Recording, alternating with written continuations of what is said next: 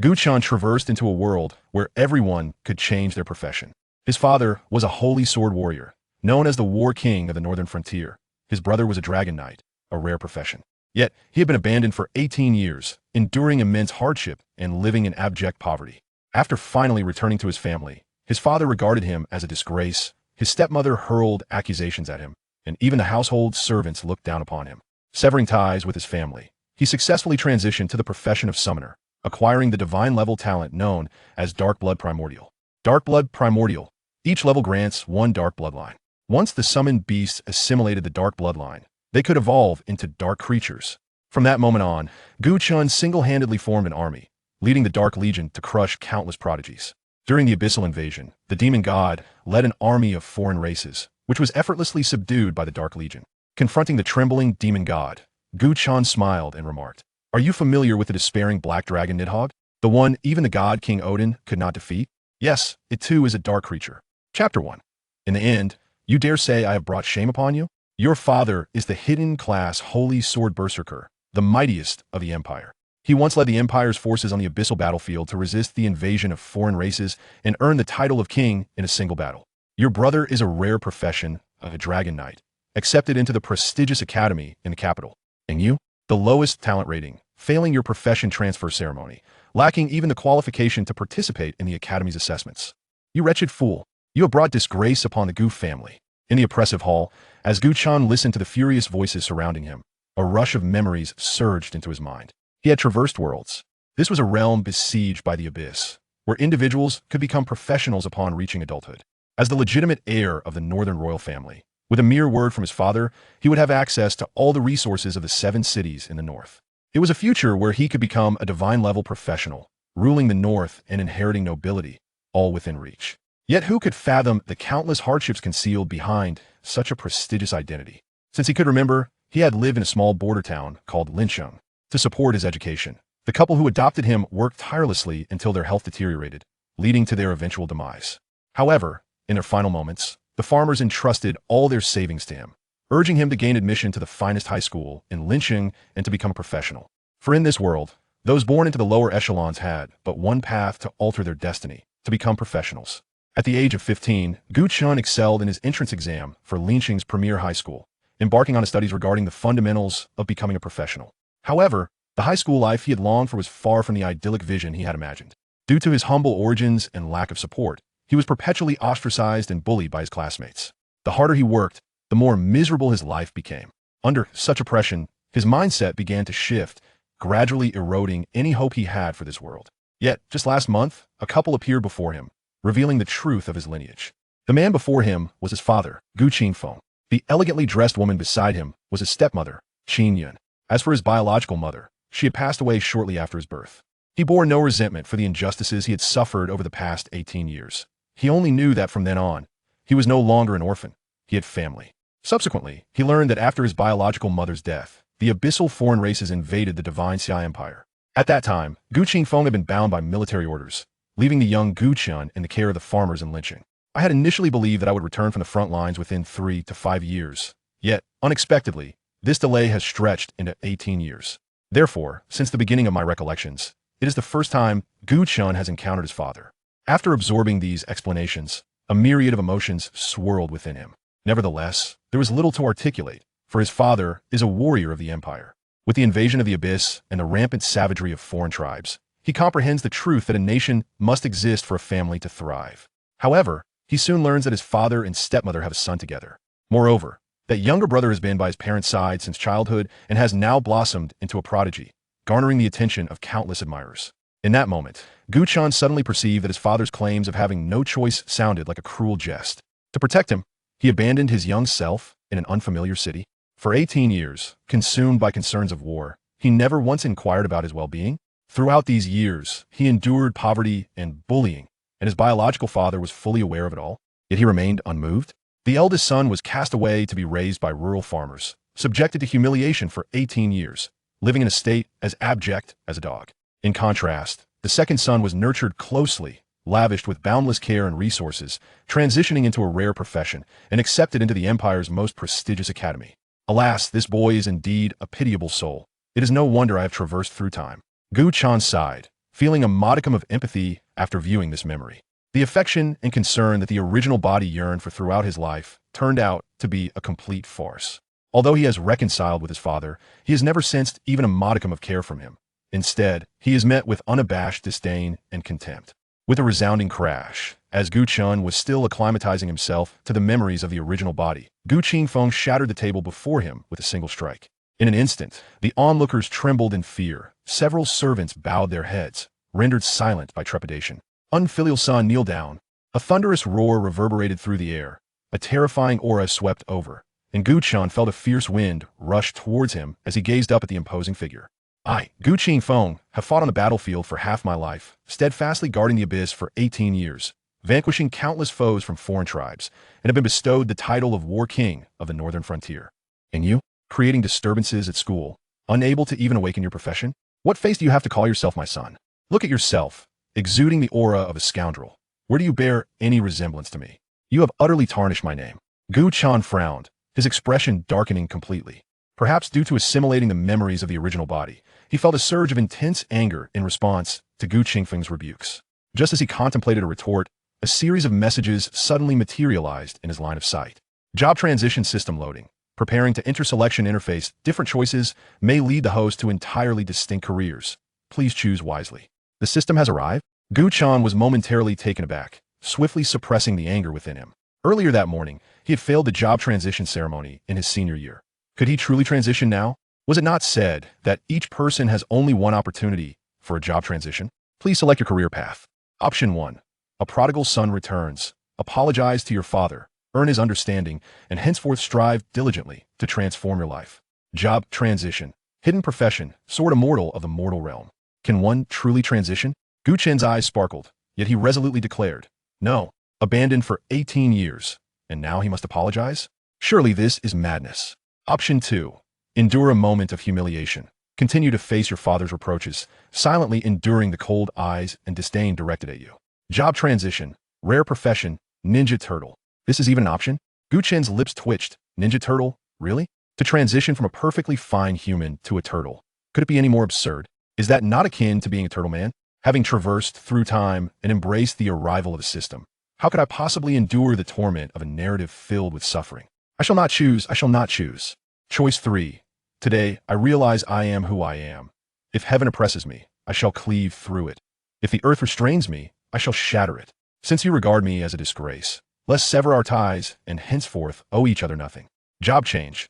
Randomly transition to an ordinary profession and acquire a divine level talent. Gazing at the 3 choices before him, Gu Chen had already made his decision in his heart. A man of great stature born between heaven and earth cannot remain in obscurity for long. For 18 years, I have received not a single benefit from the Gu family, living in utter solitude, subjected to bullying. Merely surviving at the bottom is already a remarkable feat. And yet, in the end, you dare claim that I have brought shame upon you? Very well. Such a father, I shall gladly disown. The legitimate son of the Northern War King, I have no desire for this identity. Let those who wish to bear it do so. From this moment forth, I shall no longer serve.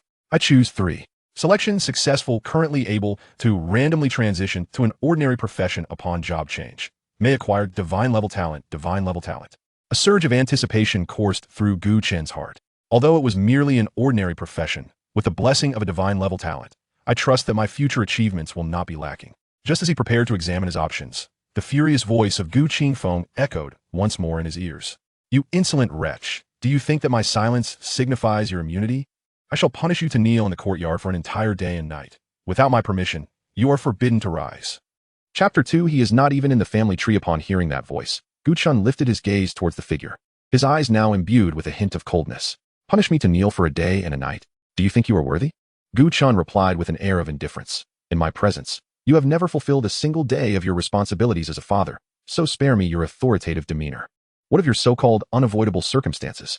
You dote on your second son, nurturing him with care and indulgence, while neglecting your firstborn for 18 years. Is this truly consideration for my well-being? For my sake? Nonsense. Gu Qingfeng's face contorted with anger, yet he found himself at a loss for words. He could not fathom that this child would dare defy him. Even harboring jealousy towards his half-brother? Blinded by short-sightedness and petty calculations, how could Gu Qingfeng, a man of stature, have such an unworthy son? Fury seethed within him. Absurd. Even so, this is no excuse for your self-indulgence. Look at yourself. You lack ambition at school, spending your days consorting with the dregs of society, and now you cannot even claim the title of a professional. Yet you dare to compare yourself to your brother? What do you possess that could measure up to him?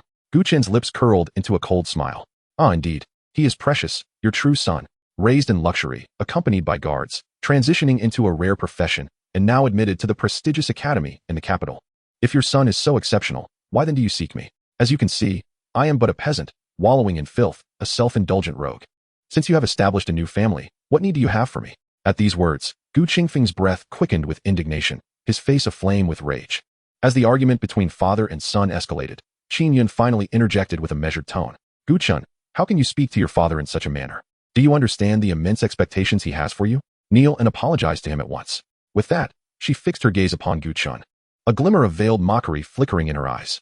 The legitimate son of the royal family, for 18 years unable to return home, suffering in a rural town. Reduced to a rogue. All of this, the doing of his stepmother.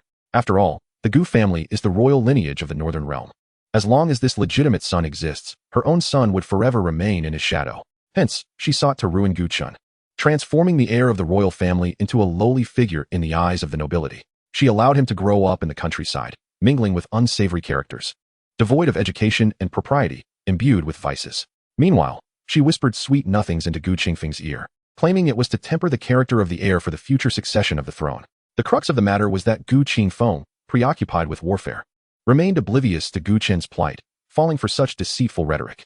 Over the years, under Qin Yun's manipulation, Gu Qingfeng directed all his affections towards his younger son, nurturing him carefully, providing him with all necessary resources without restraint. Every aspect of his daily life was meticulously attended to, with top-tier equipment and tools readily available. Even accompanied by royal leaders for monster hunting and leveling up, treated like royalty wherever he went. The disparity between the elder and younger sons was stark. Expectations placed upon me? I believe it is your younger son who receives the true expectations. Gu Chen scoffed coldly, his expression one of disdain. What is this attitude? Gu Qingfeng glared, his voice rising in anger. Disrespecting your parents, disregarding your elders, how are you any different from the rabble? With your abysmal talent and failed transitions, what face do you have to compare yourself to your brother? What do you possess that could rival him? Indeed, he is the favored child of destiny. How could I ever compare? Gu Chen retorted mercilessly. From the very first moment you laid eyes on me, you looked down upon me. Apart from scorn and reproach, you have never shown concern for my well-being. In your eyes, your son should be a celebrated genius like him, not a failure like me. I am merely a lowly peasant, unworthy of your noble lineage. Henceforth, consider me no longer your son. The hall fell into a profound silence as Gu Qingfeng's eyes blazed with fury.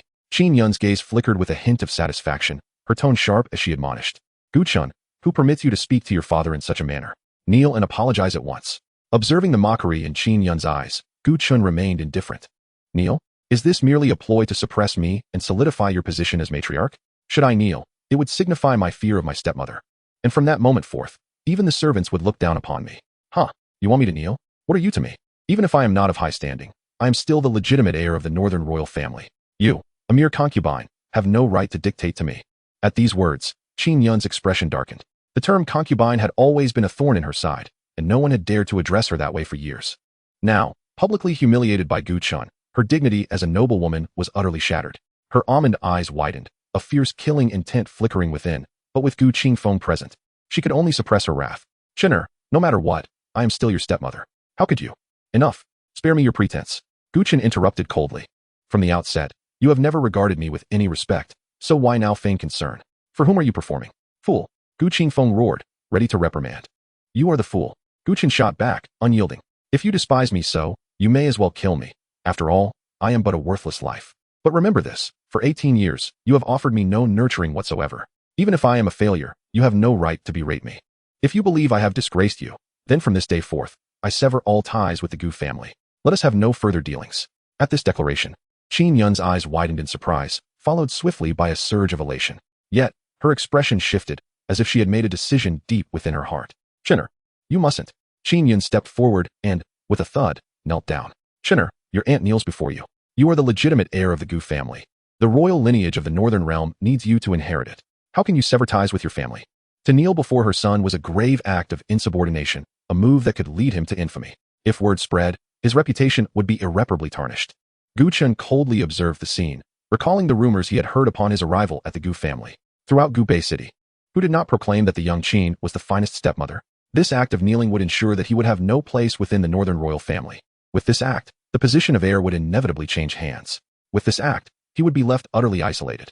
The python swallows the dragon. Indeed, this is the python that swallows the dragon. The stepmother represents the python, while the prodigious younger brother is the sparrow. Witnessing this scene, Gu Qingfeng's fury surged within him. This is insurrection. This is utterly subversive. What an outrageous creature. I am your father. Am I not entitled to chastise you? To publicly humiliate your stepmother? To sever ties with the Gu family? Are you unaware of your own disposition? Without my protection, what are you worth? Humph, your protection? Gu Chen scoffed derisively. Rest assured, with your illustrious status as the War King of the North, I would not dare tarnish your reputation in public. With a cold laugh, Gu Chen turned on his heel and departed. Get lost. Let him go. From this day forth, I shall consider him as one who was never born to me. After Gu Chen's departure, Qin Yun slowly rose to her feet, a glimmer of triumph flashing in her eyes. Today, by driving Gu Chen away, her son could rightfully ascend to the position of heir to the royal lineage of the North. Gu Qingfeng's wrath enveloped the entire Gu family estate, rendering all the servants mute with fear, trembling, and trepidation. The War King of the North, infamous for his ruthless reputation, commanded such fear that even the abyssal races would retreat in terror upon hearing his name. After venting his frustrations, Gu Qingfeng finally regained his composure. Yet, his gaze grew increasingly complex. How could his eldest son, Gu Chen, have devolved into such a state? Had he not merely shown a little more care towards his younger brother? What of it? Just because his brother outshines him, he must rebel against his father? Humiliate his stepmother? Abandon his family? Humph, this ungrateful wretch does not comprehend the value of parental gratitude. I should never have acknowledged him in the first place. Filled with indignation, Gu Qingfeng turned his attention to a servant standing in the hall. Steward, your majesty, how may I serve you? From this day forth, remove Gu Chen's name from the family register. Upon hearing this, the steward's expression shifted, revealing his hesitation. What? Do you still wish to plead for that ungrateful wretch? The steward trembled, shaking his head repeatedly. No, your majesty, it's just what? It's just that young Master Gu Chen's name has never been included in the family register. Chapter 3. Speaking of gratitude, how could Gu Chen's name be absent from the family register? Gu Qingfeng was momentarily taken aback, his expression shifting to one of complexity. Over the years, absorbed in warfare, he had completely neglected to inscribe his son's name in the family register. Never mind, there's no rush. We can address the family register once that ungrateful wretch admits his mistakes and apologizes. What Gu Qingfeng remained oblivious to was that, at that very moment, Gu Chen had boarded a train departing from Gubei City. He was returning to Lin City, as he was a senior student at Lin City No. 1 High School. The Empire's job transition ceremony would conclude today, and starting from 7 o'clock tomorrow morning, the novice dungeons in various cities would officially open. For those hailing from humble beginnings, changing one's destiny by becoming a professional was merely the first step. The assessments of prestigious academies were the true turning point of fate. If one could gain admission to the Empire's top institution, the future achievements would be boundless. To excel in the evaluations of such academies, one must enter the novice dungeons, slay exotic beasts to gain experience, and subsequently level up. Furthermore, the novice dungeons would only remain open for 10 days. Missing even a single day would pose an irretrievable loss for Gu Chen. Therefore, the most pressing matter was to return to Lin City No. 1 High School before 7 o'clock tomorrow morning. Gubei City, where the Gu family resided, was at the heart of the 7 cities of the north. The distance from Gubei City to the border town of Lin City was over 10,000 kilometers. In his previous life, even high-speed trains would take 2 to 3 days to arrive. Fortunately, in this world, the trains were powered by high-density energy crystals. And barring any mishap, he should return to Lin City by the early hours of the morning. In the desolate train carriage, Gu Chen gazed out the window, watching the sunset bleed vivid red, nearly staining half the sky. In this world, where exotic beasts roamed unchecked and wars raged incessantly, the land upon which humanity dwelled lay in ruins. Only the mightiest could seize control of their destiny. Transitioning was the sole pathway to becoming the mightiest. System. I wish to transition, Gu Chen silently commanded in his mind. Among the options presented by the system, he selected the third one, to randomly transition into an ordinary profession. At this moment, he was finally able to embark on his journey as a professional. Transitioning for you. You have transitioned into the profession of summoner. How did I become a summoner? Gu Chen's brows furrowed slightly. It is well known that summoners are the most resource-intensive profession, bar none. Had Gu Chen not severed ties with the Gu family, with Gu Qingfeng's status as the War King of the North, he could have easily provided a vast array of resources to cultivate him into a top-tier summoner. Even being invincible among peers would not have been impossible. After all, the greatest asset of a summoner lies in their summoned beasts. Only by acquiring top-tier summoned beasts or elite summoning skill books could the combat potential of this profession be fully realized. And both of these require immense investment. For commoners, pursuing a career as a summoner is akin to walking a path to ruin. Take the most basic summoning skill book, for instance. After learning it, one can summon ordinary summoned beasts, yet its market price generally starts at 20,000 coins. The qualifications of summoned beasts are categorized into 6 tiers: ordinary, fine, excellent, rare, epic, and legendary. The higher the qualification, the rarer the summoned beast, and the greater its potential. Although the cheapest summoning skill book may cost only 20,000 coins, a commoner would need to scrape together their resources to afford it. However, how much combat power can an ordinary summoned beast truly unleash? If it cannot even conquer the novice dungeon, what prospects could there be? Gu Chen felt a chill wash over him. The reason he only felt half disheartened was due to his possession of a divine level talent. Activating divine level talent. Blood of the Darkborn. Blood of the Darkborn. Gain a dark bloodline at each level, capable of transforming ordinary beings into dark beings. To date, the highest known talent is SSS level, possessed by only one individual, Xiao Nanfeng, the commander of the Jinyuan army, the foremost figure of the divine Xia military, renowned as the god of war. Below this level, the rankings descend in order to SS, S, A, B, C, D, and E. As for divine level talents, they have never been seen before. The blood of the Darkborn grants one dark bloodline at each level. If only I could summon a beast to test it out. The dark bloodline can transform ordinary beings into dark beings. While he had now transitioned into a summoner, without learning a summoning skill, summoning was impossible. It seems that upon arriving in Lin City, I must find a way to purchase a summoning skill book. However, I currently have little more than 200 coins left. With just over 200 coins, I cannot even afford the cheapest summoning skill book. Gu Chen leaned back in his seat, his brow furrowing deeper. By the time he arrived in Lin City, it was already late at night. He made his way directly to Lin City No. 1 High School. Sneaking into the teacher's dormitory, after knocking on the door, a refined middle-aged man answered. It was Gu Chen's homeroom teacher. Gu Chen, is that you? Where have you been for the past month? Jiang Songhua had yet to succumb to slumber, his expression betraying a mixture of surprise and perplexity. Teacher, I have transitioned to the summoner class, and I wish to partake in the novice dungeon, Gu Chen stated forthrightly. Summoner? Jiang Songhua initially exhibited a slight astonishment before his countenance soured with melancholy. Why did you choose summoner, of all classes? Typically, students faced with the transition ceremony would have 2 or 3 professions to select from. Gu Chen, however, had experienced a failure during his awakening in Gubei City, leaving him with no options at all. This was one of the reasons for Gu Qingfeng's furious outburst. While a powerful summoner can rival an entire combat squad, such formidable prowess is built upon monetary resources, which Gu Chen lacked. With no wealth and no resources, he was destined to summon only the most rudimentary of creatures, rendering him nearly incapable of conquering even the novice dungeon. Haven't you absorbed any of the knowledge imparted in class? Jiang Songhua's tone held a hint of disappointment. The resources required for a summoner's growth are akin to an insatiable abyss. Aside from a few powerful factions, ordinary individuals seldom opt for this path. I had no other choice, Gu Chen replied, his tone unperturbed. Very well, Jiang Songhua clicked his tongue in dismay. I will report your transition. The novice dungeon commences at 7 tomorrow morning. Just ensure you do not arrive late. Thank you. Teacher, Gu Chen nodded appreciatively before turning to depart. Wait a moment. Jiang Songhua called after him, retrieving a skill book from his spatial pouch and presenting it to Gu Chen. This is a refined level summoning book. Due to its inferior quality, it has remained unsold, and now it is yours at a bargain. Inferior quality? Unsold? Gu Chen glanced at the book, unconvinced. A refined level summoning book should command a starting price of no less than 50,000 coins in the market. How could it possibly remain unsold? Gu Chen's gaze flickered with gratitude as he looked at Jiang Songhua. 50,000 coins, simply gifted to him? The teacher must have considered his pride in making such a statement. Gu Chen felt a wave of emotion. He had initially assumed that after his transition to summoner, the teacher had given up on him, yet here was this act of kindness. Teacher, I shall surely repay this kindness in the future.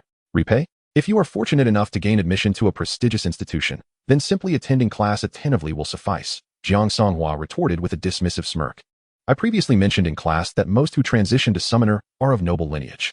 In the eyes of the nobility, refined level summoning beasts are utterly unremarkable. Hence, this summoning book fails to attract buyers in the market. I assure you, I speak the truth. Jiang Songhua emphasized the last 2 words with conviction. Chapter 4, Dark Bloodline. Dracula. By the time Gu Chen returned to the dormitory, it was well past midnight. As many students had returned home after their transitions in anticipation of the novice dungeons opening the following day, the dormitory was nearly deserted save for the dormitory supervisor. Alone in the quiet confines of his room, Gu Chen's gaze settled upon the summoning skill book in his hands, brimming with anticipation. Skill book, Bloodsucker Bat Summon. Level 1, Quality, Refined. Effect, contract with the Bloodsucker Bat. Generally, the first summoned creature holds great significance. Noble summoners typically opt for rare or superior beings. However, given Gu Chen's circumstances, this refined level Bloodsucker Bat represented his optimal choice. Even if it drew the disdain of the majority of summoners, it was a necessary first step. Gu Chen's expression hardened with determination. Let us begin the learning process. The skill book radiated a resplendent white light, and in that moment, Gu Chen felt a mysterious space connect with his consciousness, the realm of summoned creatures. A bat, entirely black and rather grotesque in appearance, materialized within the summoning space. You have successfully contracted with the bloodsucker bat. Summoned creature, bloodsucker bat. Quality, refined. Level, 1 health, 150 attributes, strength 5, agility 4, constitution 4, spirit 5, talent, bloodsucking, skill, sonic attack LV1. The summoned creature can equip gear. Upon the creature's demise, there is a chance for the gear to drop. If the summoned creature falls, it cannot be summoned again for 1 day. Glancing at the attributes, Gu Chen noted that the level 1 bloodsucker bat's health was lower than that of a level 1 mage, and its attack power was mediocre at best. No wonder refined level summoned beasts were deemed unworthy by the nobility. Jiang Songhua's words rang true. With such a companion, he would likely struggle to conquer the novice dungeon. Without the ability to contract higher level summoned beasts, the profession of summoner could indeed lead to a dead end. Reflecting upon this, Gu Chen opened the talent interface in his mind. Divine talent, Darkblood Origin, activate. In the next instant, a cascade of obsidian light erupted before him, with crimson shadows intertwining like veins, appearing before Gu Chen. You have acquired Darkblood Origin. Darkblood Origin, an exceptionally pure dark bloodline capable of transforming ordinary beings into primordial dark creatures, endowing them with unparalleled talents and abilities. Primordial bloodline? This is intriguing. Gu Chen mused as he directed the dark bloodline into the bloodsucker bat. The crimson light surged dramatically, dazzling to behold. Darkblood Origin fusion successful. Summoned creature evolution. Bloodsucker bat. Refined. Dracula. Epic. Dracula? The original vampire? And its epic level. This is remarkable. Gu Chen's face was a mask of astonishment. The dark bloodline had propelled the refined level bloodsucker bat through 3 tiers, transforming it into the epic Dracula. Was this the power of divine talent? The effects were nothing short of miraculous. A single dark bloodline could elevate a summoner to divine status, even if they were of humble origins. This was merely a refined level creature. What heights could be achieved by utilizing the dark bloodline to transform a legendary level summoned beast? Did higher tiers of dark bloodlines exist beyond the primordial? Gu Chen's eyes sparkled with excitement as he quickly inspected the summoning space. Within stood a figure clad in a dark red suit, tall and poised, exuding an air of elegance. This young man, with a gaunt visage, high nose, and piercing, sharp eyes radiating an ominous crimson glow, held a heavy black and silver pistol in each hand. The construction of these pistols was identical, both boasting an oversized caliber, with ammunition that delivered a mightier impact than standard firearms. Is this Dracula? Gu Chen appraised him from head to toe, nodding slightly. This appearance aligned well with his mental image of a vampire. He then opened the summoning creature panel. Summoned beast, Dracula. Qualification, epic. Level, LV1, health points, 1,800, attributes, strength 28, agility 32, constitution 30.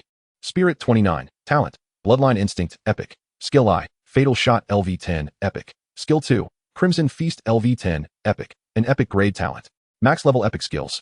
Truly, this is a formidable epic level summoned beast, indeed terrifying. The summoned beast qualification has improved from good to epic, granting a 10-point boost to all attributes of the summoner. When the qualification of a summoned beast is enhanced, the summoner also receives a proportional increase in attributes. However, such opportunities are exceedingly rare. The cost in resources and finances for a summoned beast's evolution is so great that purchasing a higher qualified one is often the more prudent choice. Hence, this phenomenon is seldom observed in reality. Upon receiving the 10-point boost to all attributes, Gu Chen felt an overwhelming sense of ease and indescribable exhilaration throughout his being. He opened his character panel. Name, Gu Chen. Class, Summoner. Level, LV1, 0-100. Strength, 17. Agility, 16. Constitution, 18. Spirit, 19. Summoned Beast. Dracula LV1, Epic. An expression of excitement illuminated Gu Chen's face, accompanied by a wave of satisfaction. It is noteworthy that the average attribute value of all newly transitioned level 1 professionals seldom exceeds 10.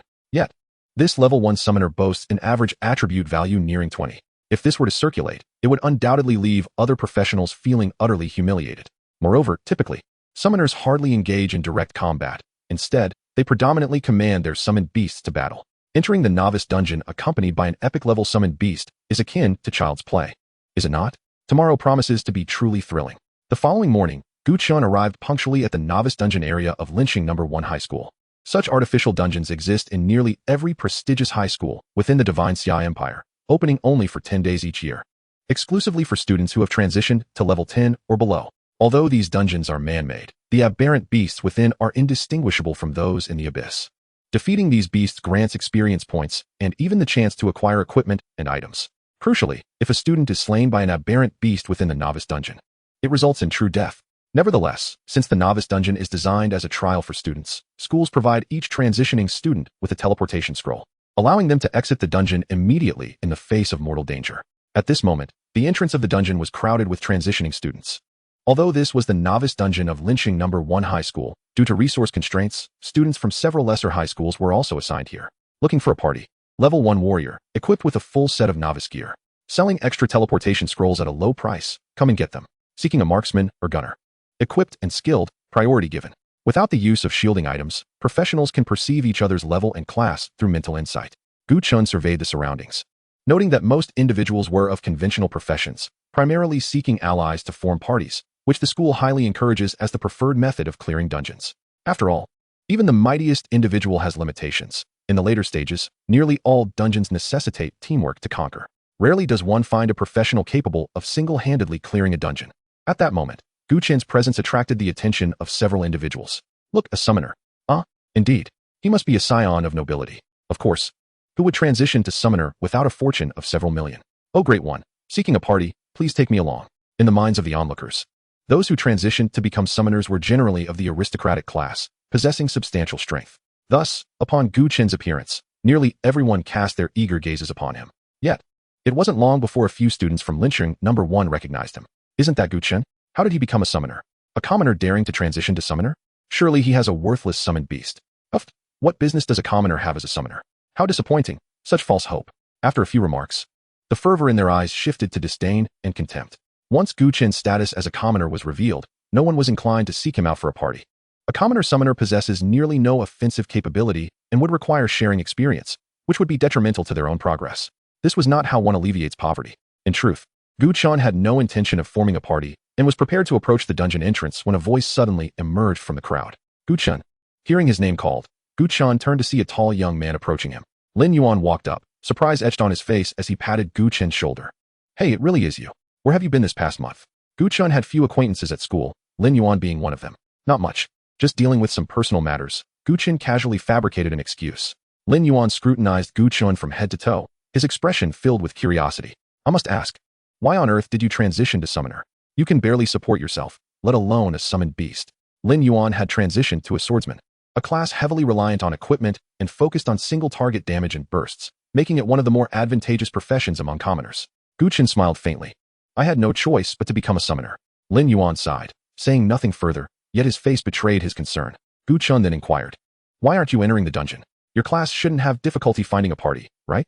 Lin Yuan shrugged. Finding a party isn't the issue. It's just that I lack good equipment. You know the class president of the elite class, Li Wenhui? Today he wore a complete set of rare-grade knight armor into the dungeon. If he clears it, he'll be unstoppable. The quality of equipment and items is categorized similarly to the qualifications of summoned beasts. Rare grade is already considered above average quality.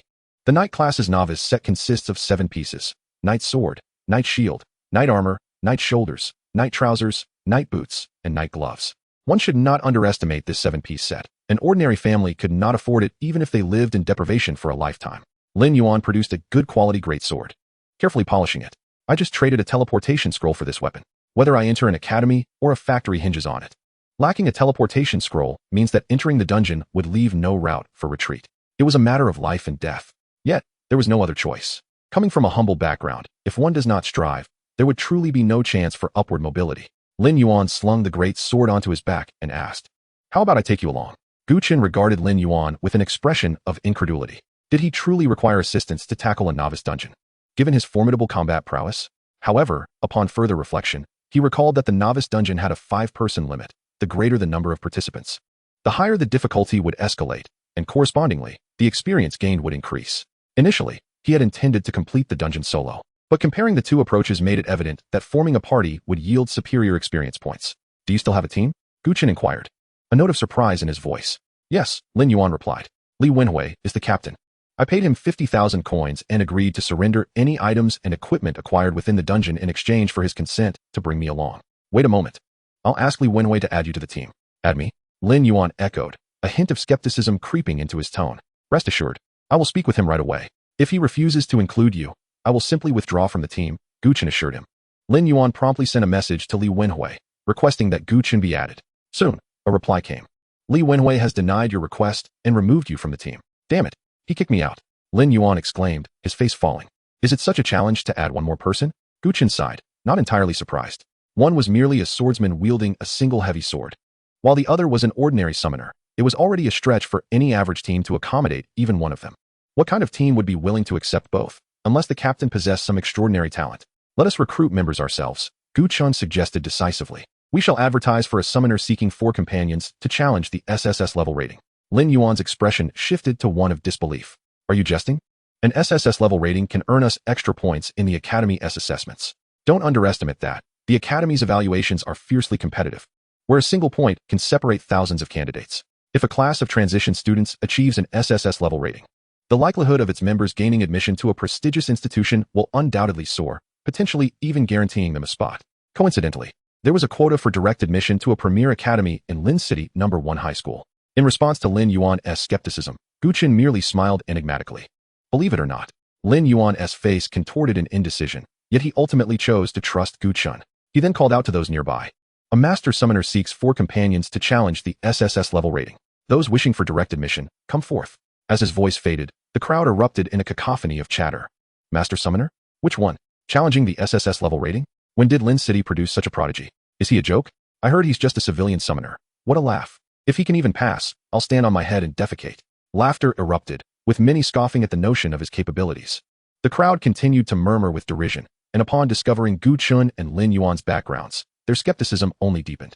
Some even mockingly referred to them as the Sleeping Dragon and the Phoenix Chick, suggesting that any team unfortunate enough to include them would struggle to graduate smoothly. Damn, this is a bit much. Lin Yuan seethed, feeling indignant at the jeers surrounding him. Until today, the terms Sleeping Dragon and Phoenix Chick had not been used in such a derogatory manner. With a scowl, Lin Yuan shot a glare at those around him. Forget it. I won't waste my time on these foolish dogs. This is a professional matter that requires the expertise of professionals. Professionals? Gu Chen asked, his brow furrowing in confusion. Looks like I'll have to pay for practice partners. I hope they won't charge too exorbitantly, Lin Yuan remarked as he began to navigate his phone. Pay for practice partners? Gu Chen fell silent at this revelation. Was it truly so easy to earn money as a professional? He was expected to lead others in leveling up while also paying them? It was utterly absurd. He glanced around and noticed that all the students were keeping their distance from them. Indeed, they had been isolated. Given the current situation, it appeared that seeking paid assistance was their only viable option. Lin Yuan worked swiftly, and not long after posting a message on the forum, several individuals began to contact him regarding their rates. However, when the potential practice partners learned that the team leader was a civilian summoner, the responses suddenly dwindled. One individual, however, did reach out to Gu Chen. This individual was an actor, someone who participated in dungeons solely to chat and avoid combat, capable of exiting the dungeon at any moment. In essence, they lacked the necessary skill and intended to pay for experience points. Typically, the leader would garner the bulk of the experience after a dungeon run, while the actors would receive only a small fraction. Nevertheless, this arrangement still yielded greater rewards than going solo. Thus, hiring practice partners required expenditure, while actors expected payment in return. How much do actors charge for novice dungeons? Gu Chen inquired of Lin Yuan. Lin Yuan furrowed his brow, contemplating the question. For novice dungeons, I'd say around 4,000 to 5,000 coins per person. Gu Chen nodded, offering a price of 8,000 coins, anticipating some negotiation. To his surprise, the response came swiftly with acceptance, though the actor requested to bring along a companion. Naturally, Gu Chen agreed. 8,000 for one person meant 16,000 for two, a sum exceeding his annual living expenses. Indeed, money flows easily for professionals. Once the arrangements were made, Gu Chen added the actor, Lin Qingqing, to the team, a female warrior. Shortly thereafter, Lin Qingqing invited another participant, a female assassin named Su Ran. The warrior class is notoriously unkind to civilians, without proper equipment. The early stages of leveling can be excruciating. Moreover, when it comes to formal dungeons, warriors typically need to be at least 2 levels higher than other classes to be considered valuable. As for the assassin class, it is even less forgiving. Having low defense and vulnerability, their early damage output pales in comparison to that of mages or archers, resulting in slower leveling than even that of warriors. It was no wonder that they were willing to spend money to join Gu Chen's team. Frankly speaking, any one of the 4 individuals currently in the team could stand in the dungeon square for an entire day without receiving a single invitation to join a party, unless they were willing to pay for the privilege. For Lin Qingqing and Su Ran, the 8,000 coins each was somewhat steep, yet it was still an opportunity to conquer the novice dungeon. Nevertheless, Su Ran remained apprehensive. Qingqing, are you truly going to join this team? I just heard someone say that the captain is a civilian summoner. Can he really claim to challenge the SSS level rating? We can't afford to lose a teleportation scroll because of this. Lin Qingqing, too, felt uncertain. Yet, the reality was that she had no other options. I don't have the funds. Other teams charge at least 15,000 coins to start, and this is the cheapest option available. Besides, the captain has boldly proclaimed his intent to challenge the SSS level rating, indicating he must possess some potential. It's worth a shot, otherwise, we may truly miss our chance. They had sent out dozens of party requests, but all had vanished into the void, without exception. No one was willing to team up with them. Unless it was for practice partners, but she simply could not afford the market price. Su Ran, filled with exasperation, said, "Fine, let us take a gamble. Even if we lose, we have the teleportation scroll to save our skins." Although it was a novice dungeon, the mortality rate was not low. For adventurers must disengage from combat to exit the instance. The means to disengage involved distancing themselves from the beasts or defeating them. A misstep could result in being ensnared by the creatures, leading to a slow demise. Since the actors need not engage in battle, they could withdraw immediately upon sensing danger. With this convenience, investing 8,000 for the next dungeon run seemed worthwhile. After Lin Qingqing and Su Ran, another acquaintance joined the team, a tall and handsome young man clad in an exceptional fighter's ensemble. "Class monitor, are you joining our party?" Lin Yuan exclaimed in astonishment. Gu Chen, upon recognizing the familiar face before him, felt a surge of surprise. This striking fighter was none other than Wu Zi, their class monitor. Wu Zi was somewhat arrogant by nature. Despite his humble origins, he harbored a disdain for commoners. His family was well off, though not quite noble.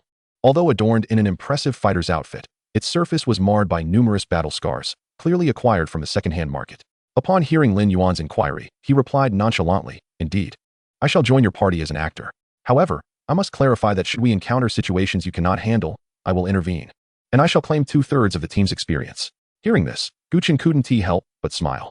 It made sense now. Wu Zi, with his lofty pride, was suddenly eager to join their party merely to reap the rewards. Though his outfit was eye-catching, it lacked the capacity to sustain him alone in leading a team through the dungeon for exclusive experience. Thus, he had set his sights on Gu Chen, fully gambling on the notion that Gu Chen, a commoner summoner, lacked the capability to lead the party. Understanding the gamble, Gu Chen accepted Wu Zi's terms, and after negotiating the price, swiftly invited him into the team.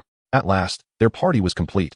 A warrior, a swordsman, a fighter, an assassin, and a summoner, all at level 1. There were no archers or mages among them for damage output, nor any priests or paladins for support. In summary, the configuration of this party appeared somewhat perplexing.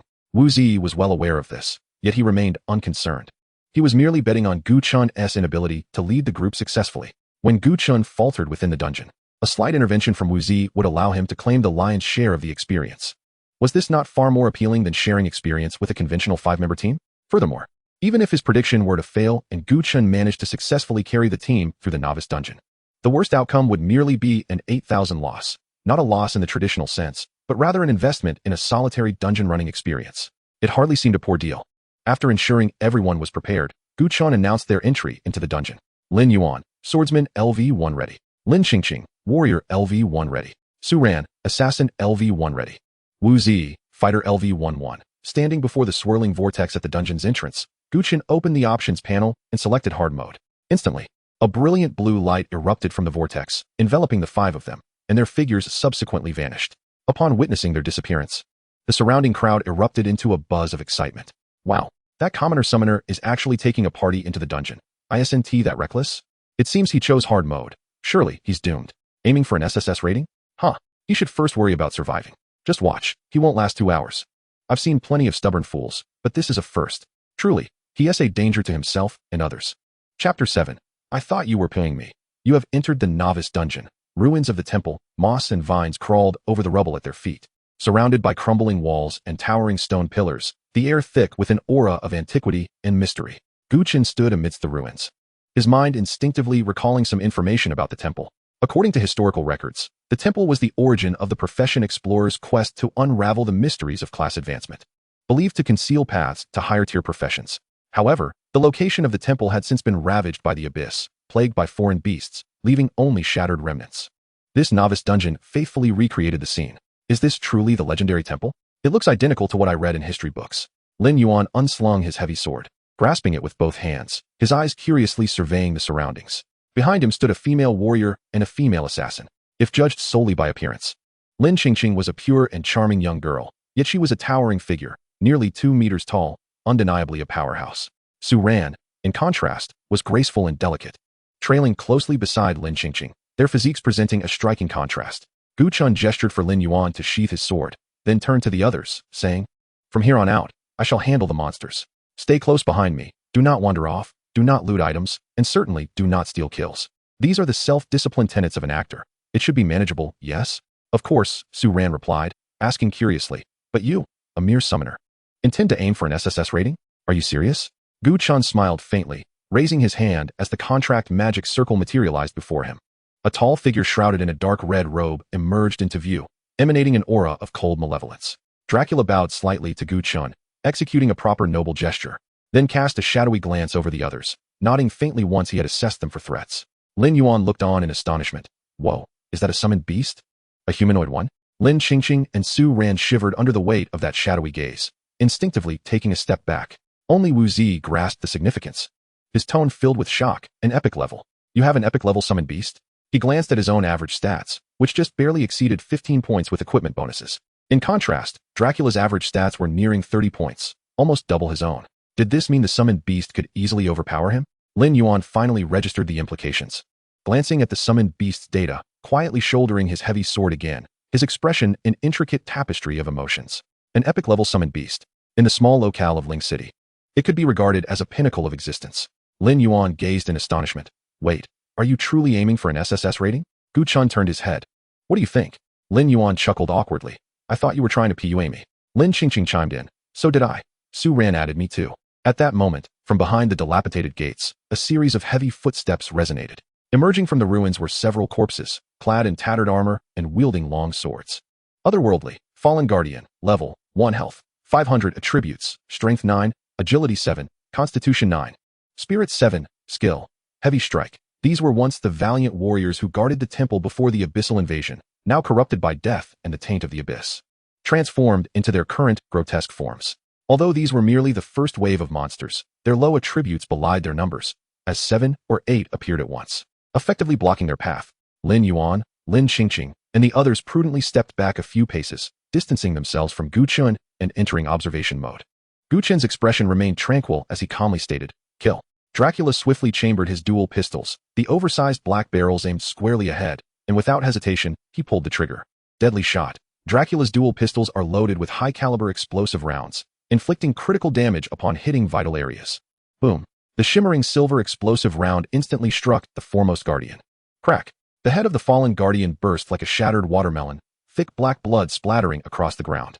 Kill the fallen guardian LV1. Experience 8. Wow. Witnessing this scene, the usually self-important Wu Zi couldn't help but curse. Although the fallen guardian was merely a level 1 creature, it wasn't something that a novice could dispatch with such ease.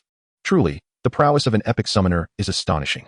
Lin Qingqing and Su Ran exchanged looks of surprise, sharing a knowing smile. They had indeed encountered a master this time. At 8,000 per individual, what a lucrative venture. With a single strike capable of annihilating the fallen guardians, perhaps this dungeon could yield an S rating after all. Only by securing an S rating in a challenging dungeon could one unlock the Hell Dungeon, and only after conquering it could one aspire to achieve an SSS rating. Incredible. This was bound to be a slaughter. Lin Yuan excitedly rolled up his sleeves.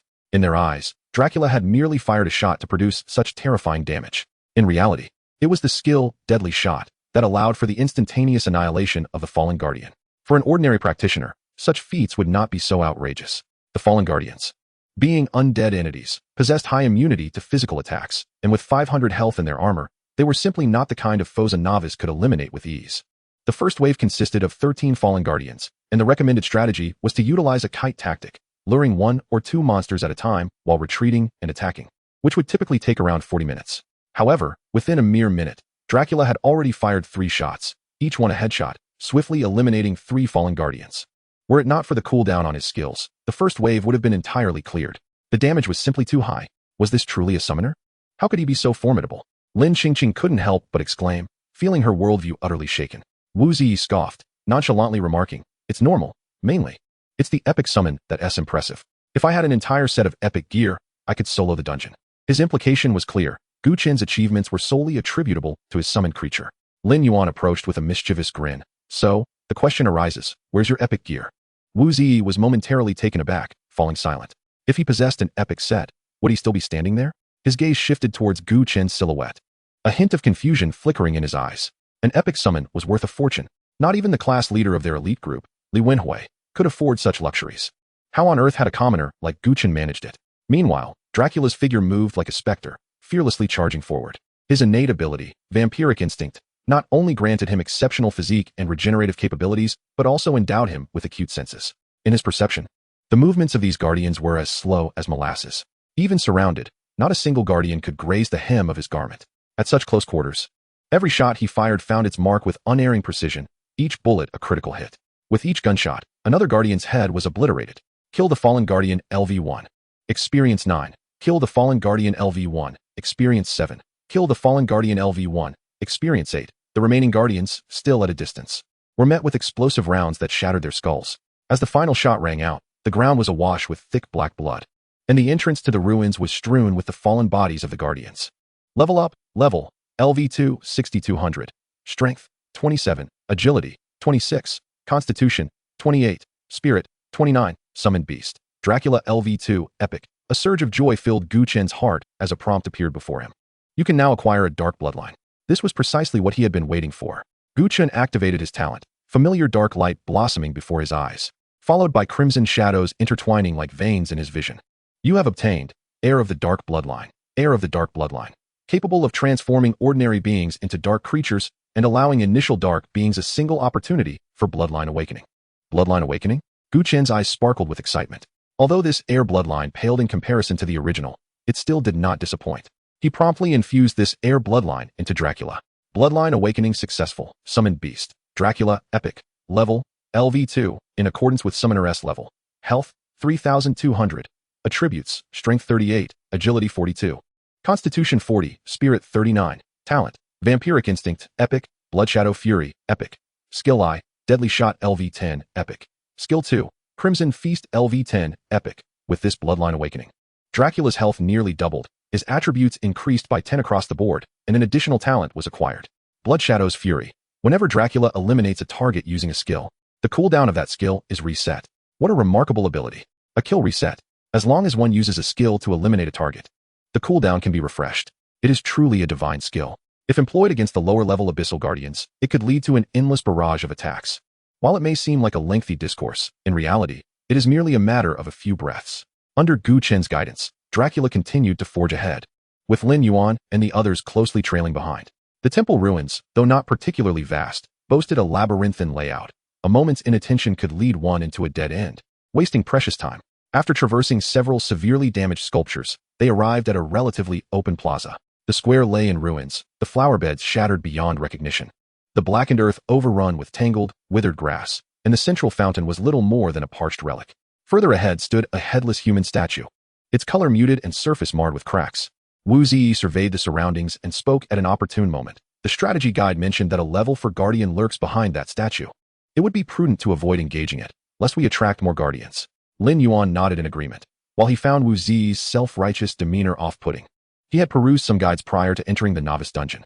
The wisest choice at present was to refrain from disturbing the level for guardian, as doing so would greatly escalate the difficulty of their endeavor. Most ordinary adventurers would surely adhere to the guide's advice. However, Gu Chen was no ordinary adventurer. Especially upon hearing that more guardians could be summoned, a glimmer of excitement flickered in his eyes. Having just acquired the kill reset ability, how could Dracula let such an opportunity slip away? Without hesitation, Dracula delivered a powerful kick to the headless statue, unleashing nearly 40 points of strength that shattered it into countless fragments. From the debris erupted a deep, ominous growl, followed by the emergence of a massive shadow from the rubble. Alien race, Abyssal Guardian, level, LV4, health, 2400, attributes, strength 38, agility 20, constitution 40, spirit 30, skill I, Oathblade, skill 2, ultimate judgment thud, thud. Accompanied by the sound of heavy footsteps, the level 4 Abyssal Guardian came into view. It was a colossal figure clad in pitch-black armor, with murky eyes peering from beneath its helm, exuding an aura of deathly silence. Approaching the statue, it drew a long sword from its waist, the blade dark as ink, pointing skyward, a black aura rippling outward from its tip. Oathblade summons nearby Abyssal Guardians to attack intruders. Simultaneously, movements stirred from all directions as a dozen guardians emerged from the surrounding stone walls and corners. Lin Qingqing scanned the area, her expression darkening. How had so many guardians appeared so suddenly? Su Ran exclaimed in alarm. This is bad. The level 4 guardian is activating its skill. Lin Yuan felt a jolt of apprehension, instinctively gripping the heavy sword on his back, seeking a semblance of security. Wu Zi swiftly retreated to a nearby open space, distancing himself from the battlefield. This chaotic scene was far beyond the capabilities of a level 1 fighter like him, even clad in an excellent fighting ensemble. If the novice dungeon was already this daunting, what horrors lay in the abyss? In the midst of their conversation, Lin Yuan and the others followed suit in retreating.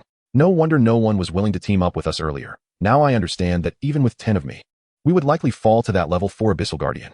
With 2400 health, 38 strength, and the ability to summon allies. How could a level 1 adventurer contend with such a foe? Lin Yuan gazed at the level 4 Guardian, entirely encased in chilling armor, and felt no inclination to resist. It was utterly terrifying. Even if he unleashed his maximum damage, he would merely be scratching the surface. Lin Qingqing nodded in agreement, stating that had she known the level 4 Guardian would be so formidable, she would have never joined their party. Lin Yuan chuckled. Indeed, if it weren't for old Gu, we might have met our demise here today. At his words, Lin Qingqing's lips curled slightly, her heart filled with gratitude.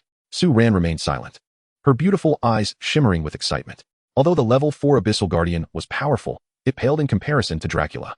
The dark red figure darted like a specter among the dozen guardians, the black and silver heavy pistol belching fire. With each gunshot, a guardian fell victim to the bullets. Coupled with the kill reset from Bloodshadow's fury, there was no need to wait for skill cooldowns, and within mere breaths, a significant number of lower-level guardians lay slain. Thank goodness we have a summoner. Had we been an ordinary level 1 adventurer party, we would likely have been wiped out by that level 4 Abyssal Guardian. Lin Qingqing remarked while examining the guardian's attributes. Not necessarily. Gu Chen's voice chimed in beside her. As long as the party includes a warrior and a paladin, along with a cleric, taking down the level 4 Abyssal Guardian would be quite feasible, albeit requiring more time. Lin Qingqing dismissed Gu Chen's explanation. Her expression odd as she asked, "Why are you here as well?" Gu Chen smiled. "The battle over there is too chaotic. It's easy to get caught in crossfire." Su Ran interjected. "Aren't you supposed to be responsible for monster elimination?" Gu Chen pointed to Dracula, who was engaged with a throng of Abyssal Guardians, indicating, "He is indeed doing so." Lin Qingqing and Su Ran exchanged glances, their expressions growing increasingly peculiar. They were merely actors. Staying far from the combat zone was entirely normal. They hadn't expected the leader, Gu Chen, to be here as well. Su Ran displayed a naive look, asking, "So? You are just directing the summoned beasts to fight, and not participating yourself?" Gu Chen shrugged. "Isn't that what summoners do?" "Well, that does seem reasonable," Su Ran nodded. Yet felt a tinge of disorientation. A difficult mode dungeon? This seems rather effortless. Gu Chen casually perched himself on the edge of the flower bed, observing the battle in the plaza as his experience points surged. Kill Abyssal Guardian LV1, Experience 8. Kill Abyssal Guardian LV1, Experience 9. Kill Abyssal Guardian LV1, Experience 9. Upon leveling up, the damage from Deadly Shot saw a significant enhancement. Even without striking the head, he could obliterate the Guardian's body with a single shot, resulting in an instant kill. With the skill reset effect, within mere seconds, all summoned Guardians were dispatched. As they surveyed the battlefield littered with Guardian corpses, the level 4 Abyssal Guardian finally made its move. It growled deeply, and the black long sword in its hand suddenly radiated a blinding black light. Skill, Ultimate Judgment, activated. A colossal black blade descended from the heavens like a bolt of dark lightning, aimed squarely at Dracula's head. Chapter 9, Epic 1 Star, Talent Enhancement Whoosh. Dracula's figure flickered, vanishing from the spot in an instant, evading the descending black blade. In the next moment, it appeared before the level 4 Guardian like a wraith, raising its arm. The icy muzzle was aimed squarely at the Guardian's face, and the trigger was pulled. Bang! A deafening gunshot echoed, the bullet striking the Guardian's head. Although it failed to shatter the skull, it inflicted substantial damage, reducing the Guardian's health by nearly 1/3. With no kill achieved, the skill reset could not be triggered, and Deadly Shot entered its cooldown period. However, due to the significant damage dealt to the Guardian's head, a stunning effect was activated. The level 4 Guardian, leaning on its black sword, became dazed, entirely devoid of the ability to resist. How could Dracula let such a prime opportunity slip away? It radiated a crimson glow, and blood energy erupted from within, spiraling towards the level 4 Guardian. Crimson Feast detonates the target's blood, inflicting massive explosive damage. If the target's health is below 50, an additional damage equal to 30 of Dracula's maximum health is dealt. Boom. The Guardian's body trembled violently, dense blood mist erupting forth, its form staggering as its health plummeted to a quarter. Then, another crimson light erupted from it. If the target's health is below 50, an additional damage equal to 30 of Dracula's maximum health is dealt. The additional damage condition activated. Damage exploded. Bang. The level 4 Guardian erupted in place. Black blood and flesh splattering everywhere. Kill. Fallen Guardian LV4. Experience. 75. Level. LV2. 193200. Experience surged, and one more level 1 Guardian would bring an upgrade. Gu Chen's heart soared with joy. He had anticipated rapid leveling in the early stages of the dungeon, but not to this extent. At this rate, upon clearing the dungeon, reaching level 5 should be smooth, allowing him to contract a second summoned beast. 2 skills to slay a level 4 guardian. Absolutely explosive. Lin Qingqing's eyes widened in disbelief. As if in a dream, this was an epic grade summoned beast, truly monstrous. Lin Yuan, sitting by the flower bed, slammed his thigh and jumped to his feet. 2 skills dealing nearly 3,000 damage. Was this not sheer madness? Such terrifying damage, even the top student Li Wenhui couldn't achieve that, Wu Zi remarked with a complex expression. Be a bit more confident, take it easy. Didn't you see the overflow damage from old Gu's last skill? Lin Yuan said, brimming with pride. Li Wenhui, a retribution knight, focused on burst and sustained output. Even if he reached level 4, he couldn't possibly deal nearly 3,000 damage with just 2 skills. Lin Qingqing shook her head in disagreement. Gu Chen remained non-committal regarding their discussion, purely in terms of damage.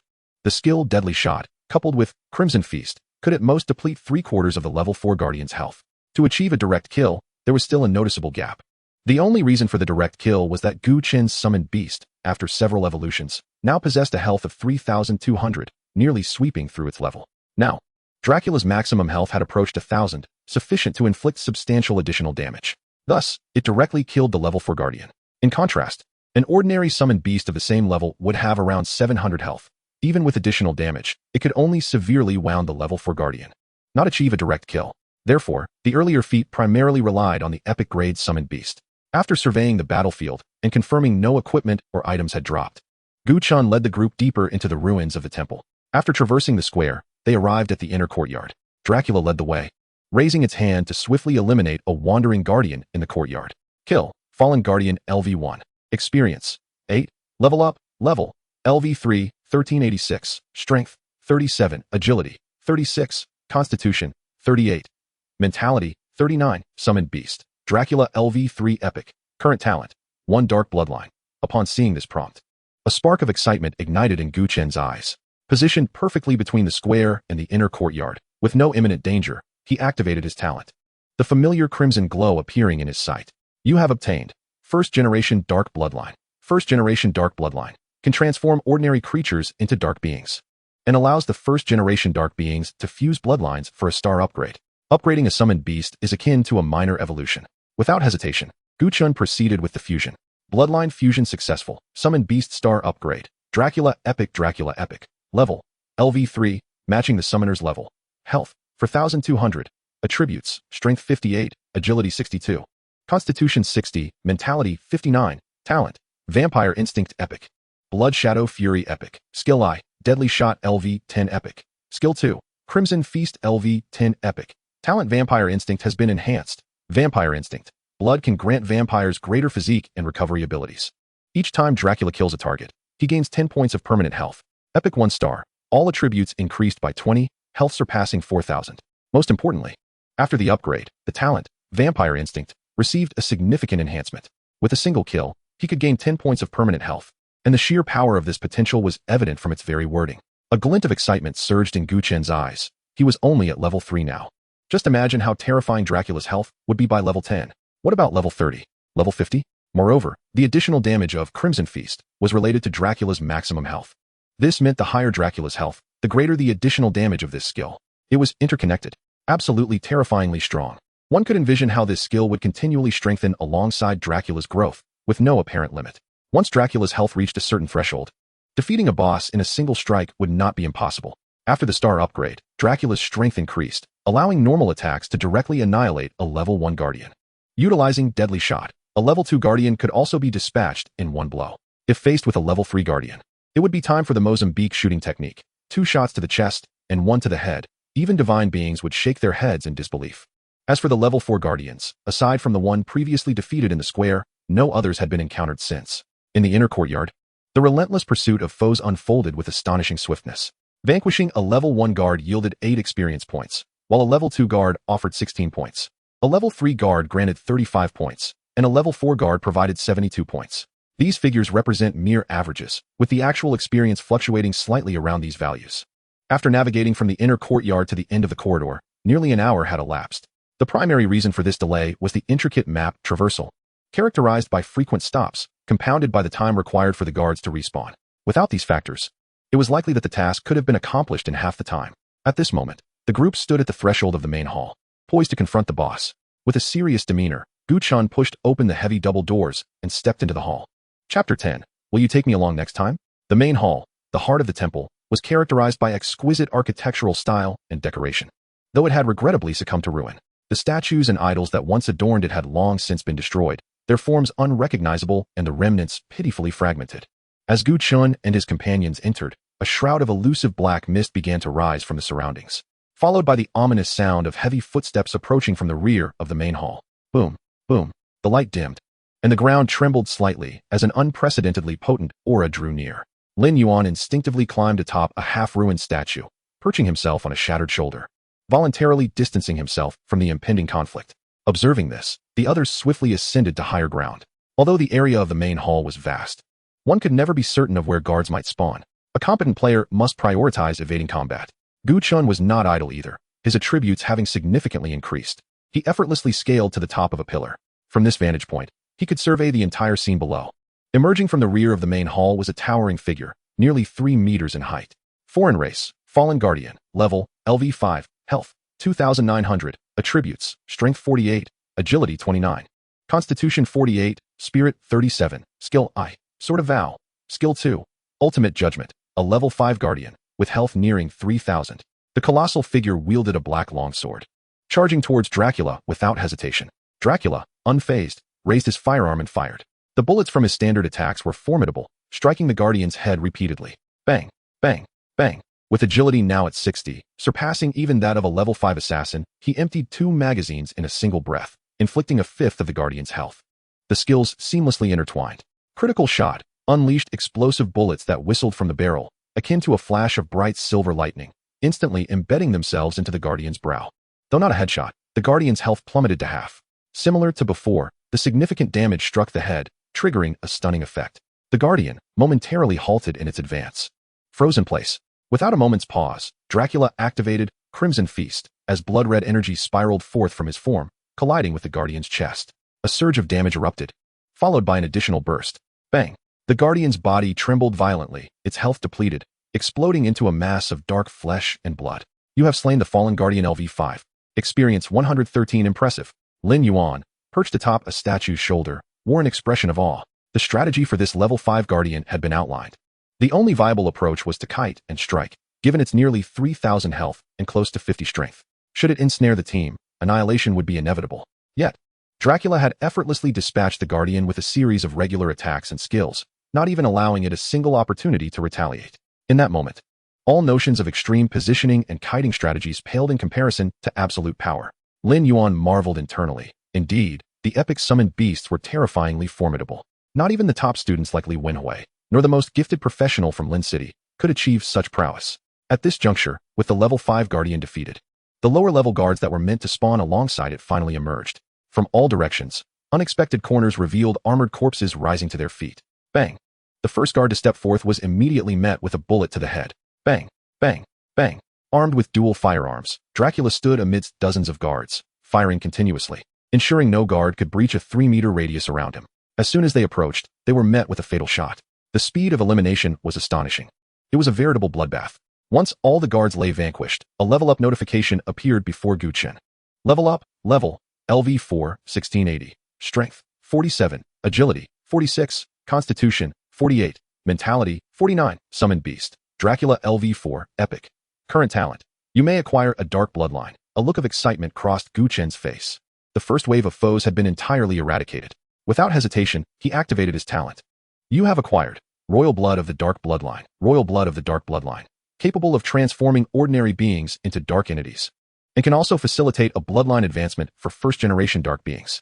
The potential for advancing first-generation bloodlines was indeed a valuable asset.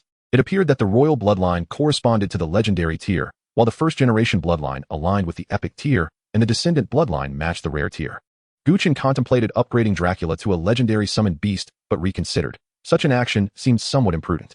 Upon reaching level 5, he would be able to contract a second summoned beast. If he utilized the Royal Bloodline now, and were to receive a descendant bloodline upon reaching level 5, the quality of his second summoned beast would significantly diminish. Conversely, by retaining this Royal Bloodline, even if he were to receive only a descendant bloodline at level 5, He could bestow the royal bloodline upon the second summoned beast. Consequently, his first summoned beast would be epic tier, while the second could attain a legendary tier, dramatically enhancing their combat capabilities. The descendant bloodline could still be employed for bloodline awakening on a summoned beast, effectively serving as a means of strengthening their power. Thus, for the sake of prudence, Gu Chen decided against utilizing the royal bloodline at this time. Nevertheless, this level up had conferred significant enhancements upon Dracula. Dracula, epic, level, LV4, follows the summoner's level. Health points, 5,620. Attributes, strength 70, agility 74, constitution 72, spirit 71, after reaching level 3. Dracula has vanquished a total of 12 level 1 guards, 7 level 2 guards, 2 level 3 guards, and 1 level 5 guard. Consequently, among his 5,620 health points, 220 have been acquired through these kills. Though modest, even small gains can accumulate over time. In addition to the increase in health, this upgrade has granted him an additional 12 points across all attributes. With this enhancement, his basic attacks, skills, and attack speed have all seen a significant boost. Now, with a mere flick of his wrist, Dracula can eliminate level 2 guards, while his deadly shot instantly dispatches level 3 guards. And the Mozambique shot technique has now been employed against level 4 guards. The seamless combination of these two skills allows him to dispatch a level 5 guard in a single breath. In the current dungeon, Dracula has undeniably ascended to the pinnacle of combat power, proving to be terrifyingly formidable. A glimmer of battle intent flickered in Gu Chen's eyes as he prepared to press on, only to realize that Dracula had already ceased his onslaught. The main hall lay desolate, the first wave of monsters having been completely eradicated. Simultaneously, Lin Yuan, Lin Qingqing, and others descended from the shattered statues. Wu Zi stepped forward and declared, "The first wave is complete. We must wait another 15 minutes for the second wave of guards to emerge alongside the boss. Defeating the boss will grant us passage." While Wu Zi's demeanor may be somewhat pompous, one cannot deny his diligent efforts in strategizing.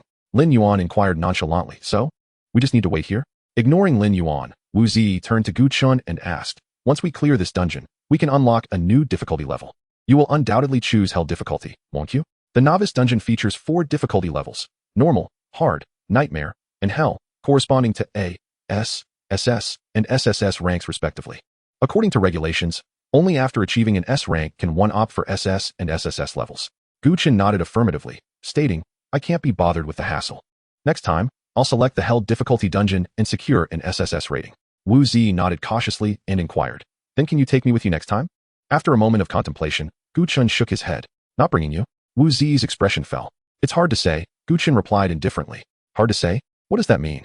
A polite refusal?" Wu Zi questioned, perplexed. Before Gu Chen could respond, Lin Yuan's voice broke in. "What else could it mean? That a Hell difficulty dungeon. The challenge is insurmountable. No party of professionals has succeeded in clearing it, and a single misstep could lead to everyone's demise." "I'm not afraid," Wu Zi quickly asserted. "This isn't about fear." "What is it then?" "It costs extra."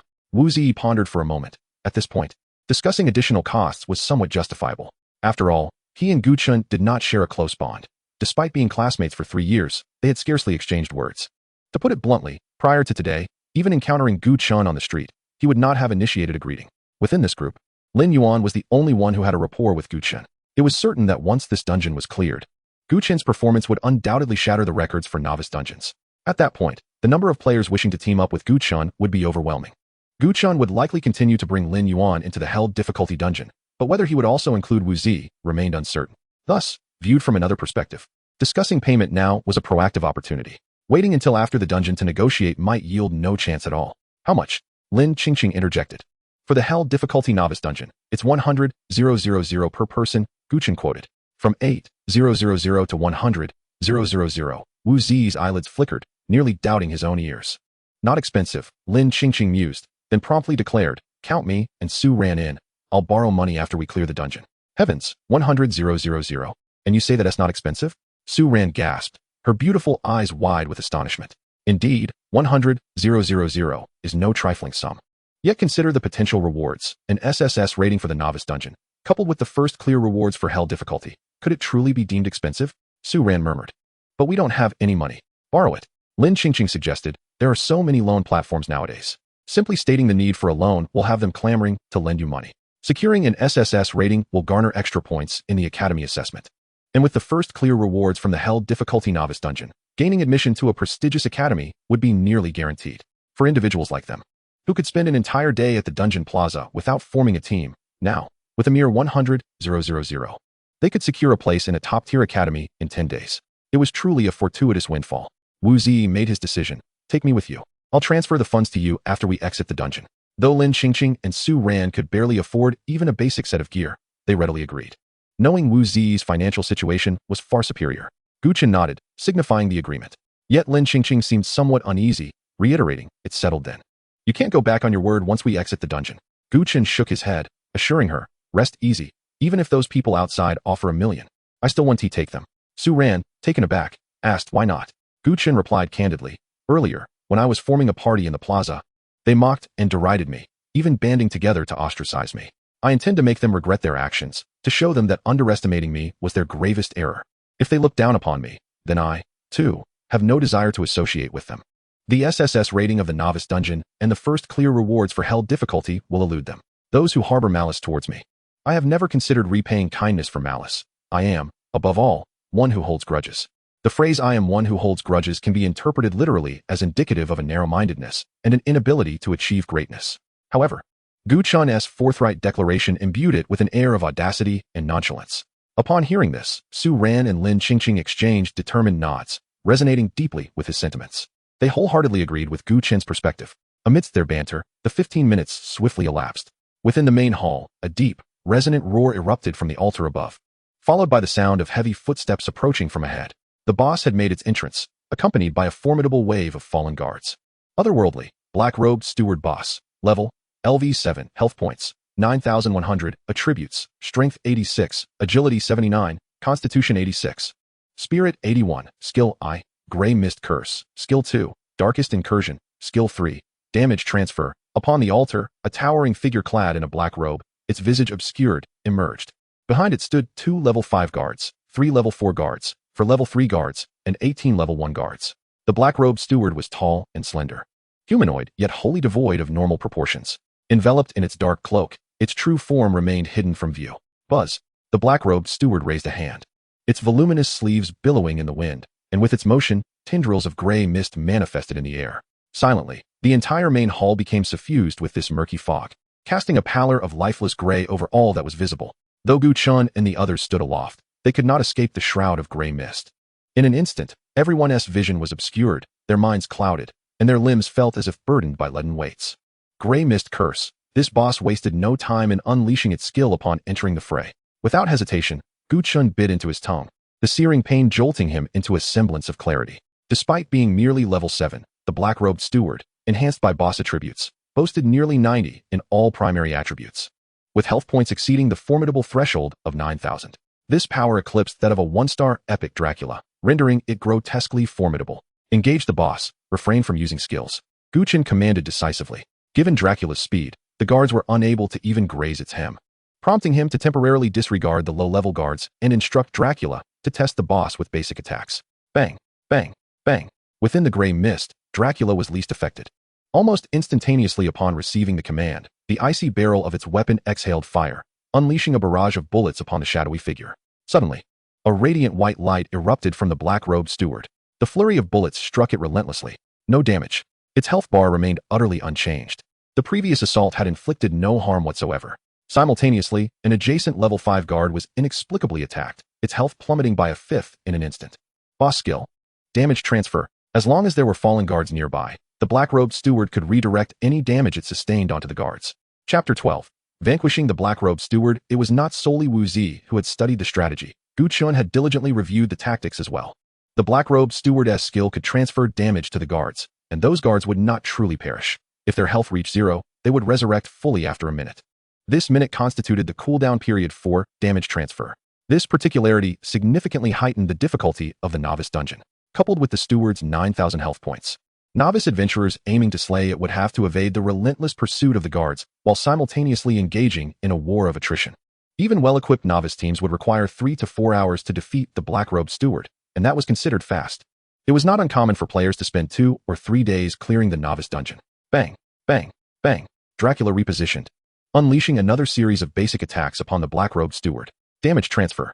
No harm. Its health bar remained untouched.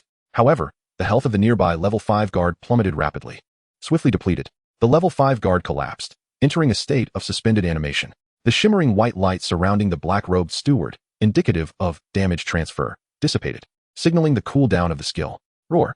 The black-robed steward emitted a furious growl, its bony gray-white arm pointing accusingly at Dracula. The surrounding guards seemed to receive a command, rapidly charging toward Dracula. Bang, bang, bang. A sequence of basic attacks and skills ensued. As soon as the guards approached, one or two were swiftly dispatched. In the face of the guards' onslaught, Dracula's gaze was as cold as steel, maneuvering, aiming, shooting. It moved like an unfeeling machine of slaughter, deftly navigating the battlefield. Each shot resulting in a guard meeting a swift demise. Kill of fallen guard LV3, experience 31. Kill of fallen guard LV4, experience 75. Kill of fallen guard LV1, experience 8. What exactly was Dracula? A summoned beast or a practitioner? Its prowess in slaying foes was rivaled only by that of a gunslinger. This far surpassed the capabilities of any gunslinger. I ask you, can a level 4 gunslinger obliterate a level 2 fallen guard with a single shot? Not only that, but could it seamlessly swap magazines with one hand, predictively shoot, and engage in mobile shooting while switching targets? Was its marksmanship already maxed out? Ridiculous. Let Dracula offer lessons to the gunslinger, cashing in on a wave of profits, guaranteed to yield substantial returns. Amidst the banter, Dracula's figure flickered, appearing behind a level 3 guard. Deadly shot, boom. The level 3 guard's head exploded in an instant. Kill of fallen guard LV3, experience 29. Without hesitation, it unleashed a barrage of basic attacks. Bang, bang, bang. The health of the black-robed steward swiftly dwindled, losing a fifth in the blink of an eye. Enraged, the black-robed steward let out a howl, its slender fingers beckoning in the void, and a crescent-shaped shadow of darkness appeared abruptly. Buzz. A low tremor reverberated through the air. Skill, darkest incursion. The crescent shadow vanished into thin air, reappearing without warning before Dracula. There was no evading, nor did it intend to dodge. In an instant, the black crescent passed through, causing Dracula to shudder and lose over 1,600 health points. Fortunately, having undergone several enhancements, Dracula's health had approached the 6,000 mark. While enduring this skill was painful, it was still manageable. Simultaneously, Dracula's retaliatory assault was primed. It sought to regain health. Deadly shot, activated. Almost simultaneously, 2 gunshots echoed. 2 gleaming silver bullets whizzing forth, piercing through the gray mist, swiftly striking a level 5 guard in the head. Kill of fallen guard LV5. Experience 121. In the absence of being chosen for damage transfer, the guard could be directly eliminated. Now, dispatching a level 5 guard equated to depleting one of the black-robed steward's health packs. Skill kill, cooldown reset. Without hesitation, Dracula continued to unleash its skills. Deadly shot. Once again, 2 bullets whistled forth, striking the brow of a level 4 guard almost simultaneously. Kill, fallen guard LV4, experience, 75, within mere seconds. All level 4 guards were eliminated, leaving only a solitary level 5 guard remaining, the one previously afflicted by damage transfer, now rendered to a state of feigned death with its health completely depleted. In this state of simulated demise, it was immune to attacks. Thus, Dracula's form flickered, appearing directly beside the robed steward. At the same time, a crimson glow erupted from its eyes. Crimson feast, blood-red energy surged from Dracula's form, spiraling toward the robed steward. Boom. With a resounding crash, the steward staggered, experiencing a significant drop in health, yet not enough to breach the half-health threshold, preventing additional damage from manifesting. Dracula swiftly repositioned and unleashed deadly shot with decisive efficiency. Just as 2 gleaming silver bullets pierced through the black mist, the level 5 guard, previously in a state of feigned death, suddenly opened its eyes, radiating a dark red glow, fully revived. The robed steward emitted a piercing shriek and activated a skill. Damage transfer. In the next instant, a crystalline white light enveloped it once more. The damage from deadly shot struck the robed steward but inflicted no harm. However, the level 5 guard, now revived, suffered grievously, losing 2/3 of its health almost instantaneously. Level 5 guard. With deadly shot, entering cooldown, and crimson feast, also on cooldown, Dracula deftly replaced the magazine and unleashed a barrage of ordinary shots at the robed steward. Bang, bang, bang. In a single breath, 2 magazines were emptied. All damage was redirected, leaving the robed steward entirely unscathed. Not only that, it activated ultimate corruption once more. Above, a black crescent moon faintly emerged. Dracula kicked a nearby level 1 guard aside, completed the reloading process, and continued to unleash a series of basic attacks upon the robed steward. In the next moment, the black crescent moon appeared before it. Dracula remained unfazed. Vampire instinct endowed it with formidable regenerative abilities. The over 1,600 health points previously lost to ultimate incursion had nearly been restored. And even if it were to endure another skill, it could withstand it. In the blink of an eye, the black crescent passed through, while Dracula's relentless onslaught cascaded like rain upon the robed steward. A faint, crisp sound echoed as the layer of crystalline white light enveloping the steward shattered instantly. The level 5 guard was slain once more, this time truly dead. Following the dissolution of damage transfer, Dracula swiftly repositioned, dual pistols locked on target, and two bright silver bullets soared forth. Deadly shot struck the robed steward squarely in the brow, dealing substantial damage as expected. Simultaneously, the headshot rendered the robed steward dazed. Dracula surged forward like a shadow, enveloped in a rich crimson energy. Crimson Feast activated. The spiraling blood-red energy struck the robed steward, causing its health to plummet significantly, dropping below half. Immediately thereafter, additional damage erupted, a vibrant crimson light blossoming upon the robed steward. With a resounding bang, the robed steward's form exploded, scattering dark flesh and blood across the ground. Chapter 13. Breaking historical records. Dracula's initial wave of basic attacks merely depleted 1/5 of the robed steward's health. Following that, a series of basic attacks combined with Crimson Feast ensued, yet without triggering additional damage, ultimately leaving the robed steward's health just above the halfway mark.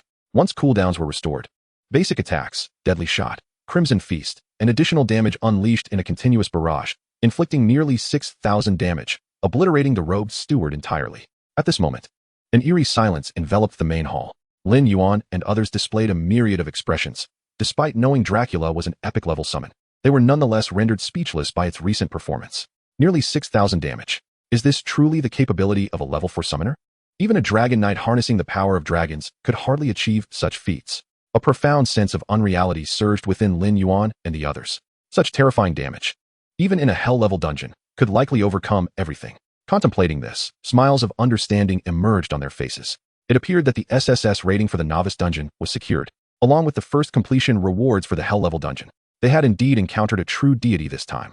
Kill, Black Robe Steward Boss. Experience, 555. Loot acquired, Black Steward Emblem X1. Loot acquired, Black Steward Robe X1.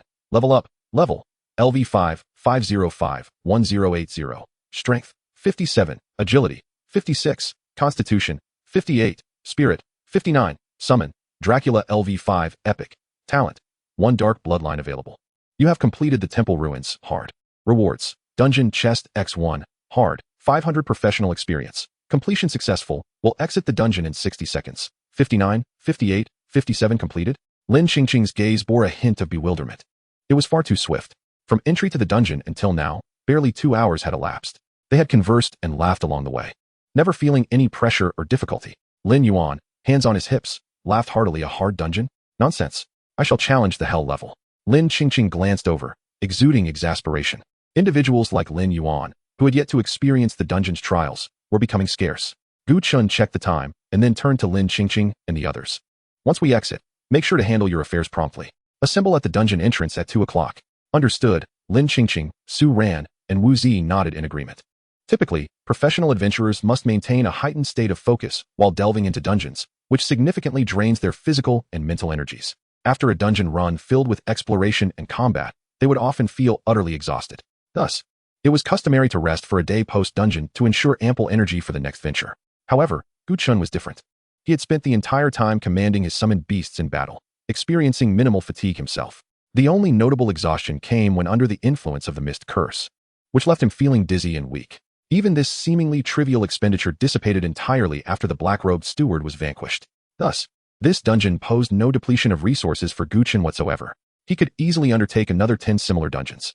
As for why he did not immediately delve into a hell-level dungeon, it was primarily to afford Lin Qingqing and her companions some time to amass funds, and secondly, he required time to select his second summoned beast. After all, having just slain the black-robed steward, he had already ascended to level 5. Soon enough, the countdown of 1 minute concluded, and Gu Chen along with 4 others were teleported to the dungeon plaza. It was just past 11 o'clock, and the plaza was still teeming with players, even more crowded than in the morning, with the majority there awaiting party formations. Look, a team has just been teleported out. How can it be so swift? The novice dungeon had only been open for a little over 2 hours, in such a brief period. It was impossible for anyone to have cleared it. According to historical records, the fastest completion time was over 8 hours. Just 2 hours?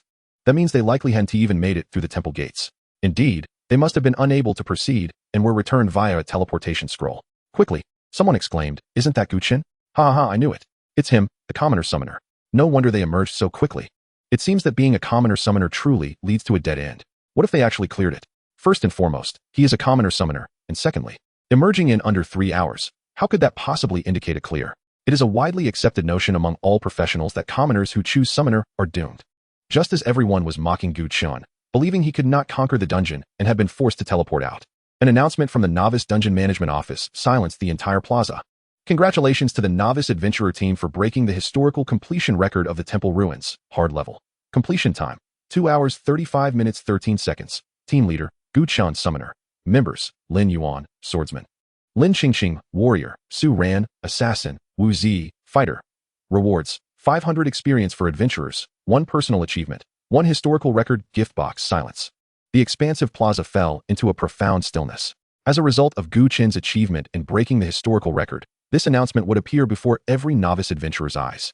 It was not uncommon for records in novice dungeons to be broken. After all, with the continuous enhancement of the adventurer system, the abilities and combat strength of new adventurers have been on the rise year by year. Generally, with the emergence of a rare combat class, the dungeon record would be refreshed. However, this time, the completion time was utterly absurd, surpassing the previous record by over 5 hours, completing a novice dungeon in 2.5 hours. Such a feat was beyond the wildest imagination of even the most ambitious novice adventurers, especially considering the woeful configuration of this adventurer team. The leader was a commoner summoner, and the 4 members were a swordsman, a warrior, an assassin, and a fighter. Such a class configuration could hardly yield any synergy. Speaking of synergy, it dawned on some that Gu Chen had previously struggled to find teammates and had embarked on the dungeon with actors. This meant that, for him, this dungeon was essentially a solo endeavor. Soloing a dungeon, especially at the hard level. Surely even some prodigious adventurers could not achieve such a feat? In an instant, the gazes of the crowd upon Gu Chen grew fervent. The first to express admiration were his classmates from Linsheng No. 1 High School. Chen Gu, breaking the record solo. Congratulations. Chen Gu, you're my idol. Can you take me next time? Chen Gu, there's 100,000 in this card. Let us be friends. Chen Gu, you've worked hard on this dungeon. I'll treat you to lunch. Gu Chen, I like you. Can I be your girlfriend? Chapter 14. Level up and the second summoned beast. Amidst the flattery and sycophancy encroaching upon him, Gu Chen remained indifferent, striding directly towards the outskirts of the plaza. You didn't invite me before? Coincidentally, I shan't invite you now. Though not petty, Gu Chen was certainly not magnanimous. To repay kindness with kindness? What then of repaying malice? At that moment, a youth clad in a mage's robe rushed forward, directly blocking Gu Chen's path. You Gu, do you remember me? I've transitioned to a mage. Shall we tackle the dungeon together next time? A mage? Utterly insignificant, Gu Chen replied with disdain. No, I'm a mage. A main combat class. How dare you look down on me? Is being a mage so impressive? I possess a rare great staff, with 3 fireballs. I can slay a level 1 guard. Aren't I impressive? Not at all, Gu Chen replied, his disdain unwavering. The other party was momentarily taken aback. The sensation of being disregarded infuriated him. Gu Chen, what are you being so arrogant about? You merely cleared a hard-level dungeon. Do you truly believe yourself formidable? I am a mage. Countless adventurers vie to form parties with me, and you dare to refuse my invitation? You're finished. You'll surely struggle against higher-level dungeons in the future, and then you'll regret it. Is he truly getting agitated? Gu Chen, unfazed, continued towards the plaza's exit. Lin Yuan followed closely, visibly indignant. What is wrong with that guy? Is it a crime to refuse to team up with him? Quite normal, Gu Chen chuckled. He perceives teaming up with him as an honor. I've achieved a modicum of success, so I must be the one who has lost sight of my worth. Even those who previously sought to ingratiate themselves with him, despite exhibiting no outward reaction to being ignored, harbored resentment towards his success. The better I perform, the more discomfort they experience. Yet, no matter how distressed they may be, they will not express it, for they do not wish to reveal their regret. Lin Yuan glanced at the crowd, pointing and whispering about Gu Chen, contemplating. In essence, they simply cannot handle it. Is it so difficult to acknowledge another's excellence? Indifferently, Gu Chen remarked, they are merely a band of clowns. If I am inferior to them, they will trample me. If I surpass them, they will envy me. Therefore, there is no need to pay them any heed. Once I lead you all to achieve an SSS rating, only then will they truly comprehend what they have missed out on. Especially that mage. He believes inviting me to team up is a privilege. How amusing. The next time we emerge from a hell-level dungeon, his regret will magnify infinitely, and he will surely chastise himself for not treating me with more courtesy or for not teaming up with me at the first opportunity. However, a missed opportunity is simply a missed opportunity. If he had maintained his previous assertiveness, I might have regarded him with a modicum of respect. Yet, a person who resorts to flattery, only to succumb to indignation when ignored, earns my utmost disdain. Indeed, Lin Yuan cast a glance at the figure behind him. It was taken for granted that he would not accompany us, yet our refusal to include him was deemed ungrateful. What a piece of work. After departing from the Instance Plaza, Gu Chen first returned to the school dormitory, while Lin Yuan headed straight to a nearby stir-fry restaurant to fetch meals for the two of them. Mere minutes after Wu Zi exited, he transferred 100,000 yuan into Gu Chen's account and subsequently hailed a car to depart. Lin Qingqing and Su Ran, in turn, hurried to borrow money. With less than 3 hours remaining until 2 o'clock in the afternoon, 200,000 yuan posed a considerable burden for them. Upon returning to the dormitory, Gu Chen first claimed the experience reward issued for breaking the instance record. Experience, 500, level up, level, LV6, 531880. Strength, 67, agility, 66, constitution, 68, mentality, 69, summoned beast, Dracula LV6, epic, current talent, 2 dark bloodlines available after reaching level 5. The second summoning slot had been unlocked, meaning he could now summon a second beast. To his surprise, breaking the instance record had also granted him an additional 500 experience points. Coupled with the experience accrued from defeating the black-robed steward and the second wave of guards within the instance, he had just enough to level up again. Thus, he could now acquire 2 dark bloodlines through his talent. However, Gu Chen did not rush to activate his talent, as the matter of the summoning book remained unresolved. Upon completing the challenging instance, he received both a challenging instance treasure chest and a historical record gift box. The treasure chest typically yielded random equipment or items, while the gift box had a higher likelihood of containing items relevant to his profession. If he could obtain a summoning book, it would alleviate many complications. After all, Gu Chen's total assets amounted to just over 120,000, and even if Lin Qingqing and Su Ran managed to secure the funds, his complete fortune would barely exceed 300,000, limiting him to purchasing lower-tier summoning books. Should he acquire quality equipment, however, he might be able to trade it at the exchange for a summoning book. Thus, Gu Chen opened his spatial inventory. Challenging instance treasure chest. Opening yields 1 item of excellent quality or below. Historical record gift box. Opening yields 1 item corresponding to the current profession. Glancing briefly, Gu Chen decided to open both rewards. Open challenging instance treasure chest. Obtained equipment. Hurricane Warhammer 1. Excellent. Opened historical record gift box. Obtained summoning book 1. Fine. Oh my. A summoning book. Gu Chen's eyes sparkled. It truly was as if his thoughts manifested into reality. Skill book. Dream Demon Summon. Level 5. Quality. Fine. Effect. Contract with the Dream Demon. If Gu Chen were to expend all his assets, he should be able to exchange for an excellent quality summoning book at the exchange. However, upon reflection, the quality of the summoned beast was not of paramount concern to him. Even a fine quality summoning beast could evolve into an epic one after merging with the dark bloodline, potentially providing him with substantial attribute enhancements. Moreover, the Dream Demon, being an incorporeal entity, possessed formidable immunity to physical attacks, rendering it a rare energy-based summoning beast. If it were to merge with the dark bloodline, it would undoubtedly become extraordinarily powerful. You shall be my choice. Gu Chen seized the summoning book and learned it without hesitation. The summoning book radiated a brilliant light, forming a formation, and soon a nebulous shadow emerged within the summoning space. You have successfully contracted with the Dream Demon, summoned beast. Dream Demon, quality, fine, level 6, follows summoner's level. Health, 2,980, attributes, strength 46, agility 56, constitution 43, mentality 58, talent, enter dream. Skill, mental binding LV1. The summoned beast can wear equipment. Upon the beast's demise, equipment may drop. If the summoned beast perishes, it cannot be summoned again within a day. The Dream Demon, as an energy entity, had lower strength among its 4-dimensional attributes, but its mentality was the highest. Aside from its inherent immunity to physical attacks, it lacked any significant advantages. The level 6 Dream Demon was even inferior to the level 3 Dracula. After all, it was of fine quality, so one could not expect too much. Gu Chen then opened the talent interface and activated his abilities, successfully acquiring 2 dark bloodlines.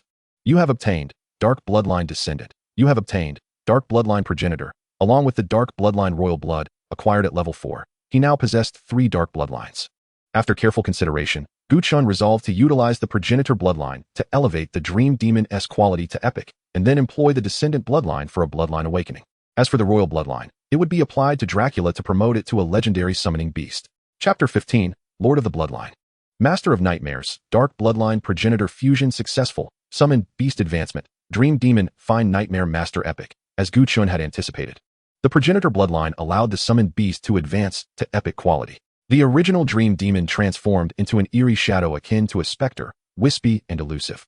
Within the shadow, a pair of icy eyes suddenly flashed with cold brilliance, their gaze penetrating the soul and reaching into the heart.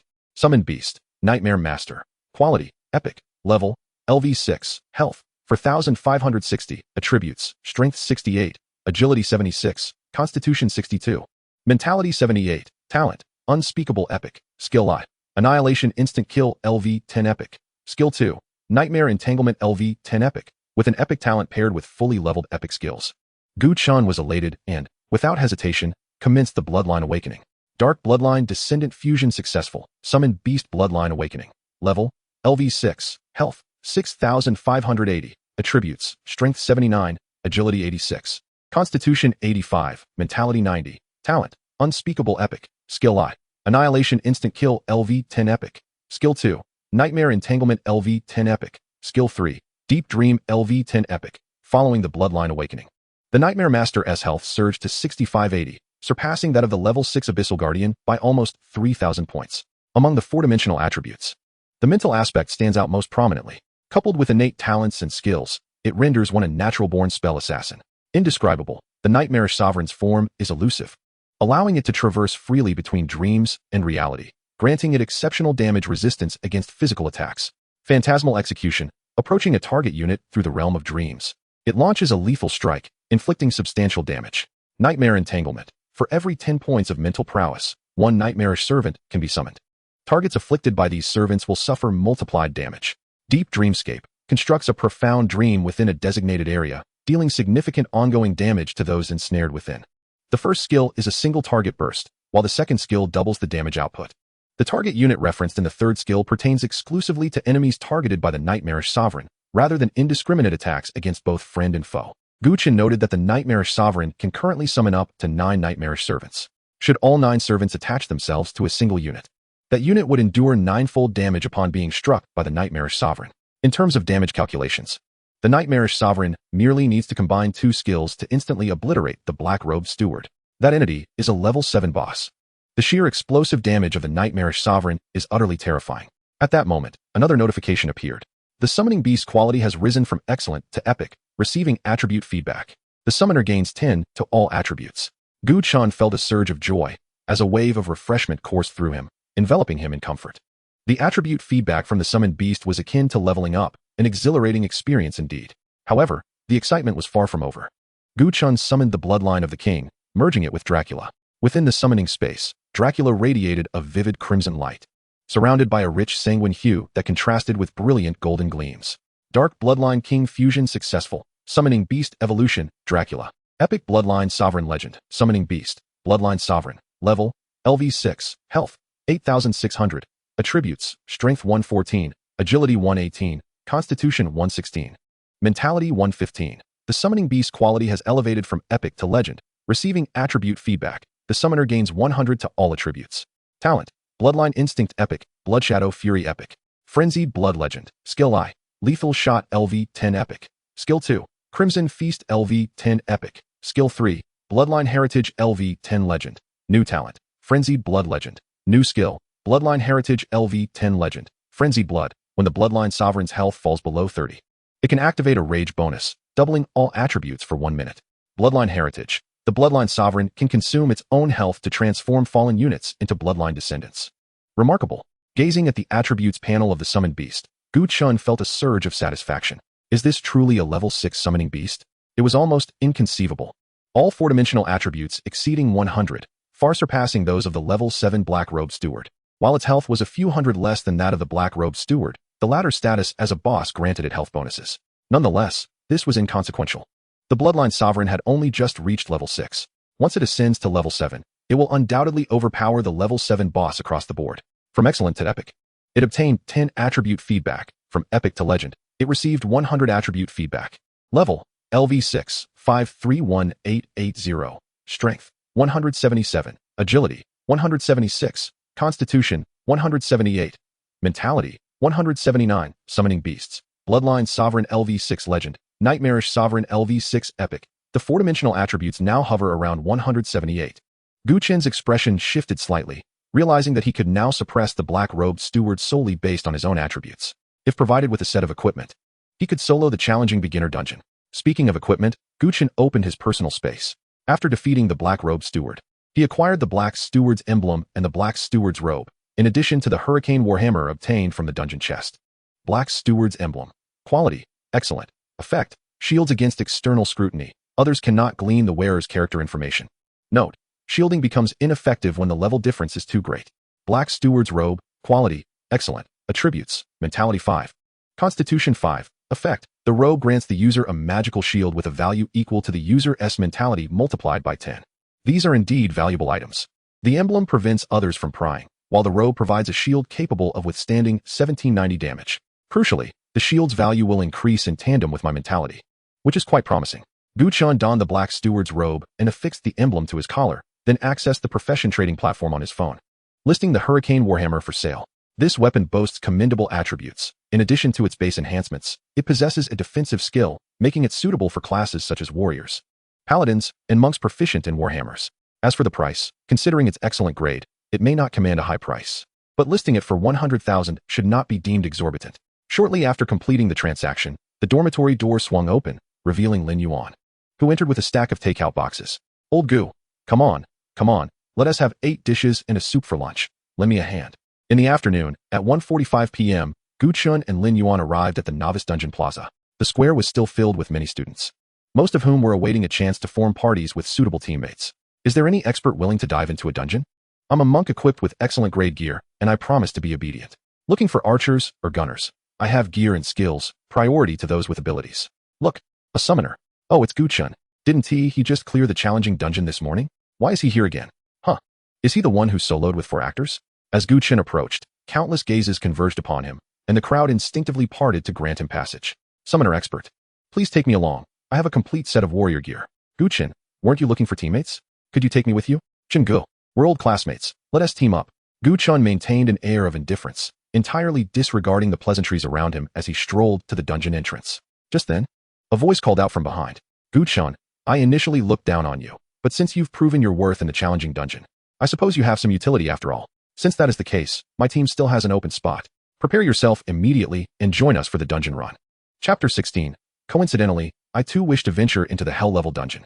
A voice, brimming with arrogance and disdain, resonated through the crowd. The onlookers momentarily froze, then turned to ascertain the source. Who dared to speak to Gu Chen in such a manner? At that moment, a strikingly handsome youth clad in a rare grade knight's armor approached Gu Chen.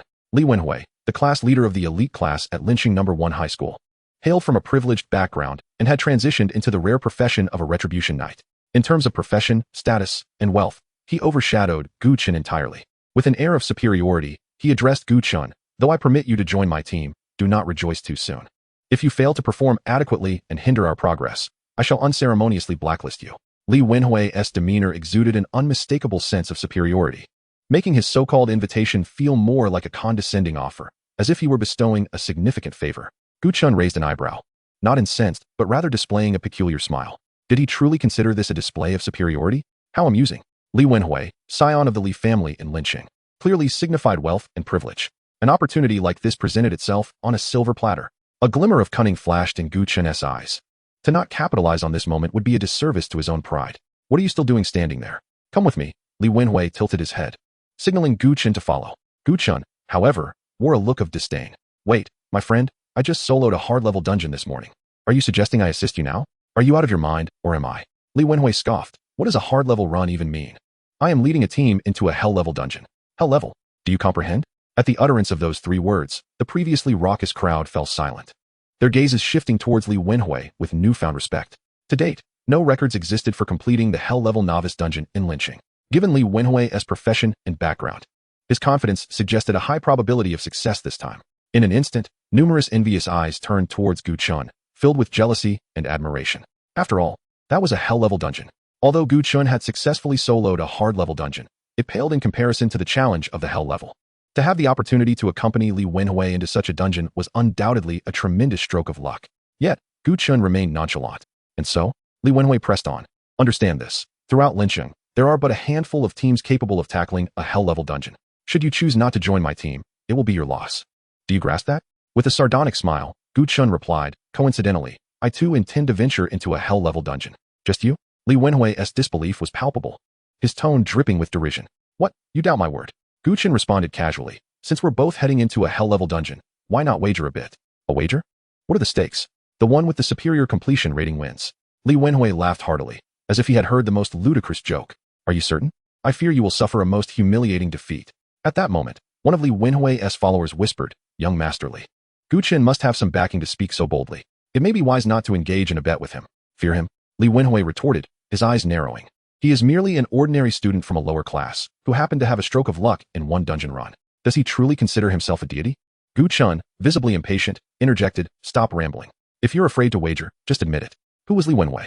With his affluent background, haughty disposition, and rare profession, he was regarded as a prodigy. Could he possibly endure such humiliation? Fear? Nonsense. Li Wenwei coldly replied. I'm merely concerned you want to have the means to place a wager. With an air of calm confidence, Gu Chen declared, I wager 500,000. Is that sufficient? What? 500,000. Li Wenwei's brow furrowed slightly, revealing a hint of skepticism. How could a student from an ordinary class possess such wealth? He momentarily faltered. Although his rare-grade knight's armor was worth over $1 million, it was a family resource. Personally, he had saved up several hundred thousand. But that was earmarked for upgrading equipment and acquiring skill books. The thought of losing was preposterous. After all, he was a rare retribution knight, equipped with rare-grade armor. How could he possibly lose? As this realization dawned, a look of undisguised contempt crossed Li Wenwei's face. Very well, I accept your wager. But we must conduct it through the trading platform. Interprofessional gambling was not only permitted among practitioners, but encouraged, with the trading platform having developed a specialized gambling system to prevent dishonesty from the defeated. By insisting on the trading platform, Li Wenwei aimed to ensure Gu Chen would not flinch at the prospect of losing. Gu Chen wasted no time, pulling out his phone to log into the trading platform and create a betting match. He initially transferred 500,000 into the system, then set the terms and criteria for victory, sending them to Li Wenwei. Agreed. Li Wenwei confirmed, nodding in satisfaction as he transferred the same amount into the platform. With the wager secured, the bet was now in effect. There was no turning back. Gu Chen, you now have no option for retreat, Li Wenwei proclaimed, a triumphant grin spreading across his face. Who would have thought that by wagering against a commoner, he could potentially gain 500,000? What an unexpected windfall. Goodness. These two are actually betting. The crowd buzzed with disbelief. How could a summoner dare to challenge a retribution knight? Wow, I'm betting Gu Chen will lose. Let us not forget, Li Wenwei's teammates are all top students from high schools. What about Gu Chen's teammates? I've never seen them before. I heard they are actors. Actors? The crowd erupted in skepticism, yet Gu Chen's face bore an unmistakable smile. At this moment, his feelings mirrored Li Wenwei's. Who would have thought that a simple bet could yield such a substantial reward? What a delightful surprise. Just then, 3 figures appeared at the entrance of the dungeon square: Lin Qingqing, Su Ran, and Wu Zi. Although Lin Qingqing possessed an enchanting beauty, her robust and assertive demeanor carved a path through the throng, with Su Ran and Wu Zi following closely behind. Before they drew near, Lin Qingqing's gaze fell upon Li Wenwei standing alongside Gu Chen.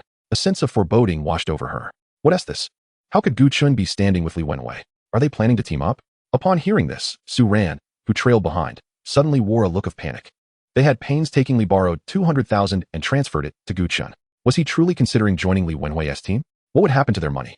That was 200,000. Wu Zi also noted the unfolding situation, his brow furrowing slightly. Although 100,000 was indeed significant, he was far more concerned with accompanying Gu Chen into the hell-level dungeon. If we missed this great deity, the loss would be far more severe than 100,000. Quickly, let us hurry over. Wu Zi wore a grave expression as the 3 hastened their steps. Chapter 17. Only through combat will we know at the square. Near the entrance to the dungeon. Once the wager was in effect, Li Wenwei wore a smug smile. Gu Chen, initially, I regarded you with disdain upon realizing you were a summoner. After all, a commoner choosing the summoner class is akin to walking a path to demise.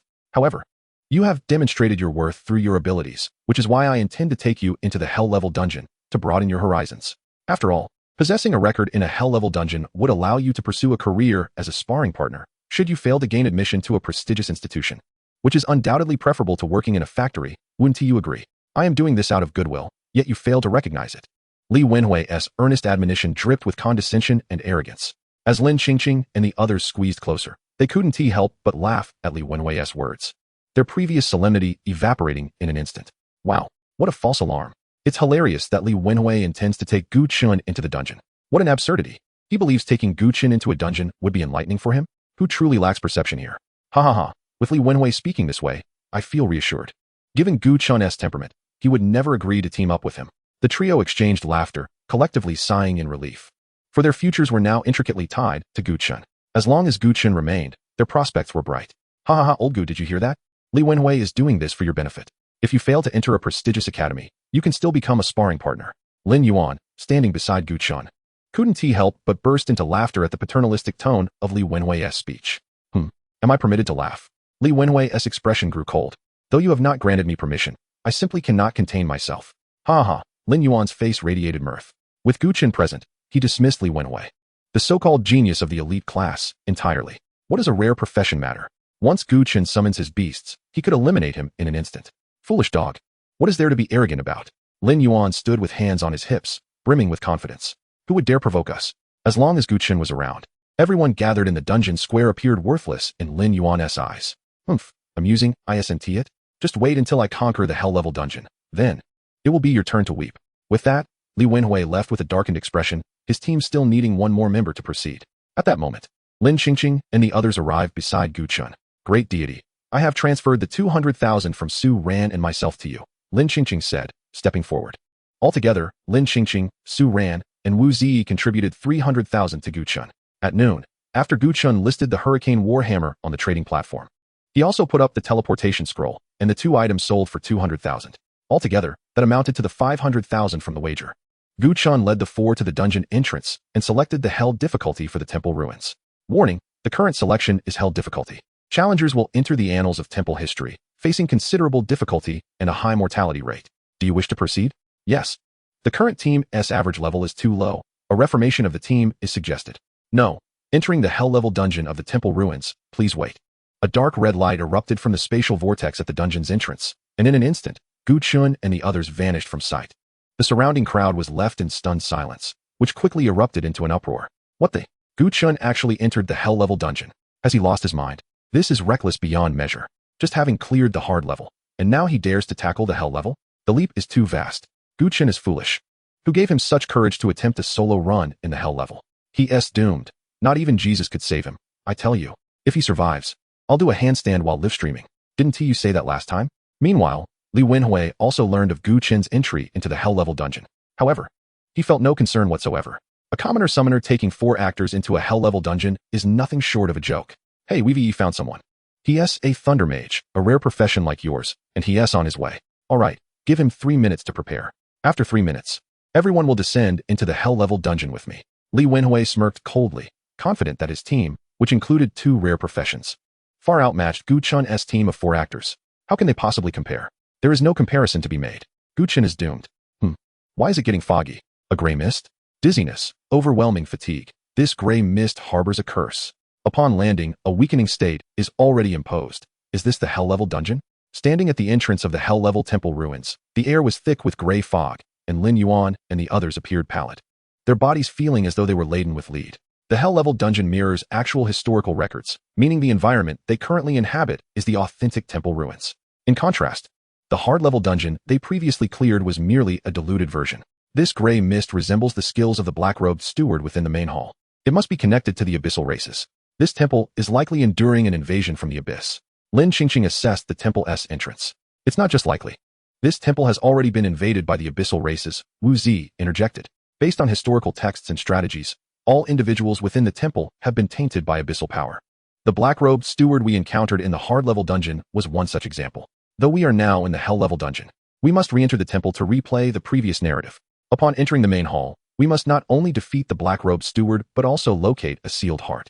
Following that, we will proceed to the sanctum, where we will confront the Red Priestess, the ultimate boss of the nightmare-level dungeon. Defeating the Red Priestess and retrieving the sealed blood will signify the completion of the nightmare-level dungeon. After clearing the sanctum, we must head to the altar. Though what will transpire there and who the final boss will be remains uncertain. Wu Zi outlined the forthcoming steps, information acquired through paid channels. Truly commendable of you. Class leader, even while acting, you've done your homework. Lin Yuan rubbed his temples, feeling a headache coming on. It sounds daunting, by the final stage. There isn't even a strategy available. Wu Zi nodded, acknowledging that no newcomer would choose the Hell-level dungeon, and even if they did, no one had ever cleared it. Su Ran's expression darkened as she instinctively turned to Gu Chen. Great deity, do you have confidence? Only through combat will we know. Gu Chen wore an expression of serene composure as he activated his summoning skill. In an instant, a tall figure clad in a dark red gown materialized from thin air. At that moment, the Blood Clan Lord exuded an overwhelming aura of oppression, an evil presence cascading outward, sending chills down the spines of all who beheld it. Chapter 18. Slaying the elite Blood Guardian Blood Clan Lord. Has your summoned beast advanced? Lin Yuan gazed in astonishment at the figure in the dark red gown. Upon hearing this, Lin Qingqing and the others turned their heads in surprise. They had just completed a challenging dungeon, and now the summoned beast had seemingly leveled up? Such an extraordinary rate of growth was hard to believe. As they scrutinized the figure, it became evident that it was no longer the familiar Dracula. Its stature now radiated an imposing and majestic aura, shrouded in an unsettling darkness that chilled the soul. Merely locking eyes with it instilled an intense sense of dread. akin to a tidal wave crashing over them, creating a suffocating feeling that was almost insurmountable. Wu Zi narrowed his eyes, eager to inspect the Blood Clan Lord's attributes, but was met with a series of question marks. Gu Chen had configured the summoned beast's information to remain confidential, allowing outsiders to see only its name, level, and health bar, while the specifics of its life force remained concealed. After all, the attributes of a legendary level summoned beast were astonishing. At merely level 6, its 4 core attributes had already exceeded 100, and its health was nearing 9,000. This was no ordinary summoned creature in a novice dungeon. It would be a formidable boss. Faced with the confused gazes of his companions, Gu Chen opted not to elaborate, issuing a command to the Blood Clan Lord to advance towards the temple gates. Simultaneously, the first wave of the submerged guardians emerged from beyond the gates. The legendary Blood Clan Lord possessed an even more potent bloodline instinct. Almost as soon as it took a step, it had already locked onto a figure lurking within the gray mist, raising its arm to fire a shot. Boom. A single shot proved fatal, dealing over 3,000 damage. The submerged guardian barely had time to reveal itself before being obliterated by the bullet. Kill. Submerged Guardian LV5. Experience. 113 goodness. That was a level 5 guardian, and it was instantaneously slain. Lin Yuan was left utterly flabbergasted. Just as his astonishment peaked, a towering guardian clad in black heavy armor, wielding a colossal golden sword, stepped forth.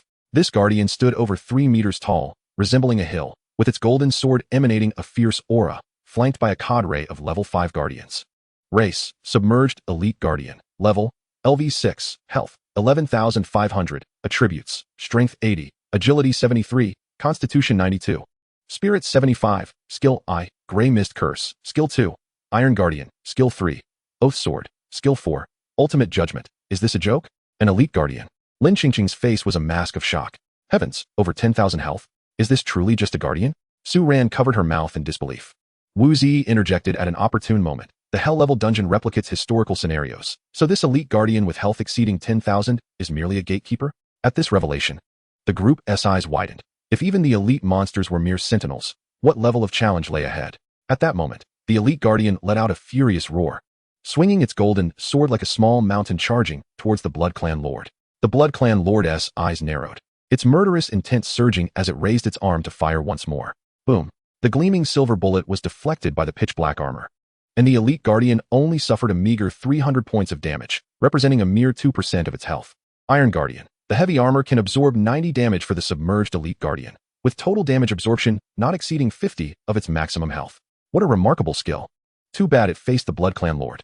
The elite guardian's maximum health being 50 translates to 5750. To other challengers, this health would be akin to that of a blood cow. Even if the elite guardian stood still, they might struggle to breach that defense. Ordinary challengers would need to rely on maneuvering to deplete the skill's duration, awaiting its cooldown.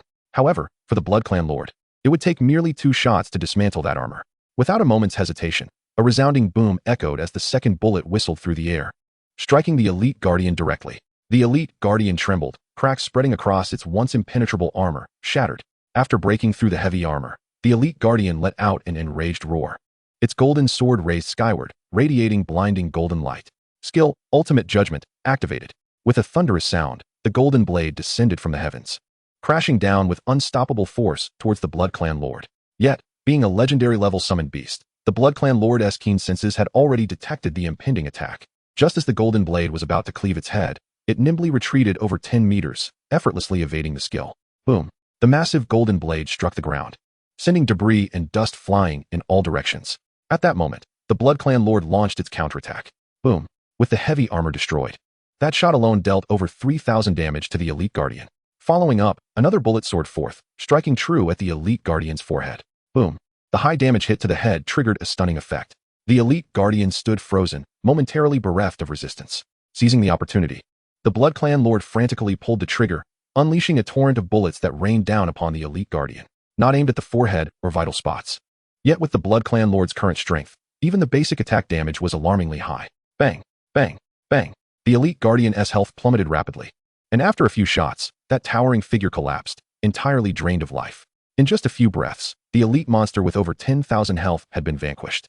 With the greatest threat eliminated, the Blood Clan Lord swiftly dashed into the encirclement of the level 5 guardians. Raising its arms, one black and one white heavy pistol fired wildly, the gunfire echoing like a torrential downpour, surrounded by the shattered corpses of the guardians.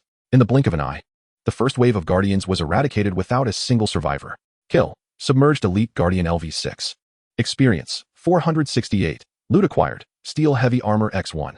Loot acquired, Healing Potion X3. Kill, Submerged Guardian LV5. Experience, 111. Kill, Submerged Guardian LV5. Experience, 118. Kill, Submerged Guardian LV5. Experience, 115. Kill, Submerged Guardian LV5. Experience, 109. A blue gleam fell from the corpse of the Elite Guardian, and Gu Chen's eyes brightened. It was no small feat. The first wave of monsters had dropped equipment. He picked up the fine steel heavy armor and cast a glance at it. Fine steel heavy armor. Quality, excellent. Level restriction, 6. Attributes, Constitution 30.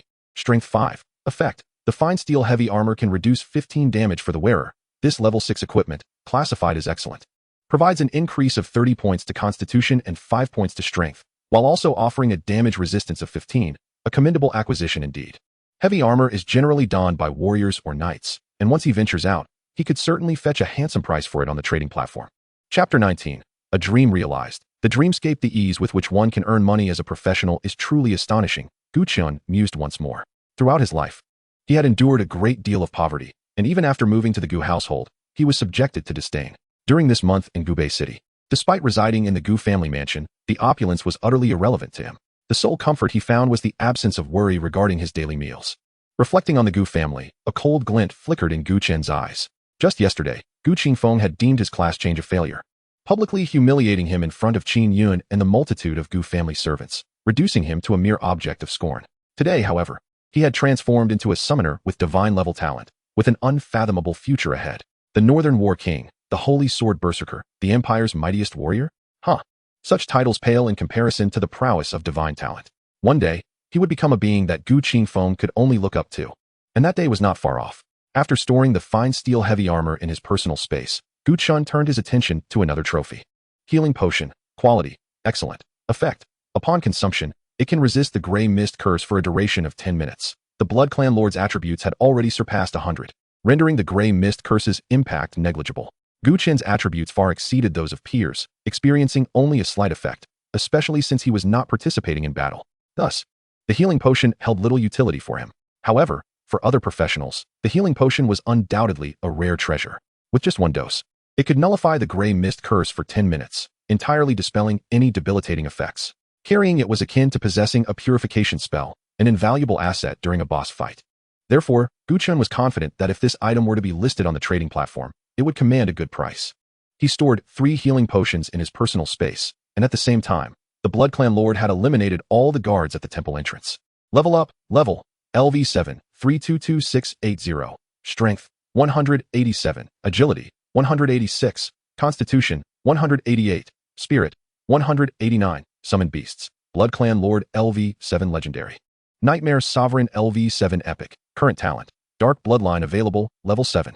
If the speed of this leveling were to be known, countless individuals would be envious. Thanks to the attribute feedback bonus, Gu Chen's overall attributes were nearing 200 points, more than twice that of his contemporaries.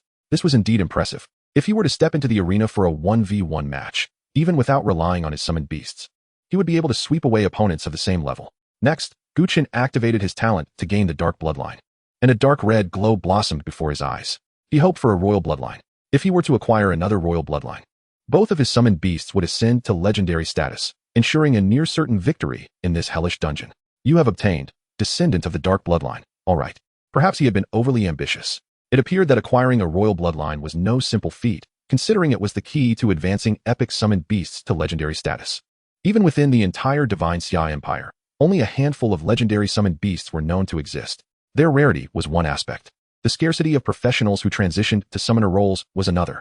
Descendant of the Dark Bloodline can grant 1 bloodline awakening for a first-generation dark creature, or 1 attribute enhancement for a royal blood dark creature. There was no need to contemplate further. The attribute enhancement held little significance for the Blood Clan Lord, but the bloodline awakening could bestow new talents or skills upon the Nightmare Sovereign. Gu Chen seamlessly infused the Descendant bloodline into the Nightmare Sovereign. Dark Bloodline Descendant fusion successful. Summon Beast Bloodline Awakening.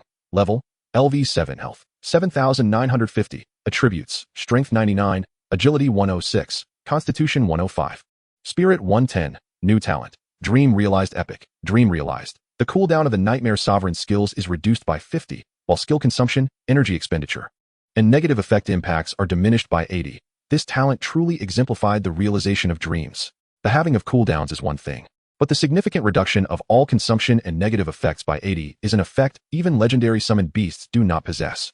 This is due to the Nightmare Sovereign being an energy entity. Had it been any other summoned beast, such a boon would be unattainable. Subsequently, the Blood Clan Lord entered the temple, with Gu Chen and the others following closely behind. Upon stepping into the temple plaza, an even denser gray mist enveloped them.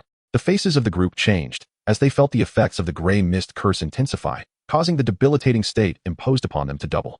Gu Chen furrowed his brow.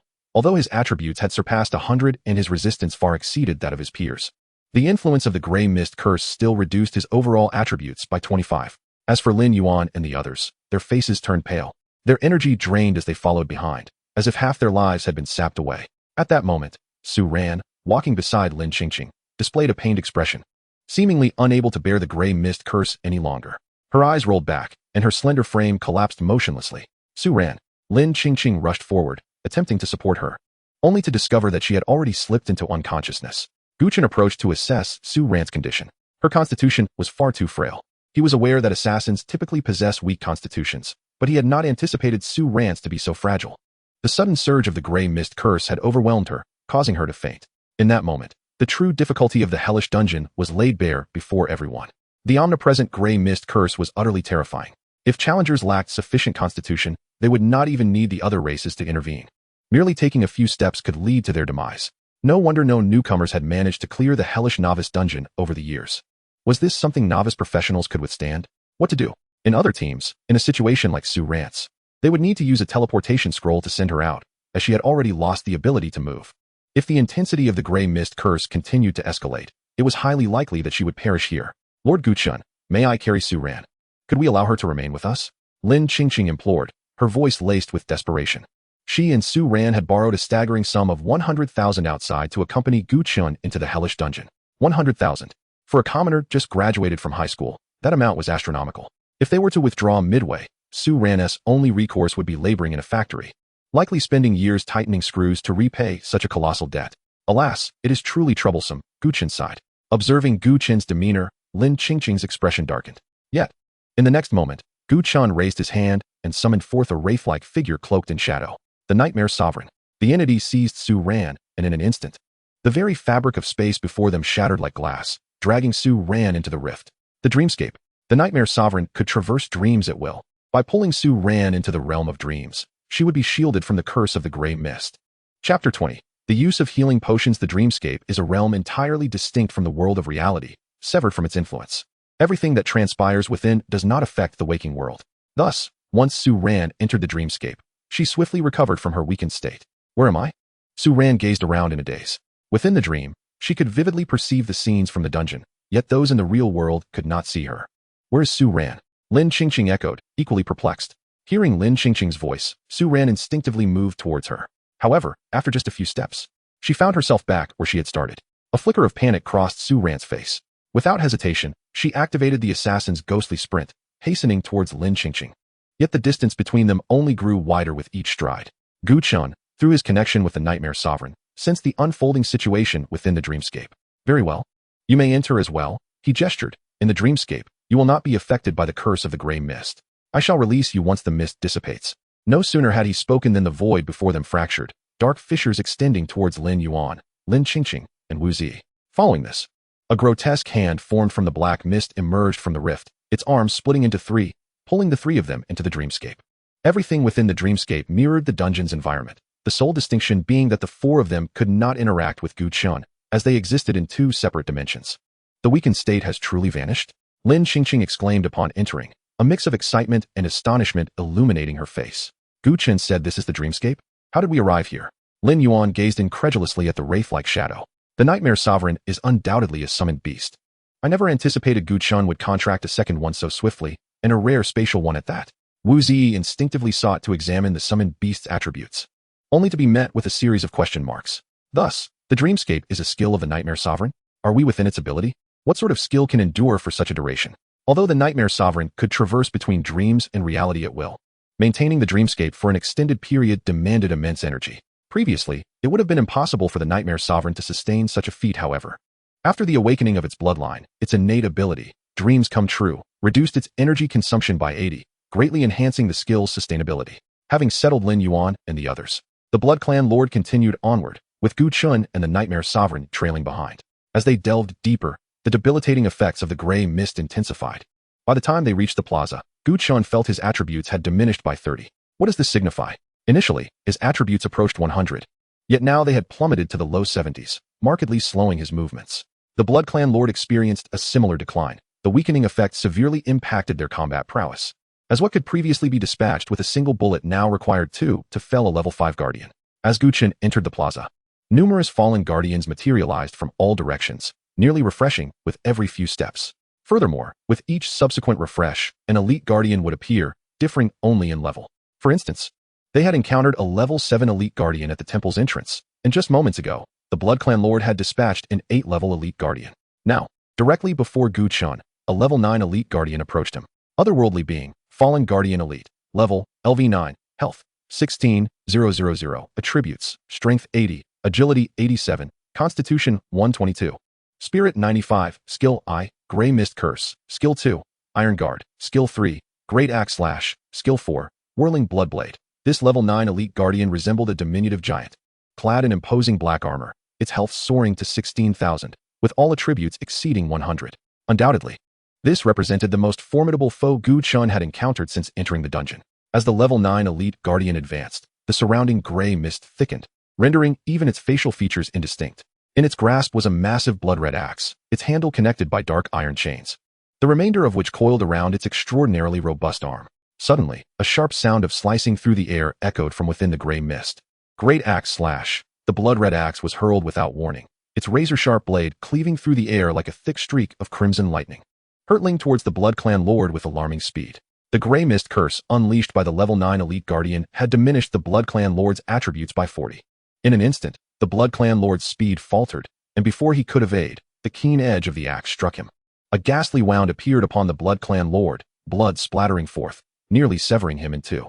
Fortunately, this elite guardian excelled in constitution, and thus its attack power was relatively moderate. Nonetheless, it still inflicted over 4,000 points of damage to the Blood Clan Lord's health. After ascending to level 7, the Blood Clan Lord's health had surpassed 10,000. In essence, a single skill from the elite guardian had nearly halved the Blood Clan Lord's life force. With a fierce roar, the Blood Clan Lord's visage contorted in pain. This is the level 9 elite guardian, truly terrifying.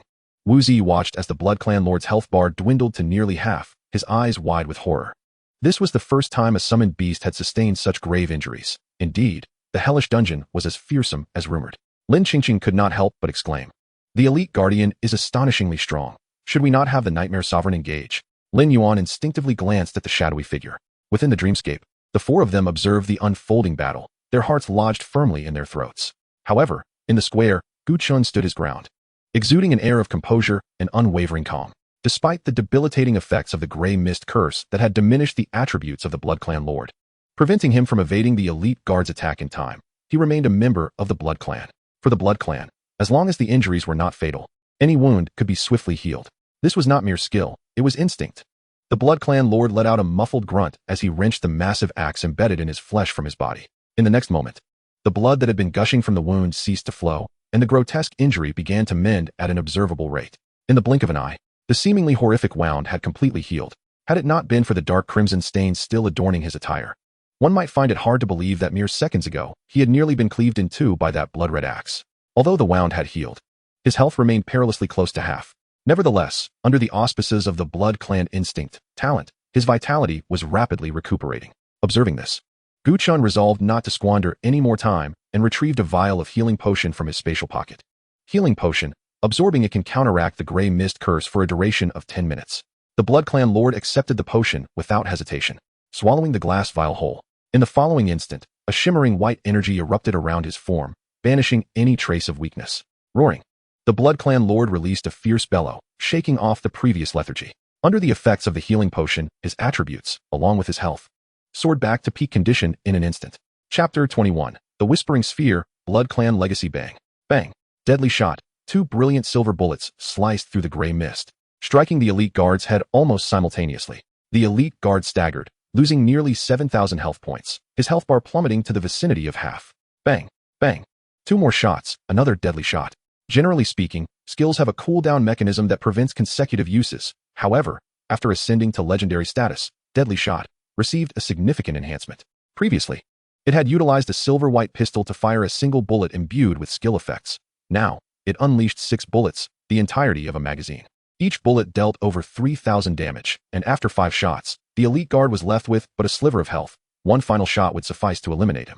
Yet, in his dying moments, the elite guard's obsidian armor suddenly radiated a dark glow. The skill activated, Iron Guardian. In an instant, the near-death elite guard, aided by the skill, acquired formidable damage reduction.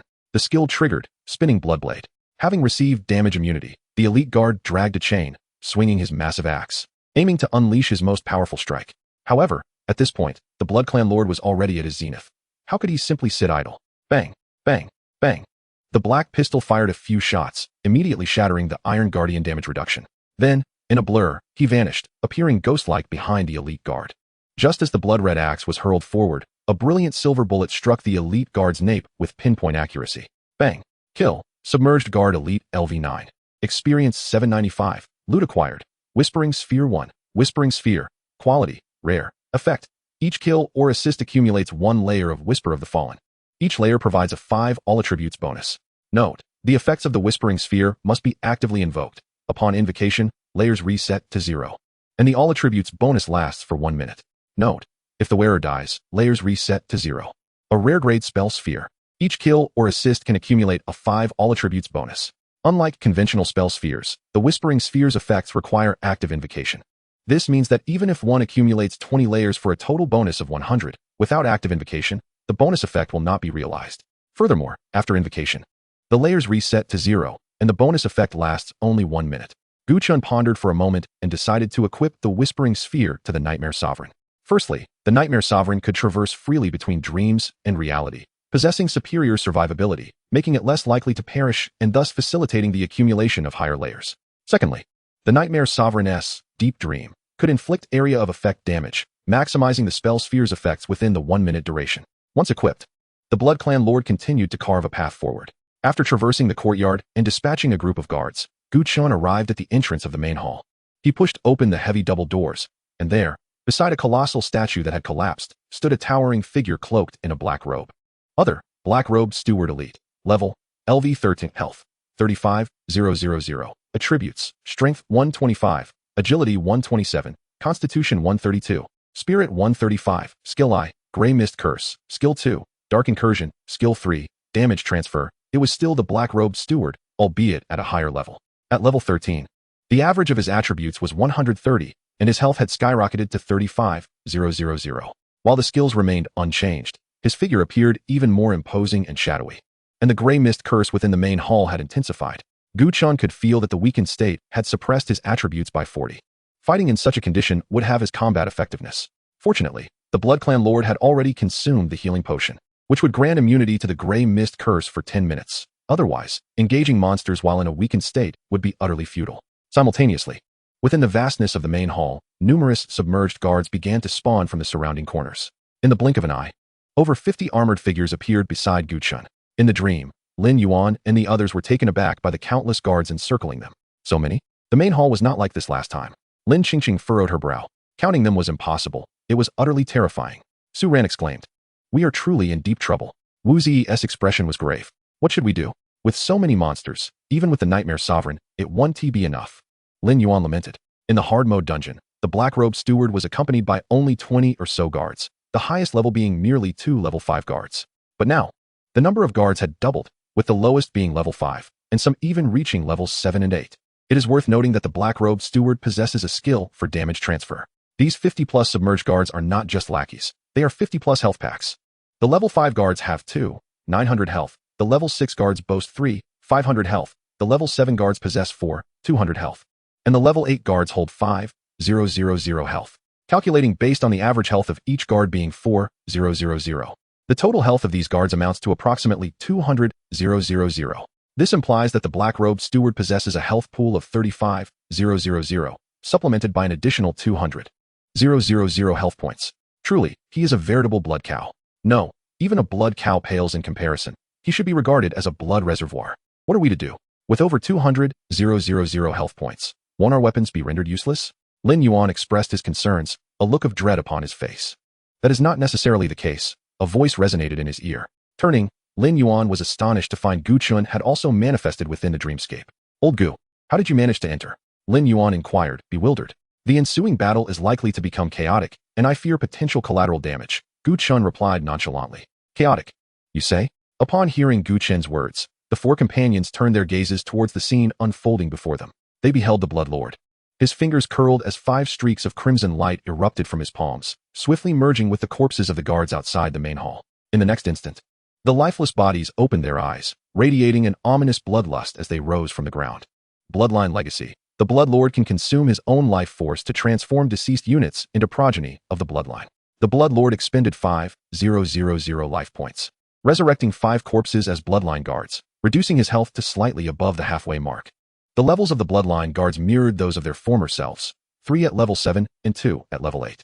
The Bloodline guards positioned themselves behind the Bloodlord, their crimson pupils fixated menacingly upon the surrounding fallen guards, exuding a savage thirst for blood. Kill. The Bloodlord uttered a single word, and the Bloodline guards, wielding swords and battle axes, lunged furiously into the fray against the group of guards. With their formidable physique and regenerative abilities, the Bloodline guards should have held the upper hand in a fair confrontation. Yet, under the influence of the Grey Mist curse, the level 7 and 8 Bloodline guards were compelled to target the weakest level 5 guards first. Meanwhile, the Bloodlord remained vigilant, his gaze locking onto an attacking level 8 guard. Bang, bang, bang. A rapid succession of silver bullets whizzed through the air, striking the level 8 guard with precision. Killed fallen guard LV8, experience 616. The 5 Bloodline guards engaged in fierce combat against multiple adversaries, and soon, one by one, the fallen guards succumbed to the ground. Killed fallen guard LV5, experience 113. Killed fallen guard LV5, experience 113. Killed fallen guard LV6, experience 234. Killed fallen guard LV6, experience 234. Chapter 22. Ascension, skill enhancement what? I leveled up. In the dreamscape, Lin Yuan, observing the battle, suddenly gasped in surprise, his face lighting up with joy.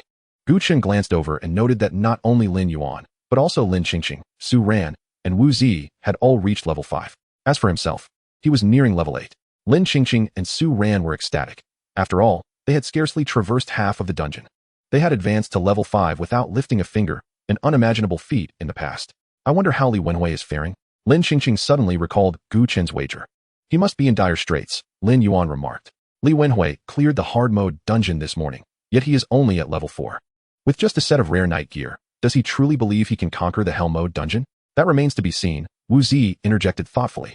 Li Wenhui not only possesses rare gear, but is also an A-grade talent, and his team's class composition is significantly superior to ours. He possesses an A-grade talent? How was I not aware? Lin Yuan inquired, astonished. That's typical. Many information channels are closed off to commoners, Wu Zi replied, his head slightly raised. And how do you know this? Are you not also a commoner? As for me, not all commoners are created equal. While the group engaged in casual banter, Gu Chen utilized a life restoration potion, fully replenishing the Bloodlord's life force. Subsequently, Bloodline Legacy was activated once more, and 5 more corpses were transformed into Bloodline progeny, 1 level 6 guard, 2 level 7 guards, and 2 level 8 guards. Why not convert more Bloodline progeny at once?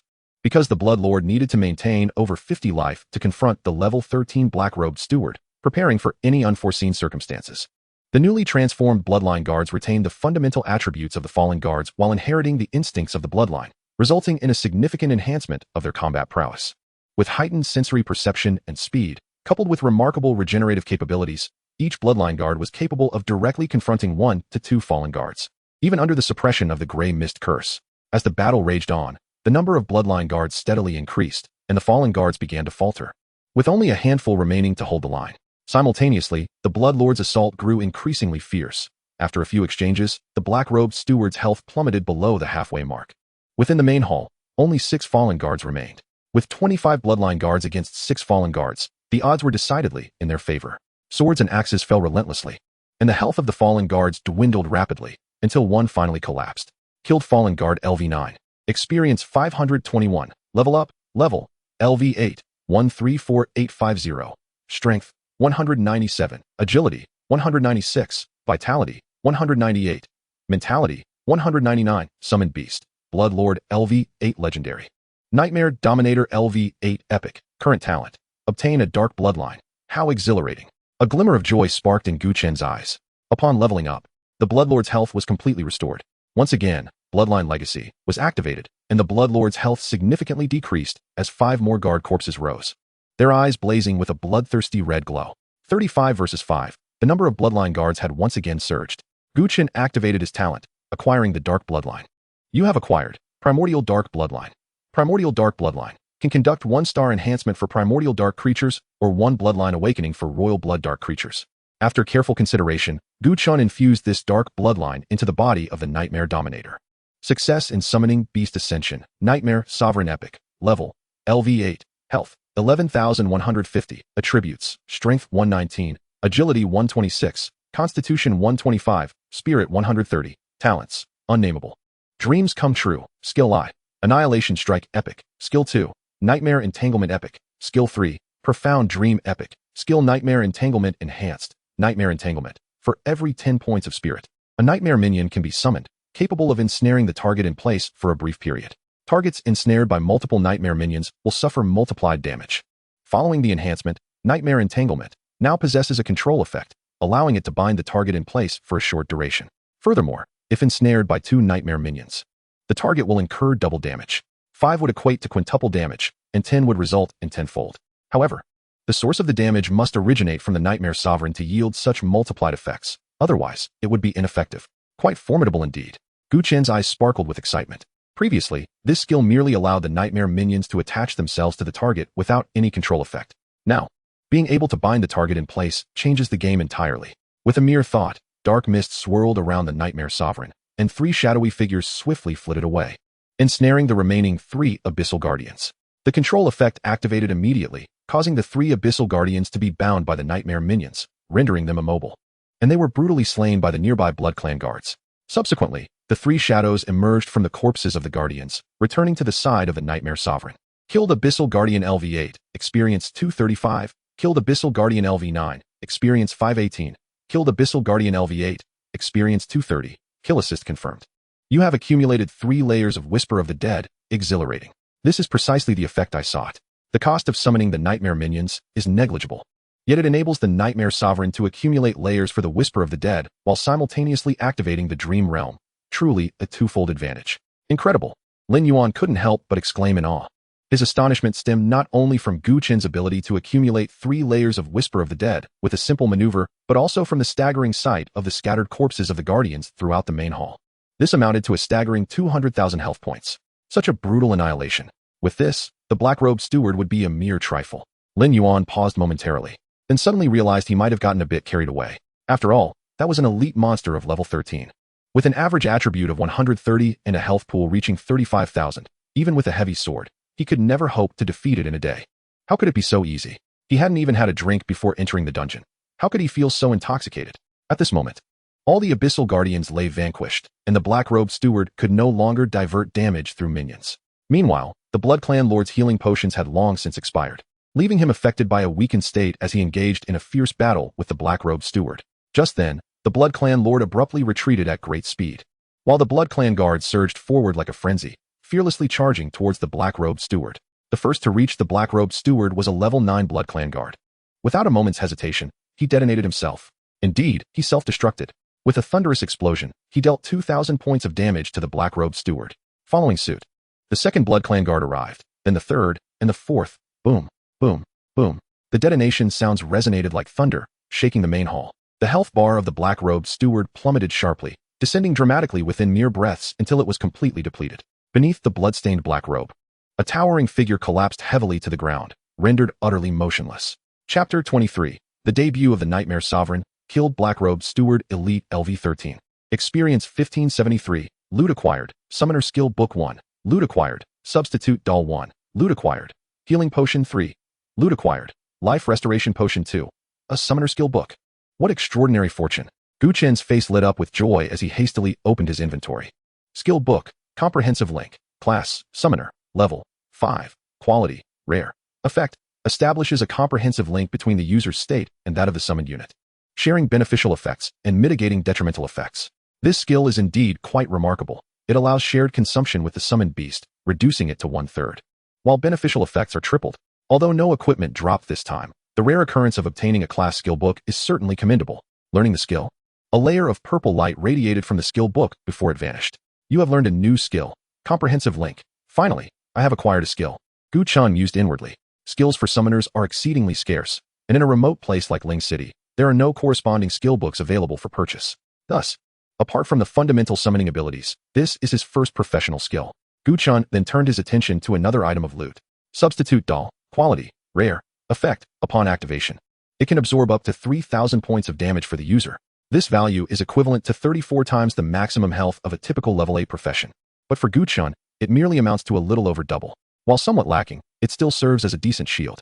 Gu Chen promptly activated the substitute doll, attaching it to himself, and then stored the remaining loot in his inventory. At that moment, the Blood Clan Lord seemed to notice something and handed Gu Chen a stained glass vial. What could it be? Gu Chen looked with curiosity, only to discover that the vial contained a heart, still beating slowly. Quest item. Sealed heart. Gazing at the murky, gray-black liquid within the vial, Gu Chen felt a wave of discomfort wash over him. Sealed heart. Type. Quest item. Description. A heart excised from a witch. Originally intended for a sacrificial offering to a deity in exchange for the power to resist the abyss, yet, stowing the quest item for now, Gu Chen placed the sealed heart into his inventory. Following the demise of the black-robed steward, the gray mist of the curse thinned considerably, and the effects of the weakness diminished significantly. Gu Chen found a clean spot in the main hall and released Lin Yuan and the others from the dream realm, allowing for a brief respite. The primary objective was to enable the Blood Clan Lord to recover health while also transforming additional Blood Clan progeny. After all, in the earlier rush to eliminate the black-robed steward, 8 Bloodline descendants were detonated in quick succession. Over an hour later, the Blood Lord had completely regained its vitality. Behind it stood 30 figures, each shrouded in a dense aura of sanguine energy, representing the maximum number of transformations the Blood Lord could currently achieve. Among them was a level 13 Blood Steward and 29 Blood Guards, which included 4 at level 9, 6 at level 8, 9 at level 7, and 10 at level 6. Transforming units below level 10 into Bloodline descendants consumed 1,000 health points, while the self-destruct damage was 2,000 for units below level 20. The cost escalated to 2,000 health points with a self-destruct damage of 3,000. As for those below level 30, that remained uncertain. Once prepared, Gu Chen summoned the Nightmare Sovereign, and Lin Yuan along with the others entered the dream realm once more. With the Bloodline descendants leading the way, Gu Chen swiftly approached the end of the main hall, arriving before 2 heavy iron doors. Pushing open these doors would lead him into the sanctum, the final stage of the nightmare level dungeon. Defeating the boss within and locating a sealed vial of blood would signify success. However, this was indeed a hell level dungeon, and the sanctum could only be deemed an appetizer. The true challenge lay ahead at the altar. A level 6 blood guard pushed open the colossal doors, and under the protection of the Bloodline warriors, Gu Chen stepped into the sanctum. Upon entry, the density of the gray mist surged once more, and the debilitating effects of weakness surged forth, causing a 35-point decrease in all of Gu Chen's attributes. Such a terrifying gray mist curse explained why no novice adventurer had ever cleared a hell-level dungeon. Gu Chen's complexion noticeably paled. Fortunately, Lin Yuan and the others were already in the dream realm. Otherwise, he would have surely lost half of his life. In the central area of the sanctum stood a gaunt, hunchbacked figure cloaked in dark crimson robes. According to the strategy guide, this was the boss of the sanctum, the Crimson Priest.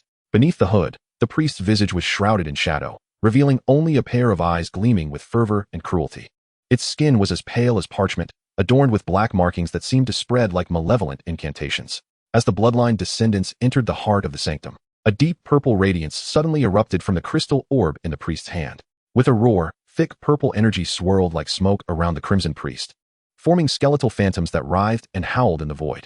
Otherworldly, Crimson Priest Elite, level, LV 15, health points, 72,000, attributes, strength 140, agility 147, constitution 162, spirit 150, skill I, Gray Mist Curse, skill 2, Wraith Impact, skill 3, Life Sacrifice, skill 4, Death Resonance. This truly felt like descending into hell.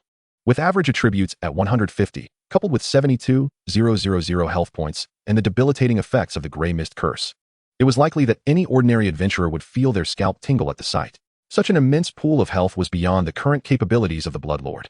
With that thought, Gu Chen retrieved a healing potion from his spatial pouch and applied it to himself. The potion took effect, instantly dispelling the weak state. Simultaneously, Gu Chen activated a skill, Comprehensive Link. Fully link one's status with summoned units, sharing beneficial effects and mitigating detrimental effects. In the next moment, the previously weakened Blood Lord and the cadre of Blood Guards felt their spirits lift, their condition rapidly improving. Gu Chen then turned his gaze to the ethereal figure beside him. Go forth, it is your time to shine. The Nightmare Sovereign, now restored to its peak state, transformed into a mass of black mist, merging into the void and advancing towards the Crimson Priest. In the central area of the sanctum, the Crimson Priest flicked its sleeve, sending 3 vengeful skeletons soaring into the air, effortlessly countering the bullets fired by the Blood Lord. The foremost Blood Guards had now reached the Crimson Priest, their swords and axes descending mercilessly. However, in the next instant, one of the wraith skeletons surrounding the Crimson Priest surged forward, reducing the leading Blood Guard to a pile of brittle bones. Soon after, several more wraith skeletons emerged, charging at the remaining Blood Guards. At that moment, vast, dark fissures abruptly materialized in the void, swiftly engulfing those wraith skeletons. The Nightmare Sovereign revealed itself, surrounded by its phantoms that swirled like black mist. In the next moment, the Nightmare minions transformed into shadowy figures, hurtling towards the Crimson Priest. Nightmare Entanglement. For every 10 points of spirit, 1 Nightmare minion can be summoned, capable of temporarily restraining the target in place. A target ensnared by multiple Nightmare minions will suffer multiplied damage. 1, 2, 3. In the span of a single breath. The Crimson Priest was ensnared by 10 shadowy figures, the damage multiplier reaching its zenith. The black mist surrounding the Nightmare Sovereign surged, vanishing into the dream realm. And in the next instant, a ghostly figure appeared behind the Crimson Priest. Phantom Elimination. Utilize the dream realm to approach the target unit and launch a surprise attack, inflicting substantial damage. The skill activated. Phantom Elimination struck true, unleashing a surge of high damage. Following that, the 10 shadowy figures entwined around the Crimson Priest convulsed violently, and the tenfold damage from Nightmare Entanglement erupted forth. Boom. Beneath the crimson robes, the hunched figure stiffened as if struck by lightning, collapsing to the ground. 28,000. The combined might of the Nightmare Sovereign's 2 skills unleashed a staggering damage output of 28,000. The blood bar of the Crimson Priest plummeted by nearly half, instantly reducing over 40,000 health points. Chapter 24. The Burning, Life-Sacrificing Crimson Priest by the Heavens. 28,000 damage. Lin Yuan exclaimed in astonishment. How is that possible? Isn't the Nightmare Sovereign a creature Gu Chen just contracted? How could it surpass even the Blood Lord in ferocity? Observing the Crimson Priest's health bar diminish significantly, he could no longer contain his amazement. This level of damage, as long as it wasn't directed at the boss, seemed capable of one-shotting any target. Lin Qingqing's expression mirrored his astonishment. The Crimson Priest's 72,000 health points appeared insufficient against the might of the Nightmare Sovereign, and Wu Zi shared the same incredulity. The 4 within the dream realm wore expressions of disbelief, akin to having witnessed a ghost. A freshly transitioned summoner had dealt 28,000 damage with their summoned creature. If they hadn't seen it with their own eyes, they would have never believed such an absurdity. With a roar, the Crimson Priest, grievously wounded, radiated a terrifying aura. Surrounded by a dozen skeletal wraiths, it let out a wailing scream and surged towards the Nightmare Sovereign. Just then, the Blood Lord launched a surprise attack, unleashing a flurry of bullets that accurately struck the Crimson Priest's skull. Bang, bang, bang. A torrent of damage erupted at the priest's forehead, instantaneously rendering the Scarlet Priest into a state of bewilderment. The skeletal wraiths surging towards the Nightmare Sovereign came to an abrupt halt, losing all semblance of control, and soon flitted about like headless flies, crashing into the surrounding walls and sculptures. For an elite creature like the Scarlet Priest, the stun lasted merely a second. However, in the midst of the current battle, that was ample time.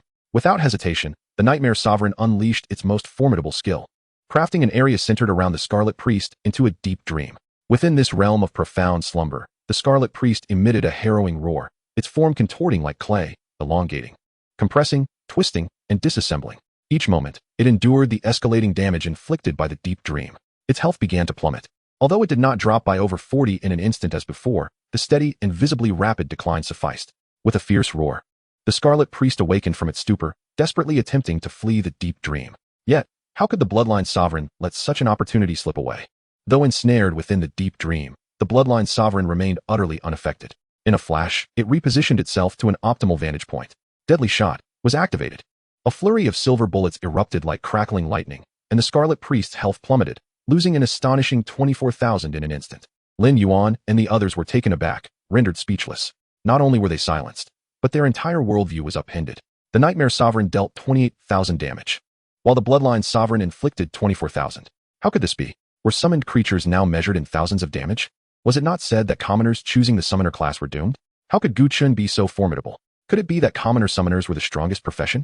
Had this world deceived them? The 4 exchanged glances, their expressions a tapestry of complexity. Was this truly an 8th level practitioner? Which 8th level practitioner could unleash damage of 20,000? Not merely 20,000, but 24,000. The omitted digits could lead to numerous deaths. If one were to participate in the Academy's assessment, how could the Jingjing Academy even be considered significant? Not necessarily, Wu Zi interjected, expressing skepticism towards that statement. Dungeon monsters possess a hate mechanism, targeting summoned creatures relentlessly. But under normal circumstances, how should a summoner be confronted? First, eliminate the summoner, Lin Qingqing declared. Indeed, in a battle against a summoner, the priority should be to eliminate the summoner. In a true assessment, focusing the attack on Gu Chen would facilitate an easy resolution of the encounter. After all, he is merely an 8th-level novice practitioner, they concluded.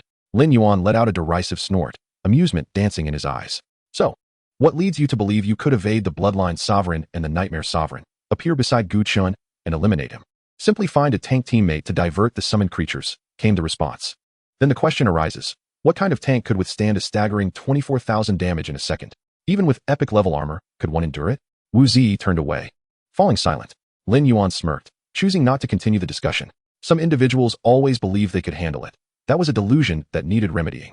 At the heart of the sanctuary, the Bloodline Sovereign unleashed a torrent of fiery projectiles, dealing damage in waves as the Scarlet Priest languished within the deep dream, its health rapidly dwindling. Soon, the battle neared its conclusion, with the Scarlet Priest's health reduced to approximately 10. Just as the Bloodline Sovereign prepared to command the Bloodline Guards to self-destruct, a wave of terrifying energy surged outward, forcing the Bloodline Sovereign to retreat repeatedly. With a ferocious roar, the Scarlet Priest emanated a potent aura of malevolence. Its crimson robe fluttered as if stirred by an unseen wind, becoming as vivid as blood. In an instant, its might surged, shattering the constraints of the deep dream. The Scarlet Priest ascended, extending its fingers toward the Bloodline Sovereign, grasping the air. In that moment, countless dark purple wraiths surrounded the Bloodline Sovereign, voraciously eroding its form. A pained expression crossed the Bloodline Sovereign's face as it was engulfed by a blinding radiance. Its body visibly disintegrating. Its health bar plummeted drastically, losing over 3,000 points in a heartbeat. Gu Chen's gaze sharpened, urgently commanding the Bloodline Sovereign to withdraw from the fray, while the Bloodline Guards surged forward to draw aggro. It was crucial to note that the Bloodline Sovereign now possessed just over 10,000 health. Should the Scarlet Priest raise its hand again, it could obliterate it in an instant. A dozen Bloodline Guards rushed forward, yet they could not reach the Scarlet Priest, ensnared by an invisible force. Immediately, the Scarlet Priest unleashed a chilling shriek, its robe swirling as if ignited by flames. The Bloodline Guards caught in its grip began to burn, disintegrating in a blinding flash of light. As the brilliance seemed to be summoned, it swirled toward the Scarlet Priest, being drawn into its being. Bathed in the dazzling radiance, the Scarlet Priest appeared divine, reborn in flames. Its previously gaunt and hunched form transformed into one of towering strength. Its health, which had dwindled to 10, surged to 60 in an instant. It had been reborn, and now it was even stronger. This was the Scarlet Priest's skill, life sacrifice. Gu Chen's expression shifted, commanding the remaining Bloodline Guards to retreat immediately. When the Scarlet Priest's health fell below 10, it would sacrifice itself and everything around it to regain vitality, exponentially increasing its damage output. In this state, the Scarlet Priest would continuously unleash Death Echo, a domain-like skill. Anyone within the range of Death Echo would be subject to exorbitant critical damage, with opposing units' health plummeting dramatically. The Scarlet Priest let out a thunderous bellow, darting into the ranks of the retreating Bloodline Guards. Countless wraiths surged forth from its center, assailing the surrounding Bloodline Guards. Boom, boom, boom. The Bloodline Guards struck by the wraiths barely had time to scream before they were reduced to mere dust and bones. In the blink of an eye, the remaining 20 or so Bloodline Guards were annihilated. The Bloodline descendants were utterly vanquished. Chapter 25, Death Whisper Orb, attribute doubled the moment the Bloodline Sovereign retreated. Gu Chen administered a health restoration potion. After the sacrifice, the Scarlet Priest became terrifyingly powerful. Over 20 Bloodline Guards entering the range of Death Echo were wiped out in an instant. Such damage would likely be insurmountable even for the Bloodline Sovereign. It was imperative to avoid entering its skill range. At this critical juncture, the foremost priority is to buy time for the Nightmare Sovereign. The cooldown of skills is intrinsically linked to energy. As long as more energy can be restored, the Scarlet Priest can be ensnared within the depths of the Dream Realm. A chilling shriek erupted from the Scarlet Priest, and suddenly, phantoms appeared within the sanctuary, heralding the re-emergence of the Temple Guards. This time, however, it was not a mere dozen or 20, but a veritable horde, a dense throng so numerous that counting them was an impossibility. All the guards were mobilized. The frenzied assembly of Temple Guards surged towards Gu Chen's location, their anguished howls echoing ominously from all directions. Retreat. Without a moment's hesitation, Gu Chen turned and fled, accompanied by his 2 summoned beasts. In such dire circumstances, only a strategic withdrawal could suffice. Otherwise, if the Temple Guards were to block the path and the Scarlet Priest closed in, escape would become a distant dream. The Scarlet Priest had fixated on the Bloodline Sovereign. Its speed astounding, as it almost instantaneously closed the distance. The Nightmare Sovereign spun around, a shadow detached from its form, and swiftly ensnared the Scarlet Priest, immobilizing it in place. The Nightmare Servant bore no health points. It was essentially a manifestation of a skill, thus impervious to being vanquished, only susceptible to purification-type skills that could disperse it. Seizing the moment while the Scarlet Priest remained trapped, the Nightmare Servant and the Bloodline Sovereign engaged the surrounding guards, retreating swiftly alongside Gu Chen. To be candid, a cold sweat trickled down Gu Chen's back. The sheer number of guards summoned by the Scarlet Priest was overwhelming, nearly encircling the entire sanctuary and sealing off any potential escape routes. The Bloodline Sovereign and the Nightmare Sovereign fought their way through, leaving a carpet of fallen guards in their wake. Yet the terrifying tide of adversaries showed no signs of abating. The two summoned beasts shielded Gu Chen, attacking the guards that obstructed their path while retreating. The Nightmare Sovereign was enveloped in swirling black mist akin to flames, and with each flicker of its form, it dispatched a guard ensnared by the Nightmare Servant. Yet, the rate of elimination remained painfully inadequate against the relentless onslaught of the drowning guards. Its killing speed rendered ineffective. A fierce anger ignited within the Nightmare Sovereign. This battle was its debut, and it had not anticipated being cornered in such a manner. Surrounded on all sides, retreat seemed all but impossible. Suddenly, Gu Chen halted his retreat, releasing a deep sigh of relief. What do you mean it's fine? We need to run. If we linger any longer, the Scarlet Priest will catch up. The other three within the dreamscape exchanged bewildered glances, utterly perplexed.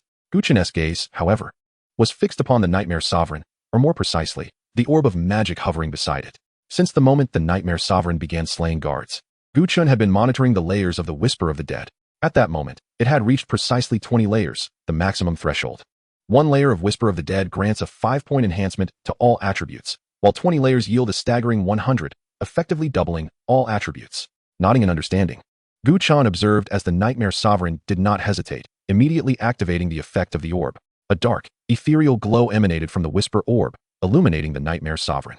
In the next instant, the black mist surrounding the Nightmare Sovereign surged, its attributes skyrocketing as its form doubled in size. Die! The Nightmare Sovereign soared into the air, unleashing a thunderous roar, as a barely perceptible pale gray energy radiated from Gu Chen, expanding outward. Deep dream. Under the influence of the Whisper orb, the Nightmare Sovereign's attributes were doubled, its energy surged, and it once again constructed the deep dream realm. Around Gu Chen, several approaching drowning guards disintegrated like crumbling blocks, scattering into fragments. Effective Whisper orb activated. The Nightmare Sovereign received a 100-point enhancement to all attributes, lasting for 1 minute. Though only for a minute. This duration proved ample for the Nightmare Sovereign. The guards ensnared within the depths of the dream realm possessed no capacity for resistance. Whether the lowest level 5 guard or the highest level 10 guard, all were obliterated by the overwhelming power of the dream. The only distinction lay in the mere seconds of endurance each could muster.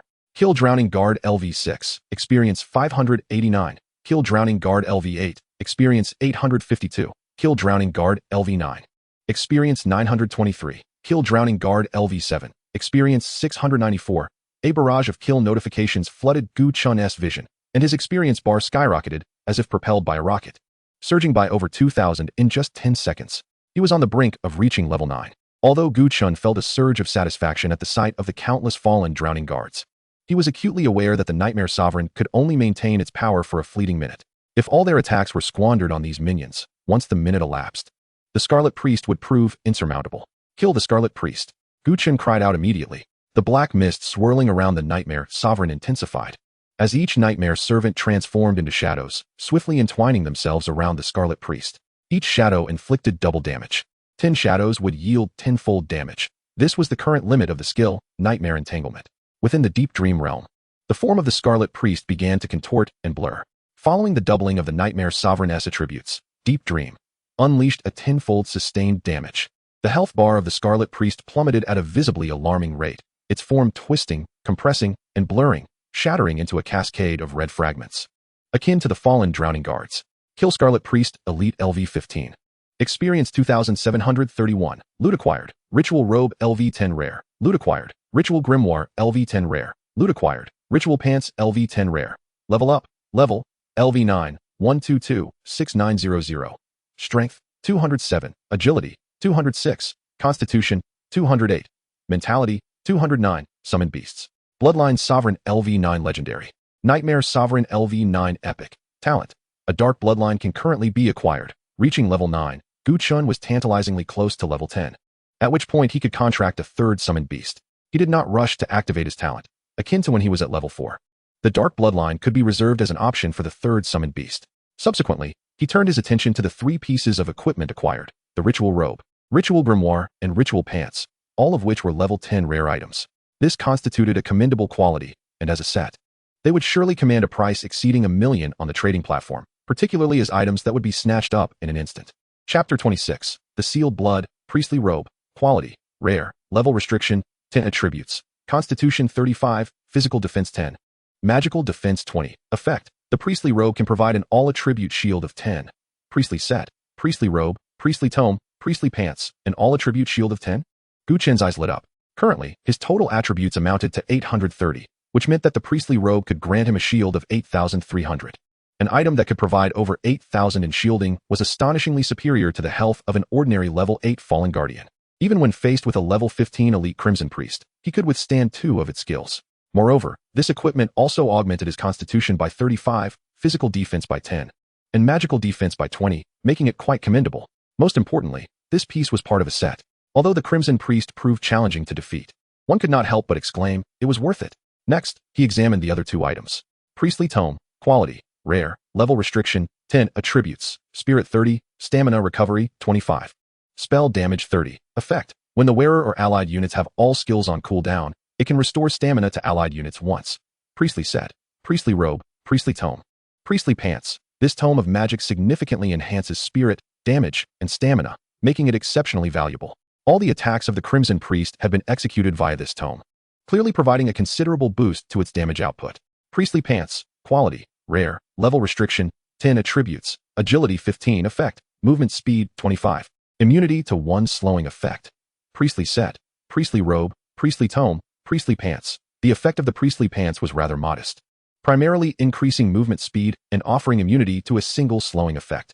However, they proved ineffective against entangling effects like those of the Nightmare minions. Additionally, this immunity could only be applied to oneself, rendering it unusable for allied units, which meant it did not extend to summoned creatures. Consequently, the utility of this equipment was somewhat diminished. Nonetheless, such limitations were to be expected. After all, the priestly set was strictly categorized as mage equipment rather than that of a summoner. The ability of the priestly tome to replenish stamina for allied units was already quite impressive. Subsequently, Gu Chen turned his attention to the set bonuses of the 3-piece ensemble. Priestly Set, Priestly Robe, Priestly Tome, Priestly Pants, Set Attributes, Constitution 50, Spirit 50, Agility 50, Set Effect. Conduct a sacrificial rite on the target unit. The sacrificer will receive a damage multiplier equal to the number of sacrifices made, up to 10. Cooldown, 24H. This was indeed formidable. In simple terms, the more sacrifices made, the greater the subsequent increase in damage. Gu Chen recalled the scene of the Crimson Priest's power surging after sacrificing several Blood Clan guards. No wonder it could annihilate all the Blood Clan offspring. It was evident that its skills gained a multiple damage boost. If this were to be employed by the Blood Clan sovereign, it could unleash unimaginable and terrifying damage. After securely storing the 3 level 10 set items, a minute had passed. Within the sanctuary, the pale gray boundary representing the deep dream began to shatter. Seizing the moment, Gu Chen harnessed the power of the dream to traverse through countless fallen guardians and arrived beside a towering frame. In the painting, dark red liquid flowed in a slow, irregular manner, resembling an animated demonstration. Gu Chen reached out and removed the painting from the wall, then inspected the item information. Sealed blood. Type. Quest item. Description. Blood extracted from the witch, sealed within this mural by the Crimson Priest using a special technique. Upon acquiring the quest item, Gu Chen wasted no time and immediately dashed towards the passage leading to the altar. The Blood Clan sovereign and the Nightmare ruler followed closely behind, fending off a horde of pursuing fallen guardians. The 3 figures ventured deeper into the corridor, progressing toward their ultimate goal. The gray mist seemed to have dissipated. Could it be that the Crimson Priest was the source of the fog? Having been preoccupied with evading countless fallen guardians, Gu Chen had overlooked this detail. After traversing the corridor for a while, he sensed something peculiar about himself. Upon checking his status, he confirmed that the weakened state had entirely vanished. Fortunately, the curse of the gray mist was lifted. Otherwise, the final challenge would have indeed been precarious. Glancing into his inventory, he found only a single vial of healing potion remaining. Everything else had been depleted during the battle with the Crimson Priest. If the gray mist still lingered by the time he reached the altar, it would undoubtedly lead to a grueling confrontation. The corridor was dimly lit, and level 10 black robe stewards began to spawn along the way. The Nightmare Ruler and the Blood Clan Sovereign coordinated their efforts, swiftly dispatching them all. Upon reaching the end of the corridor, Gu Chen was not only accompanied by the Blood Clan Sovereign and the Nightmare Ruler, but also by 10 level 10 Blood Clan stewards. Next, Gu Chen released Lin Yuan and the other 3 from the dream. With the gray mist completely dissipated, they regained their freedom. Currently positioned in the space between the sanctuary and the altar, they paused momentarily to catch their breath. We finally made it out. I felt utterly uncomfortable in the dream, Lin Yuan remarked, stretching against a wall. I now understand just how terrifying the hell level is. The sheer number of fallen guardians was overwhelming. If I had been there, I surely wouldn't have escaped, Lin Qingqing lamented. I can confidently say that Li Wenhui and the others will definitely not clear the hell level dungeon. The Crimson Priest is an absolute terror. Any ordinary player who encounters it is doomed, Wu Zi added, visibly shaken, listening to Lin Yuan and others converse. Gu Chen stored the Blood Clan Sovereign and the Nightmare Ruler in the summoning space, allowing the 2 creatures to rest momentarily. He then found a relatively flat stone slab and reclined leisurely. Checking the time, he noted that 3 hours had elapsed since the completion of the dungeon, and it was about time to take a breather. He himself was fine, but the Blood Clan Sovereign had been engaged in battle from beginning to end. Although it could recover health through leveling, its stamina had been significantly depleted. The Nightmare Ruler, having exhausted all skills and then unleashed them again with doubled attributes, faced even greater stamina depletion than the Blood Clan Sovereign. The stamina mechanism, unlike health, could not be intuitively represented through data. Thus far, stamina recovery could only occur through appropriate rest. Gu Chen's gaze was fixed upon the distant altar, where the final boss of the hell-level dungeon resided. Thus far, no newcomer had ever cleared a hell-level dungeon. Prior to this moment, nearly all novices venturing into such perilous realms had perished within. At this juncture, Gu Chen had already shattered the records of the hell-level dungeon. He was the sole individual to have glimpsed the finish line. Chapter 27. It's not a bet on who lasts longer in the dungeon. At the entrance of the dungeon, a throng of spectators had gathered, their numbers surpassing even those of the guards in the sanctuary, as Gu Chen and Li Wenhui had consecutively entered the hell-level novice dungeon. Though it was the peak of assessment season at the academy, the prospect of waiting 2 or 3 hours to witness who among Gu Chen and Li Wenhui would falter first proved to be an irresistible source of amusement. Indeed, 2 or 3 hours seemed sufficient to determine the victor. Historically, the longest record for challengers entering hell-level dungeons stood at 6 hours and 43 minutes, a feat achieved only when they reached the Red Priestess in the sanctuary. However, these were seasoned players of level 9 or 10. For the novice dungeon only permitted players below level 10. The audacity of Gu Chen and Li Wenhui, one at level 5 and the other at level 4. To brave the hell-level dungeon was nothing short of madness. Consequently, the onlookers believed that 2 or 3 hours would suffice to declare a winner. Curiosity is an innate human trait. Everyone was eager to see who would emerge triumphant in this gamble worth millions. 3 hours had elapsed, and astonishingly, both hell-level dungeons remained operational, indicating a fiercely contested battle within. Given that the novice dungeon was an artificial construct, challengers would keep the dungeon in a running state as long as not all members had perished. This allowed spectators to ascertain whether the teams inside were still progressing. I suspect Gu Chen is nearing his limit. Indeed, for an ordinary civilian to sustain himself with 4 actors for this long is already remarkable. Li Wenhui must have reached the main hall by now, given that he led a team of exceptional students as the class monitor. I believe Gu Chen has proven himself formidable. After all, how many ordinary civilians could survive this long in a hell-level dungeon? It's hard to say. Perhaps he is merely hiding in a corner, biding his time. The crowd buzzed with fervent discussion, while the entrance to the dungeon remained eerily tranquil. Another half hour passed, and nearly 4 hours had gone by since Gu Chen and Li Wenhui entered the hell-level dungeon. Both dungeons continued to show signs of activity, further piquing the curiosity of the crowd. The difficulty of the hell-level dungeon was evident, and the fact that both Gu Chen and Li Wenhui had endured for such an extended period had exceeded everyone's expectations. Suddenly, a flash of light erupted at the dungeon entrance, followed by the emergence of a figure. He has emerged. But wait, why is there only one? Confusion swept across the faces of the spectators. Regardless of the team, if 5 individuals entered and only one emerged, it signified that the others had perished within, hinting at a brutally fierce battle. As the light faded, a weakened figure stumbled to the ground. The crowd leaned in, their guesses swirling. Who could it be?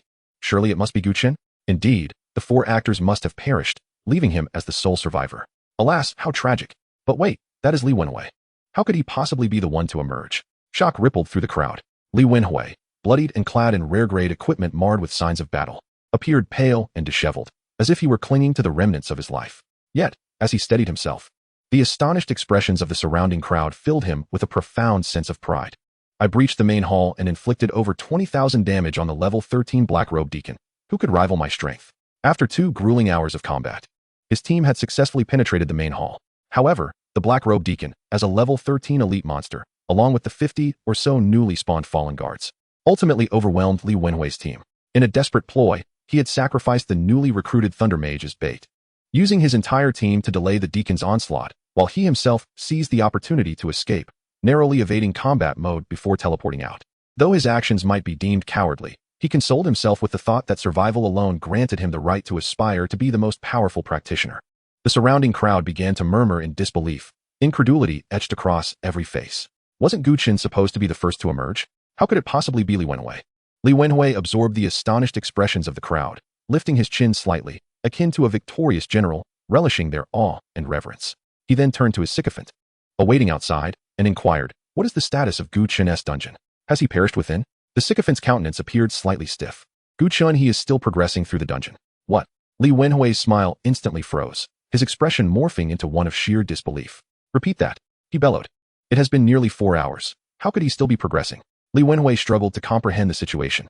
His team boasted 2 rare professions, vastly superior to Gu Chen's team of actors, yet they had barely survived. How could Gu Chen's team, which had entered after them, still be advancing? Perhaps Gu Chen's team is slower at killing monsters, the sycophant ventured quietly. Li Wenhui paused, his expression softening slightly. That makes sense. He had already engaged the Black Robe Deacon in the main hall, while Gu Chen's team might still be grappling with the fallen guards in the square. Gu Chen was simply not on the same level. "Very well. The wager concerns dungeon completion ratings, not merely who lasts longer inside," he declared. "Sycophant, set up my tent here. I wish to await Gu Chen's emergence and witness firsthand how he falters." The surrounding crowd nodded in agreement upon hearing Li Wenhui's words. Indeed, the wager revolved around dungeon completion ratings. Gu Chen's longevity did not guarantee a high rating. "I've said it before, Gu Chen is likely hiding in the dungeon, stalling for time. A civilian summoner leading 4 actors. Perhaps they haven't even breached the temple's entrance yet." "Indeed, that is quite possible." Li Wenhui mused as he reclined in the tent, opening his team's completion records. Though they had not successfully cleared the dungeon, the system would still provide a rating, albeit a low one. C rank? That seems somewhat inadequate. Li Wenhui furrowed his brow slightly, yet he was aware that this was a hellish level instance, where ordinary transfer students would typically perish. "Nevertheless, I not only emerged alive but also secured a C-grade evaluation, which is quite impressive." A smile spread across Li Wenhui's face as he envisioned himself winning the 50,000 wager. "Gu Chen, what will your rating be? D-grade? Or perhaps E-grade? Heh. I suspect you will meet your demise within." Chapter 28. In the depths of the altar, the fallen witch in the ruins of the temple. Having stepped out from the sanctuary's corridor, Gu Chen reclined on a stone slab, resting his eyes. If the circumstances within the instance were visible to the outside world, they would surely think he was merely stalling for time. Although Lin Yuan and the others felt bored, they did not remain idle. Seizing the moment while Gu Chen rejuvenated his summoned beasts, the 4 of them, feeling a bit restless, teamed up to eliminate a solitary black-robed steward. The process of slaying the creature was relatively smooth, albeit time-consuming, taking over 10 minutes. For individuals against a standard level 10 monster, and during this time, Wu Zi even sustained some injuries. Thus, they profoundly grasped the terrifying extent of Gu Chen's combat prowess. After resting for more than an hour, both summoned beasts had nearly restored their energy. Gu Chen summoned the nearly perfected Bloodlord and the Nightmare Sovereign. Gazing toward the altar not far ahead, he realized that it was the destination that had not even been mentioned in the strategy guides. "Let us proceed." The Bloodlord, accompanied by 10 blood stewards, forged ahead, with Gu Chen, Lin Yuan, and the other 3 walking in the center, while the Nightmare Sovereign brought up the rear. As they approached the vicinity of the altar, an invisible pressure enveloped them, causing Lin Yuan and the others to momentarily freeze, instinctively halting their steps. "What is the matter?" Gu Chen noticed the unusual behavior of Lin Yuan and the others. "It's nothing, just suddenly feeling breathless," Lin Yuan replied, his brow slightly furrowed. Gu Chen then glanced toward Lin Qingqing and the others, realizing that they too exhibited signs of distress, their expressions betraying evident fear and heaviness. "This is a mental pressure," Gu Chen deduced, directing his gaze toward the altar from which it emanated. The mental attributes of Lin Yuan and his companions hovered around 60, while the final boss lurking within the altar surely surpassed 150. Thus, upon mere proximity, they were affected. "Your attributes are too low. Retreat to the periphery," Gu Chen instructed them, before continuing forward with his summoned beasts. As they arrived at the altar's edge, a chilling and terrifying pressure erupted from within, and suddenly, the sky darkened. Gu Chen instinctively looked up.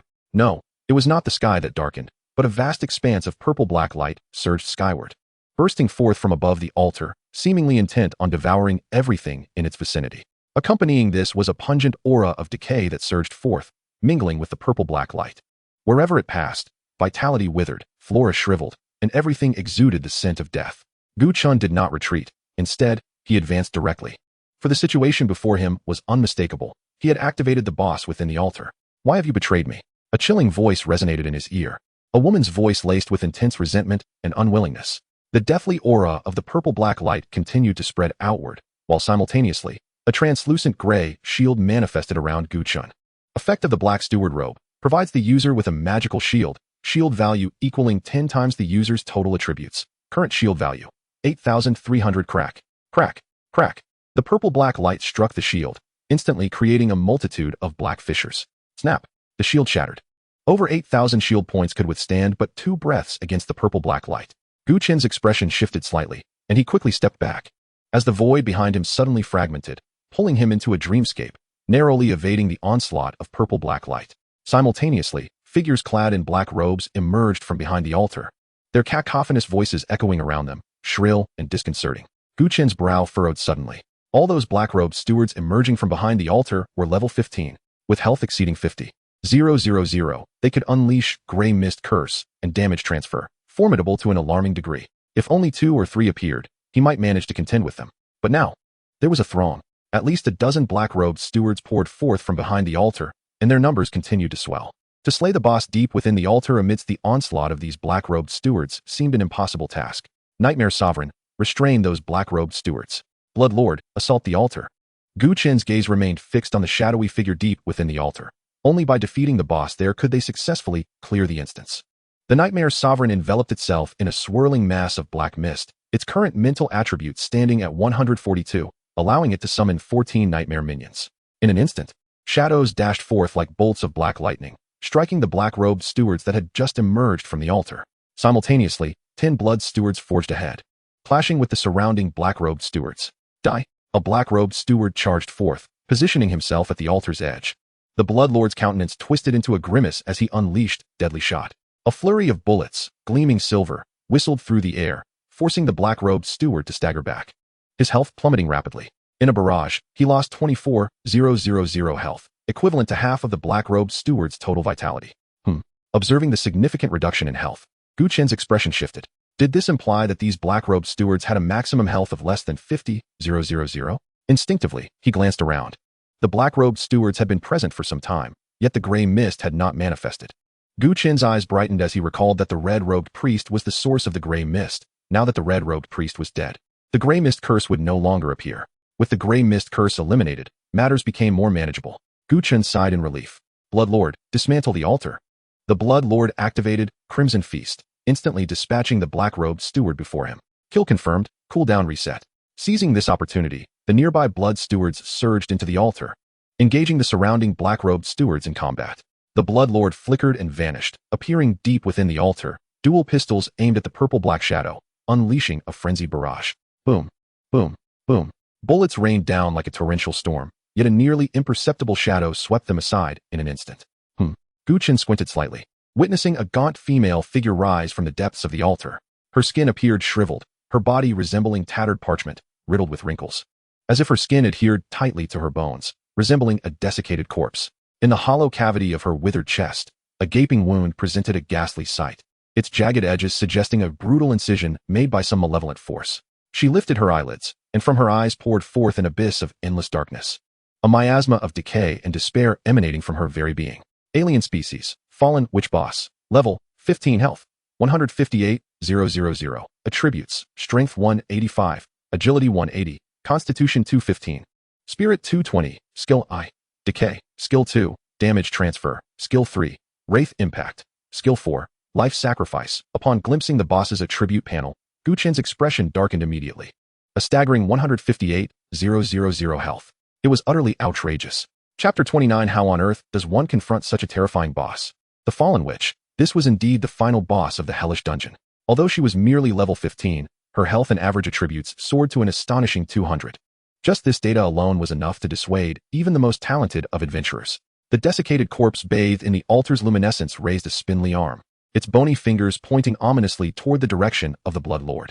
With a whoosh, a purple-black aura of decay coalesced into grotesque, twisted visages, unleashing a wailing cacophony as they surged toward the Bloodlord.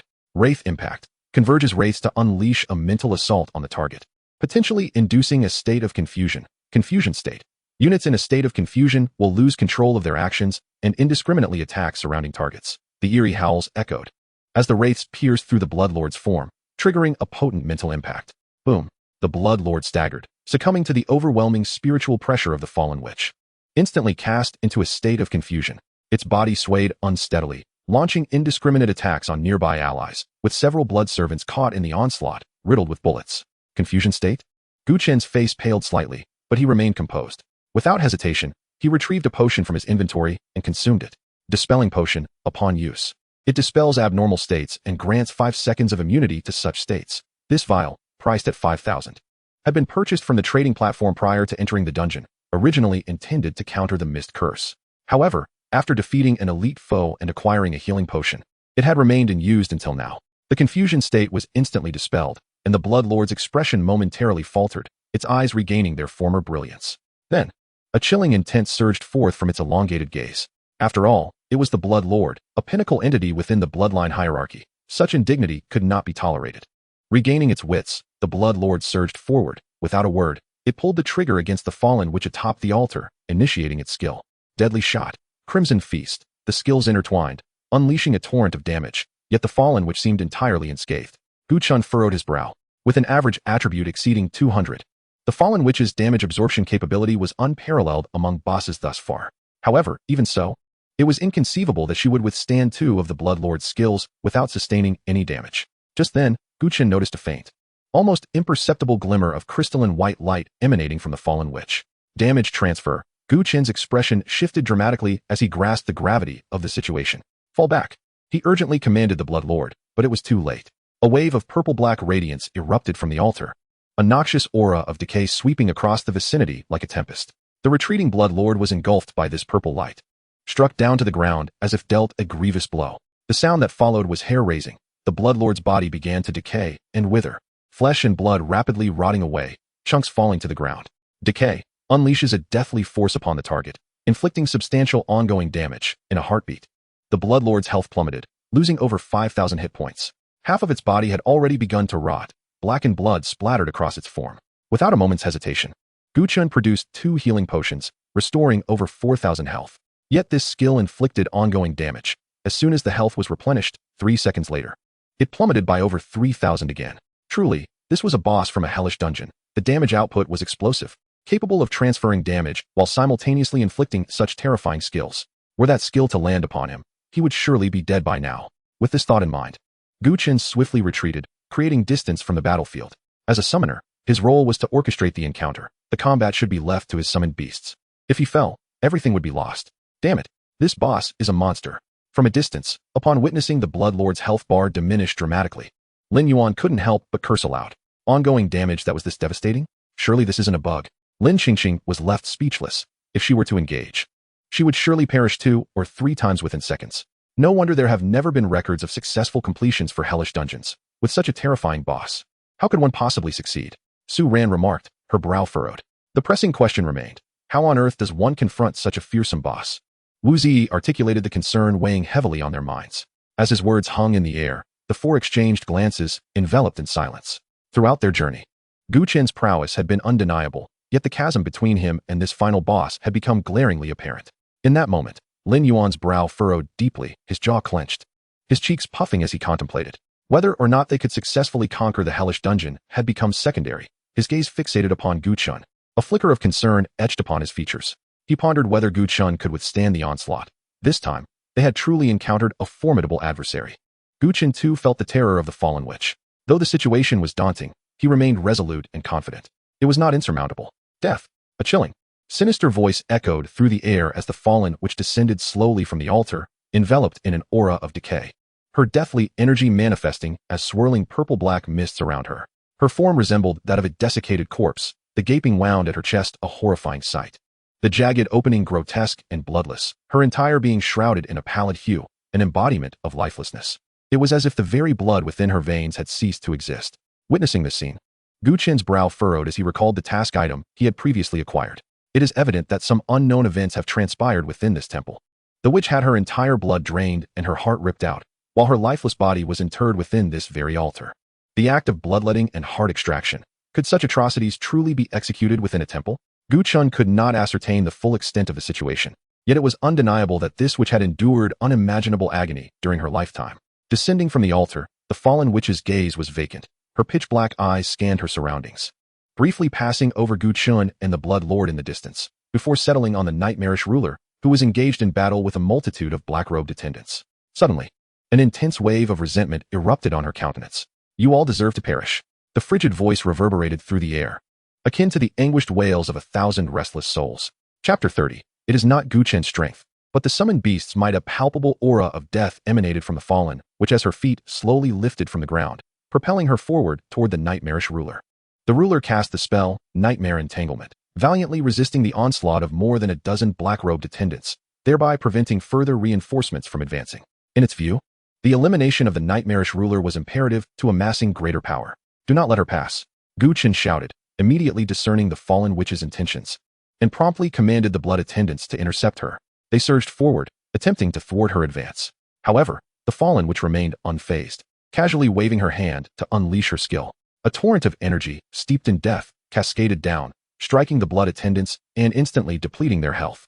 Their flesh melted away like snow, leaving behind mere skeletal remains shrouded in a dark aura. The skill, Withering, had previously reduced the Bloodlord's health by over 4,000 in a single breath, and now it had obliterated 5 blood attendants in an instant. The fallen witch treated them as one would a crushed insect, paying them no heed as she continued her flight toward the nightmarish ruler. Yet, at that moment, 5 shadowy figures appeared around her like phantoms. The fallen witch paused momentarily, but merely for an instant, dismissing the 5 blood attendants entirely. She could effortlessly annihilate such foes, as she had just demonstrated. However, as she prepared to cast her skill once more, boom, before she could react, all 5 blood attendants detonated simultaneously in her vicinity. The crimson explosions engulfed the fallen witch in an instant, although she could transfer damage to nearby minions. Such skills were subject to cooldowns. Thus, the self-detonation of the 5 blood attendants directly cost her 5,000 health points. The aftermath of the explosion had yet to dissipate when a flurry of shadows darted toward her, swiftly entwining around the fallen witch. In the blink of an eye, Nightmare Entanglement had reached its 10th layer. The nightmarish ruler acted decisively, constructing a deep dream realm centered around the fallen witch, where any enemy unit trapped within would suffer ongoing damage. Coupled with the entanglement of 10 nightmare minions, the damage inflicted upon the fallen witch surged tenfold, causing her health to plummet at an alarming rate. Blood loss. Her health diminished by over 10,000 each second. This spectacle elicited a glimmer of excitement in Lin Yuan's eyes. Such damage, remarkable. Who would dare claim that a civilian summoner was weak henceforth? This was not merely strength. It was monstrous. I cannot fathom how a mere transferee could unleash such terrifying damage. The onlookers gaped at the fallen witch's rapidly declining health, both astonished and elated. Yet, Wu Zi's expression remained grave. Let us not forget that the fallen witch possessed the skill of life sacrifice, which she had yet to employ. Life sacrifice. The terrifying power unleashed by the red-clad priestess post-sacrifice was fresh in everyone's minds. If the fallen witch were to sacrifice even once, the implications were unthinkable. In an instant, a heavy silence enveloped the group, their faces etched with concern. Deep dream realm.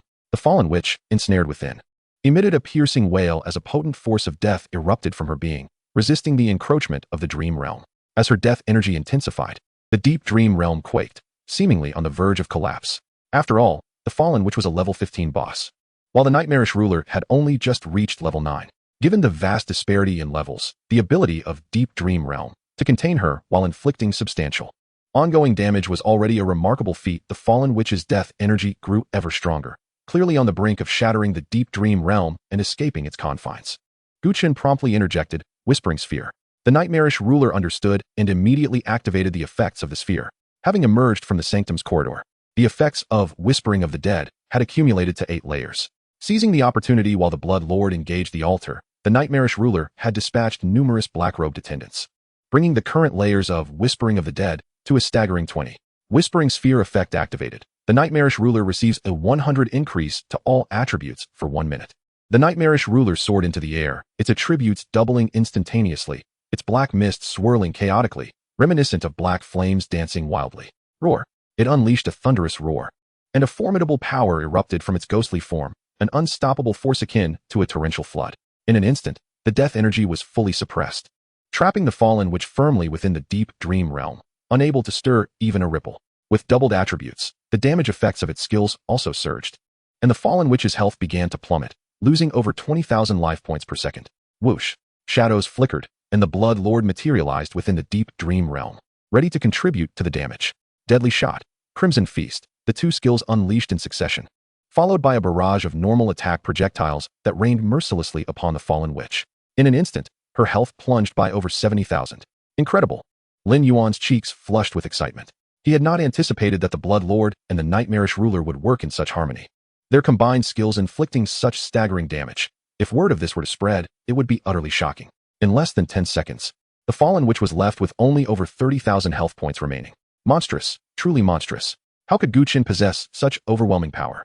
At this moment, I yearn to know which class among peers could endure such terrifying damage. The Whispering Sphere is merely a rare-grade equipment. How could it yield such a fearsome enhancement?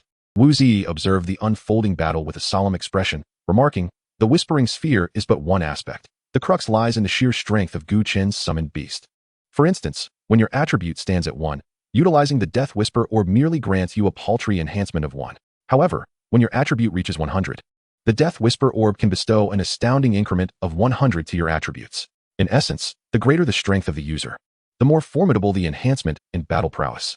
Were the Death Whisper Orb to be donned by Gu Chen, it undoubtedly would not unleash such terrifying levels of damage." Wu Zi's gaze fell upon the figures of the Blood Clan Sovereign and the Nightmare Ruler, a flicker of envy darting across his eyes. Thus, it is not the summoner's prowess nor Gu Chen's strength that matters, but rather the might of his summoned beast. Initially, Lin Yuan was in agreement. Yet upon hearing this, his demeanor darkened. For a summoner, does not the strength of their summoned beasts reflect their own capabilities? Wu Zi turned his head sharply, his expression darkening. This is not good. The witch has begun her sacrificial rites. Chapter 31. Do not hinder me. I can reverse the tide. Wu Zi's words caused a collective shift in the expressions of those present. Subsequently, a ferocious, tempestuous aura of death erupted from the fallen witch. Several nearby black-robed attendants emitted deep, guttural howls, and in an instant, their bodies appeared to be consumed by an invisible flame, transforming into blinding light that was absorbed by the fallen witch. Once the sacrificial rite commenced, it triggered a chain reaction. The bodies of dozens of black-robed attendants dissolved simultaneously, morphing into streams of radiant light. The fallen witch's form acted as a magnet, continuously drawing in the sacrificed black-robed attendants. Her body swelling rapidly as her once desiccated flesh became visibly plump and rejuvenated. Concurrently, her health no longer plummeted but began to surge at an astonishing rate. 30, 000, 40, 000, 50, 000. Her recovery speed was nothing short of miraculous. Even while within the deep dream, had there not been continuous damage from skills, she might have restored even more. Oh, the fallen witch emitted a piercing scream, and from within her, an inexhaustible force of death radiated, coalescing into countless skeletal wraiths that violently assaulted the barriers of the dream. Boom. The deep dream began to tremble violently, descending into chaos. The Nightmare Ruler shuddered, the black mist swirling around its form becoming disordered as if struck by a formidable force. Anger surged within it, and just as it prepared to retaliate, a wave of weakness unexpectedly rose from within, intensifying. Time is up. The effect of the Death Whisper Orb lasts only 1 minute. The Nightmare Ruler's attributes plummeted dramatically, its strength waning, and in the blink of an eye, its form reverted to its normal size. Immediately thereafter, with a sharp crack, the deep dream that had confined the fallen witch shattered like fragile glass. The fallen witch was freed. In her sacrificial state, she was enveloped by a torrent of deathly energy, voraciously absorbing the sacrificial light from the black-robed attendants, her health restoration skyrocketing. Above the altar, dark clouds roiled and churned, a tempest raging. With a mere wave of her hand, the chilling aura of death radiated from her, sweeping outward. The power of death coalesced into numerous grotesque tendrils, wildly extending and striking out. The Nightmare Ruler flickered, appearing beside Gu Chen, pulling him into the dream to evade the onslaught of black mist tendrils. The Blood Clan Sovereign, witnessing this, hastily retreated but was a moment too late, struck by a colossal black mist tendril. Boom. Its body was sent hurtling backward like a cannonball, flesh corroding to reveal stark, white bones in an instant. 8,000. Merely being struck by a black mist tendril caused the Blood Clan Sovereign to lose over 8,000 health points. Its health bar plummeted by approximately 60. Should another strike occur, it would surely meet its demise. Witnessing this scene, despair crept onto the faces of the four on the periphery. Just as they had thought they had severely wounded the final boss, it unleashed the grotesque sacrificial skill, not only restoring its health, but also amplifying its combat prowess to terrifying levels. Each black mist tendril inflicted over 8,000 damage. How could they possibly contend with such might? Even the Blood Clan Sovereign had been reduced to near death, and the Nightmare Ruler had lost the benefits of the Death Whisper Orb. How could the sacrificial state of the final boss be so dreadfully powerful? Who could possibly overcome it? At this moment, Wu Zi's resolve began to waver. He was relieved that he had not entered combat, allowing him to retreat at any moment. However, he did not immediately activate the teleportation scroll, as the situation had yet to reach its critical juncture. Do not speak thus, from the beginning. It has solely been Gu Chen battling the boss. For a summoner to endure to this extent is already quite remarkable, Lin Qingqing remarked, although a hint of reluctance flickered in her eyes. Hell level. This was a hell level novice dungeon, and thus far, no one had ever succeeded in clearing it. Just as they had nearly brought the final boss to the brink, they found themselves thwarted. Lin Qingqing sighed, her expression tinged with bitterness. Su Ran remained silent beside her. Yet her demeanor clearly reflected a sense of disappointment. She and Lin Qingqing had borrowed 200,000 in loans to join this team. Initially, they had hoped to secure the first clear rewards and an SSS rating to smoothly gain admission to a prestigious academy. Now it seemed all would dissolve into mere illusions. The fallen witch had entered her sacrificial state, her health and combat strength surging to their zenith. Meanwhile, the Blood Clan sovereign, having been grievously wounded by a single strike, dared not approach any closer. The nightmare ruler, having maintained the deep dream under the double effect of its attributes for far too long, was nearly drained of energy. As for the Blood Clan progeny, they had long since perished. At this juncture, Gu Chen's defeat appeared inevitable, with no possibility of a comeback remaining. Just a final tremor remained. No, I must assist old Gu, Lin Yuan shouted, brandishing his sword and charging forward. Come back. Are you seeking death? Wu Zi grasped Lin Yuan firmly. Do not hinder me. I can reverse the tide. Lin Yuan bellowed. Reverse the tide? Can you slay a black-robed attendant or the fallen witch? You can only rush forth and offer your head. Previously, outside the altar, the four of them had jointly slain a single black-robed attendant. Now Lin Yuan fancied he could achieve a solo reversal? Ridiculous. I do not care. My brother is over there. Lin Yuan cried out. It is precisely because he is there that we have been afforded this opportunity. Wu Zi's expression grew gravely serious. Gu Chen was in combat. As long as he could not evade the boss's assault, he could not utilize the teleportation scroll. However, they, as spectators, had never entered combat and could leave at any time by using the scroll. If you charge in, you will enter combat status and be unable to use the teleportation scroll to escape. Lin Yuan, do you wish to die? I do not, Lin Yuan replied, turning back. But I damn well do not have a teleportation scroll. Lin Yuan chuckled, a glimmer of mischief transforming into unwavering determination in his eyes as he charged forward. As if he truly believed he could reverse the tide. As he articulated, his brother was indeed there. Insanity. Damn it. Wu Zi, his face contorted with frustration, gritted his teeth and shouted, You will die? You will die? Yet in the next moment, he noticed Lin Qingqing gripping her battle sword, her eyes ablaze with unbridled martial spirit. Wu Zi furrowed his brow slightly. Are you also intent on courting death? Lin Qingqing grasped a black iron shield firmly in her hand. Court death? What if I can turn the tables? People will die? Are you truly unwilling to retreat? Lin Qingqing tilted her head, revealing a hint of a smile. Actually, I don't have a teleportation scroll either. With that, she seized her sword and shield, charging forward without hesitation. Wu Zi's expression immediately turned complex. He even thought he was hallucinating. These few individuals dared to confront the final boss of a hell-level dungeon? This was a farcical jest. With a sigh, he turned to Su Ran beside him. Are you coming or not? I have 2 teleportation scrolls. I can lend you one. Su Ran's hand shimmered with light as she replied. What a coincidence. I also possess 2 teleportation scrolls. 2 scrolls emerged, one belonging to her and the other to Lin Qingqing. Wu Zi was instantly taken aback, instinctively glancing at Lin Qingqing's silhouette. What on earth is this? With teleportation scrolls available, why do you insist on rushing to your doom? Su Ran said nothing further, stowing the scroll into her inventory before producing a dagger. Simultaneously, her figure began to fade, entering a state of concealment. A gentle breeze swept past as Su Ran pursued Lin Qingqing's retreating form. Wu Zi was utterly exasperated. Madmen. These individuals were all insane. Each one was rushing to their demise. They were lunatics. Damn it. You all wish to embrace death, do you? I wish to live. Only by surviving can one become the most formidable of adventurers.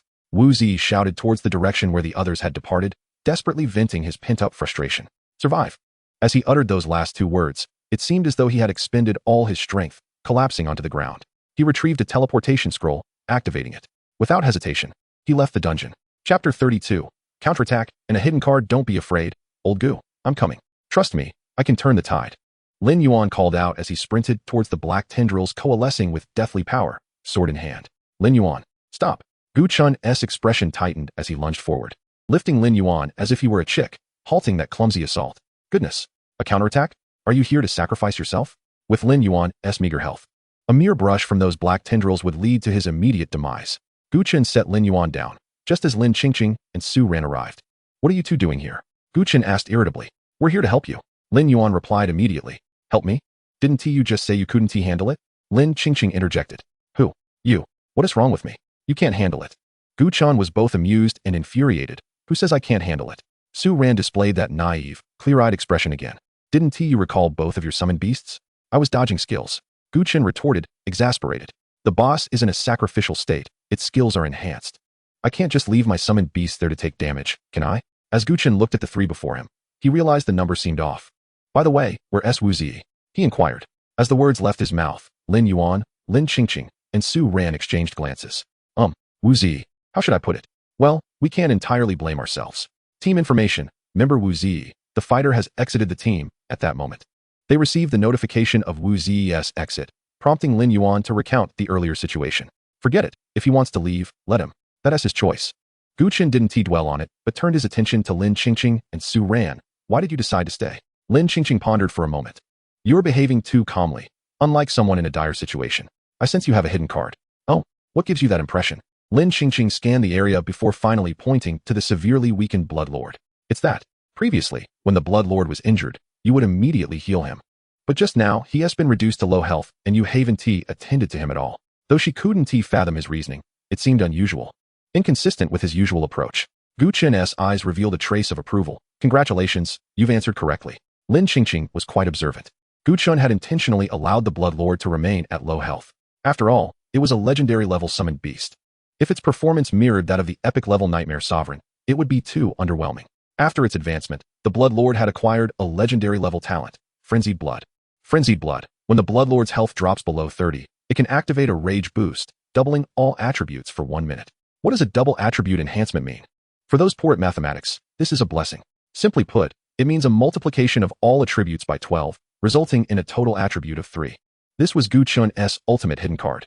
The reason the Fallen which was so formidable boiled down to 3 points: high attributes, thick health, and sacrificial state. Currently, the Bloodlord's average attributes were nearing 180. When multiplied by 3, its combat power would surge to a terrifying level. Even if the Fallen which were in a sacrificial state, she would be forcefully overwhelmed.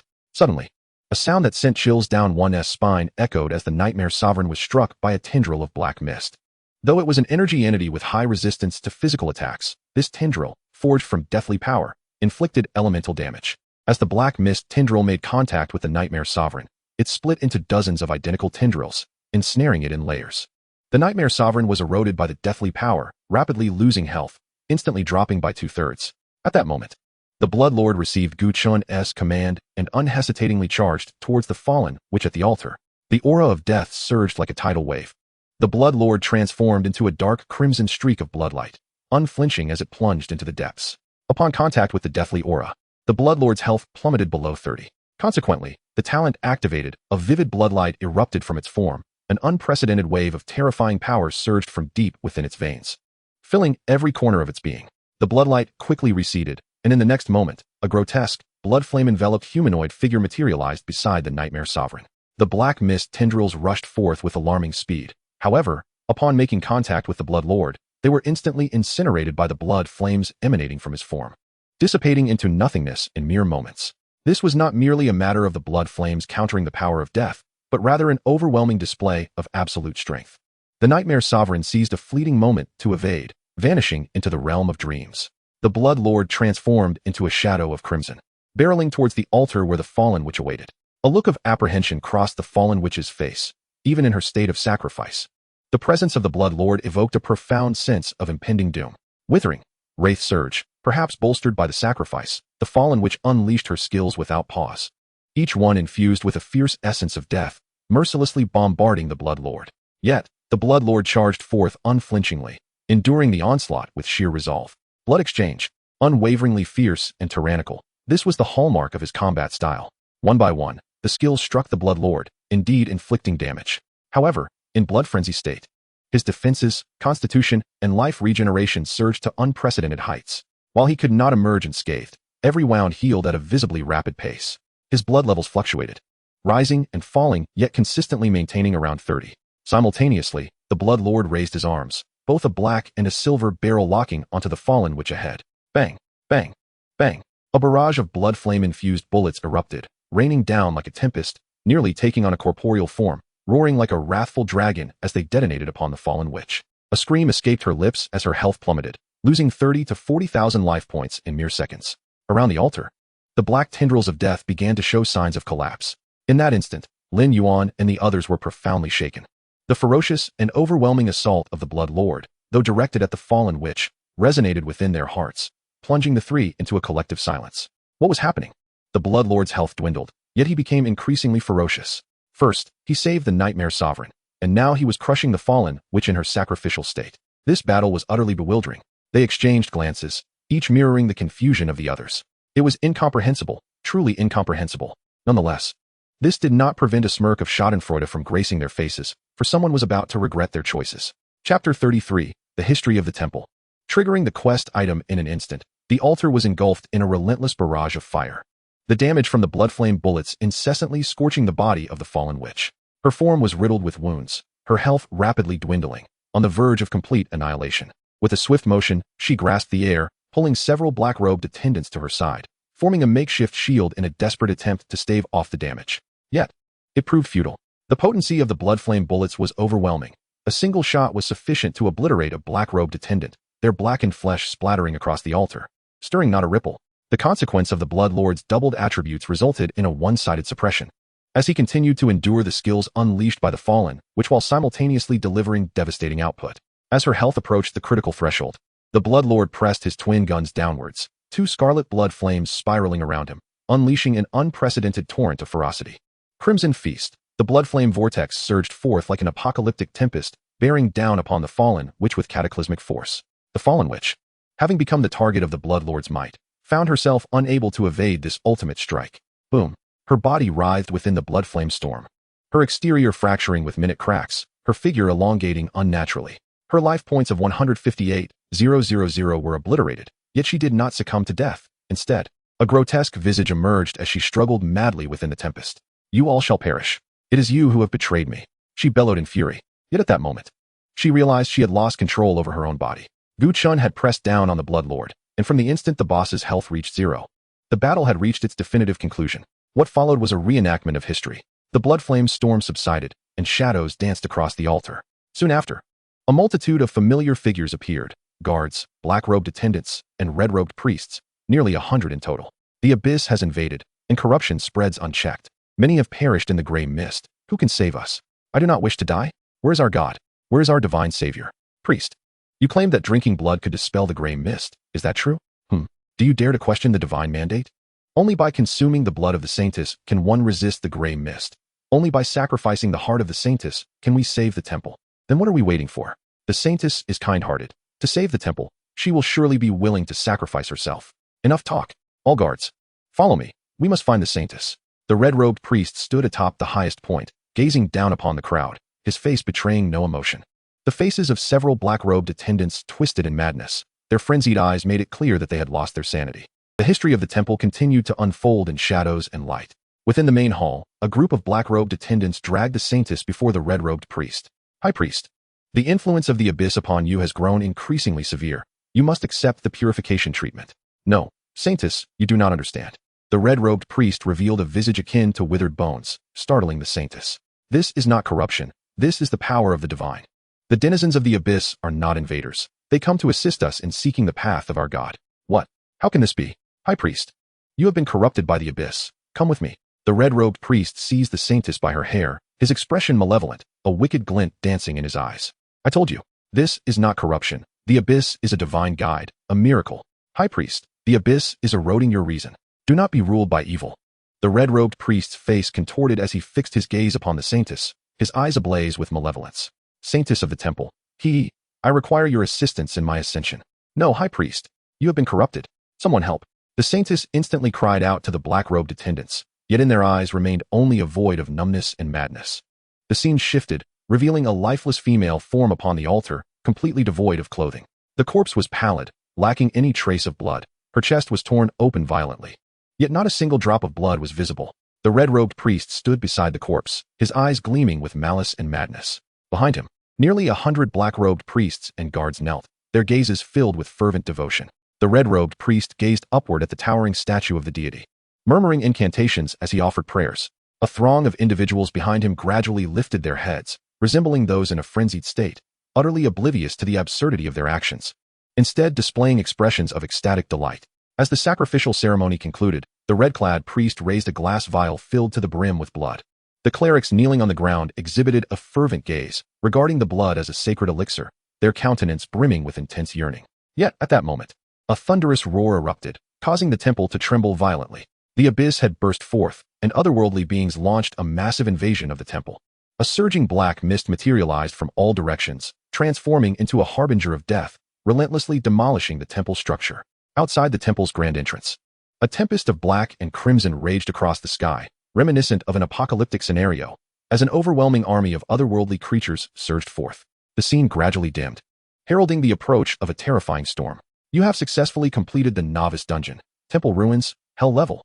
The dungeon will conclude in 5 minutes. Or you may choose to exit immediately. Is it over? Is this it? Lin Yuan displayed a countenance as if he had just swallowed a fly. So, what kind of dungeon is this? A tale of a group of deranged individuals slaying a woman? Lin Qingqing furrowed her brow. Despite having cleared the dungeon, a sense of discontent lingered. Su Ran was profoundly dissatisfied with this conclusion. Gu Chen found himself at a loss for words regarding the outcome, when suddenly, he recalled the 2 quest items he had previously acquired. He retrieved the 2 glass vials from his personal space, one containing a sealed heart, and the other, sealed blood. Prompt: quest item activated, sealed heart. Option 1. Return the heart to the fallen witch. The saintess will momentarily resurrect and sacrifice herself to end the abyssal invasion. Sealed blood. Option 2. Pour the blood into the altar. The temple's corruption will be purified, and the clerics will gain the strength to combat the abyss. If no choice is made, history will repeat itself. The abyss will invade the temple, and all will be consigned to destruction. Please make your choice. Is this it? This time, it was Gu Chen's turn to wear a look of distaste. If he returned the heart, the saintess would briefly come back to life, but would lose her power, having to sacrifice herself to halt the abyssal invasion. If he poured the blood into the altar, the saintess's blood would cleanse the temple's corruption, allowing those within to gain the strength to resist the abyss. Regardless of the choice made, the invasion would be thwarted, and the inhabitants of the temple would survive. So, from beginning to end, did this dungeon only result in the death of one woman? And an innocent one at that? Damn it, this conclusion leaves a bitter taste. Chapter 34. After your death, who cares if the flood is overwhelming? Must we choose? Lin Yuan suddenly inquired. Should we repel the abyss, or allow history to repeat itself?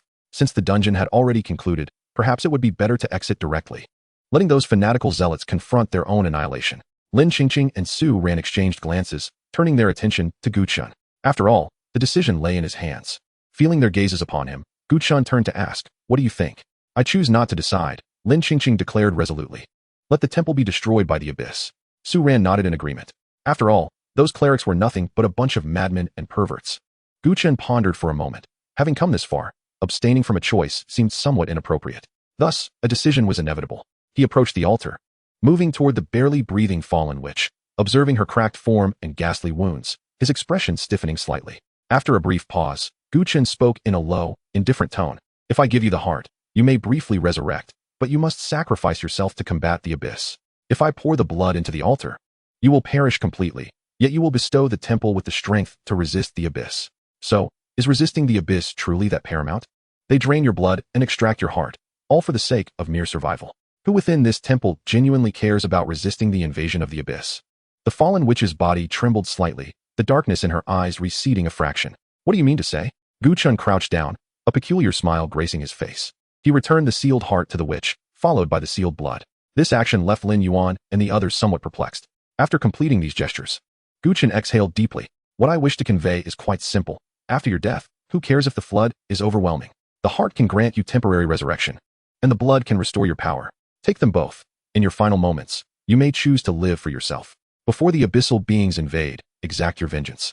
Make those who caused your demise pay the price, and let them, like you, perish in despair and agony. Moreover, you can lead the invading abyssal beings to folly. By the time they breach the temple, it will be too late. You have avenged yourself and played a trick on the otherworldly beings before your demise. How splendid that would be. Such a maneuver?" Lin Yuan and the others finally grasped the intent, instinctively nodding in agreement, thoroughly satisfied with this conclusion. Battling through the dungeon had been arduous. It would be preferable for the finale not to feel so stifling. Everyone relishes a triumphant narrative. Who desires the torment of a tragic tale? Gu Chen unsealed the 2 vials, then rose, leisurely descending from the altar. Although none of this was real, he still wished to grant the fallen witch an opportunity for vengeance. The true conclusion of the dungeon mattered little to him, nor to anyone else. Each individual yearns to witness their desired ending. And this moment, right now, was precisely what Gu Chen wished to see, with the heart and blood obtained. The fallen witch's body emanated a radiant glow, swiftly transforming into countless motes of light that soared into the illuminated tableau above the altar. In the vision, a host of clerics appeared, horrified by the abyss's incursion. Suddenly, the corpse of the woman on the altar began to levitate, a vibrant heart pulsating in her chest. And with the infusion of blood, an unprecedented surge of power erupted from within her. The saintess's eyes gradually opened, filled with brutality and resentment as she gazed down upon the crowd, her voice laced with an uncontrollable, intense desire for slaughter. Time is short. I hope to slay all of you before the abyssal beings conquer the temple. High priest, do you not consider yourself a devotee of divinity? Allow me to escort you to meet your god. As the dungeon officially reached its conclusion, a series of messages appeared before Gu Chen's eyes. Defeated the fallen witch boss LV-15. Experience 5317. Level up. Level. LV-10. 123414500. Strength. 217. Agility. 216. Stamina. 218. Spirit. 219. Summoned beasts. Bloodline. Sovereign LV-10 Legend. Nightmare Lord LV-10 Epic. Talent currently allows for the acquisition of a dark bloodline. Congratulations. You have completed the hell difficulty of the temple ruins, receiving rewards. 3000 professional experience. 1 hell level dungeon chest. Dungeon concluded. Exiting the current scene in 5, 4, 3, 2, 1, dungeon square. Ever since Wu Zi emerged, an increasing number of individuals have gathered. Everyone is aware that the dungeon betting contest is nearing its conclusion. Anticipation dances upon each face, eagerly awaiting the moment of triumphant vindication. By now, Gu Chen must be nearing his demise, right? I have long asserted that a civilian summoner challenging a hell-level dungeon would meet a most tragic end. And now, not only has he lost his life, but he has also incurred a debt of 500,000. I wonder, given that Wu Zi has been out for quite some time, why has Gu Chen not yet perished? The crowd buzzes with speculation. While Li Wenhui has already stowed away the tent, after a brief respite, he has nearly regained his vigor. At this moment, he stands at the dungeon entrance, a grin perpetually tugging at his lips, unable to contain his glee. Listening to the derogatory remarks about Gu Chen, Li Wenhui remains silent. In such moments, all he needs to do is maintain his haughty demeanor. Should he also belittle Gu Chen, he would merely be viewed as lacking in grace. However, upon seeing Wu Zi standing outside the dungeon in a stupor, he cannot resist approaching. Noticing the mirth upon Li Wenhui's countenance, Wu Zi raises an eyebrow, asking, "What do you want? While I may be a coward, you have no right to humiliate me." Li Wenhui waves dismissively. No, I have no time to amuse myself at your expense. I merely wish to know how far Gu Chen has progressed with you. Wu Zi's expression darkens. What concern is that of yours? Li Wenhui sighs, his tone turning serious. Very well, let us simplify the question. You have been out for quite a while. Why is Gu Chen still alive? This inquiry causes Wu Zi's expression to stiffen momentarily. Since his exit, he has been ensnared in a tumultuous battle of self-reproach and justification, completely oblivious to the passage of time. Now, with Li Wenhui's probing question, a sudden jolt of anxiety grips his heart. Could it be that Gu Chen has turned the tide? Impossible. Absolutely impossible. That is a hell-level dungeon, having reached such a point. Gu Chen must have exhausted all his trump cards. How could he possibly stage a comeback? Just then, a massive screen above the dungeon entrance abruptly illuminates. Breaking news. The Temple Ruins hell-level dungeon has been cleared for the first time. Completion time. 5 hours 27 minutes 36 seconds. Clearing team information. Captain, Gu Chen. Summoner. Members, Lin Yuan, Swordsman, Lin Qingqing, Warrior, Su Ran, Assassin. Rewards. 3000 professional experience. Personal achievement 1. First clear reward box 1. Completion evaluation. SSS. Chapter 35. The psychological shadow of Wu Zi in an instant. The dungeon square is engulfed in a profound silence, as if time itself has come to a standstill. This tableau persists for several seconds before being shattered by a voice. No way. Am I seeing things? The hell-level dungeon has been cleared? This is the first clear. How on earth did he manage that? Someone, give me a slap. Oh wait, you really did. As the announcement appeared at the very moment the final boss fell. Gu Chen and his team remain within the dungeon. Confusion and astonishment ripple across the faces of the gathered crowd, many rubbing their eyes in disbelief, questioning whether they are dreaming. Yet, no one doubts the authenticity of the announcement. The announcement is intrinsically linked to the dungeon system and is infallible. Thus, it follows that Gu Chen, a mere civilian summoner, has led his 3 companions, oh no, 3 actors, to successfully conquer the hell-level novice dungeon. All just an illusion. It cannot scare me, bellowed a portly figure clad in sportswear. But how could he have accomplished this in a hell-level dungeon? Wasn't it said that civilian summoners were doomed to failure? Have they deceived me? Alright, who was it that claimed if Gu Chen succeeded, he would stream himself doing a handstand while defecating? Come on, let's see it. The handstand can wait. Who among us is good at math? Help me calculate Wu Zi's current psychological shadow area. No need to calculate. He must be regretting it so deeply that his intestines are turning green. Ha ha. A pure victim of fate, truly a sight to behold. He chose this path himself. Who can he blame? One must walk the road they have chosen, even if it means kneeling to complete it. The air is thick with speculation and derision, devoid of any pretense or restraint. These individuals are blatantly reveling in the moment. Gu Chen's success, while enviable, pales in comparison to the sheer amusement derived from Wu Zi's failure, especially in such a scenario where one witnesses another's ascent, only to see them swiftly plummet. This is the kind of tale that captivates the masses. From the moment he fled the dungeon, the rewards of the hell-level dungeon slipped through his fingers. SSS level evaluation. First clear reward of the hell-level dungeon. Either of these opportunities would be monumental for an ordinary transitioning practitioner. Yet, the utterly unremarkable Wu Zi has unwittingly let slip both, leaving one to wonder just how vast his psychological shadow area must be at this moment. There is no doubt, Wu Zi is genuinely filled with regret. His expression is vacant, his face etched with remorse and self-reproach. From the time he left the dungeon to the announcement's release, scarcely 15 minutes elapsed. Yet, for him, those moments felt like a descent from paradise straight into hell. The cascade of rewards and achievements listed in the announcement is blinding to him. 15 minutes. Just 15 minutes. The accolades and glory that should have been his have vanished into thin air. What a calamity. Slap. In a fit of rage, Wu Zi strikes his own face, departing amidst the mocking gazes of the crowd, seething with resentment. The sharp sound of the slap jolts Li Wenhui from his stupor. The notion that Gu Chen has cleared the hell-level dungeon seems utterly fantastical to him. Yet, there it is in black and white. The completion information laid bare in the announcement. 5 hours, 27 minutes, 36 seconds. SSS level evaluation. This achievement, not only remarkable within Lin City, but also extraordinary across the entire northern region, prompts the question, is it truly possible for a civilian summoner to possess such formidable strength? The SSS rating signifies a resounding triumph. I've come to a realization. We have all been deceived. The true pinnacle of strength lies in the civilian class of summoners. How absurd.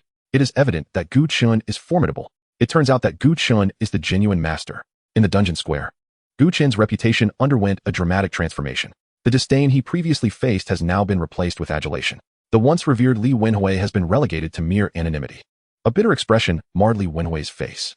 Although Wu Zi has become a laughingstock in the eyes of the public, he has merely lost his dignity. Yet, Li Wenhui has suffered a substantial financial loss, 500,000 in cold hard cash. Though he hails from the Li family of lynching, he is not the heir. To him, 500,000 is not pocket change. It is the sum he intended to invest in enhancing his gear post upgrade. A set of rare grade knight armor costs over $1 million. It is not trivial equipment to be discarded after a few levels, but rather a vital asset for gaining admission to prestigious academies. Now, having lost 50,000, were his father to discover this, he would undoubtedly face severe repercussions. How he wishes he had not engaged in a wager with Gu Chen. A profound sense of regret surged within him, yet it was too late. The betting on the trading platform was his own suggestion, and once the money entered the platform, the wager became official. Not even the head of the Li family could retract it now. Gu Chen need not utter a word. A few taps on his phone would suffice to transfer the funds to his account. Gu Chen, you may well be the cause of my ruin. As Li Wenhui wallowed in remorse, Gu Chen and his companions finally emerged from the dungeon. Upon their exit, they were immediately besieged by a throng of journalists wielding cameras and microphones. After all, it is the season for class changes, and the novice dungeons are among the most sought-after venues for reporters. The emergence of a genius class capable of shattering dungeon records is one of the most exhilarating stories for the youth. Gu Chen, I am a reporter for the Occupational Evening News. Could you share your feelings about conquering the hell-level dungeon for the first time? Gu Chen, this is Linqing Satellite Television. What prompted you to choose to become a summoner? Gu Chen, having won your wager against Li Wenhui, how do you plan to handle the 500,000 bet? Is this your first day as a reporter? Is that really a question you would ask? A dozen reporters, alongside thousands of aspiring class changers, surrounded Gu Chen, making him acutely aware of what it truly means to be in the spotlight. The onlookers in the square were filled with envy. This was a rare opportunity to showcase oneself in front of a captivated audience. Seizing this wave of attention could easily lead to immense wealth for him. Fortune has smiled upon Gu Chen. The wheels of fate have begun to turn in his favor. However, Gu Chen had no desire to waste time with the journalists and promptly pushed Lin Yuan forward. Lin Yuan was also experiencing this scenario for the first time. Yet he was far from intimidated. Clearing his throat, he seized the nearest microphone and, regardless of whether the audience was interested or not, began to deliver his inaugural remarks. Seizing this opportunity to bask in Gu Chen's limelight would elevate his status to that of a semi-celebrity. With fame, making money would be as effortless as eating or drinking. Meanwhile, Gu Chen took this chance to discreetly make his escape.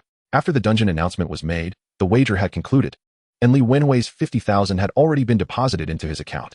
In his personal space, the hell-level treasure chest, and the first clear gift box gleamed enticingly. Gu Chen's excitement was palpable. Open the boxes. Chapter 36. Fallen Spellball. Gargoyle. Upon reaching level 10, the third summoning beast's rank had been unlocked. However, Gu Chen was in no rush. He decided to open the treasure chest and gift box first.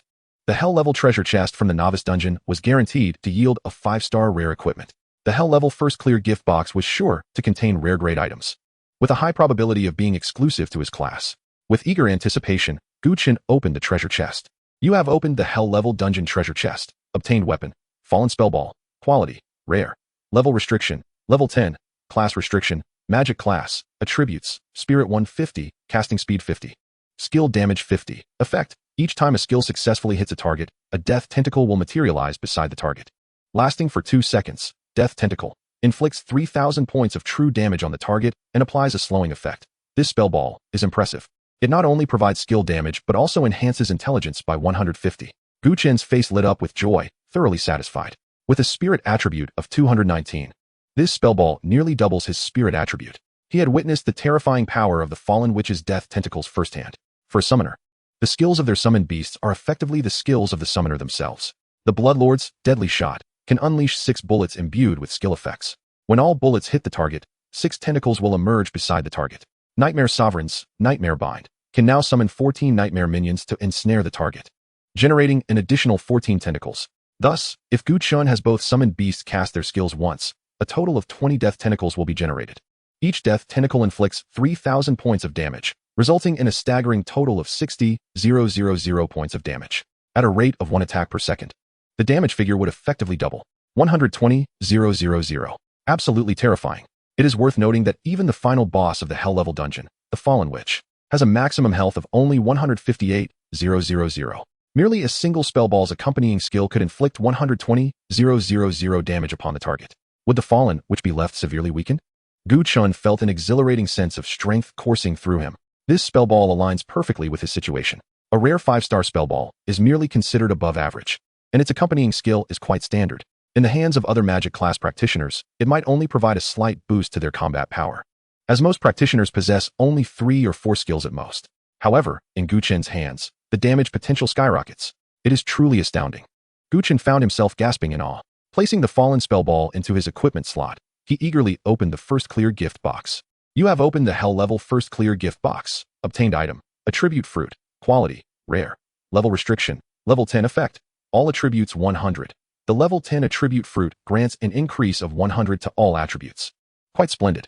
The enhancements brought forth by attribute elevation are multifaceted, encompassing aspects such as health points, stamina consumption, and skill cooldowns. As the summoner's attributes ascend, so too does the damage inflicted by their summoned beasts, creating a seamless interdependence.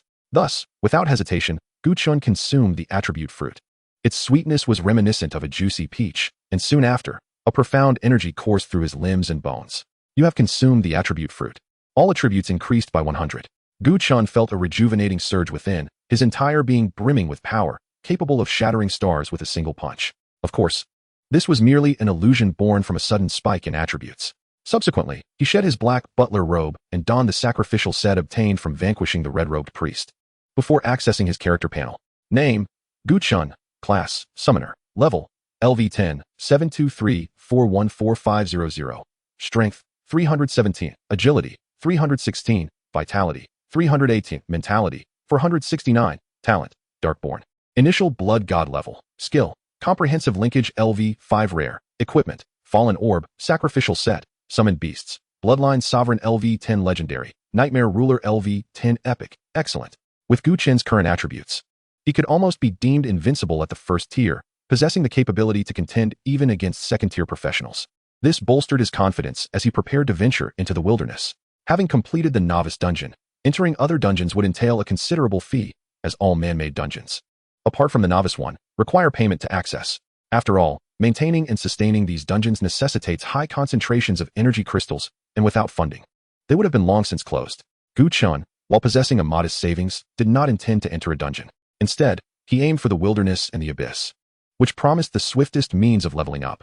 The abyss, situated above the wilderness, represented a form of alien invasion upon this world. Dungeons were constructed to mimic the abyss, with the majority situated within cities to spare professionals from traversing the perilous wilderness in pursuit of experience. The wilderness is fraught with dangers, teeming with fierce alien entities that could easily spell death for the unwary, presenting a threat more terrifying than hell-tier dungeons. Having resolved to enter the wilderness, Gu Chen first needed to finalize his third summoned beast. He accessed the professional trading platform and discovered 5 level 10 summoning skill books: Unicorn, Earth Demon Turtle, Trant, Gargoyle, and Mountain Eagle. The Unicorn is a mage-type summoned beast. The Earth Demon Turtle serves as a tank. The Trant is a warrior type. The Mountain Eagle embodies the assassin archetype, and only the Gargoyle is a support type. Moreover, the Gargoyle is not a conventional enhancement type support. It is a debuff type. It cannot grant shields, healing, or damage boosts to allies, but it can afflict enemies with poison, curses, and weaknesses. The thought of weakness conjured memories of the terror governed by the Grey Mist Curse, a potent debuff capable of sealing one's fate. Currently, the 2 summoned beasts, Bloodline Sovereign providing resilience and Nightmare Ruler excelling in damage, would greatly benefit from an additional debuff support, making the trio even more formidable. It is you, Gargoyle. After careful deliberation, Gu Chen invested 150,000 to acquire the Gargoyle summoning book. An exceptional grade, this price is quite a bargain. High-quality summoning books are scarce, and those that do circulate in the market are exceedingly few, typically consumed internally within major guilds. As Gu Chen was neither a noble nor a member of a guild, the odds of obtaining a high-quality summoning book were rather slim. Fortunately, while he could not procure such tomes, his divine talent allows him to enhance the qualities of his summoned beasts with the Dark Bloodline. Both the 9th and 10th levels yield the original Bloodline, enabling him to elevate his 3rd summoned beast directly to Epic 1-star. Splendid. Gu Chen's heart brimmed with anticipation. The Gargoyle fused with the Dark Bloodline promises great potential. Chapter 37. The Undead Colossus. Slaughtering Li Renjia instant deliveries are a rarity on the professional trading platform. The seller of the Gargoyle summoning skill book was not located in Lin City, requiring a remote transfer, which could not be completed in time.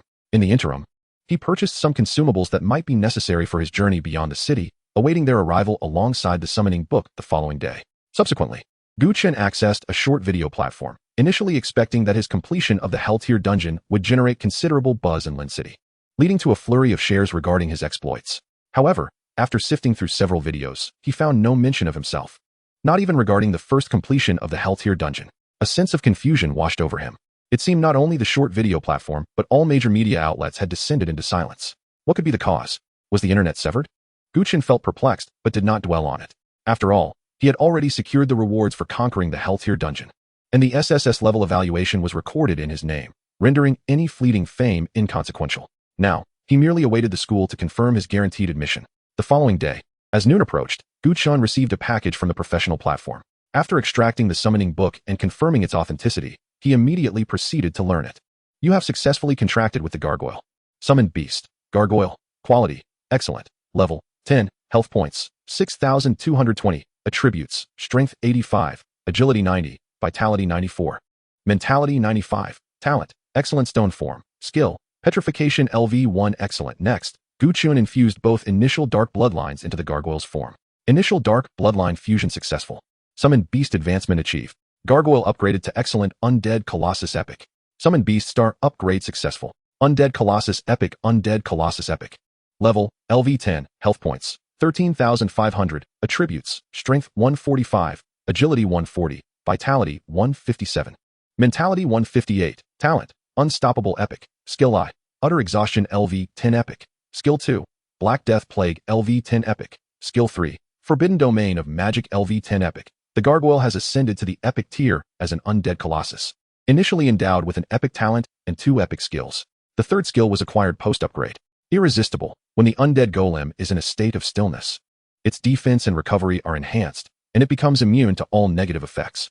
Utter exhaustion inflicts a state of fatigue on nearby targets, reducing all attributes by 50 and increasing damage taken by 50, which cannot be immunized.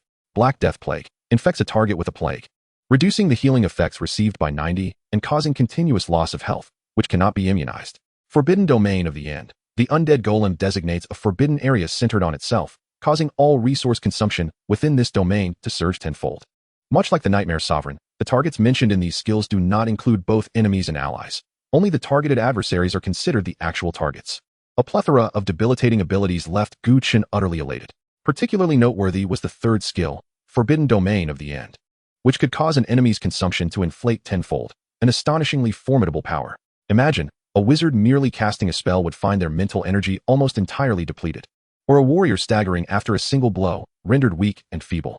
Some powerful skills would become utterly uncastable under the burden of tenfold consumption, leaving the enemy merely standing there, dumbfounded. This was indeed impressive. After reviewing the skills and talents once more, Gu Chen closed the summoning interface with a sense of satisfaction, filled with confidence for the upcoming wilderness journey. Just then, his phone rang. Upon checking, it was a call from his homeroom teacher, Jiang Songhua. A spark ignited in Gu Chen's eyes. Since it was Jiang Songhua, the conversation must pertain to his guaranteed admission to a prestigious academy in the capital. After all, he had achieved an SSS rating in a hell-level dungeon, and there was only one guaranteed slot from his high school, which surely would be awarded to him. However, as soon as he answered the call, he was met with Jiang Songhua's irate voice. Gu Chen, your guaranteed admission slot has been blocked. All thanks to those bumbling fools at the city hall. Tell me, what are your thoughts on this? The fierce tone left Gu Chen momentarily stunned, yet it amused him. The cancellation of his admission slot felt as if Jiang Songhua were the one wronged here. Of course, if Gu Chen were granted admission, Jiang Songhua, as his homeroom teacher, would see a significant boost in status, identity, and reputation. In that light, the teacher was indeed a victim.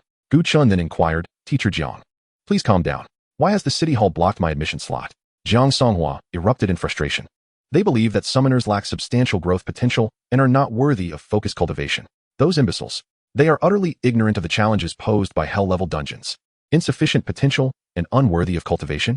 This reasoning seemed rather flimsy to Gu Chen. He pressed on. If they have rejected me, then to whom has the admission slot been awarded? Surely it cannot remain unallocated? It has temporarily fallen into the hands of the Li family. Temporarily? Does that mean they intend to guarantee admission for Li Wenhui? What does temporarily imply? Gu Chen questioned, realizing that Li Wenhui was merely a distant relative, and the slot should ideally be contested for the heir of the Li family. The Li family heir? Who? Li Renjia. Jiang Songhua inhaled deeply before continuing. He has been sent to Gubei City since childhood, receiving the finest resources of the northern region. He has transitioned into the rare profession of a psychic, and he is indeed a talent. However, Gubei City is a hub of exceptional individuals, and Li Renjia's capabilities are insufficient to secure his place on the admission list. Hence the Li family's desire to claim a slot from Lin City. Gu Chen felt a flicker of disdain. Was this merely a beggar who had been bullied in Gubei City and sought to scrounge in a small place like Lin City? The irony was that he had come to seek his aid. Gu Chen made a mental note of the name before asking, Teacher Jiang, you mentioned that the admission slot has temporarily fallen to the Li family? Yes, this is what I heard from the principal. Do not let this leak. If Li Renjia can achieve an SSS rating in a hell-level dungeon before the academy assessment, that slot will be secured for him. Otherwise, there is still a significant chance it could revert to you. A significant chance? Gu Chen scoffed. He was not fond of such uncertainties. It was rightfully his. Why did it feel as though he were accepting charity from another? So, Teacher Jiang, you're calling to inform me that my guaranteed admission slot has been obstructed? No, I am informing you that Li Renjia will likely seek your collaboration, offering you certain benefits in exchange for your assistance in clearing the hell-level dungeon. Understood, I will certainly not agree to this. No, you do not comprehend. You are merely a commoner. Why would you challenge a noble? Have you not heard of the Li family? You must agree to him. Jiang Songhua sighed. I understand your frustration, but the current situation is more powerful than you. If Li Renjia approaches you, ensure you negotiate for substantial benefits. You know the Li family, Lin City's foremost family, a genuine affluent clan. Seize this opportunity to take advantage of Li Renjia. Take advantage of Li Renjia? Yes, understood. Gu Chen nodded, committing his mentor's advice to memory. At that moment, a commotion was heard at the door. Shortly after, the dormitory door swung open, revealing Li Wenhui. Cousin, this is Gu Chen's dormitory, Li Wenhui announced, stepping aside. At the entrance stood a youth clad in a robe, exuding an air of superiority and arrogance. He crossed the threshold, surveying the dormitory with a condescending demeanor, ultimately resting his gaze upon Gu Chen. I am Li Renjia. You must have heard of my name. Chapter 38. You cannot afford it, nor do you have the life to claim it. It matters not if you have not. I merely wish to discuss a collaboration. Li Renjia extended a finger, his posture haughty. Assist me in clearing the hell-level dungeon to achieve an SSS rating, and I can offer you an epic-grade piece of equipment. Gu Chen regarded him with keen interest. What a shrewd calculation. Even achieving a clear in a hell-level novice dungeon would yield only top-tier rare equipment from treasure chests. Yet here was Li Renjia, offering an epic piece of equipment right off the bat. A significant proposition. Had Jiang Songhua not forewarned him of the underlying circumstances, he might have genuinely considered it. However, now, attempting to exchange an epic-grade item for a guaranteed admission slot to a prestigious academy was akin to throwing a stone at Gu Chen's face. Seeing Gu Chen remain unmoved, Li Renjia kept his unwavering gaze and extended another finger. 2 pieces. Truly, the foremost family of Lin City, a genuine affluent clan. Gu Chen internally scoffed. Epic-grade equipment typically commands a starting price in the tens of millions, effectively valuing 2 pieces at over 20 million in exchange for an admission slot. Is 20 million a significant amount? For an ordinary individual, Such wealth would remain unattainable across several lifetimes. However, when contrasted with the prestigious academies of the capital, the disparity becomes glaringly apparent. Without delving into further details, merely completing a few academy dungeons yields rewards that far surpass this figure. Gu Chen let out a cold smile. You wish for me to assist you in obtaining an SSS rating, only to subsequently usurp my guaranteed admission? Is this what you term collaboration? A flicker of surprise crossed Li Renjia's eyes. How did Gu Chen come to know? Humph. Knowing is a boon. There's no need for subterfuge now. Li Renjia declared in a stern tone, 2 pieces of epic-grade equipment. This is your final opportunity. I advise you not to be ungrateful. Unfazed, Gu Chen replied. I also extend an opportunity to you. Produce 2 pieces of epic-grade equipment as an apology, then depart back to Gubei City. I could dismiss you as inconsequential and let you go. Li Renjia's gaze turned icy as he bellowed. Gu Chen, do you believe that having conquered a hellish dungeon instills fear in me? You are mistaken. Your level is akin to refuse in Gubei City. Li Wenhui, teach him a lesson. A startled Li Wenhui exclaimed me. His eyes darted, for Gu Chen had triumphed over a hellish dungeon. And now he was being commanded to confront him?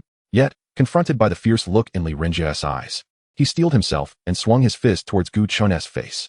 However, for a cannon fodder like him, Gu Chen posed no threat whatsoever, even without summoning a beast. He could easily dispatch him. With a resounding thud, Gu Chen sent him flying with sheer physical prowess. Li Wenhui cried out, clutching his abdomen as he collapsed to the ground, drenched in cold sweat from the pain. Do you dare retaliate? Seeking death. Li Renjia glared, his anger palpable. In Gubei City, he was subservient, but in Lin City, he intended to strike back. Li Wenhui was his cousin. How dare a commoner strike down a member of the Li family before his eyes? Gu Chen, I advise you to recognize your position and kneel to apologize immediately. Afterward, assist me in obtaining the SSS rating. If I am pleased, I may spare your life. Otherwise, you shall find yourself at odds with the Li family of Lin City. Gu Chen regarded him with disdain. What was the Li family of Lin City, after all? A surge of anger flickered in Li Renjia's eyes. Presumptuous. You are courting death. No sooner had he spoken than, with a swift motion, Gu Chen delivered a resounding slap, his shoe pressing down squarely on Li Renjia's fair face. Li Renjia's head swam, and humiliation engulfed him as he struggled in vain beneath Gu Chen's foot. You dare tread on my face? The Li family of Lin City will not let you off lightly. Li Renjia's heart brimmed with murderous intent. How dare this country bumpkin humiliate him so? He wished for Gu Chen's demise, and a brutal one at that. Gu Chen applied more pressure, grinding Li Renjia's face against the concrete floor, transforming his once pristine visage into a bloody mess. What of the Li family of Lin City? If they wish to treat me as a soft target, they must be prepared for the bloodshed that follows. Stop. Li Wenhui interjected urgently. Do you wish to provoke the Li family of Lin City to a state of enmity? Gu Chen lifted his gaze, his eyes glacial, a chilling aura emanating from him. A mere glance sent shivers down Li Wenhui's spine, a frigid sensation coursing through him. Was Gu Chen truly contemplating murder? How could he dare? Unthinkable. Li Renjia merely sought your admission. You cannot wish for his life. Can you? Surely not. Produce 2 pieces of epic-grade equipment, and I may grant you a swift end. Gu Chen stated coldly. Indeed, today marked the day he would take a life. To teach the Li family a lesson, they had tried to seize his guaranteed admission. A matter set in stone. Could he endure this? Simply because Gu Chen lacked influence, should he be oppressed by the noble families? Was he to be treated as a mere ant, easily crushed? Today, the Li family sought his admission. Tomorrow, they would seek his life. In their eyes, Gu Chen was merely a pest to be exterminated at will. They believed that demanding his admission was a sign of respect. Should he decline, they deemed him ungrateful. And should he resist, they would justify his demise. Thus, rather than being boiled alive like a frog by the Li family, it would be wiser to eliminate Li Renjia first, delivering a resounding slap to the Li family's face. As for the admission, with his prowess, even without the guarantee, attending the prestigious academy was assured. Boy, I do not believe you possess the audacity to kill me. If I perish, you will face a most gruesome end. The Li family of Lin City will not spare you. Before he could finish his sentence, Gu Chen crushed Li Renjia's throat beneath his foot. Li Renjia's eyes bulged, life rapidly draining from them, his gaze remaining wide open in disbelief until the very end. Gu Chen had truly dared to strike. Cousin. Li Wenhui stood aghast, witnessing the murder of his cousin, the heir of the Li family, by Gu Chen's hand.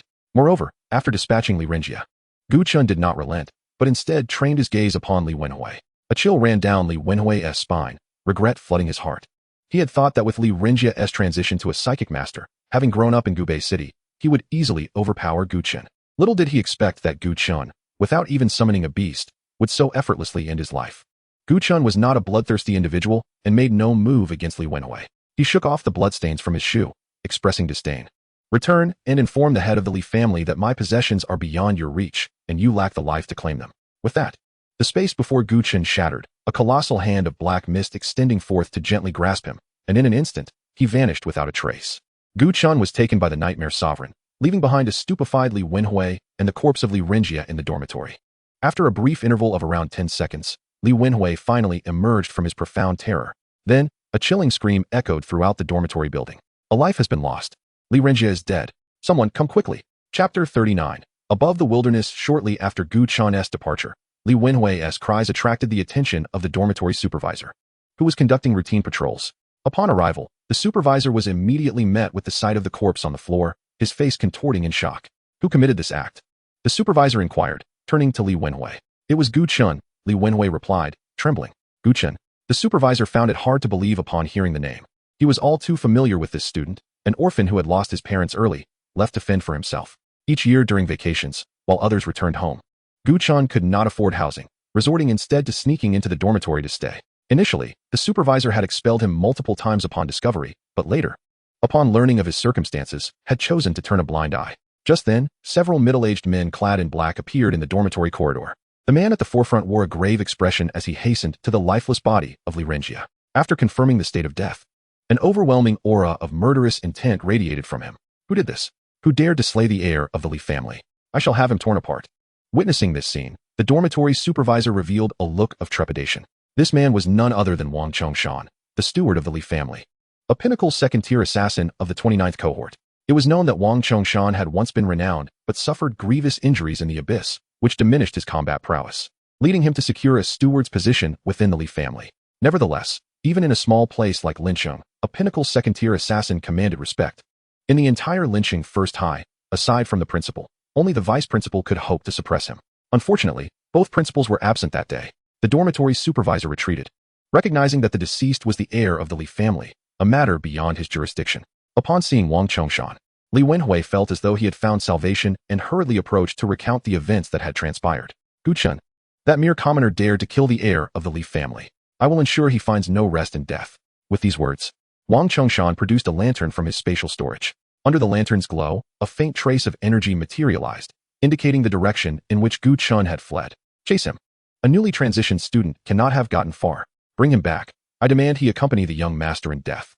With a command, Wang Chongshan dashed out with several men clad in black, following the lantern's guidance. Meanwhile, after exiting the school, Gu Chen hailed a vehicle at a secluded intersection, making his way towards the outskirts of the city. The cars here were powered by energy crystals, utilizing a designated lane that allowed for swift travel. Within minutes, Gu Chen arrived near the city gates. According to the laws of the Xingxia Empire, individuals below level 10 were prohibited from leaving the city alone. To exit, one needed to be accompanied by at least one other individual of level 10 or above. A young guard at the city gate spotted Gu Chen's somewhat youthful face from afar and smirked, relishing the prospect of capturing yet another student attempting to slip out of the city. The captain of the city guard glanced at Gu Chen and swiftly smacked the back of the young guard's head, rebuking him. What of students? Even if he is merely a student, he has already reached level 10. You, who have failed to gain admission to a prestigious academy and only just achieved level 9 after so long in the military, would dare to capture him. Gu Chen bore the black steward emblem, and the city guard captain, being a second-tier professional, could easily discern his level. Level 10? Impossible. The novice dungeon only opened yesterday. And a student reached level 10 today? Is he even human? The other young guards turned to look at Gu Chen, their eyes brimming with envy. It was only the second day, and he had already attained level 10. Such an achievement was unprecedented, unless something unforeseen occurred. This student's admission to the prestigious academy was all but guaranteed. They were far too eager to curry favor with such a talent to even think about stopping him. Gu Chen passed through the city gates without obstruction. On the other side, at the Li family estate, the head of the family, Li Xiao, received the news of his son Li Renjia's murder in the dormitory of Lincheng First High. The living room was in disarray, with servants kneeling on the ground. Trembling in fear, Li Xiao's face darkened like stormy waters, veins bulging on his forehead. Gu Chen, that wretched insect dared to take my son's life. Mobilize everyone. Scour the earth, and even if it means razing Lincheng to the ground, I must find him. I will personally slay that boy to honor my son's spirit in the afterlife. Li Xiao gritted his teeth, his eyes gleaming with a chilling light, wishing nothing less than to tear Gu Chen apart. Yet at that moment, Gu Chen had already successfully exited the city. Upon passing through the translucent blue barrier beneath the city gate, the once sunny sky instantly turned ominously dark. Gu Chen surveyed his surroundings, encountering only a haze of black and gray mist, with visibility severely limited. Anything beyond 5 meters was obscured, and 10 meters was the utmost limit. Instinctively, he glanced back, noting that the entire city was enveloped beneath a hemispherical, translucent barrier, surrounded by an endless expanse of black mist, isolated by that very barrier. Is this the wilderness? It seems even more perilous than described in textbooks. Gu Chen reached out to grasp the thin black mist before him, feeling the noxious vapor escape through his fingers. No one knew how this black and gray mist had come to be. It had existed since the dawn of recorded history. Of course, the abyssal creatures also existed, always had. In the wilderness, one must confront the true dangers posed by the abyssal beings, where peril was multiplied. Not only must one maintain heightened mental acuity, but one also had to be wary of potential ambushes lurking within the mist. Therefore, utmost vigilance was required. Gu Chen produced a map, summoned the Blood Lord to lead the way, and proceeded towards the abyss, swiftly vanishing into the fog. Soon enough, a low growl echoed from afar. He followed the sound, his gaze penetrating the mist, faintly discerning figures of professionals engaged in combat with the abyssal beings. After traveling a kilometer from the city gate, abyssal creatures began to emerge in the wilderness. Gu Chen spotted a creature lingering 5 meters ahead, and a series of information materialized before his eyes. Corrupted Male Witch, level 10, health 11, 350, attributes, strength 93, agility 98, spirit 65, constitution 75, skill, bite. It was a level 10 abyssal being, its body largely decayed. Its tattered clothing stained with mottled blood, surrounded by swarming insects and a nauseating stench. Examining its attributes, the corrupted male, which primarily focused on physical offense and defense, boasting considerable vitality with over 10,000 health points. Its agility surpassed that of most assassins of the same level, which meant that once ensnared, there could be no escape. Faced with such a monstrous entity, typical professionals would refrain from engaging unless they were entirely confident. However, this concern held no weight for Gu Chen. Without hesitation, the Blood Lord unleashed a skill, a flurry of silver bullets striking the corrupted male, witch and instantly depleting its health. You have slain corrupted male, witch LV 10. Experience gained, 626. Chapter 40, The Undead Golem. Comprehensive weakening slaying the corrupted male, which yielded only 626 experience? This seems exceedingly meager. Gu Chen paused, nearly doubting his own eyes. Upon closer inspection, he realized it was merely a common creature. No matter then. After defeating numerous elite monsters in hellish dungeons, transitioning back to common creatures felt somewhat disorienting. With leveling up, the experience required for advancement also increased significantly. To ascend from level 10 to level 11, one requires an impressive 14,500 experience points. Taking into account the experience overflow from vanquishing the fallen witch, alongside the rewards from completing quests and the initial completion bonuses, he presently needs an additional 7,266 experience points to achieve the next level. This implies that he must eliminate 12 more corrupted male witches to advance. At this juncture, it seems manageable. However, what of the future? Is it destined that ascending a single level will necessitate slaying hundreds or even thousands of foreign entities in the wilderness? After traversing the hell-level dungeon, ordinary foreign creatures no longer captivate his attention. The wilderness is predominantly populated by these commonplace beings, rendering the effort to slay them far too inefficient. It appears imperative to hasten towards the stronghold of the Abyssal Guard. The Abyssal Guard, stationed above the wilderness, perpetually engages in combat with foreign races, safeguarding the abyss. It is the most elite military force of the Divine Summer Empire. At the Abyssal Guard stronghold, one can both accept and issue wilderness missions, and for those with formidable combat prowess, there exists the possibility of extraordinary enlistment into the Abyssal Guard, reaping the benefits of military subsidies. However, Gu Chen is not driven by quests or military stipends. Rather, he seeks entry into the Abyssal Guard stronghold to glean essential information regarding the nearby abysses, thus enabling him to select one that suits him best. After a fleeting glance at the map, he continued deeper into the wilderness. Shortly thereafter, faint sounds of cutting air emerged from the black mist behind him. Unbeknownst to Gu Chen, it was the Bloodlord who first detected the impending danger. Someone was pursuing them with alarming speed. Could it be members of the Li family? So soon? Gu Chen's brow furrowed. Almost as this thought arose, a shadow materialized at the edge of the black mist. Following this shadow, 3 more figures emerged, a formidable aura descending upon him like a tempest. 5 second-tier professionals, all at once. Gu Chen's expression shifted, a grave seriousness now evident in his eyes. Gu Chen, how dare you slay the heir of the Li family? Surrender willingly, or I shall ensure you meet a fate worse than death. The voice of Wang Chongshan echoed from the black mist, initially 10 meters away, yet in the blink of an eye, he had closed the distance. With a whoosh, the speed of the peak second-tier professional left Gu Chen little time to react, as Wang Chongshan appeared before him in an instant, followed closely by 4 middle-aged men clad in black. Wang Chongshan was a level 29 assassin, flanked by 3 level 23 warriors and a level 22 priest. Gu Chen's lips twitched. This assembly could easily tackle a dungeon. Were they intending to treat him as a dungeon boss? How much coin had they squandered in the Lee family over the past month, chasing him from Lin City to the wilderness? Do not harbor delusions of resistance, Gu Chen. Even if you flee to the ends of the earth, you cannot escape death. Comply and return to Lin City with us. Perhaps you might retain a semblance of dignity in death. Otherwise, the Lee family will ensure your suffering is unimaginable. Spare me the theatrics. Just 5 second-tier professionals? You may not have the means to defeat me, Gu Chen retorted coldly. Their level surpassed his by a significant margin, and with the guiding lantern item, escape was futile. Rather than flee desperately, it was more prudent to gather his strength for a decisive battle. Haughty and ignorant, I shall first incapacitate you, Wang Chongshan bellowed. Whoosh. A flurry of dark projectiles, emanating with a sinister glow, sliced through the black mist, aimed directly at Gu Chen's vital points. At that moment, a colossal figure materialized out of thin air. The undying golem. Its imposing form radiated authority, resembling a giant standing sentinel before Gu Chen, constructed from ancient stone blocks.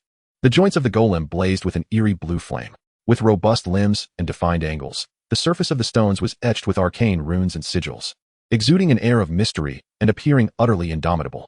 Confronted with the barrage of projectiles, the undying golem remained steadfast, unflinching as the dark weapon struck its coarse stone body, erupting into a dazzling display of sparks, reducing its health by 30. Painful, yet bearable. After all, this was the skill of a level 29 assassin, while the undying golem was merely level 10. When in a stationary state, its defense and recovery capabilities were enhanced, making it remarkable that it could withstand such an attack without perishing. Subsequently, the health of the undying golem began to visibly recover at an impressive rate, rivaling even that of the Bloodlord. It erupted in a radiant blue flame, unleashing a furious roar towards the shadows ahead. In the next heartbeat, 3 layers of black light erupted from its form. Tired to extremes, inflicts a state of exhaustion on nearby targets. Reducing all attributes by 50 and increasing damage taken by 50, cannot be immunized. Black Death Plague, infects a target with plague. Reducing their healing effects by 90 and causing continuous health loss, cannot be immunized. Forbidden Domain of the End. The undying golem establishes a forbidden domain centered around itself, causing all consumption within to surge tenfold. Faced with a cadre of second-tier professionals, Gu Chen immediately commanded the undying golem to unleash all its skills. As the debuffs affected Wang Chongshan and his companions, their expressions shifted to one of horror. What manner of skill is this? My attributes have been halved. Cough. Why am I feeling so ill? My health is plummeting at an alarming rate. Stay calm. I shall cast Great Purification. Damn. These negative effects cannot be purified. Give me healing. My health is dropping rapidly. I'm already healing you. Can't you feel it? Cursed. The healing effect is down to a mere 10%. Wang Chongshan and the Li family bodyguards had approached with great fervor, yet the appearance of the undying golem instantly deflated their morale. Kill. Gu Chen stood resolutely behind the undying golem, uttering a single word. In the next instant, the Bloodlord and the Nightmare Sovereign sprang into action. In a flash of red and black, the 2 figures descended upon the warriors. One warrior's face paled as he thrust his shield forward, preparing to block. Casting a courage shield upon himself, an essential defensive skill for warriors. As levels increased, so did the strength of this defense. If a 6th-tier warrior had cast Courage Shield, its effectiveness would rival that of a level 60 epic piece of equipment. Almost instantaneously as the Courage Shield formed, a volley of silver bullets whizzed through the air, striking the shield. Crackling sounds erupted as the warrior's prideful shield shattered in mere seconds.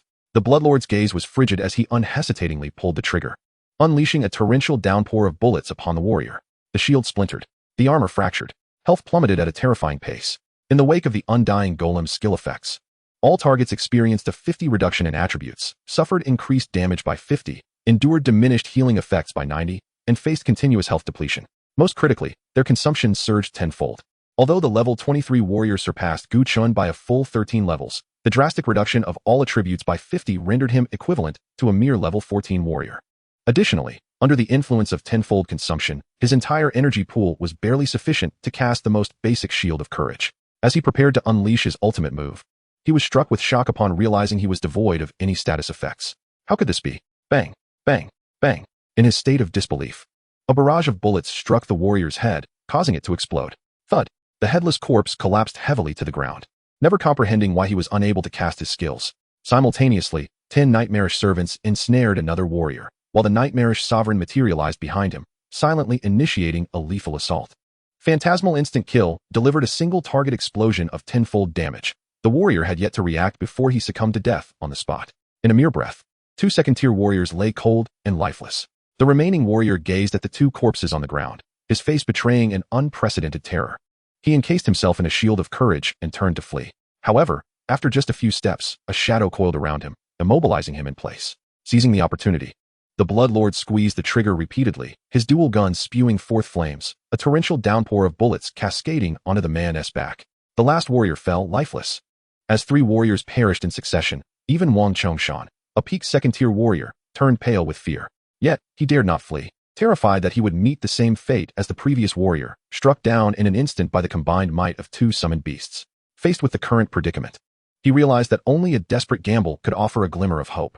A resolute expression crossed Wang Chongshan's face as he summoned his most powerful skill. Vanishing from sight in an instant, launching a deadly strike towards Gu Chen at an unimaginable speed. As an assassin, he understood the weaknesses of every class. In a confrontation with a summoner, the priority was to eliminate the summoner first. Even with his attributes halved, he was still equivalent to a level 17 assassin, while Gu Chen was merely level 10. With his current attributes, a well-executed killing move would surely eradicate Gu Chen on the spot. Though the head of the Li family had ordered for Gu Chen to be captured alive, Wang Chongshan could no longer afford such considerations. Die, he bellowed, appearing instantaneously before Gu Chen and executing his lethal attack. A grotesquely designed dagger emerged, radiating a fierce crimson light. This was his finishing move. Despite the suppression of his attributes, it could still inflict nearly 10,000 damage. Typically, a level 10 character would possess a maximum health of only 8,000 to 9,000, and Gu Chen, being a magic-based class, would have even less. The vicious dagger transformed into a blade capable of piercing through anything, descending mercilessly upon Gu Chen. 9999, an exaggerated damage value, flared to life. Wang Chongshan erupted with unprecedented excitement. One strike, 9,999. The damage was explosive. A cruel grin spread across his face as he envisioned Gu Chen falling to his lethal blow. Yet, Gu Chen was enveloped in a faint glow emanating from his priestly robe. The devastating strike had inflicted no harm, merely striking against the shield. It didn't even shatter the shield. Priestly robe, attributes. Constitution 35, physical defense 10. Magical defense 20. Effect, provides a shield with 10 to all attributes. What were Gu Chen's current attributes? The priestly set provided a total of 80 attribute points, and combined with the set bonus, that added another 150 points. The attribute fruits contributed an additional 400 points, and with his advancement to level 10, he possessed a total of 870 attribute points. This meant that Gu Chen's current attributes stood at 1500, granting him a shield value of 15,000. While a strike of 9999 was formidable, it still fell short against Gu Chen. How could this be? The expression on Wang Chongshan's face morphed into one of profound shock. He was a level 29 assassin, even with his attributes halved. It should have been impossible for him to be outmatched by a mere level 10 novice. Furthermore, his most powerful strike had failed to breach the opponent's defenses. In that moment, Wang Chongshan was utterly demoralized. You're merely a hired hand for the Li family. What are you risking your life for? Gu Chen remarked with a hint of disdain. Wang Chongshan's eyelids twitched, and his first instinct was to activate a skill to escape. Phantom Dash activated. In the next instant, his expression shifted dramatically. It wouldn't activate? His energy reserves were depleted? Simultaneously, 10 shadows appeared, ensnaring him in place. Wang Chongshan was instantly overwhelmed, unable to fight back, and with no means of escape. He gazed at the contemptuous smile on Gu Chen's face, a wave of intense fear rising within him. In that moment, he understood. Filled with regret, the dead were members of the Li family. He was just a lowly worker. What was he risking his life for? Gu Chen, I beg you spare me. I never intended to harm you. It was the Li family that forced my hand. He turned to Gu Chen, kneeling and bowing his head, weeping profusely as he surrendered.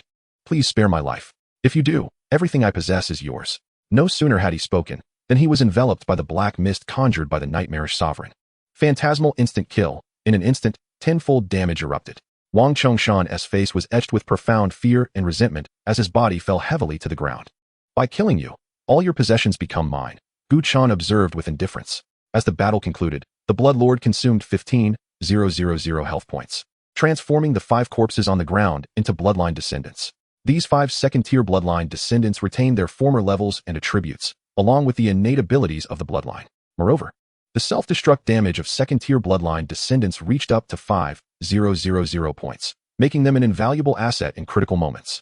Following this, Gu Chen commanded the Bloodline descendants to retrieve all the equipment scattered on the ground. Healing Staff LV 20 excellent. Holy Robe LV 20 excellent. Hurricane Greatsword LV 20 excellent. Hurricane Armor LV 20 excellent. Fong Blade LV 25 rare, aside from a rare dagger belonging to the assassin class. All other equipment was of excellent quality. This was understandable. After all, they were merely workers, toiling away for meager earnings. Rare grade equipment starts at 1 million. It was absurd to think they could afford such items. In addition, there were various items and materials.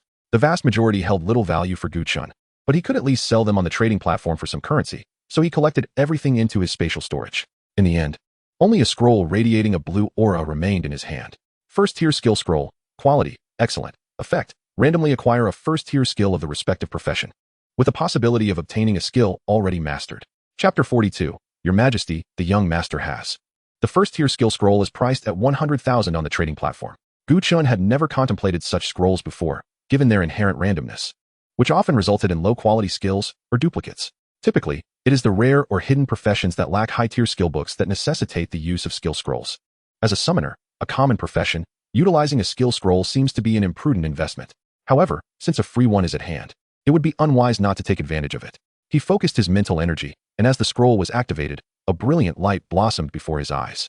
Immediately, he sensed a peculiar energy manifesting as waves of warmth, swiftly merging into his body. You have acquired a new skill. Displacement exchange, excellent. Displacement exchange. The summoner can swap places with a summoned unit, and can also allow two summoned units to swap places. A displacement skill. The summoned units encompass not only summoned beasts, but also bloodline descendants, thereby significantly enhancing the skill's versatility. The next time an assassin closes in, he can instantly switch places with a bloodline descendant.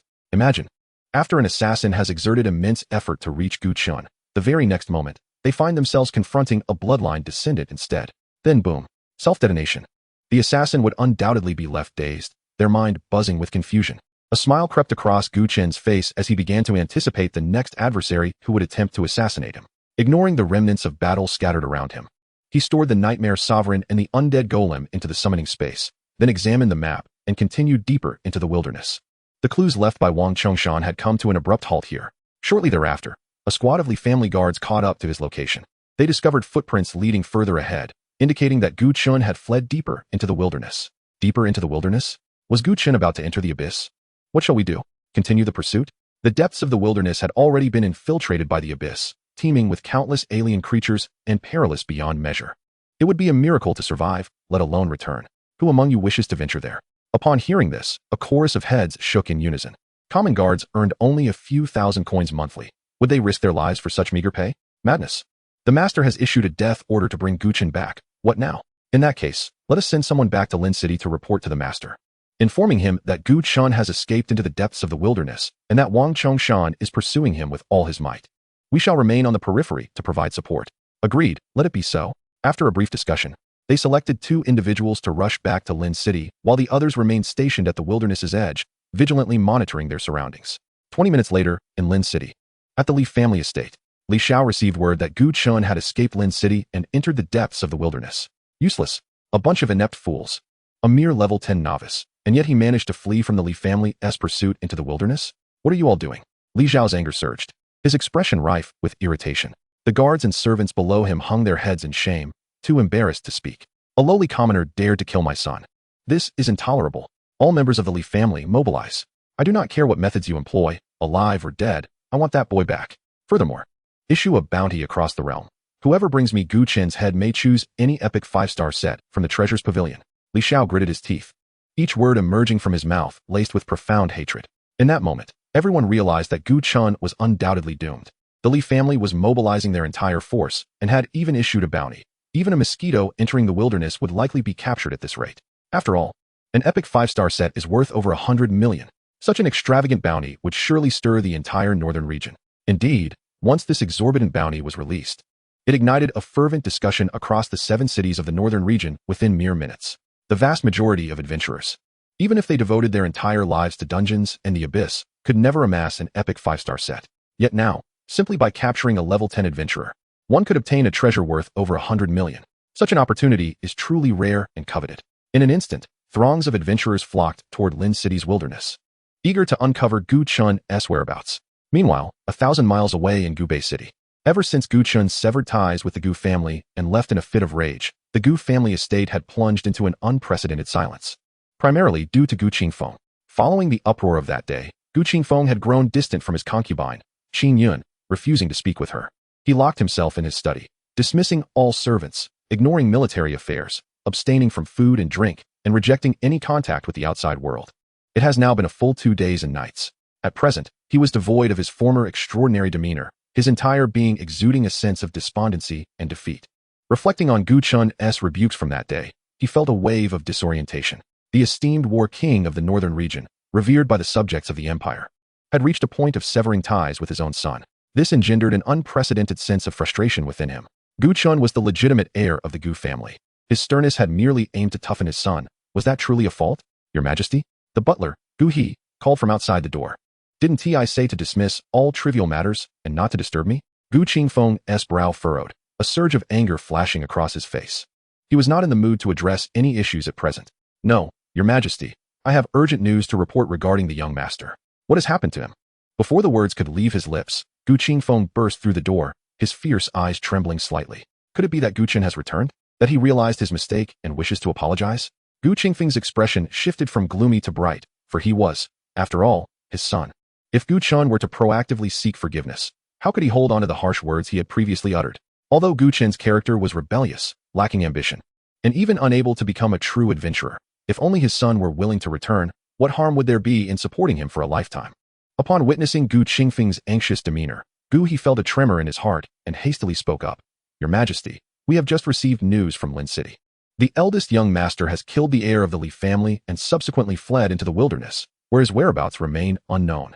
Chapter 43. A reckoning for the Li family. Would they dare to accept?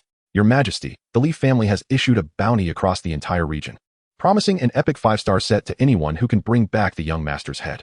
The young master must be fleeing from the Li family's pursuit, having no choice but to escape into the wilderness. You must act quickly. If we delay, I fear. Gu He's voice quivered noticeably, unable to continue further. The wilderness was fraught with peril. Even seasoned professionals would face near certain death within its confines. Gu Chen had failed his job transition and could not even become a professional. How could he survive in the wilderness under the relentless pursuit of the Li family? No sooner had he finished speaking than a terrifying aura erupted from Gu Qingfeng, sending Gu He sprawling. Gu Qingfeng's expression turned icy, his eyes filled with unabashed murderous intent. A bounty across the region? They dare to hunt my son? Outrageous. Has the Li family of Lin City grown so brazen as to commit such treason? Issuing a bounty in the northern region to hunt the son of the war king is tantamount to trampling the royal family's dignity into the dust. The murderous intent in Gu Qingfeng's eyes surged. After all, it was his son who was being hunted by the Li family and forced into the wilderness. Even a first-tier professional might struggle to survive there, let alone Gu Chen, who was merely an ordinary person. How could this be tolerated? Gu Qingfeng's fury boiled over, wishing nothing less than to annihilate the entire Li family. In the midst of his rage, a graceful figure emerged from the hall. Upon seeing her, a flicker of displeasure crossed Gu Qingfeng's face, yet he still inquired, "Is it true that the Li family is pursuing Gu Chen? Are you aware of this?" "I have just received the same news," Qin Yun replied calmly, seemingly unfazed by his attitude. "Gu Chen has killed the heir of the Li family, and it seems that we must provide them with an explanation." At this, Gu Qingfeng's gaze turned frigid. Within the northern region, the Gu family held the title of royalty. A merely family was nothing more than an ant that could be crushed at will before the royal family. With a single word, he could obliterate them. Did the esteemed war king truly need to answer to the Li family? It was simply laughable, even if he were to give them an explanation. Would they dare to accept? Gu Qingfeng turned his eyes to Qin Yun, a glimmer of coldness within them. Did the Li family send someone to demand an explanation from you? No, Qin Yun shook her head. After all, Gu Chen is the legitimate eldest son of the Gu family. If news of his actions spreads, it would tarnish the royal family's prestige. This matter must be resolved swiftly. Your Majesty, the deceased is the heir of the Li family. If we do not provide an explanation, it may lead to discontent among the Li family towards the royal family, she added. Gu Qingfeng's expression turned utterly frigid. Ah, I see. The royal family's prestige, is it? My son is being hunted by the Li family, his life and death uncertain, and you speak of royal dignity? Let me remind you, the prestige of the royal family is earned through blood and battle, not through mere apologies. If the royal family's actions will cause the Li family to feel discontent, then let us send the entire Li family into the abyss of flame. I wish to see if the Lord of the Flame Demon can warm their hearts. Gu Qingfeng glared at Qin Yun, coldly rebuking. If you truly care for the royal family's dignity, then cease your self-deprecation and refrain from acts such as kneeling as a mother. Qin Yun's eyes glistened with unshed tears, repeatedly bowing. Your Majesty, I merely wish for the family to be united. I do not wish to see Chun'er sever ties with the Gu family. As she met the icy gaze of Gu Qingfeng, Qin Yun finally realized that her previous act of kneeling had gone too far. Contemplating this, she hastily added, Your Majesty, I was foolish before. Even if Chun'er has killed the heir of the Li family, why must we provide an explanation to such a trivial family? Since we have yet to ascertain Chun'er's whereabouts, it indicates that he is temporarily safe. We must set off immediately to Lin City and demand an apology from the Li family. They must return Chen'er to us. Gu Qingfeng's expression softened slightly as he nodded. Very well, at least you understand the gravity of the situation. Then, turning to Gu He spoke in a deep voice, gather the royal guards. We shall proceed to the Li family in Lin City. If anything happens to my son, I will ensure the Li family pays dearly. Yes, Gu He responded, his expression filled with excitement as he exhaled in relief, quickly retreating to summon the guards. The journey from Gubei City to Lin City spanned thousands of miles. One could only hope they would arrive in time. If not, it would not only be the Li family facing calamity. The entire Lin City might soon be engulfed in a storm of bloodshed. The following day, as dawn broke, Lin City, this remote border town, was abuzz with unprecedented activity. A multitude of adventurers from afar flooded into the city, seeking information related to Gu Chen through various channels, and then forming teams to venture into the wilderness in search of Gu Chen's whereabouts. So many adventurers. This is the first time I've seen such a crowd on the streets of Lin City. They must all be here for the Li family's bounty. I dare say Gu Chen is as good as dead. Bounty. What is going on? Aren't these people brought in by the Cultural Tourism Bureau of Lin City? Are you local? The situation with the Li family has escalated. You truly don't know? Huh. I just came out of a dungeon this morning. Wait. Let me check some videos and gather information. On the streets leading to the city gate, small eateries were filled with ordinary spectators eager for gossip, as well as numerous adventurers below Tier 2. The wilderness was far too dangerous for such a crowd. They could only remain within the city, watching the steady stream of people heading out, eagerly discussing the various details of the unfolding events. Wow, the heir of the Li family was killed by a commoner. Who is this Gu Chen? I heard he is a transfer student from Lin City High School, without any background, named Gu Chen. As for why he killed Li Renjia, I have no idea. I remember Gu Chen cleared the Hell Level Novice Dungeon and received an SSS rating. He was bound to be offered a spot at the capital's academy. Why would he jeopardize such a promising future by offending the Li family? What? An SSS rating? Have you had too much to drink? To date, the Hell Level Novice Dungeon in Lin City has never been cleared. Keep up with the news. I even like the video of Gu Chen receiving the SSS rating. Let me find it. Oh, the video has been taken down? Impossible. Let me check. Ah, indeed, it's really not searchable? What is going on? I suspect you're all conspiring to deceive me. Listening to the conversations around them, Lin Yuan, Lin Qingqing, and Su Ran were all shrouded in worry. I was right. Wasn't I? Our achievement of the SSS rating has been suppressed, apart from the transfer students present that day. Nearly no one in Lin City knows that the Hell Level Dungeon has been cleared. If the locals are unaware, it's even less likely for outsiders to know. The only ones with such power are the municipal office or the Li family. It's possible they are in collusion, Lin Qingqing speculated. I heard Li Renjia failed to secure a spot at Gubei City. It seems the Li family has targeted Gu Chen's guaranteed admission from the very beginning, which is why they suppressed the news of our dungeon clearance. So many adventurers have entered the wilderness to hunt Gu Chen. If he is captured, it will surely mean his demise. Let us hasten to search. We must locate Gu Chen before the Li family does, or we shall find ourselves in grave trouble. Lin Yuan declared decisively. The trio of Lin Yuan quickly conferred and set forth in the direction of the city gate. An increasing number of adventurers ventured into the wilderness. Yet the perils seemed to have significantly diminished compared to before. Just then, a sudden uproar erupted from the distant city gate, followed by the emergence of a colossal ship-like shadow on the horizon, its thunderous roar reverberating skyward.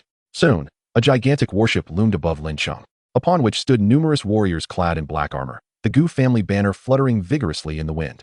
Simultaneously, a resounding voice echoed across the expanse of Lincheng. The War King has arrived. Let the idlers stand aside. Chapter 44. The brother of the son of the War King of the Northern Territory, the War King, has arrived? Which War King? From the Abyss? Which other could it be but Gu Qingfeng, the War King of the Northern Territory? What? Are you referring to that paragon of the Empire? He is a legendary figure. What brings him here? Uncertain, but judging by the direction, it seems he is headed towards the Li family. The airship, bearing the Gu family banner. Without Gu Qingfeng even making an appearance, the tens of thousands of citizens of Lincheng erupted in fervor. Excitement and elation surged. This was the king of the 7 cities of the Northern Territory. His presence in Lincheng filled everyone present with a sense of unparalleled honor. The skyship soon hovered above the Li family estate. Beneath the royal banner, warriors clad in black armor stood like proud spears, exuding an aura of iron-blooded ferocity that nearly intimidated all into averting their gaze. Gu Qingfeng emerged from the command room, standing before his retinue of guards as he gazed down towards the Li family. Beside him stood Qin Yun and the steward, Gu He. It is Gu Qingfeng. My heavens! It is indeed the War King himself. What transpired to bring such a figure to Lincheng? The airship hovers above the Li family estate. Does this indicate a focus on them? Might it be possible that Gu Chen is the son of Gu Qingfeng? Do you take me for a fool? Gu Qingfeng has but one son, Gu Ci, who not only awakened a rare profession early, but was also admitted to the prestigious academy in the capital. How could Gu Chen possibly be his son?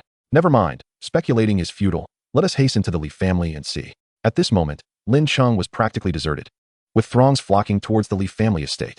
Outside the Li family mansion, a sea of people surged, elbow to elbow. The streets, trees, railings, rooftops, every possible perch was filled with spectators. The airship cast a shadow over the town, drawing nearly half the population of Lincheng. Lin Yuan, Lin Qingqing, and Su Ran also approached the vicinity of the Li family, observing the flag of the Gu family flapping wildly in the wind. Suddenly, a bold idea struck Lin Yuan. Gu Chen, Gu Qingfeng. Could it be that Gu Chen is the son of Gu Qingfeng? Under the looming shadow, the airship resembled a ferocious beast of steel, completely enveloping the Li family estate. Meanwhile, sensing the sudden and formidable pressure from the outside, the flustered Li Xiao exited his study and entered the courtyard. Raising his gaze, he beheld a dignified figure descending from the warship, gracefully approaching the courtyard. In that moment, Li Xiao felt a jolt of dread, as if his very blood were reversing. A soul-deep tremor rendered him weak, leading him to collapse to the ground. Your Majesty the War King, Li Xiao, in his ignorance, not realizing the gravity of the War King's visit, implored for forgiveness. Gu Qingfeng stood with his hands clasped behind his back, coldly demanding, Li Xiao, surrender my son. Should I fail to lay eyes upon him today, I shall see your entire Li family extinguished. As his words fell, hundreds of black-armored warriors descended from the airship, swiftly surrounding the Li family estate, leaving no avenue for escape. Gu Qingfeng's declaration was unmistakably clear. Gu Chen is indeed his son. The crowd outside erupted in astonished murmurs, having accurately surmised Gu Chen's identity. What a revelation! Gu Chen, he is of royal blood from the Northern Territory. Lin Qingqing turned to Lin Yuan, her expression one of disbelief. Don't look at me. I too was deceived. I initially thought he was so impoverished he could scarcely afford a meal. Yet who could have imagined his father is the War King of the Northern Territory? Lin Yuan's countenance was a complex tapestry of emotions. He had been duped by his closest friend. They had vowed to live as commoners together, and yet he turned out to be the son of the War King? What a delightful irony. His brother hails from the most powerful family in this land. From this moment forth, he would embrace a wholly new identity, Lin Yuan, brother of the son of the War King of the Northern Territory. Isn't this a direct ascent to greatness? An overwhelming wealth has finally come to him. Meanwhile, a tempestuous aura enveloped the entire Li family estate, as if it were on the verge of being reduced to ash. Li Xiao trembled in fear, lying prostrate on the ground, shaking uncontrollably as he pleaded for mercy. Your Majesty, there must be a misunderstanding. I swear upon my life that the young master is not within my Li family. Li Xiao was utterly perplexed as to why Gu Qingfeng would orchestrate such a grand spectacle to demand a person. Gu Qingfeng's son, Gu Xi, was said to be in the capital's academy. How could he possibly be here demanding someone from the Li family? Though the Li family holds the title of Lin Cheng's foremost clan, given his standing, even if he were to ingratiate himself with Gu Xi, the latter would hardly grant him an audience. That young master possesses connections beyond measure. Even if Li Xiao had tenfold courage, he would not dare to show the slightest disrespect, let alone oppose such a figure. Li Xiao, you are most audacious. I warn you. Should my son suffer even a scratch, your Li family shall face annihilation. Qin Yun stepped down from the warship, standing behind Gu Qingfeng, her voice laced with authority, as if she were truly enraged. With Gu Chen's fate uncertain, she could not afford to entertain any frivolities. Gu Qingfeng stood beside her, his face a stormy shade of gray, a man on the brink of unleashing a tempest. The distance between Gubei City and Lincheng spanned thousands of kilometers. Having received word the previous night, he had traveled tirelessly, arriving in Lincheng just as dawn broke. This meant his son had been wandering in the wilderness throughout the entire night. That wilderness is fraught with peril, with dangers lurking at every turn. Should he inadvertently stumble into the abyss, it would spell disaster. Gu Qingfeng's expression hardened, his fury mounting. His own son had been so brutally persecuted in this small Lincheng, pursued by others, and had fled into the wilderness, now untraceable. The murmurs of the gathered crowd echoed with the sentiment that the Li family had indeed stumbled upon an insurmountable obstacle. Gu Chen had slain your son. Pursuing him is one thing, but to incite a region-wide bounty, rendering the entirety of the Northern Territory aware, now they have drawn the ire of Gu Qingfeng, and the Li family is surely doomed. Li Zhao's frame trembled violently, his face turning pale at Qin Yun's words. As Gu Qingfeng's wife, her words carried weight. Representing the will of Gu Qingfeng himself, Li Xiao harbored no doubt that, upon a mere command from Gu Qingfeng, the royal guard stationed outside would ruthlessly annihilate his entire family without a trace. At this moment, he was engulfed in a tempest of anxiety, his heart torn asunder, every muscle in his body quaking violently from sheer terror. Fear. He was profoundly terrified. Yet, Gu Xi was undeniably absent from the Li family estate. The couple, Gu Qingfeng and his wife, had come seeking their son, and the entire Northern Territory was aware that they had but one child, Gu Xi. Gu Xi was not at the Li residence. Truly, he was nowhere to be found. This was a matter of utmost peril for him. Your Highness, please forgive me. I swear by the heavens, the young master is truly not at the Li household. I have never laid eyes on young Master Gu Chen. He implored. Please, your majesty, grant me your understanding. Please, your highness, show mercy. Fool. Gu Qingfeng bellowed, his fury igniting. Gu Xi? Who said I was here for Gu Xi? After all this time. Does Li Xiao still fail to comprehend the true reason for my visit? Chapter 45. Movements of Gu Chen. Lin Yuan Pass, seeing that Li Xiao remained oblivious to the situation, Gu Qingfeng could no longer contain the fury simmering within him. He lifted his foot and delivered a powerful kick. Gu Chen was currently fleeing through the wilderness, pursued relentlessly. He could not afford to squander any more time here. The Li family's hunt for Gu Chen must be halted immediately, otherwise, should Gu Chen perish in the wild, even the total annihilation of the Li family would not suffice to quench his wrath. Li Xiao was sent flying by the kick, his body resembling a sandbag as it crashed into the estate's main building, reducing it to rubble. Amidst the shattered bricks and stones, agony coursed through him, leaving him utterly drained of strength. This was the might of the Northern Territory's warlord, who had valiantly defended the abyssal battlefield for 18 years, single-handedly repelling myriad foes to earn his title. Faced with such a formidable adversary, even Li Xiao, a fifth-tier berserker, found himself utterly incapable of resistance. Listen closely, Li Xiao. Gu Chen is my son. Should anything untoward befall him in the wilderness, I will not only ensure the utter destruction of your Li family, but I will also see that all who participated in the hunt for my son pay the ultimate price. His words, laced with a murderous intent, left all within and around the Li estate momentarily stunned. Goodness. Thank my stars I lack the requisite rank to undertake the Li family's bounty. A rare realization dawned upon someone in the crowd, who had never before considered low rank a blessing. I almost intended to head to the Li family this morning for the task, but fortunately, I overslept. Oh no, I just accepted a bounty. But I merely sought some excitement. Why should I face death? The crowd erupted into chaos, with some bursting into laughter while others turned ashen-faced. Those who had come seeking the bounty were utterly flabbergasted. They had initially believed Gu Chen to be their fortuitous chance, only to discover he was now a harbinger of doom. If any harm befell Gu Chen, all who had pursued him would face certain death. They had merely been enticed by the Li family's reward, unaware it would cost them their lives. Li Xiao, you wretched fool. Your son deserves his fate. Someone cursed. Damn it, if I survive this calamity, I will surely raze the Li family to the ground. Enough of the curses. Let us hasten out of the city to find him. If Gu Chen suffers any misfortune, we are all doomed. Among the throng, numerous high-ranking professionals turned on their heels, racing toward the city's exit. No one dared to doubt Gu Qingfeng's words, nor would anyone risk fleeing in this moment. The speaker was the king of the Northern Territory. With a single command, all who had pursued Gu Chen would become wanted criminals. Finding Gu Chen was the sole hope for them all. Meanwhile, upon hearing the name Gu Chen, Li Xiao's expression morphed as if he had seen a ghost. Impossible. Absolutely impossible. How could it be Gu Chen? He is merely a peasant, an orphan from a farming family. How could he be the son of Gu Qingfeng? Li Xiao stood speechless, shock rendering him mute, his mind a blank slate. The very individual he had issued a bounty to hunt was, astonishingly, the son of the Northern Territory's warlord. How could this be? It was utterly preposterous. Had he known Gu Chen was Gu Qingfeng's son, not only would he have refrained from pursuing him, but even if Gu Chen had slaughtered all his kin, he would have dared not utter a word against him. Li Xiao's face paled in realization, and an unprecedented fear engulfed him at the thought of pursuing Gu Qingfeng's son. He could hardly bear to contemplate what fate awaited him. At that moment, a figure rushed in from outside, squeezing into the Li estate. Master, news from the wilderness. Gu Chen is fleeing towards Lin Yuan Pass. Li Xiao's body trembled violently, his eyes momentarily sparkling with a glimmer of hope, only to quickly dim once more. Gu Chen was alive. But why was he fleeing in the direction of Lin Yuan Pass? That place had been overrun by the abyss, and the tainted lands were swarming with brutal foreign entities, posing immense danger. A mere first-tier professional, if he were to stray into the tainted areas and be besieged by the foreign races, would be courting death. Immediately notify all professionals who accepted the bounty to cease their pursuit and race towards Lin Yuan Pass. Li Xiao nearly roared these words, resembling a beast cornered with no escape. Tell them they must retrieve him before Gu Chen enters the tainted lands. Upon hearing this news, the crowd reacted as if the apocalypse had arrived. Lin Yuan Pass. The reason it had become tainted was due to its proximity to the burial pit dungeon. And the burial pit dungeon itself was the only first-tier abyss present in the wilderness of Lin City. A first-tier abyss, while it may sound modest, was still an abyss. It was far more perilous than a hellish dungeon. How could Gu Chen have fled there? Even if he did not inadvertently wander into the abyss, foreign races thrived in the vicinity of the burial pit dungeon. This was tantamount to walking a tightrope over a chasm. Even teams of prepared first-tier professionals could be utterly annihilated, let alone Gu Chen, who was fleeing there. It's over. Lin Yuan Pass is perilously close to a first-tier abyss. Not even a level 20 warrior would dare to enter alone. Is fate conspiring against me? Quit the nonsense.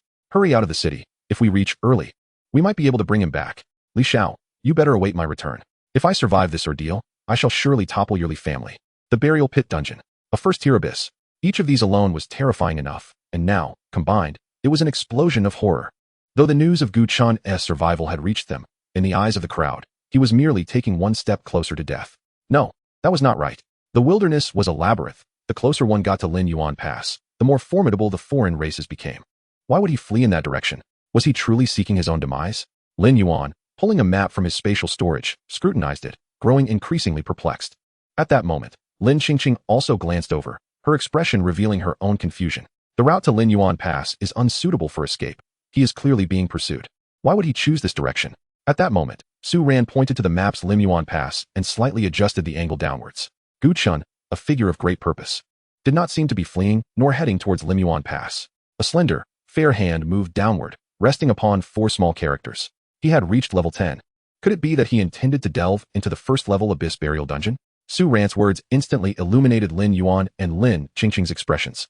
The first-level Abyss was accessible only to practitioners below level 20. Indeed, one could hardly argue against it. Everyone had assumed he was being pursued. Even I nearly believed he had fled into the wilderness out of desperation. Yet, it appears that this clever lad, Gu, is actually venturing into the Abyss. Entering the Abyss at level 10, truly worthy of being called a master. Lin Qingqing exclaimed in admiration. Let us go. Let us hurry to the teleportation array. Lin Yuan suddenly came to his senses, pulling Lin Qingqing and Su Ran through the crowd. The first-level Abyss holds boundless experience for them. They simply must cling tightly to Gu Chen's coattails. Chapter 46. Is all of this the doing of Gu Chen? After extricating themselves from the throng, Lin Yuan and the others did not head directly to the teleportation array, but instead sought to borrow some money first. Teleportation incurs a fee, especially for those leading to the Abyss, which is quite costly. Hence, many would rather spend their coins on dungeons within the city than venture into the Abyss. However, for Lin Yuan and his companions, the allure of the burial dungeon was irresistible. After all, the teleportation array would transport them directly to the plaza at the Abyss's entrance, sparing them from battling the alien creatures in the wilderness. As long as they arrived at the Abyss's entrance first, they would undoubtedly be able to shadow Gu Chen. Accompanying Gu Chen into the Abyss meant a risk approaching zero, while the potential rewards were staggering. They had already experienced this once. How could they easily give it up? Contrasting the excitement of Lin Yuan and his companions, Gu Qingfeng's face was ashen. Upon learning that Gu Chen was fleeing towards Lin Yuan Pass, an overwhelming fury surged from his core, nearly driving him to madness. Lin Yuan Pass had been invaded by the Abyss 50 years ago and had since become a tainted land. The nearby burial dungeon was notorious for its high mortality rate, the difficulty of clearing it far surpassing that of 90% of the second-level abysses in the Divine Xia Empire. Even when he was level 15, he had dared not enter the burial dungeon, let alone Gu Chen. Li Xiao, die. In a fit of rage, a luminous shadow of a holy sword appeared beside Gu Qingfeng, dazzling as the sun, cleaving towards Li Xiao with devastating force. However, Li Xiao was pierced by the holy sword's light, his health instantly depleted, and the entire Li family estate crumbled into ruins beneath its might. Li Xiao's body fell heavily to the ground. Die. Yet, in the next instant, a radiant holy light emanated from his corpse. Resurrection Cross. Revives at the location of death, restoring 30 of total health. Priced at 10 million on the trader platform. It was unthinkable that Li Xiao, the head of the Li family in Lin City, would lack such a life-saving item. Your Majesty, spare me. Li Xiao, upon reviving, crawled and knelt at Gu Qingfeng's feet, bowing repeatedly. At that moment, he could hardly attend to his injuries. The terror of death rendered him quaking. Having just died once, he felt on the verge of madness. The Resurrection Cross could only activate once within 24 hours. If Gu Qingfeng struck again, he would undoubtedly perish for good. In desperation, Li Xiao mustered the courage to plead, Your Majesty, do not be angry. Young Master Gu Chen is still alive. I beseech you for one day, just one day. My Li family will mobilize entirely to ensure young Master's safe return. Just you? Gu Qingfeng scoffed. The holy sword in his hand transformed into an intangible form, propelling him towards the floating battleship. Royal Guard, secure the Li family. Without my orders, no one is to enter or leave. I have proclaimed that if my son suffers even a scratch, not only the Li family, but all involved shall face death. In that moment, Gu Qingfeng resembled a volcano on the verge of eruption, his voice rumbling like thunder, causing those present to tremble in fear, their faces paling. Seeing this, Gu He and Qin Yun swiftly ascended the floating battleship, the iron behemoth stirring the clouds as it sped towards Lin Yuan Pass, disappearing into the horizon in an instant. With Gu Qingfeng departing aboard the battleship, armored warriors guarded the Li family, preventing anyone within the estate from escaping. The oppressive weight of death receded like a tide. And Li Xiao shakily rose to his feet, his face etched with despair. Reflecting on the past, his complexion grew even paler. At that moment, he no longer cared about the pain of losing a son. A son could be born again. But offending Gu Qingfeng was a crime that could lead to the annihilation of his family, merely for a spot at a prestigious academy. The Li family had pursued Gu Qingfeng's son into the depths of the wilderness. Li Xiao now regretted it deeply. Yet, if given the chance to start anew, who could have anticipated that a peasant youth raised in Lin City for 18 years would turn out to be Gu Qingfeng's son, had he not experienced it firsthand? Not even a blade at his throat could convince him that Gu Chen was Gu Qingfeng's offspring. Master, what shall we do now? To the ancestral hall. What could possibly be more important than the survival of the Li family? Go and light incense for my ancestors. I hope our forebears will bless Gu Chen, allowing him to evade calamity and return safely from the wilderness.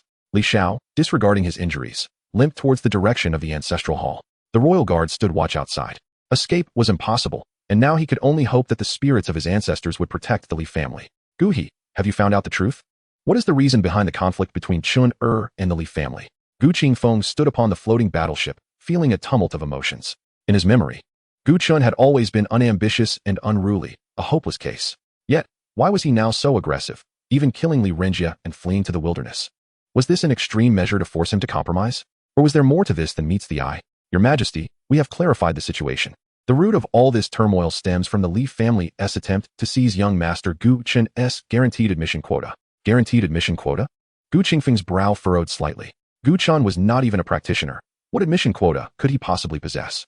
Could it be that some headmaster of a prestigious academy had learned of Gu Chen's inability to transfer jobs and attempted to curry favor with him through such means? Indeed, although the young master failed to transfer in Gubei City, for some reason, upon returning to Lin City, he succeeded. Such a thing actually occurred? A look of shock erupted on Gu Qingfeng's face. While this was not unheard of, it was exceedingly rare, and he never expected it to happen to Gu Chen. What? Gu He, now is not the time for jesting. Qin Yun's complexion instantly shifted. Her beautiful eyes narrowed slightly, for she had never encountered such matters before. The king, the queen, and the young master, upon their transition to the summoner class, ventured into the novice dungeon, the temple ruins, alongside for companions. Reaching level 10 within a day and conquering a hellish dungeon that had remained uncompleted for decades, Gu He recounted the gathered information with eloquence. Clearing the hellish dungeon would yield an SSS rating, and according to the policies of Lin City, students achieving such a rating would be granted direct admission to the prestigious capital academy. However, the heir of the Li family, Li Renjia, unable to secure his own admission to the capital academy, exploited his family's influence to suppress the news of the young master's success in clearing the hellish dungeon, seeking to usurp the young master's place. The cause of death was rather straightforward. Li Renjia and his cousin, Li Wenhui, sought out the young master in the dormitory of Lin City No. 1 High School, coercing him to assist them in clearing the hellish dungeon. When the young master refused, he killed Li Renjia and subsequently fled into the wilderness. Li Renjia, a level 13 mental master, an uncommon profession, was inexplicably slain by the level 10 young master with apparent ease. Upon hearing the butler Gu He's words, Gu Qingfeng's prior agitation was swiftly replaced by profound shock. To successfully transition, ascend to level 10 in a single day, clear the hellish dungeon, and attain an SSS rating. Furthermore, to have vanquished a rare profession 3 levels above him. This accomplishment, not only within Lin City, but even in Gubei City, could overshadow the vast majority of prodigious professionals. Gu Qingfeng opened his mouth, momentarily at a loss for words. All of this was accomplished by Gu Chen, his son Gu Chen. Chapter 47, merely surviving. He had already exhausted his efforts listening to Gu He's account. Gu Qingfeng gazed down at the billowing clouds beneath the battleship, his astonishment lingering in a tumultuous silence. His son was, astonishingly, an unparalleled genius. A shadow of melancholy crossed his face, his eyes filled with regret. Had he shown more leniency towards his son in the past, Gu Chen would surely not have been reduced to a state of exile in the wilderness now. Was it possible that he had been in the wrong all along? Observing Gu Qingfeng's expression, Gu He let out a slight sigh.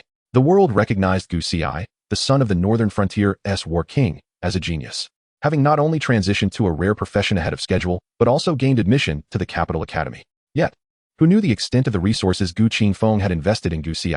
Only those with either dragon blood or the blessing of the dragon god could transition to become a dragon knight.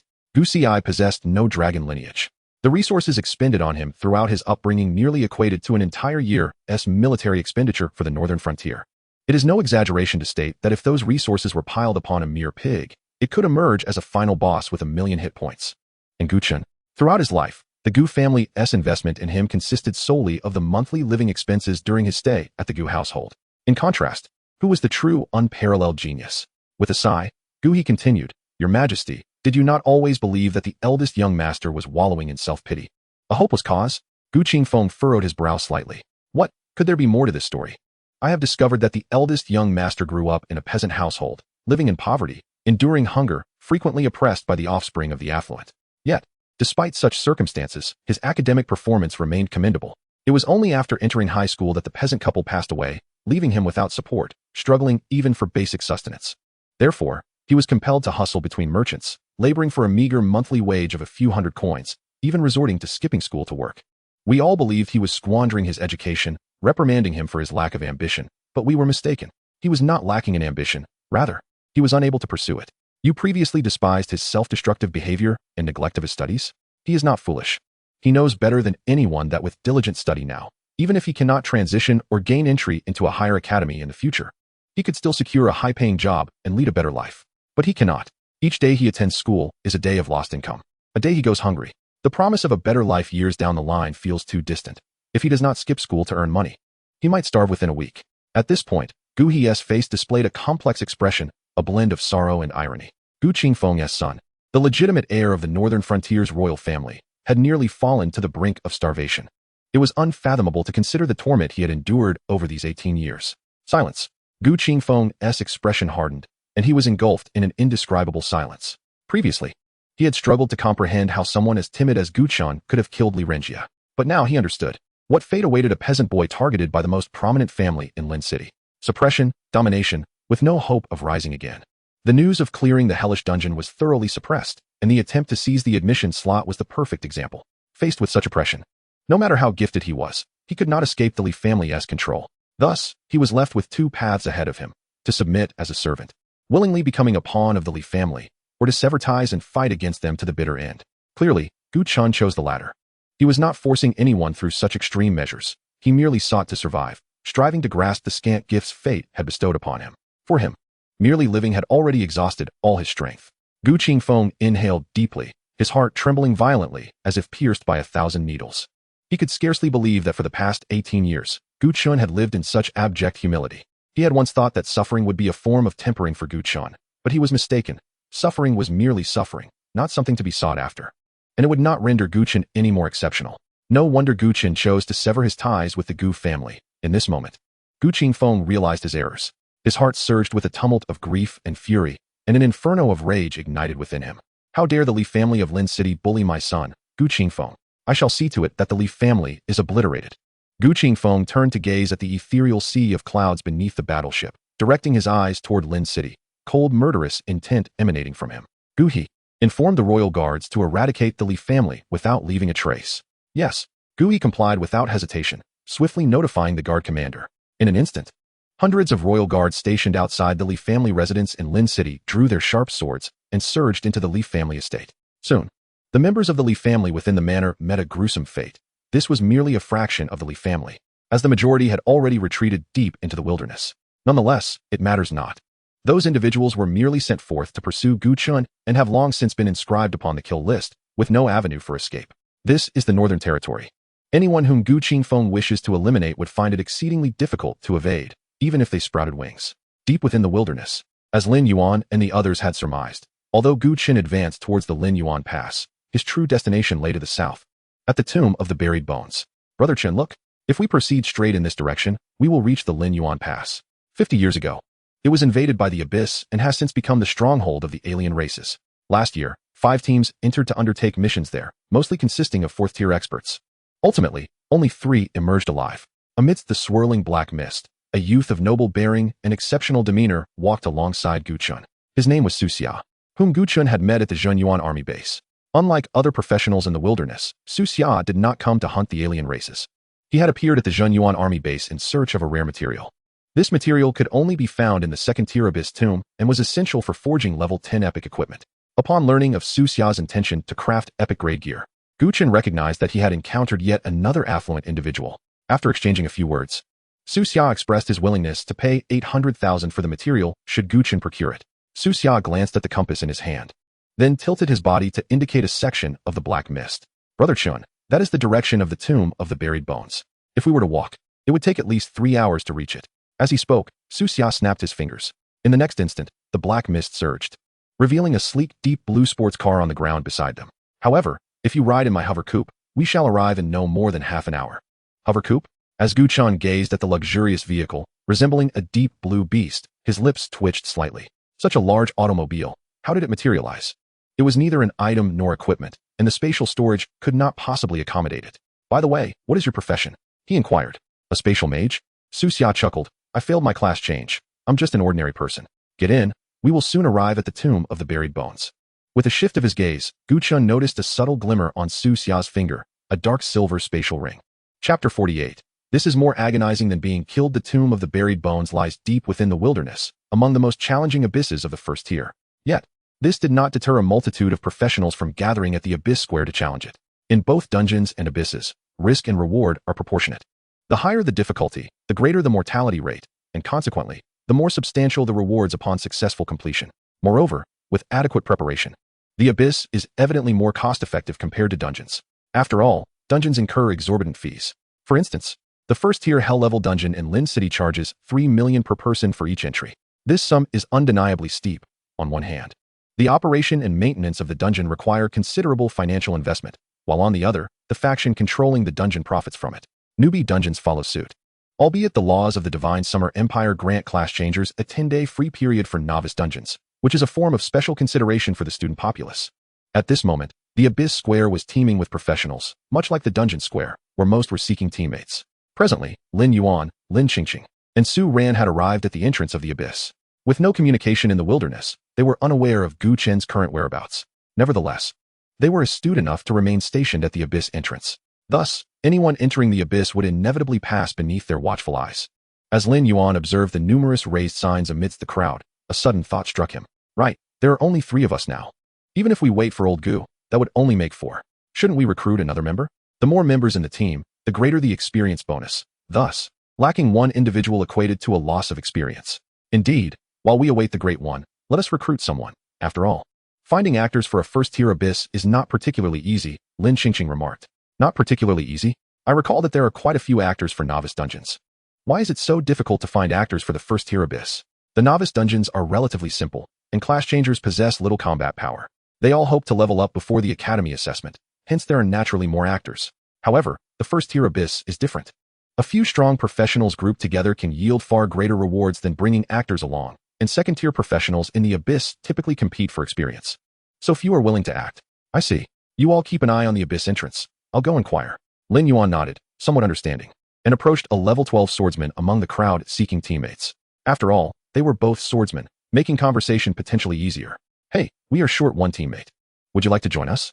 Upon hearing Lin Yuan's words, the swordsman turned, instinctively glancing at Lin Yuan's level, a flicker of disdain crossing his features. Level 6? Not even at the first tier, and you dare approach the first tier Abyss? Aren't you courting death? The swordsman dismissed Lin Yuan with a wave of his hand. You're an actor, aren't you? Your level is too low. Have your team leader come speak with me. Lin Yuan's brows furrowed at this. Oh, are you feeling superior because you're a level 12 swordsman? If it weren't for the fact that I couldn't defeat him, I would have drawn my sword right now. Hello. I am the team leader. Do you have something to discuss? A familiar voice suddenly came from behind. Lin Yuan turned, his eyes lighting up with joy. Simultaneously, the swordsman's gaze settled on Gu Chen, and he paused momentarily, swiftly giving way to unrestrained contempt. Level 10? A summoner? You must be jesting. Gu Chen remained unfazed. Is there an issue? I advise you not to venture into the Abyss. It would be a swift demise. The swordsman waved his hand dismissively. Enough. This place is not suited for you high school kids. What a waste of time. With that, the swordsman moved aside, seemingly eager to avoid being entangled with Gu Chen. Old Gu, I have finally awaited you. Lin Yuan exclaimed with delight. Gu Chen was equally surprised. Where there was a teleportation array, communication could be restored. He had initially intended to message Lin Yuan to join him in the Abyss. To his astonishment, upon arriving at the Abyss Square, he immediately spotted Lin Yuan, thus saving him considerable effort. Old Gu, you truly accomplished something grand this time. Had it not been for the War King arriving in Lin City, I would never have known that you. Let us not mention him. I have severed ties with the Gu family. He traversed the wilderness for nearly a day and night, encountering numerous professionals along the way, from whom he gleaned the happenings in Lin City. Remarkably, he even directed a few pursuers towards their destination. After all, the wilderness was shrouded in a pervasive black mist, severely impairing visibility. And accompanying him were the Bloodlord and several descendants of the Blood clan. Given the formidable presence, it was evident they were not mere wanderers of the wild. However, This was merely an isolated incident. After departing from the Jinyuan military stronghold, he was still discovered by those with ulterior motives. Yet, it was precisely this that allowed Lin Yuan and the others to deduce Gu Chen's intentions, prompting them to arrive at the Abyss Square in anticipation. At this moment, Lin Yuan was jolted into a state of profound shock. Old Gu, you've severed ties with the Northern royal family? His mind went blank, his tongue seemed tied in knots, as if he had lost his prophetic abilities. After all, we are speaking of royalty. Do you comprehend what it means to be of royal blood? Others would shamelessly seek to ingratiate themselves, yet you boldly choose to sever connections?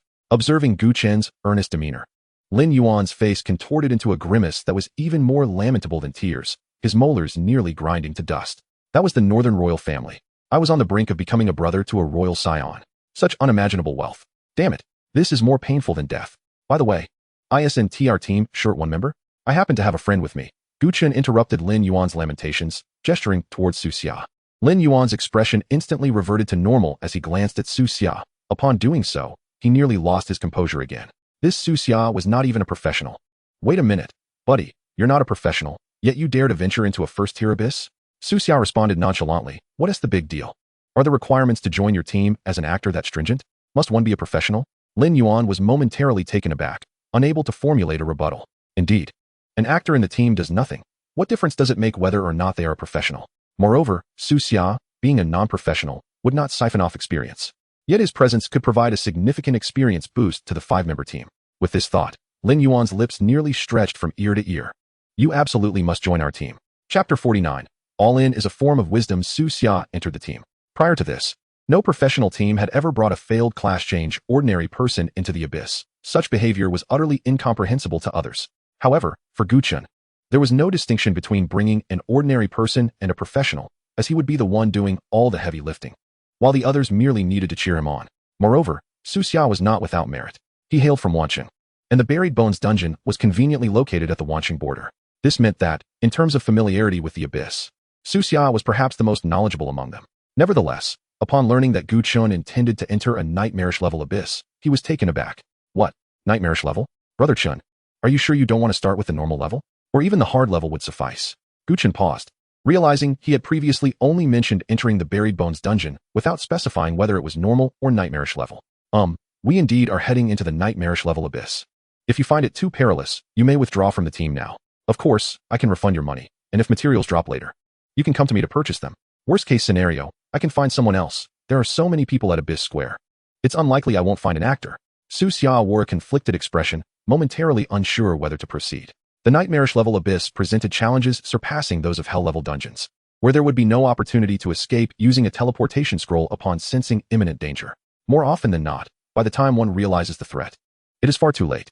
Many professionals fail to even use their scrolls before being slain by abyssal creatures. The difficulty of clearing this level far exceeds that of standard dungeons. One could say that dungeons are sealed scenarios, while the abyss is starkly real. Su Xia was tormented by indecision, questioning why it had to be the nightmarish level. This was the abyss. Gu Chen, with a resigned expression, explained. Because only by clearing the nightmarish level can we unlock the hell level. Unlike novice dungeons, first-tier abysses are more open, allowing direct selection of the nightmarish level without needing to unlock it from the hard level. Su Xia's expression froze, his mind seemingly crashing. What did this tone and expression imply? If it weren't for the nightmarish level restriction, would you have gone straight into the hell level? Are you certain you can succeed? Absolutely. Such confidence? I might just withdraw midway. The last person who withdrew probably regrets it deeply. A look of conflict crossed Su Xia's face. For an ordinary person who had failed their class change to enter a nightmarish level abyss was unprecedented, verging on suicidal. Initially, he had only sought materials. Yet Gu Chen offered him the opportunity to join a team entering the abyss, which was an opportunity he could not afford to miss. For someone unable to become a professional, the allure of the abyss was unimaginable. Yet the nightmarish level abyss was also exceedingly lethal. Honestly, I just want some materials. Su Xia's expression fluctuated, but ultimately, he did not wish to forego this chance. All right, I'm in. Lin Yuan stepped forward, grinning as he patted his shoulder. Congratulations. All in is a form of wisdom. Now that we've made our decision, let us prepare. Gu Chen wasted no time, moving next to the abyss entrance, opening the interface, and selecting the nightmarish level. Warning, the current selection is of nightmarish difficulty. Challengers will face an almost tangible abyss, with extreme difficulty and high mortality rates. Do you wish to proceed? Yes. The current team average level is too low. It is recommended to reform the team. No. Entering the Buried Bones dungeon at nightmarish level, please wait. The entrance to the abyss was reminiscent of that of a dungeon. A vortex of space erupted with crimson light, and soon, Gu Chen and the four behind him vanished from sight. Simultaneously, all professionals within the northern region received a notification from the professional platform. Notice, Gu Chen, holder of the SSS rating from Lin City, has led a team of professionals into the Buried Bones dungeon at nightmarish level. This simple notification sent shockwaves throughout the entire northern region. What is going on? Lin City? SSS rating? Gu Chen? That name sounds familiar. Isn't he the summoner being hunted by the Li family? The son of the northern region's war king? Are they insane? Gu Chen is merely a level 10 summoner, yet he dares to enter a first-tier abyss? Isn't that courting death? Even if he is the son of the northern region's war king, it's impossible for a level 10 to clear a nightmarish level abyss. No. Did you all miss the point? Gu Chen received the SSS rating from Lin City? The people of Lin City assert that there is no such matter. Gu Chen has indeed conquered the hell-level dungeon of the temple ruins, and his SSS rating is genuine. I have witnessed it with my own eyes. Have I crossed over? Did Gu Chen truly clear the hell-level dungeon? Is the SSS rating authentic? Why ask me? If you have inquiries, direct them to the Lin City municipal government. Hurry, hurry, hurry. Call the City Lord's hotline and inquire. Our Lin City has finally produced a recipient of an SSS rating. Why is this not being reported? Since we are on the subject, I suddenly wish to pose a question. If Gu Chen has obtained an SSS rating, why is he at odds with the Li family? Lin City Municipal Government, City Lord's Office. Su Lai is currently under immense pressure. As the highest-ranking official of Lin City, he has never felt such despair since entering politics as he does today. Indeed, it is despair. Initially, upon learning that a transmuted individual from Lin City had achieved an SSS rating, he was overjoyed. An SSS rating not only signifies a guaranteed spot at the prestigious academy in the capital, but also means that he can secure more resources from the Northern Territory, affirming his political achievements.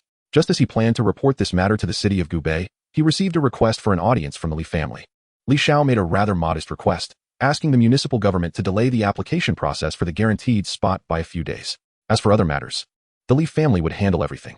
Naturally, Su Lai was curious about the Li family's intentions, but even as the city lord, he did not wish to offend them easily, considering they are the foremost aristocratic family in Lin City. From his perspective, as long as he could secure an additional guaranteed spot for Lin City at the academy, it mattered little who received the SSS rating. Delaying the procedural work by a few days is quite common and not an irregular operation. It is indeed a trivial matter. Thus, Su Lai readily acquiesced. The next day, Li Renjie was killed. Though Su Lai was shocked, he managed to maintain his composure.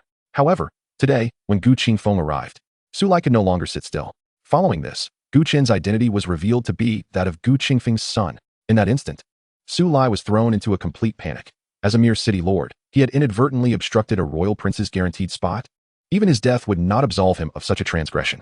Just moments ago, he received news that the Li family had been annihilated. At that moment, Su Lai felt darkness clouding his vision, seemingly catching a glimpse of his own demise.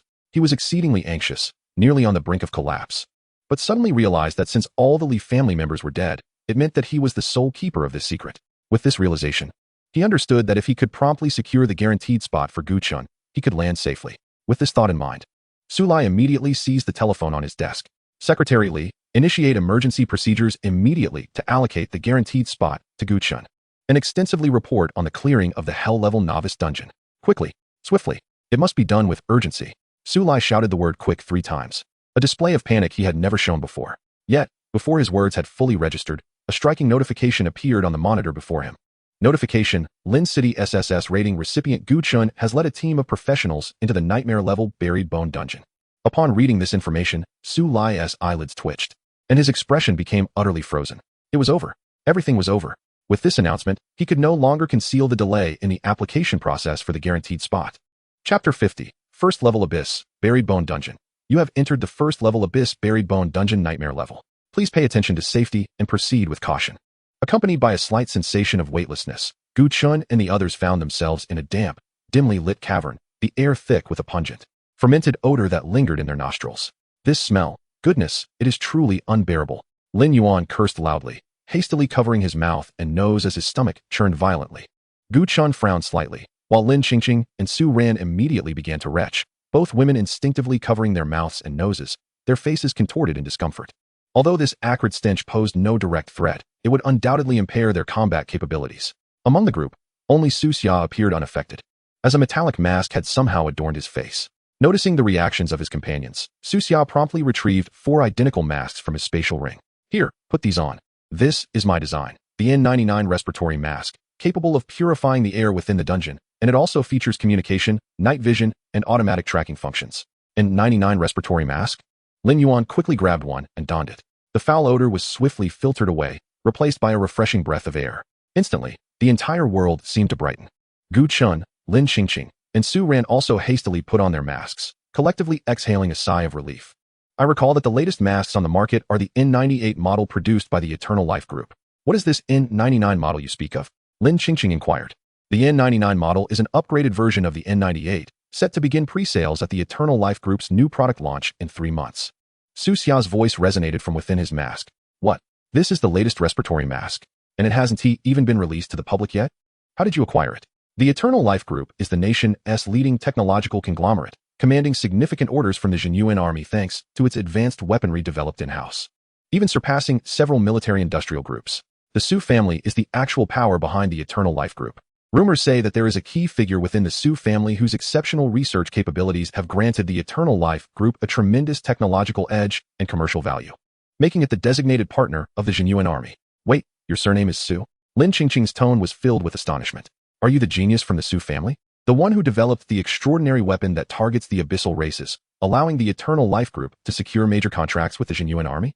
I do not dare to claim genius, but the genuine army is indeed quite satisfied with my designs, Su Xia replied with a smile. In that moment, the gazes of the others shifted towards Su Xia, their expressions subtly transforming. It was indeed him. They say that the security level for members of the Su family is treated with the same regard as that of the family head. Such a core figure. Why would he accompany Gu Chen into the abyss? To gather materials? What materials could be so precious that it requires a core figure from the Su family to personally come? Gu Chen was curious but did not delve too deeply. Everyone has their own secrets, and they were merely a team venturing into the abyss together. Having resolved the unbearable stench, he summoned the Blood Clan Lord. Having traversed from the wilderness to the Buried Bone Dungeon, the Blood Clan Lord had also yielded considerable gains, letting out a low, ominous growl. Suddenly, a swarm of blood-colored figures appeared within the dungeon. A total of 50 Bloodline descendants had been transformed, which was the maximum possible at this time. The Blood Clan Lord had reached level 11, and the Bloodline descendants it could convert could not exceed its own level by more than 10. Among these descendants, the highest level was 21, while the lowest stood at 15. Upon the sudden appearance of a multitude of Bloodline descendants, Lin Yuan and his companions were genuinely taken aback, nearly convinced they had fallen into an ambush orchestrated by a foreign race. Fear not, it is merely my skill, Gu Chen reassured the 4 who were preparing to retreat. What? Su Xia exclaimed in disbelief. How can a summoner possess such a multitude of summoned beasts? There should only be one summon. The rest must be the summoned units of the summoner. Gu Chen offered a brief explanation before commanding the Bloodline descendants to forge ahead. Soon a deep, guttural roar echoed from the darkness as a lizard-like humanoid creature emerged from the shadows. Its grotesque and battered head was marred by bloodstains, and its crimson eyes glinted with a savage ferocity. With stout, disproportionately short limbs, its body was riddled with decaying flesh, revealing patches of stark, white bone in some areas. Is this an orc? I've never encountered such a diminutive and repulsive one. Almost without the need for instruction from Gu Chen, the Bloodline Lord unleashed a skill. Bullets illuminating the pitch-black dungeon like lightning, striking the orc with a cacophony of sound. Although the orc excelled in strength and physique, moving with remarkable speed, the Bloodline Lord's skill was swifter than lightning, leaving the creature no opportunity to evade. In an instant, the orc's health bar was depleted, collapsing to the ground amidst anguished cries. Kill. Beast Corpse Hybrid LV-13, Experience 1560, a level 13 alien race, effortlessly dispatched by the Bloodline Lord's singular skill. This spectacle rendered Su Xia's face a canvas of profound astonishment. Within the nightmarish abyss, the alien races had been significantly enhanced, far superior to those encountered in the wilderness. Despite being only level 13, to be instantaneously obliterated by a summoned beast was simply unfathomable. After all, a level 13 Beast Corpse hybrid boasted nearly 40,000 health points. To have a single skill wipe out nearly 40,000 health points? Preposterous. At that moment, Su Xia suddenly realized that, with Gu Chen's formidable prowess, it was indeed possible to conquer the nightmarish level dungeon. After the Beast Corpse hybrid fell, 6 tendrils of death, coalescing from black mist, materialized beside its lifeless form. This was a supplementary skill of the fallen orb. Each time a skill successfully struck a target, a tendril of death would emerge. The deadly shot could unleash 6 bullets imbued with skill effects, hence the appearance of 6 death tendrils. However, the tendrils only lasted for a mere 2 seconds, dissipating into black mist with a single breath. Beast Corpse hybrid? What a cumbersome name, Lin Yuan remarked, observing the grotesque alien corpse on the ground. In truth, it is merely a failed experiment, Su Xia elaborated. The burial dungeon was once a site of brutal punishment for dwarves, where countless dwarves perished. Subsequently, a voodoo shaman arrived, merging the corpses of dwarves with those of orcs to create these half-corpse, half-beast hybrids. As she spoke, Su Xia distributed 4 antidote potions among the group. The attacks from the beast corpse hybrid inflicted corrosive damage. Should one be unfortunate enough to be struck, it was imperative to use an antidote immediately, lest they succumb to poisoning and experience ongoing health loss. Gu Chen accepted a vial of healing potion, its verdant liquid shimmering like emeralds. Antidote potion instantly dispels the poison state upon use. On the trading platform, an antidote potion was priced at 3,000 per vial, a considerable expense. Thank you, Gu Chen said as he stored the antidote in his personal space, commanding the Bloodline descendants to continue leading the way. As they proceeded, he remarked, I purchased some strategies at the Jinyuan military outpost. The final boss in the nightmarish abyss has an unpredictable and obscure location, making it exceedingly difficult to locate. However, one strategy mentioned that to trigger the final boss, all alien races in these 3 layers must be eradicated, without exception.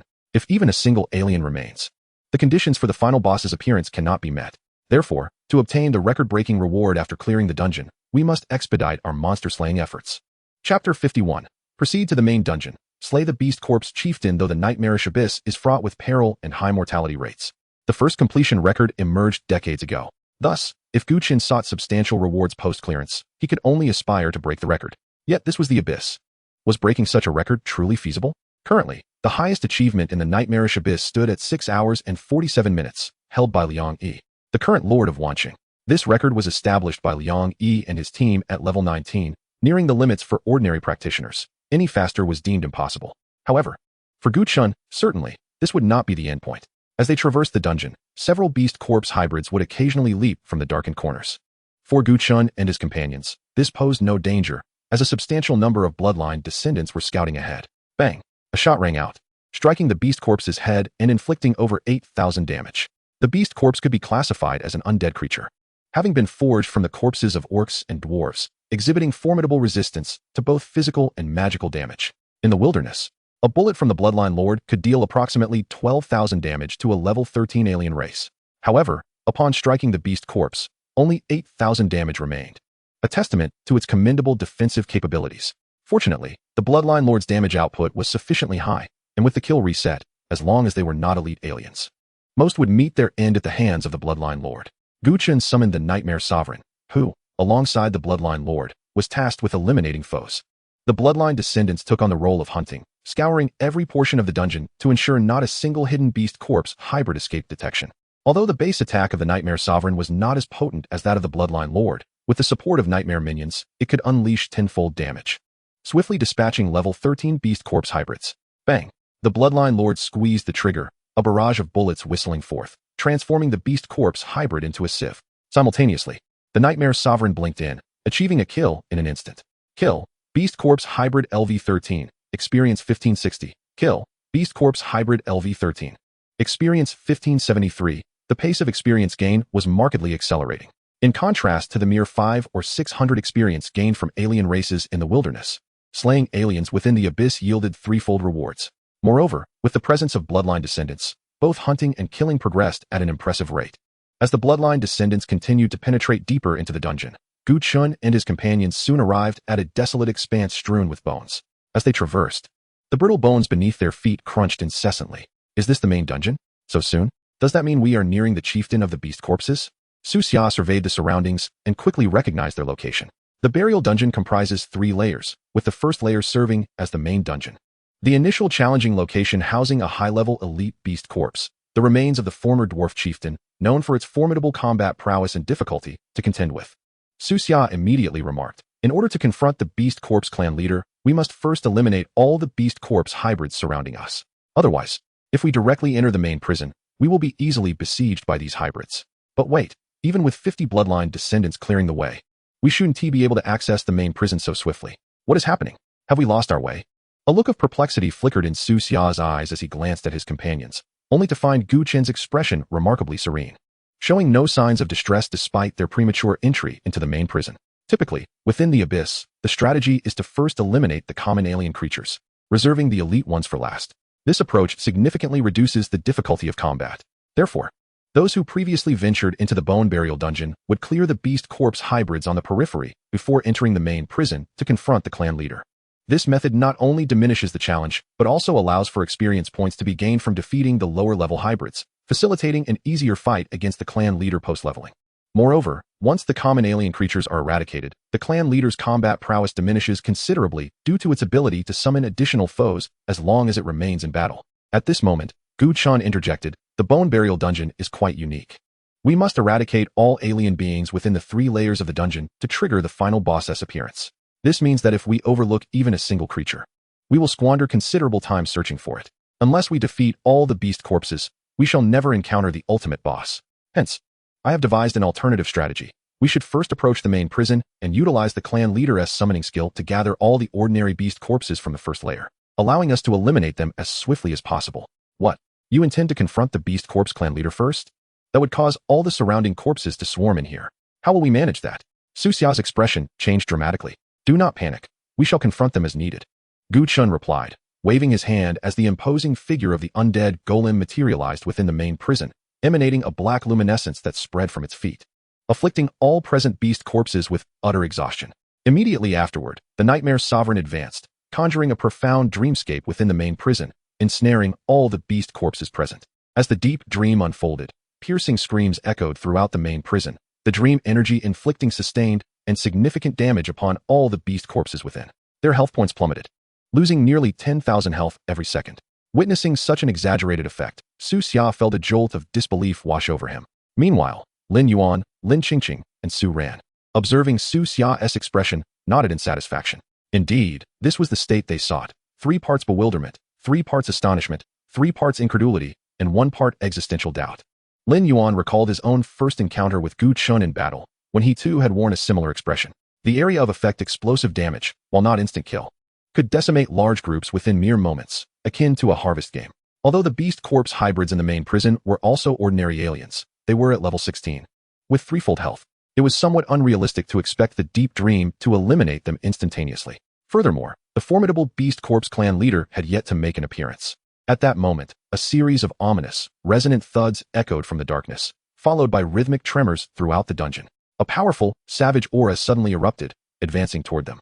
A stout, black-furred beast corpse, grotesquely adorned with rotting flesh and animal hides, emerged from the shadows. Its body was covered in numerous stitched scars, resembling a patchwork corpse. Su Xia's expression abruptly shifted. "It has appeared. The beast corpse clan leader. Alien, beast corpse clan leader elite. Level, LV 17 health, 121, 500. Attributes, strength 190, agility 177. Constitution 192. Spirit 170. Skill I. Beast blood boiling. Skill 2. Corpse poison. Skill 3. Summon beast corpses. The level 17 elite alien elicited a subtle change in Gu Chen's gaze. A hint of gravity crossing his features. This beast corpse clan leader was nearly on par with the final boss, the fallen witch, from the temple ruins. Yet, this was merely the first challenge of the Bone Burial Dungeon. How dare these human scum intrude upon a forbidden domain, courting death? The clan leader's countenance twisted with rage as it roared, erupting with boiling foul blood, its overwhelming aura swiftly countering the deep dream.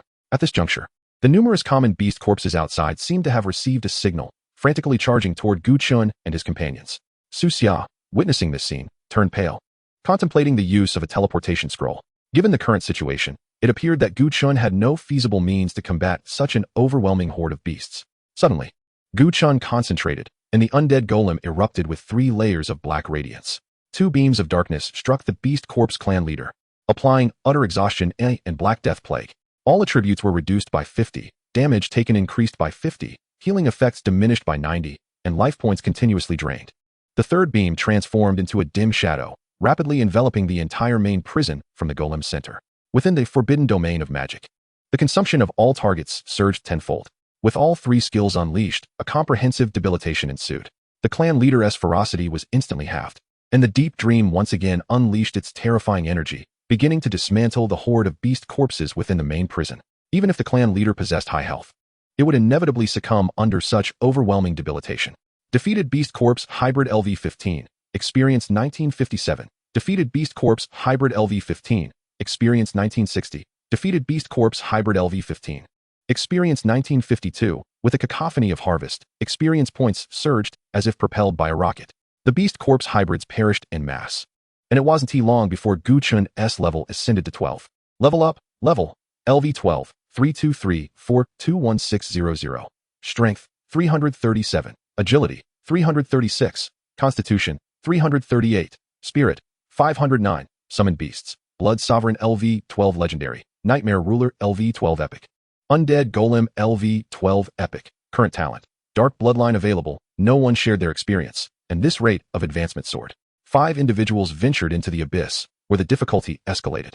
And correspondingly, the experience gained increased, with nearly 90% of the experience concentrated upon Gu Chen. This was precisely why he was adamant about bringing companions into the abyss.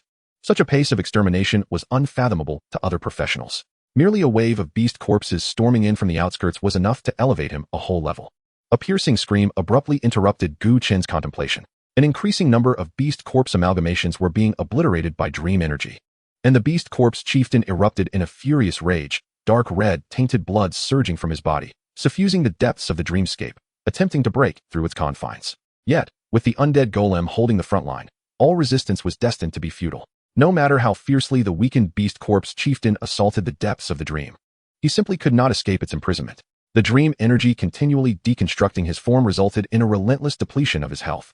As his life force dwindled and escape from the dream realm proved impossible, the beast corpse chieftain let out a heart-wrenching roar, summoning all beast corpses for aid. This was precisely the scene Gu Chen had eagerly anticipated. The chieftain's furious bellow echoed through the shadowy dungeon. A cacophony of cries erupted from the darkness, and a throng of beast corpse amalgamations surged from all directions, recklessly charging toward the main prison. These ordinary beast corpses, upon crossing the threshold of the main prison, were enveloped in a shroud of black light, their attributes halved, and injury effects amplified by 50%. Subsequently, there was no suspense whatsoever. Swathes of ordinary beast corpses were rent asunder by the dream energy, transforming into precious experience that flowed into Gu Chen's experience bar. The mass deaths of these beast corpses revealed their utter lack of rationality, devoid even of instinctual fear. Nearly mad, they disregarded all, plunging into the main prison, only to be torn apart by the depths of the dreamscape within mere steps. Was this the monster aggregation ability that instilled dread in professionals? Before Gu Chen, it was merely akin to moths drawn to a flame. Witnessing this spectacle, the beast corpse chieftain emitted a thunderous roar, wildly charging toward Gu Chen's position. Even with his attributes diminished, his speed remained astonishingly swift. However, the Blood Sovereign remained ever vigilant, stationed beside Gu Chen. Even with a shield boasting a numerical value exceeding 10,000, he had not forgotten to ensure the protection of his summoned beasts. The Blood Sovereign raised his dual pistols and squeezed the triggers at the advancing beast corpse chieftain. Bang, bang, bang. A flurry of bullets struck the chieftain, inflicting merely over 30,000 damage. Had it been a beast corpse amalgamation with 40,000 health, it would have burst apart instantly. Truly, an elite alien. Even halved attributes could withstand a skill from the Blood Sovereign, suffering only 30,000 damage. Yet, this was not the end, as the Fallen Orb skill activated. 6 death tentacles rapidly sprouted around the beast corpse chieftain, mercilessly striking him and halting his charge. Crack, crack. The death tentacles could only exist for 2 seconds, attacking once per second. Each tentacle dealt 3,000 damage, totaling 18,000. In just 2 seconds, that amounted to 36,000, coupled with the earlier skill damage. The beast corpse chieftain lost nearly 70,000 health in the blink of an eye. Lin Yuan and the others watched in shock. Nearly 70,000. Such damage was utterly terrifying. The beast corpse chieftain possessed a total health of just over 12,000, and the Blood Sovereign had reduced it to critical status with a single strike. Nevertheless, despite his health plummeting to less than half, the beast corpse chieftain pressed forward with the fury of a feral beast, disregarding all attacks as he charged toward Gu Chen. After all, he was an elite alien. Despite the Blood Sovereign's skill unleashing colossal damage, it could not halt his onslaught. Old Gu, Lin Yuan and the others shouted anxiously as they witnessed the beast corpse chieftain barreling toward Gu Chen. To them, this was Gu Chen's first direct confrontation with an alien foe. It was well known that the greatest flaw of a summoner lay in their lack of combat prowess, with all strength concentrated in their summoned beasts, rendering their own health and defenses exceedingly fragile. Should an alien close the distance, it would spell doom for the summoner. However, in the next moment, shadows suddenly emerged, wrapping around the beast corpse chieftain. His frenzied charge abruptly faltered, ensnared by the binding effect of the nightmare servants before he could approach Gu Chen by 3 meters. Simultaneously, the binding of 10 nightmare servants caused the chieftain to suffer a 10-fold increase in continuous damage. Boom. Bloodburst. The beast corpse chieftain was immobilized, and his remaining health plummeted at an astonishing rate. In the blink of an eye, his health hit 0. Chapter 53, the second legendary summoned beast within the main prison. The beast corpse chieftain was reduced to a heap of dark red fragments, and all summoned beast corpses perished within the depths of the dreamscape. leaving nothing but a ground strewn with remnants. Defeated Beast Corpse Chieftain Elite LV-16. Experience 5725. Loot acquired. Dwarven King's Ring LV-16 Rare. Loot acquired. Mithril Armor LV-16 Rare. Loot acquired. Enhancement Stone X10 Rare. Level up. Level LV-13. 136943200. Strength 347. Agility 346. Constitution 348. Spirit 529. Summon Beasts. Blood Sovereign LV-13 Legendary. Nightmare Ruler LV-13 Epic. Undead Golem LV-13 Epic. Current talent. Dark Bloodline available. Ascending to level 11 in the Wilderness. Rising to level 12 after vanquishing the first wave of aliens in the Burial Dungeon, and now clearing an entire layer of the dungeon to reach level 13. The Abyss indeed offers high risks accompanied by high rewards. Time to take a moment to regroup here. Gu Chen turned to Lin Yuan and the others, opting not to delve deeper. Beyond this point lay the second layer. With each descent into the Burial Dungeon, the difficulty escalated significantly. Given that they were currently in a nightmare-level abyss, Gu Chen planned to enhance his summoned beasts first, activating his talent. He declared, "You have obtained Dark Bloodline Royal Blood, Royal Bloodline." A spark of wild elation ignited in Gu Chen's eyes. It had finally manifested. After the previous two upgrades, he had only acquired descendant bloodlines, which is why he had refrained from merging them with his summoned beasts. Now, having obtained the Royal Bloodline, it signified that he would once again acquire a legendary-level summoned beast. Upon careful consideration, Gu Chen decided to advance the Undead Golem to legendary status. The rationale was simple. The comprehensive debuff effect was simply too enticing. If it were to ascend to legendary status, one could hardly fathom the immense suppression the Undead Golem would impose on the adversary. As for the two descendant bloodlines, they would be bestowed upon the Nightmare Sovereign, enabling it to undergo 2 awakenings of its bloodline.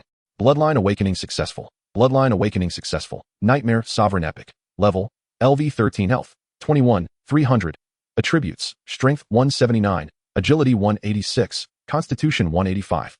Spirit 190. Skill Annihilation Instant Kill has been enhanced. Annihilation Instant Kill approaches the target unit through the dreamscape to execute an ambush. Each successful kill increases the damage of the next skill by 1. Note: if the summoned beast dies, the damage bonus resets to 0. Skill Deep Dream has been enhanced. Deep Dream constructs a profound dream within a designated area, inflicting substantial continuous damage on trapped targets. For each target that perishes, all targets within the Deep Dream will experience 1 second of stun, with a health pool of 21,000. Although it did not rival some elite bosses with their elevated health, it was still exceedingly rare. This is because elites and bosses possess health bonuses, making it quite uncommon for any entity to compete in terms of health. Following the awakening, aside from an increase in health and 4 primary attributes, the skills Annihilation Instant Kill and Deep Dream also received enhancements. After a successful kill using Annihilation Instant Kill, the damage of the next skill increases by 1, and as long as it remains alive, the damage bonus can continuously stack. Regrettably, had Deep Dream been the skill enhanced, the Nightmare Sovereign would have experienced a terrifying boost. Considering that Deep Dream is an area damage skill capable of wiping out numerous targets in a short span, unlike Annihilation Instant Kill, which requires targeting individuals 1 by 1. In comparison, the enhancement of Deep Dream is somewhat modest. For every target that dies within the dream, it inflicts 1 second of stun on other targets. Although it is merely 1 second, if utilized effectively, it can undoubtedly render all units ensnared in the dream incapable of resistance. This is advantageous, as it can significantly impede formidable foes from breaching the dream. Subsequently, Gu Chen bestowed the Royal Bloodline upon the Undead Golem. Advancement successful. Undead Golem Epic. Undead Golem Legendary. Level LV-13 Health 26, 700. Attributes: Strength 231, Agility 226, Constitution 243, Spirit 244. The summoned beast quality elevated from epic to legendary, receiving attribute feedback. The summoner gains 100 to all attributes. The summoned beast acquires a talent. Skills are comprehensively enhanced. Unyielding Legend. When the Undead Golem is stationary, its defense and recovery increase by 1 per second. Targets within 10 meters of the Undead Golem experience a 50 increase in negative effects. Utter Fatigue LV-20 Legendary. Inflicts a state of fatigue on nearby targets, reducing all attributes by 50 and increasing damage taken by 100, cannot be immune. Black Death Plague LV-20 Legendary. Infects a target with plague, reducing its healing effects by 90. The plague is contagious. The more targets infected, the greater the ongoing health loss. Cannot be immune. Forbidden Domain LV-20 Legendary. The Undead Golem designates a forbidden zone centered on itself, causing targets within to suffer a 10-fold increase in damage and all consumption to surge 10-fold, legendary level talents, and fully maxed legendary skills. The excitement on Gu Chen's face was palpable. Firstly, the talent enhancement meant that when the undead golem remained stationary, both its defense and recovery would increase by 1 per second, implying that he would need to forego the golem's mobility to maximize this state. However, the undead golem cannot be expected to remain stationary while the party moves, nor can it attract all foes to its location. Previously, Gu Chen would have been unable to fully leverage this talent. But let us not forget that after defeating Wang Chongshan and his entourage, Gu Chen learned a displacement skill from a basic skill scroll. This skill not only allowed for the exchange of positions between himself and summoned units, but also among summoned units themselves. Thus, the undead golem could initially remain in a position to accumulate its state, and when combat commenced, he could simply swap it with the Bloodline descendant engaged in battle. Moreover, targets within 10 meters of the undead golem would experience a 50 increase in negative effects, making the advantages of displacement even more pronounced. While displacement exchange is merely an excellent skill, when paired with a legendary summoned beast, the ensuing combat prowess is nothing short of terrifying. As for the other 3 skills, they each received varying degrees of enhancement. The damage of Utter Fatigue received a 50-point boost. Black Death Plague gained Contagion, eliminating the need for the undead golem to cast it individually. The more targets infected, the higher the sustained damage. Forbidden Domain underwent the most significant transformation. Previously, it provided a 10-fold increase in consumption, and now it also added a 10-fold increase in damage, ensuring that any target within the skill's range would face a dire fate. It is done. Observing the 3 summoned beasts by his side, Gu Chen felt invigorated. Alright, let us continue our expedition to the 2nd level of the dungeon. In pursuit of the record-breaking reward, it is imperative to accelerate our pace. Gu Chen commanded, instructing the Bloodline descendants to forge ahead, and Lin Yuan and the others nodded in agreement, swiftly following suit. In the abyss of nightmares, to break the record, there is no choice but to expedite the journey. Chapter 54. Abandoning the Dwarven King's Ring. How do we access the 2nd level of the Burial Ground dungeon? Lin Yuan inquired. There is a labyrinth behind the main prison, and the entrance to the 2nd level of the dungeon lies at the labyrinth's end, Su Xia replied. So, we must navigate through the labyrinth to enter the 2nd level? Another puzzle game. What a headache. Lin Yuan scratched the back of his head. Indeed, the strategy outlines 5 routes to traverse the labyrinth, and each time one enters the abyss, the labyrinth encountered varies, necessitating a trial of each route. Although Su Xia had never ventured into the abyss, being a local of Wan City, he was exceedingly familiar with the Burial Ground dungeon, as it is essentially in his own backyard. What a waste of time. Gu Chen shook his head. I wish to employ an alternative method. What method? I once read in a strategy guide that at the entrance of the labyrinth, there is a stone statue. If we place the Dwarven King's ring on the statue's finger, we can directly access the 2nd level of the dungeon. Indeed, the statue that acquires the Dwarven King's ring will temporarily revive, but only by defeating the statue will the entrance to the 2nd level of the dungeon become visible. Su Xia interjected promptly. After slaying the Beast Corpse clan leader, 2 pieces of rare level equipment dropped, one of which was the Dwarven King's ring, boasting remarkable attributes and effects. Another piece of equipment was the Dwarven King ring, a rare item suited for warrior classes. Gu Chen intended to directly place it on the adventurer's platform after his excursion. Dwarven King ring, quality, rare, level, LV 16 attributes, strength 30, agility 30, constitution 30, spirit 30, effect, increases damage dealt to dwarven units by 100. The aberrations within the Buried Bones dungeon were predominantly crafted from the remains of dwarves and orcs. Thus, donning the Dwarven King ring would effectively double the attack power against all forthcoming foes, with all attributes set at 30 and damage amplified by a factor of 2. This boon was undeniably formidable. Consequently, nearly 99% of adventurers would prefer to repeatedly navigate the labyrinth rather than relinquish this ring. However, for Gu Chen, the pursuit of breaking records meant he could not afford to be overly concerned with such trivial matters. A mere Dwarven King ring, with its 30 attributes, was inconsequential to him. As for the double damage against dwarven foes, it was not an irreplaceable asset. After all, his undead golem had already ascended to a legendary grade summon, providing support far beyond what a single ring could offer. With each deeper descent into the Buried Bones dungeon, the challenge significantly escalated, and the Dwarven King ring's damage enhancement would be an invaluable tool for overcoming the latter stages. Su Xia, standing by, urged caution. Moreover, the Dwarven King ring would awaken a level 20 statue, an immensely powerful entity capable of delivering devastating blows. Previously, a paladin with 60,000 health had been annihilated by a single skill, leaving no one able to withstand such terrifying damage. Without uttering a word, Gu Chen demonstrated his resolve through action. He approached a stone wall behind the main dungeon, which bore a square opening, the entrance to the labyrinth. Beside it stood a Dwarven King statue clad in armor and crowned, wielding a massive stone hammer at its side. Without hesitation, Gu Chen placed the Dwarven King ring onto the statue's finger, causing a radiant glow to emanate from it as its limbs began to move, as if reanimated. With a booming voice, the Dwarven King statue stepped forward. Challenger, do you wish to duel with me? It demanded, its copper-ringed eyes fixed intently on Gu Chen. Witnessing this spectacle, Su Xia's expression shifted to one of apprehension. Abnormal entity, Dwarven King statue. Level, LV 20 health, 85, 200, attributes, strength 310, agility 177, constitution 192, spirit 170, skill, hammer impact, a level 20 common aberration with 85,000 health. Gu Chen remained silent, his thoughts coalescing as two beams of black light erupted from the undead golem, instantly striking the Dwarven King statue. The statue, being an inanimate object, rendered the Black Death Plague ineffective. However, under the influence of utter exhaustion, the statue's attributes were halved, and it sustained an additional 100 damage. The Dwarven King statue sensed its deteriorating condition, and a furious expression erupted upon its rugged visage as its massive hammer glowed with golden light. Hammer impact. The colossal golden hammer descended upon Gu Chen with ferocity. Observing the impending strike, Gu Chen exhibited no inclination to evade. Su Xia, watching from the sidelines, gasped in shock. At that moment, Gu Chen's form vanished, replaced by the nightmarish Overlord, now positioned before the Dwarven King statue. Boom! The golden hammer struck down, and the black mist enveloping the nightmarish Overlord surged, for as an energy entity, it suffered negligible damage from physical attacks. Then, the black mist expanded, and 10 shadowy figures immediately ensnared the Dwarven King, enveloping it in a thick shroud of darkness. Cataclysmic execution. The nightmarish Overlord unleashed its skill, multiplying damage by 10. And with the addition of utter exhaustion, damage boost, the Dwarven King statue was suddenly subjected to 20-fold skill damage. Boom!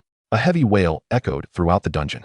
And though the statue bore no visible injury, its 85,000 health was instantaneously obliterated. In the next instant, the glow surrounding the statue faded, returning it to its original position. Duel victory. Defeated Dwarven King statue LV20. Experience 3687. The statue turned, its hammer radiating golden light as it violently struck a nearby wall. The wall crumbled, revealing a vast opening leading into a dark descent. The Dwarven statue retracted its hammer and returned to its original stance. The Dwarven King ring now vanished from its finger. Gazing at the stone staircase leading to the second level of the dungeon, Gu Chen smiled, while Su Xia remained momentarily dazed. Was the duel with the Dwarven King statue truly over? The legendary statue that had felled a 60,000 health paladin had been vanquished by a single strike from the nightmarish Overlord? Su Xia felt as though he were in a dream. Yet he recalled the image of Gu Chen and his companions storming the main dungeon, their summons wreaking havoc amidst the tide of beastly corpses, decisively slaying the beast corpse chieftain. It was astonishing to realize the summoner's formidable prowess. No wonder Gu Chen exuded such confidence as he boldly challenged the nightmare-level abyss. Su Xia regarded Gu Chen with a complicated expression. Though not an adventurer himself, he could palpably sense Gu Chen's immense strength. This power entirely redefined his previous perceptions of adventurers. Shocked, this was merely the beginning. Lin Yuan approached, clapping Su Xia on the shoulder. Let us proceed to the second level of the dungeon. The real battle lies ahead. A throng of Bloodline descendants surged into the opening, stepping onto the stone staircase as they advanced into the encroaching darkness below. Gu Chen glanced at the time. It had been precisely 1 hour since entering the abyss. At this pace, the record-breaking reward was assured. With a wave of his hand, the 3 summoned beasts trailed behind as Gu Chen led Lin Yuan and the others toward the second level of the dungeon. Chapter 55. What to do when you can't ascend. The second level of the dungeon proved even more perilous than the first, where the aberrations were no longer the failed experimental amalgamations of beast corpses, but rather evolved entities endowed with intelligence and greater strength. After traversing a distance within the second level, a squad of armored beast corpses detected Gu Chen and his party. The leader, wielding 2 colossal axes, positioned his comrades into an attack formation, blocking their path. Humans, leave our lair. You are not welcome here. As they spoke, the attributes of these beast corpses materialized before them. Abnormal entity, beast corpse warrior. Level, LV 17 health, 62, 500. Attributes, strength 180, agility 173, constitution 192, spirit 175, skill, battle formation charge, a level 17 common aberration, serving as the intermediary to the first level's beast corpse chieftain. The previous level 20 Dwarven King statue was not a standard narrative encounter. It merely represented a decision point. Gazing upon the array of beastly corpses that served as warriors, Su Xia's complexion turned pallid. Brother Chen, it would be prudent to execute a strategic withdrawal. I am familiar with these beastly corpses. The greater their numbers, the more devastating the damage of their charge. Should a confrontation ensue, this battalion of beastly corpses can unleash a combat prowess far exceeding their own numbers. Gu Chen nodded in agreement, yet he had no intention of retreating. Beside him, the undead golem let out a furious roar, ensnaring 2 negative statuses upon the battalion of beastly corpses. The foremost beastly warrior raised its battle axe high, emitting a low, menacing growl. How dare you strike at us? Humans? You are courting death. Before its words could fully dissipate, a flurry of gleaming silver bullets erupted within the dungeon, striking the beastly warrior's head with precision. Crack! Its cranium shattered, and a headless corpse collapsed heavily to the ground. Killed beastly warrior LV-17. Experienced 2299. Simultaneously, 6 tendrils of black mist emerged, launching an assault on the remaining beastly warriors. The battle was about to ignite. However, the remaining beastly warriors displayed no signs of confusion. Instead, they swiftly formed ranks and charged toward Gu Chen. Truly, they were seasoned warriors, disciplined and trained, unlike the instinctive assaults of the beastly amalgamations. Yet, it was not sufficient. The Nightmare Sovereign's aura intensified, as over 10 shadowy figures swiftly shot forth, binding the battalion of beastly corpses in an instant. If the charge of the beastly warriors increases their damage with their numbers, then the question arises, what if they cannot charge? The group of beastly corpses found themselves ensnared and, under the effects of a plague status, began to lose vitality. The Bloodlord and the Nightmare Sovereign seized this opportune moment, plunging into the midst of the beastly warriors like a tiger among sheep. Bullets whistled and black mist enveloped the area, as one beastly warrior after another fell to the ground. Killed beastly warrior LV-17. Experience 2236. Killed beastly warrior LV-17. Experience 2250. Killed beastly warrior LV-17. Experience 2247. In a mere 3 to 5 minutes, the battalion of beastly warriors lay strewn across the ground. Level up, level, LV-14, 226789500. Strength, 457. Agility, 456. Constitution, 458. Spirit, 649. Summoned beasts. Bloodlord LV-14 Legendary. Nightmare Sovereign LV-14 Epic. Undead Golem LV-14 Legendary. Due to the Undead Golem's ascension from Epic to Legendary, Gu Chen received a boon of 100 points across all attributes. Consequently, his average attributes now exceeded 500, enabling him to dominate the majority of practitioners even among those of the 3rd tier. Current talent allows for the acquisition of a Dark Bloodline. As per tradition, the Dark Bloodline of level 14 would be reserved for a level 15 summoned beast. Meanwhile, Suxia's pupils widened in astonishment. He had anticipated that the beastly warriors on the 2nd level of the dungeon would pose a significant obstacle. Yet upon encountering Gu Chen's summoned beasts, they had been reduced to mere fodder. Lin Yuan, Lin Qingqing, and Su Ran observed with exhilaration, although they had not perished. They vividly experienced the thrill of invincibility by clinging to Gu Chen's coattails. Upon reaching level 14, the Bloodlord's health surged to 56,340, allowing for the conversion of 80 bloodline offspring. Subsequently, it activated its skill, consuming 24,000 health to transform all the corpses on the ground into level 17 bloodline offspring. As Gu Chen aimed to record achievements, and the combat prowess of the bloodline offspring was not particularly outstanding, they had been kept out of battle, serving merely as scouts. However, one must not underestimate their potential. Aside from a few exceeding level 20, the rest were above level 10. The self-destruct damage of the bloodline offspring above level 20 was 5,000, while those above level 10 dealt 3,000. Thus, if all 80 bloodline offspring were to self-destruct simultaneously, they could unleash an astonishing 250,000 damage in an instant. This was Gu Chen's strategy, to deliver a decisive blow to the ultimate boss. Continuing with the bloodline offspring leading the way, Gu Chen and his companions advanced. The terrain of the 2nd level of the dungeon was more intricate than the 1st, with a labyrinth of passages that nearly led Gu Chen astray in his quest for the main prison. Fortunately, Su Xia was present. It wasn't that Su Xia was particularly familiar with the route. He too was directionally challenged in the 2nd level of the dungeon. However, he possessed a remarkable piece of technology akin to a scanning device, one that he had developed himself. By scanning the map and the surrounding environment, he could generate a holographic map. This holographic map displayed their current location and generated the optimal path, effectively preventing them from becoming lost in the complex terrain. As they prepared to depart, the total distance was 10 kilometers, estimated to take approximately 45 minutes. The advanced technology initiated navigation. Based on the average speed of a level 14 practitioner, there might be some discrepancies, but they would not be substantial. Nonetheless, 10 kilometers was still quite far, necessitating a quicker pace. Shall I have a summon unit carry you? Gu Chen inquired of Su Xia. With navigation in place, it was time to accelerate their journey. Su Xia, being an ordinary person without a class change, would struggle to keep up with the group's speed. No need, I can keep up. As he spoke, Su Xia retrieved a mechanical device from his spatial ring, skillfully donning it. The suit was a dark gray, accented with silver lines, boasting a robust and streamlined design that conformed to the contours of the body. Armor covered his shoulders, chest, and legs, equipped with power devices, while a support structure was situated around his waist and hips, complemented by heat dissipation fins and antennas on his back. This sight left Lin Yuan in awe. Wow. Old Su, are you wearing mecha? No, this is battle armor, designated Mark 1. Clank, clank, clank. Su Xia began to warm up, moving his joints and limbs.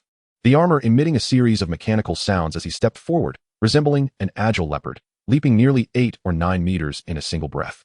To reduce weight, I deliberately omitted the weapon system, significantly enhancing my walking speed. Let us go. We should reach the main prison on the second level in 45 minutes. Chapter 56. The Beastly Corpse Queen 80 Bloodline offspring arranged in a pointed formation led the way, as Gu Chen and his group followed closely behind. Engaging in a rapid march. Along the path, numerous beastly warriors lined up in attack formations, charging toward them. Gu Chen had no desire to squander time here. Thus, his strategy for dealing with these beastly warriors was straightforward. As the beastly warriors charged, he commanded the Nightmare Sovereign to summon nightmare servants to ensnare the foremost beastly warriors in place. Thus, the subsequent beast corpses, with their battle formations thrown into disarray, fell over one another. By the time they managed to regroup and prepare for a pursuit, the figures of Gu Chen and his companions had long vanished from sight. The distance from the entrance of the second-level dungeon to the main prison was no less than 10 kilometers, even if one took the shortest route. Without Su Xia's advanced technological navigation, they would have likely wandered through the labyrinthine dungeon for many days. The dungeon's complexity often led many adventurers, even those equipped with guides and maps, to traverse considerable distances unnecessarily. Furthermore, the conditions for the final boss's appearance required the complete demise of all ordinary alien creatures, which rendered the record of the burial dungeon's instance nearly impossible to break. 45 minutes later, Gu Chen and his party arrived outside the main prison of the second level. After dispatching a squad of battle soldiers that had been drawn to them, they entered the main prison. At first glance, the main prison bore no distinguishing features from the other areas of the dungeon. However, its internal space was significantly more expansive, imbued with an intense, frigid aura. This must be the place, Su Xia remarked as he surveyed the surroundings. Inside the second-level main prison resides an elite alien, a voodoo shaman who has stitched together the corpses of the beastmen and the dwarven queen, successfully creating a beast corpse queen imbued with both strength and intellect. As Su Xia spoke, a gust of ominous wind swept through, accompanied by a low, rumbling growl echoing around them, and a hulking figure emerged from the depths of the main prison. The beast corpse queen had arrived. Her form shrouded in matted fur and colorful scales, grotesquely exaggerated, almost unrecognizable as humanoid. This visage was even more hideous than that of the beast corpse chieftain, resembling a monstrous amalgamation of various beastmen and dwarves. Alien, beast corpse queen elite, level, LV 18 health, 151, 500, attributes, strength 210, agility 197, constitution 212, spirit 190, skill I, frenzied charge, skill 2, acidic toxicity, skill 3, beast corpse frenzy, skill 4, summon beast corpses, an elite alien at level 18, with health surpassing 150. 000. She was indeed more terrifying than the dwarven chieftain. The beast corpse queen appeared to be formidable. Without hesitation, Gu Chen commanded his summoned beast to launch an attack. In an instant, the Bloodlord flickered into action, wielding dual pistols as a torrential barrage of bullets erupted forth. Bang, bang, bang. The beast corpse queen's body erupted with gaping wounds the size of fists. A piercing, shrill scream escaped her as she sustained damage. In response, she exhaled a vast cloud of purple-black smoke, a toxic miasma that dealt area damage. Lin Yuan, Lin Qingqing, Su Ran, and Su Xia were all engulfed by this noxious fog, their health plummeting. Fortunately, having traversed a hell-level instance alongside Gu Chen, they had not only enhanced their attributes, but also procured decent equipment from treasure chests and completion reward boxes, significantly bolstering their defenses against some of the damage. However, Su Xia was not so fortunate. Merely being brushed by the black mist left him with but a sliver of health. The only reason he survived was that he had immediately used an invincibility scroll, pale and with only a thread of health remaining. Su Xia swiftly retrieved a health recovery potion, silently grateful for his quick reflexes. Otherwise, he would have been dead by now. Su Xia certainly had more than one life. As a core member of the Eternal Life group, he undoubtedly possessed items akin to a resurrection cross. Yet, even with such resurrection items, their use was not without limitations, bound by cooldown periods. Wasting one here, deep within the abyss of the burial dungeon, would jeopardize their chances in the later stages. Everyone, fall back, Gu Chen immediately instructed. Almost as the words left his lips, the Mark I battle armor emitted the sound of mechanical movements. In the next moment, Su Xia bolted, leaving no trace of hesitation. It dawned on him that this abyss was truly no place for an ordinary person like himself, having previously witnessed Gu Chen's rampage through the first-level dungeon. Effortlessly dispatching even the level 20 Dwarven King statue in a single blow, he had subconsciously relaxed his guard. allowing Gu Chen to eliminate the first wave of Beast Corps soldiers without resistance, leading him to underestimate these alien creatures. Now, however, the realization struck him like a bolt of lightning. He was merely an ordinary person, and any alien creature in this abyss could easily take his life. What right did he have to be complacent? Perhaps Su Xia's conspicuousness as a target drew the attention of the Beast Corps Queen, who unleashed a surge of black energy, propelling her massive form like a cannonball directly towards him. Frenzied charge, Su Xia was gripped by terror at this sight. This was the Beast Corps Queen's skill. If she collided with him, it would surely spell his doom. He hurriedly produced a teleportation scroll, narrowly evading the Queen's charge by a hair's breadth. Whoosh! Su Xia's figure materialized behind Gu Chen, his legs trembling, his clothes soaked with cold sweat. He had come perilously close to death once again and found himself cowering among Lin Yuan and the others, shivering with fear. Meanwhile, outside the main prison, a throng of Beast Corps soldiers surged forward with menacing intent. Humans, how dare you slay my kin? You seek death. Gu Chen paid no heed to the taunts and immediately activated his skill. Swap. In the blink of an eye, the nearest bloodline descendant transformed into a towering, formidable skeletal statue. As the skeletal statue required a stationary position to accumulate its attributes, Gu Chen had previously placed it in a location where it had remained still for 10 minutes. This meant that its defense and recovery had compounded to a staggering six-fold. Buzz. A dense black light erupted from the imposing statue, causing the Beast Corps Queen and her cohort of alien beings to shudder as they were simultaneously afflicted with extremely weary and black death plague. Annihilate them all. Leave no survivors, Gu Chen commanded coolly. To ordinary adventurers, the Beast Corps Queen and the oncoming wave of Beast Corps soldiers were insurmountable foes. Merely surviving such a battle would be considered a stroke of immense fortune. Yet, to Gu Chen, these aliens were no more than trifling nuisances. With their attributes halved, they suffered double the damage and, under the Plague-S effects, their health steadily declined. What terror could such weakened beings possibly invoke? Even elite aliens would fall before him. The Bloodlord and the Nightmare Sovereign immediately joined the fray, bullets whistling through the air as black mist enveloped the battlefield. And the Beast Corps soldiers were ruthlessly harvested like chaff. A cold glint flickered in the Beast Corps Queen's eyes. Rather than leading her soldiers into battle, she turned her gaze towards the imposing skeletal statue beside her. A debuff-type summon creature? Then I shall eliminate you first.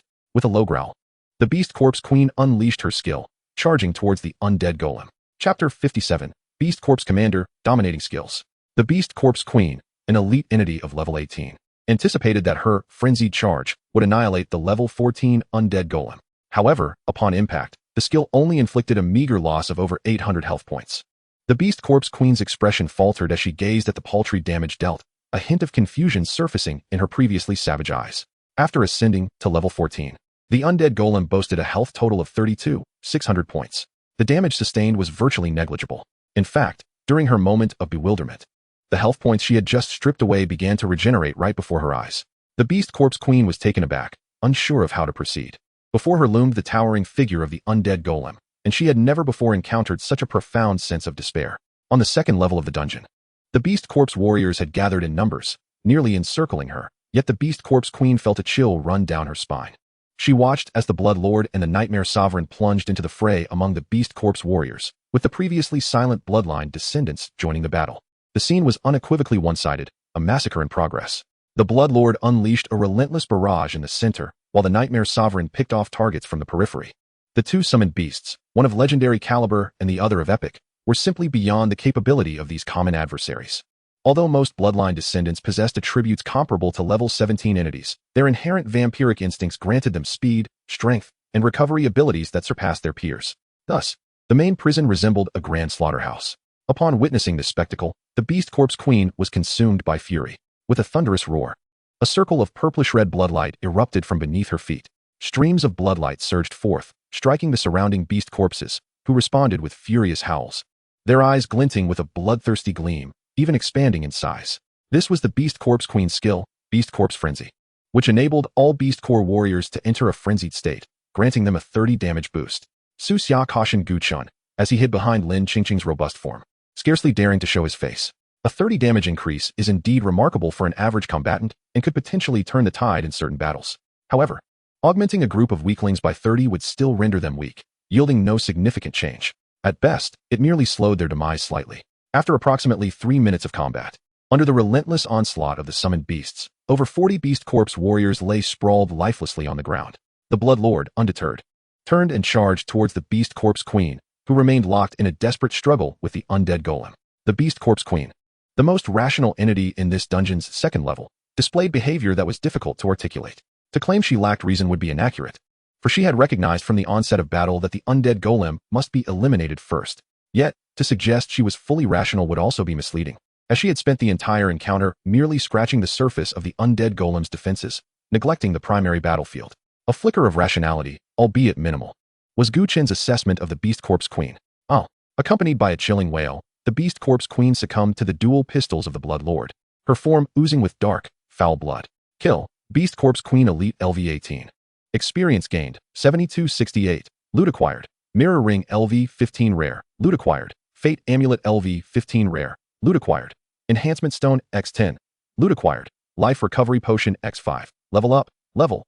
LV15. 221. 216. 2400.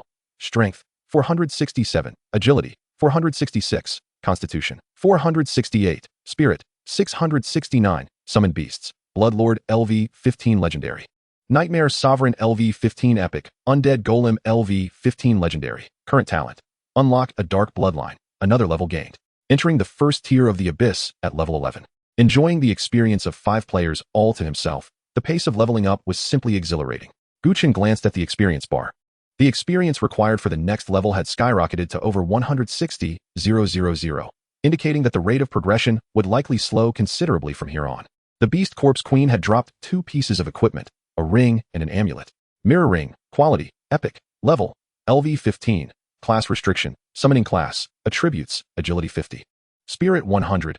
Effect. When used by a summoned beast, it generates 2 mirrors, which possess all the talents and skills of the original and have 80 of all attributes. Receiving 50 increased damage. An exclusive piece of equipment for the summoning class, and an epic one at that. Such items are rare. The mirrors receiving 50 increased damage would imply they wouldn't last long, but that was only true for ordinary summoned beasts. For the Bloodlord, whose recovery capabilities were extraordinary, this limitation was easily mitigated. Being a legendary summoned beast, even if the mirrors only retained 80 of the original's attributes, it was more than sufficient to counterbalance this drawback. Thus, Gu Chen equipped the mirror ring on the Bloodlord. Next, he turned his attention to the second piece of equipment. Fate Amulet. Quality. Rare. Level. LV15. Class Restriction. None attributes. Constitution 60. Effect. Binds to a friendly unit. When health drops below 30, the damage taken is transferred to the bound unit. This was a life-saving artifact. Without a moment's hesitation, Gu Chen donned the Fate Amulet, binding it to the Bloodlord. The Bloodlord's health growth was already considerable, and following the first awakening of his bloodline, his talent received enhancements that allowed him to gain 10 health points for each unit he killed. With these effects combined, his health surged alarmingly, surpassing the undead golem by over 30,000 health points, despite both being of legendary status. After a brief moment of recovery, the bloodline descendants forged ahead, and the group discovered the entrance to the third level of the dungeon within a hidden chamber behind the main prison. Compared to the complexities of the first and second levels, the third level appeared far less intricate. Descending the stone steps led to a spacious corridor that stretched into the darkness. Just as they traversed halfway, a low growl echoed from the depths of the darkness. Moments later, 15 robust figures emerged, their heavy footsteps resonating ominously. At the forefront were 3 beast corpses wielding colossal hammers, their bodies adorned with stitched patches of beast and human skin, their eyes gleaming with a feral, bloodthirsty glint. Race: Beast Corpse General. Level: LV19 Health, 75. 200. Attributes: Strength 198, Agility 183, Constitution 192. Spirit 185, Skill I, Bone Shatter Strike. Skill 2, Heavy Hammer Tread. The Beast Corpse General at level 19 represents a more advanced experimental entity compared to the Beast Corpse Soldier. According to the strategy guide, its 2 skills are designed for single target burst damage and control. The Beast Corpse General possesses formidable combat strength, typically appearing in squads of 5, indicating that a single squad can unleash a minimum of 5 control skills. This poses a catastrophic threat to any conventional team of adventurers. A moment's negligence could lead to a swift and inevitable demise under its powerful control. As Gu Chen stepped into the third level of the dungeon, he was met with the sight of 3 squads of Beast Corpse Generals. Such misfortune was indeed unprecedented. How could 3 squads appear all at once? Su Xiao's complexion paled momentarily. 3 squads, 15 Beast Corpse Generals, signifying 15 control skills. This would mean enduring a nightmarish 15 seconds of domination in the abyss. Su Xia shuddered at the mere thought, feeling a chill creep down his spine. Chapter 58. A Sudden Turn of Events. For elite beasts, Gu Chen was acutely aware of the Beast Corpse General's potent control abilities. Hence, he refrained from sending the Blood Clan Lord and the Nightmare Sovereign into the fray first. Instead, the Blood Clan descendants encircled the Beast Corps generals. At his command, 80 Blood Clan descendants rushed forth without hesitation, launching their assault on the 3 squads of Beast Corps generals.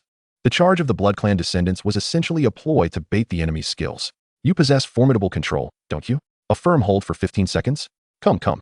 80 Blood Clan descendants. Do as you wish with your control, unleash it freely. The battlefield devolved into chaos, a scene fraught with tension. Although the level 19 Beast Corps generals were not weak, it was equally challenging for them to eliminate the Blood Clan descendants. Ultimately, it was the combined might of the Blood Clan Lord and the Nightmare Sovereign that quelled the turmoil. Kill Beast Corps General LV-19, Experience 3080. Kill Beast Corps General LV-19. Experience 3060. Kill Beast Corps General LV-19, Experience 3090. Just as the Beast Corps generals were on the brink of annihilation, a thunderous roar reverberated through the air as 2 grotesque figures, marred by ghastly scars, emerged from the shadows. They were dwarves, one wielding a black heavy hammer and the other a black giant axe.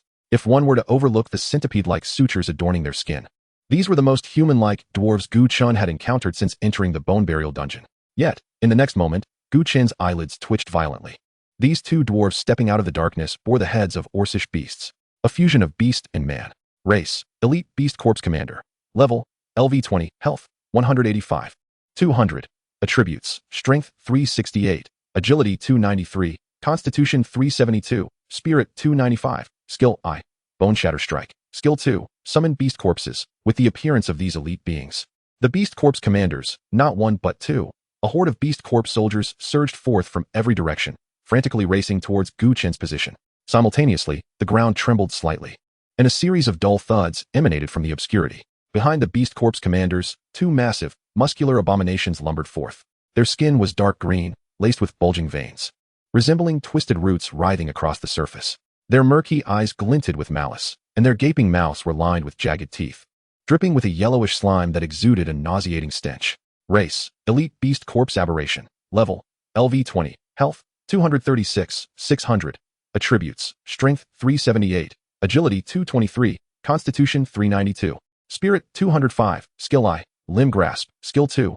Viral Mist. Skill 3. Frenzy. Yet another pair of elite beings. Gu Chen's brow furrowed slightly. Alongside the 2 beast-headed dwarves, there were now 4 elite beings on the battlefield. However, the Beast Corps commanders had relatively lower health and, apart from their mob summoning skill, possessed only a single target attack. Compared to the 2 emerging Beast Corps aberrations, the Beast Corps commanders were decidedly weaker. Faced with these 4 elite entities, Gu Chen wasted no time and promptly activated the swap skill, exchanging positions with the Undead Golem, which was stacked at the entrance of the 3rd level. As the black light spread across the battlefield, numerous foes, including the Beast Corps commanders and the Beast Corps aberrations, were afflicted with debilitating effects. Blood Clan descendants. Eliminate the Beast Corps soldiers. Blood Clan Lord. Activate your mirror images and engage the elite beasts with the Nightmare Sovereign. Gu Chen commanded with urgency. He had refrained from taking charge in the earlier skirmish, confident in the summoned beasts' overwhelming power against the enemy. However, as they approached the final stage of the bone burial dungeon, the difficulty had evidently escalated. Following Gu Chen's instructions, the Blood Clan descendants focused their assaults on the encroaching Beast Corps soldiers, charging fearlessly into the fray. The Blood Clan Lord's ring glimmered with a sanguine light, and in an instant, 2 identical mirror images manifested on either side of him. In a flash, the Nightmare Sovereign appeared behind one of the Beast Corps aberrations, its minions coalescing into shadowy forms that instantaneously ensnared the colossal creature. With a roar, the Beast Corps aberration emitted a furious cry, enveloping itself in a shroud of green mist. Viral Mist, akin to the Undead Golem's Black Death Plague, inflicted persistent damage through viral effects. Yet, for the Nightmare Sovereign, this virulent mist posed no threat, as it was a conscious energy entity rather than a biological one. Viruses were utterly incapable of harming it, much like how the Dwarf King statue was immune to the Black Death Plague. As the green mist spread, the black fog followed suit. The Nightmare Sovereign, a spell-casting summoner by nature, unleashed its skills once 10 of its minions had ensnared the target.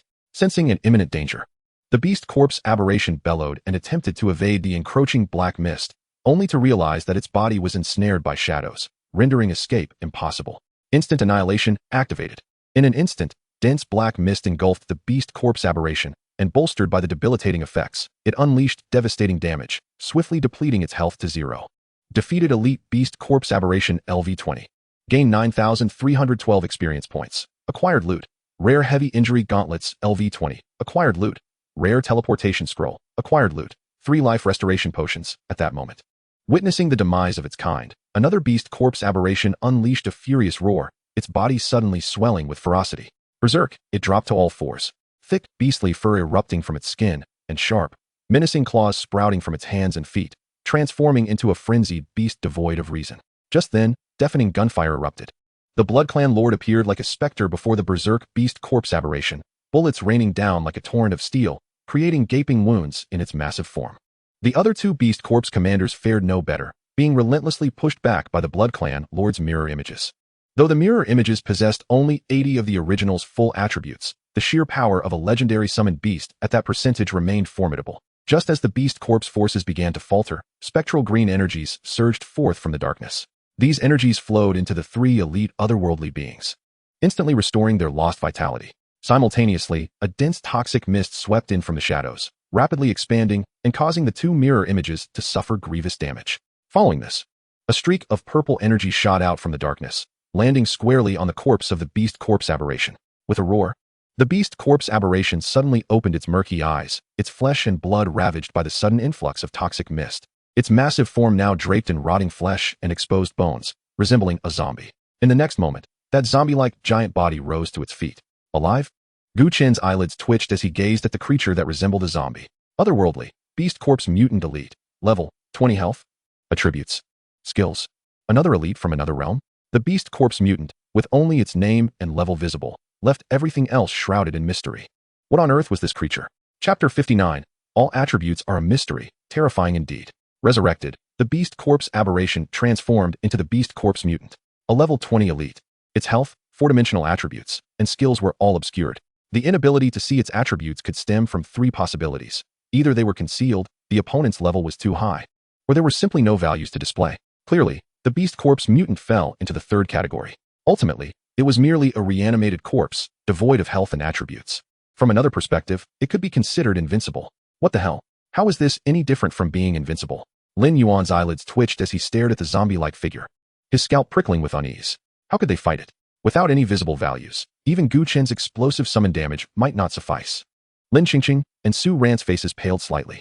Every elite otherworldly being that perished would be transformed into a beast corpse aberration by the voodoo shaman, lingering for a minute. They were impervious to death, but once the time expired, they would die outright, Su Xia hastily exclaimed. Upon resurrection, the zombie-like beast corpse mutant emitted a furious roar and launched a frenzied assault on the Nightmare Sovereign. Suddenly, a new appendage sprouted from its side, lunging at the Nightmare Sovereign. If it were an ordinary summoned beast, being caught would result in immediate entanglement by the beast corpse mutant. However, the Nightmare Sovereign lacked a physical form, and the sharp appendage easily tore through the dark mist surrounding it, yet it grasped at nothing but air. The beast corpse mutant appeared oblivious to this fact, or perhaps, having been resurrected, it lacked any rationality, relentlessly attacking the Nightmare Sovereign. Meanwhile, the battle on the other side had reached a fever pitch, with the three elite otherworldly beings already gravely wounded. Simultaneously, three Blood Clan Lords unleashed crimson whirlwinds, a torrent of rampant energy surging forth like enraged dragons towards the three battered elite otherworldly beings. Crimson Feast, boom, boom, boom. Three thunderous impacts echoed as the three elite otherworldly beings were struck by the skill, their health plummeting dramatically. Then, the second stage of Crimson Feast activated, inflicting additional damage based on 30 of the Blood Clan Lord's maximum health, adding over 20,000 damage. In an instant, all three elite otherworldly beings perished. Almost the moment the three corpses collapsed, three streaks of purple energy shot forth from the darkness, landing on the lifeless bodies. As before, the three elite otherworldly beings instantly rose from the ground, now resembling zombies. Beast corpse mutants. Level 20. No health, no four-dimensional attributes, and no skill information. Whoosh. One beast corpse mutant extended its appendage, lunging towards the nearest Blood Clan Lord with astonishing speed. The Blood Clan Lord, being legendary, possessed exceptional awareness and reflexes, narrowly evading the attack.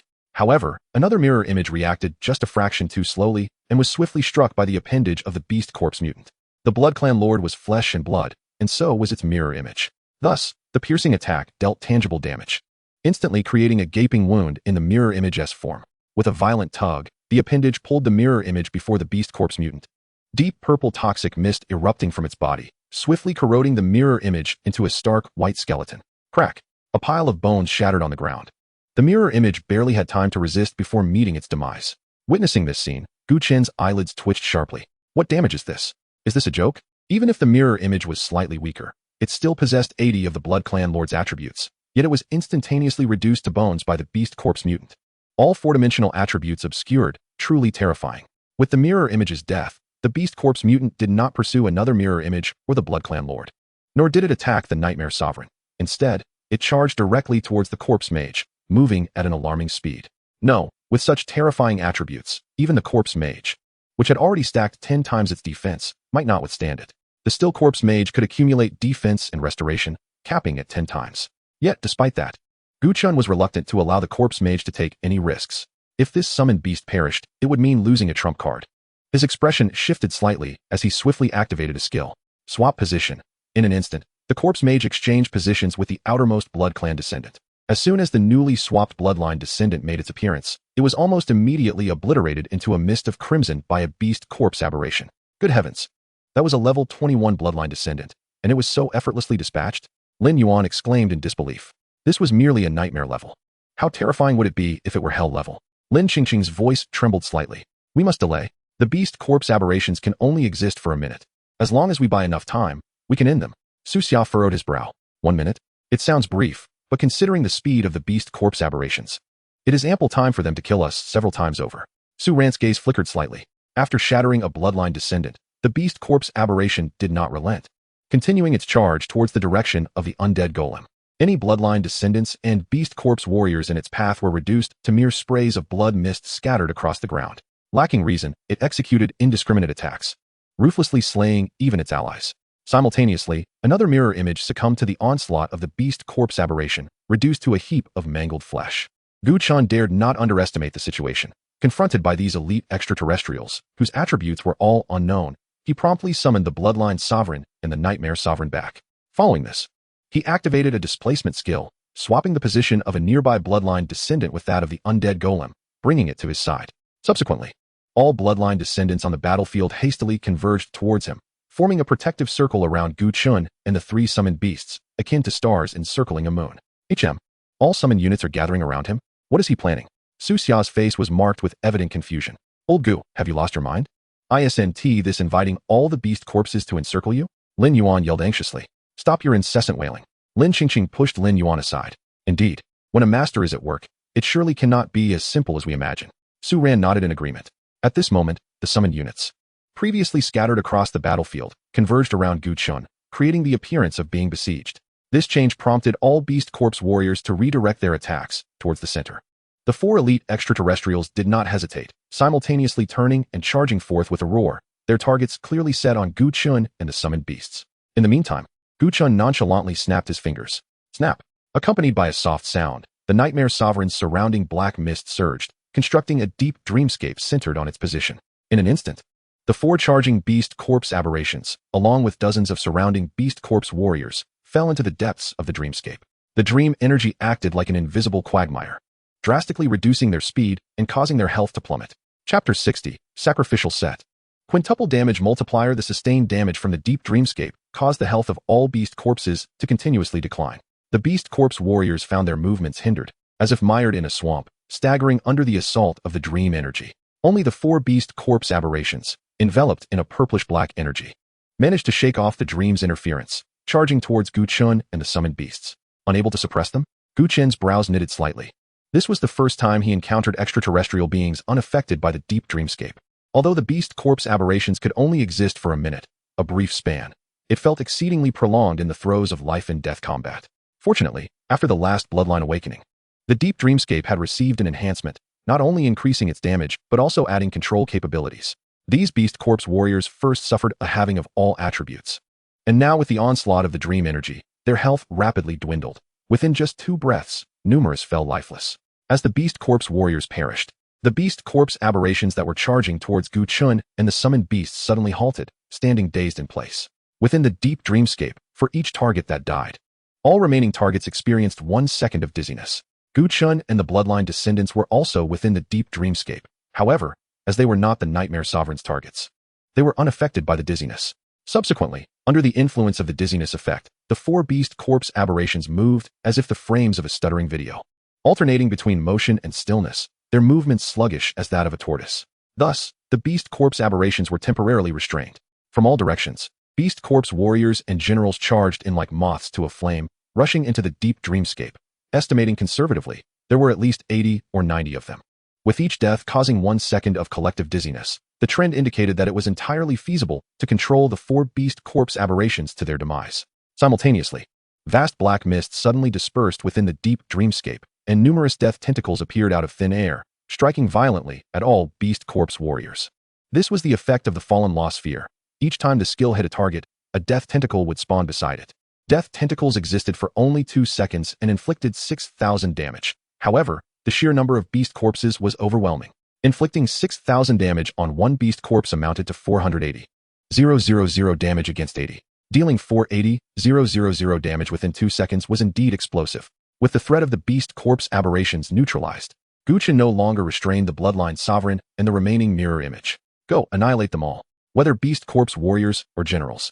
Under the effects of debuffs and the influence of the deep dreamscape, the situation had devolved into a one-sided slaughter. Kill Beast Corpse Warrior LV-17. Experience 2199. Kill Beast Corpse Warrior LV-17. Experience 2250. Kill Beast Corpse General LV-19. Experience 3080. Kill Beast Corpse Warrior LV-17. Experience 2120. Except for the Undead Golem. The Bloodline Sovereign and Nightmare Sovereign had entered harvesting mode, ruthlessly slaughtering all extraterrestrials present. The priest set on Gu Chen radiated a vibrant red glow. Sacrificial set effect activated. Set effect. Conduct a sacrificial ritual on target units. The sacrificer will gain a damage multiplier of 10 for each sacrifice made in the following period.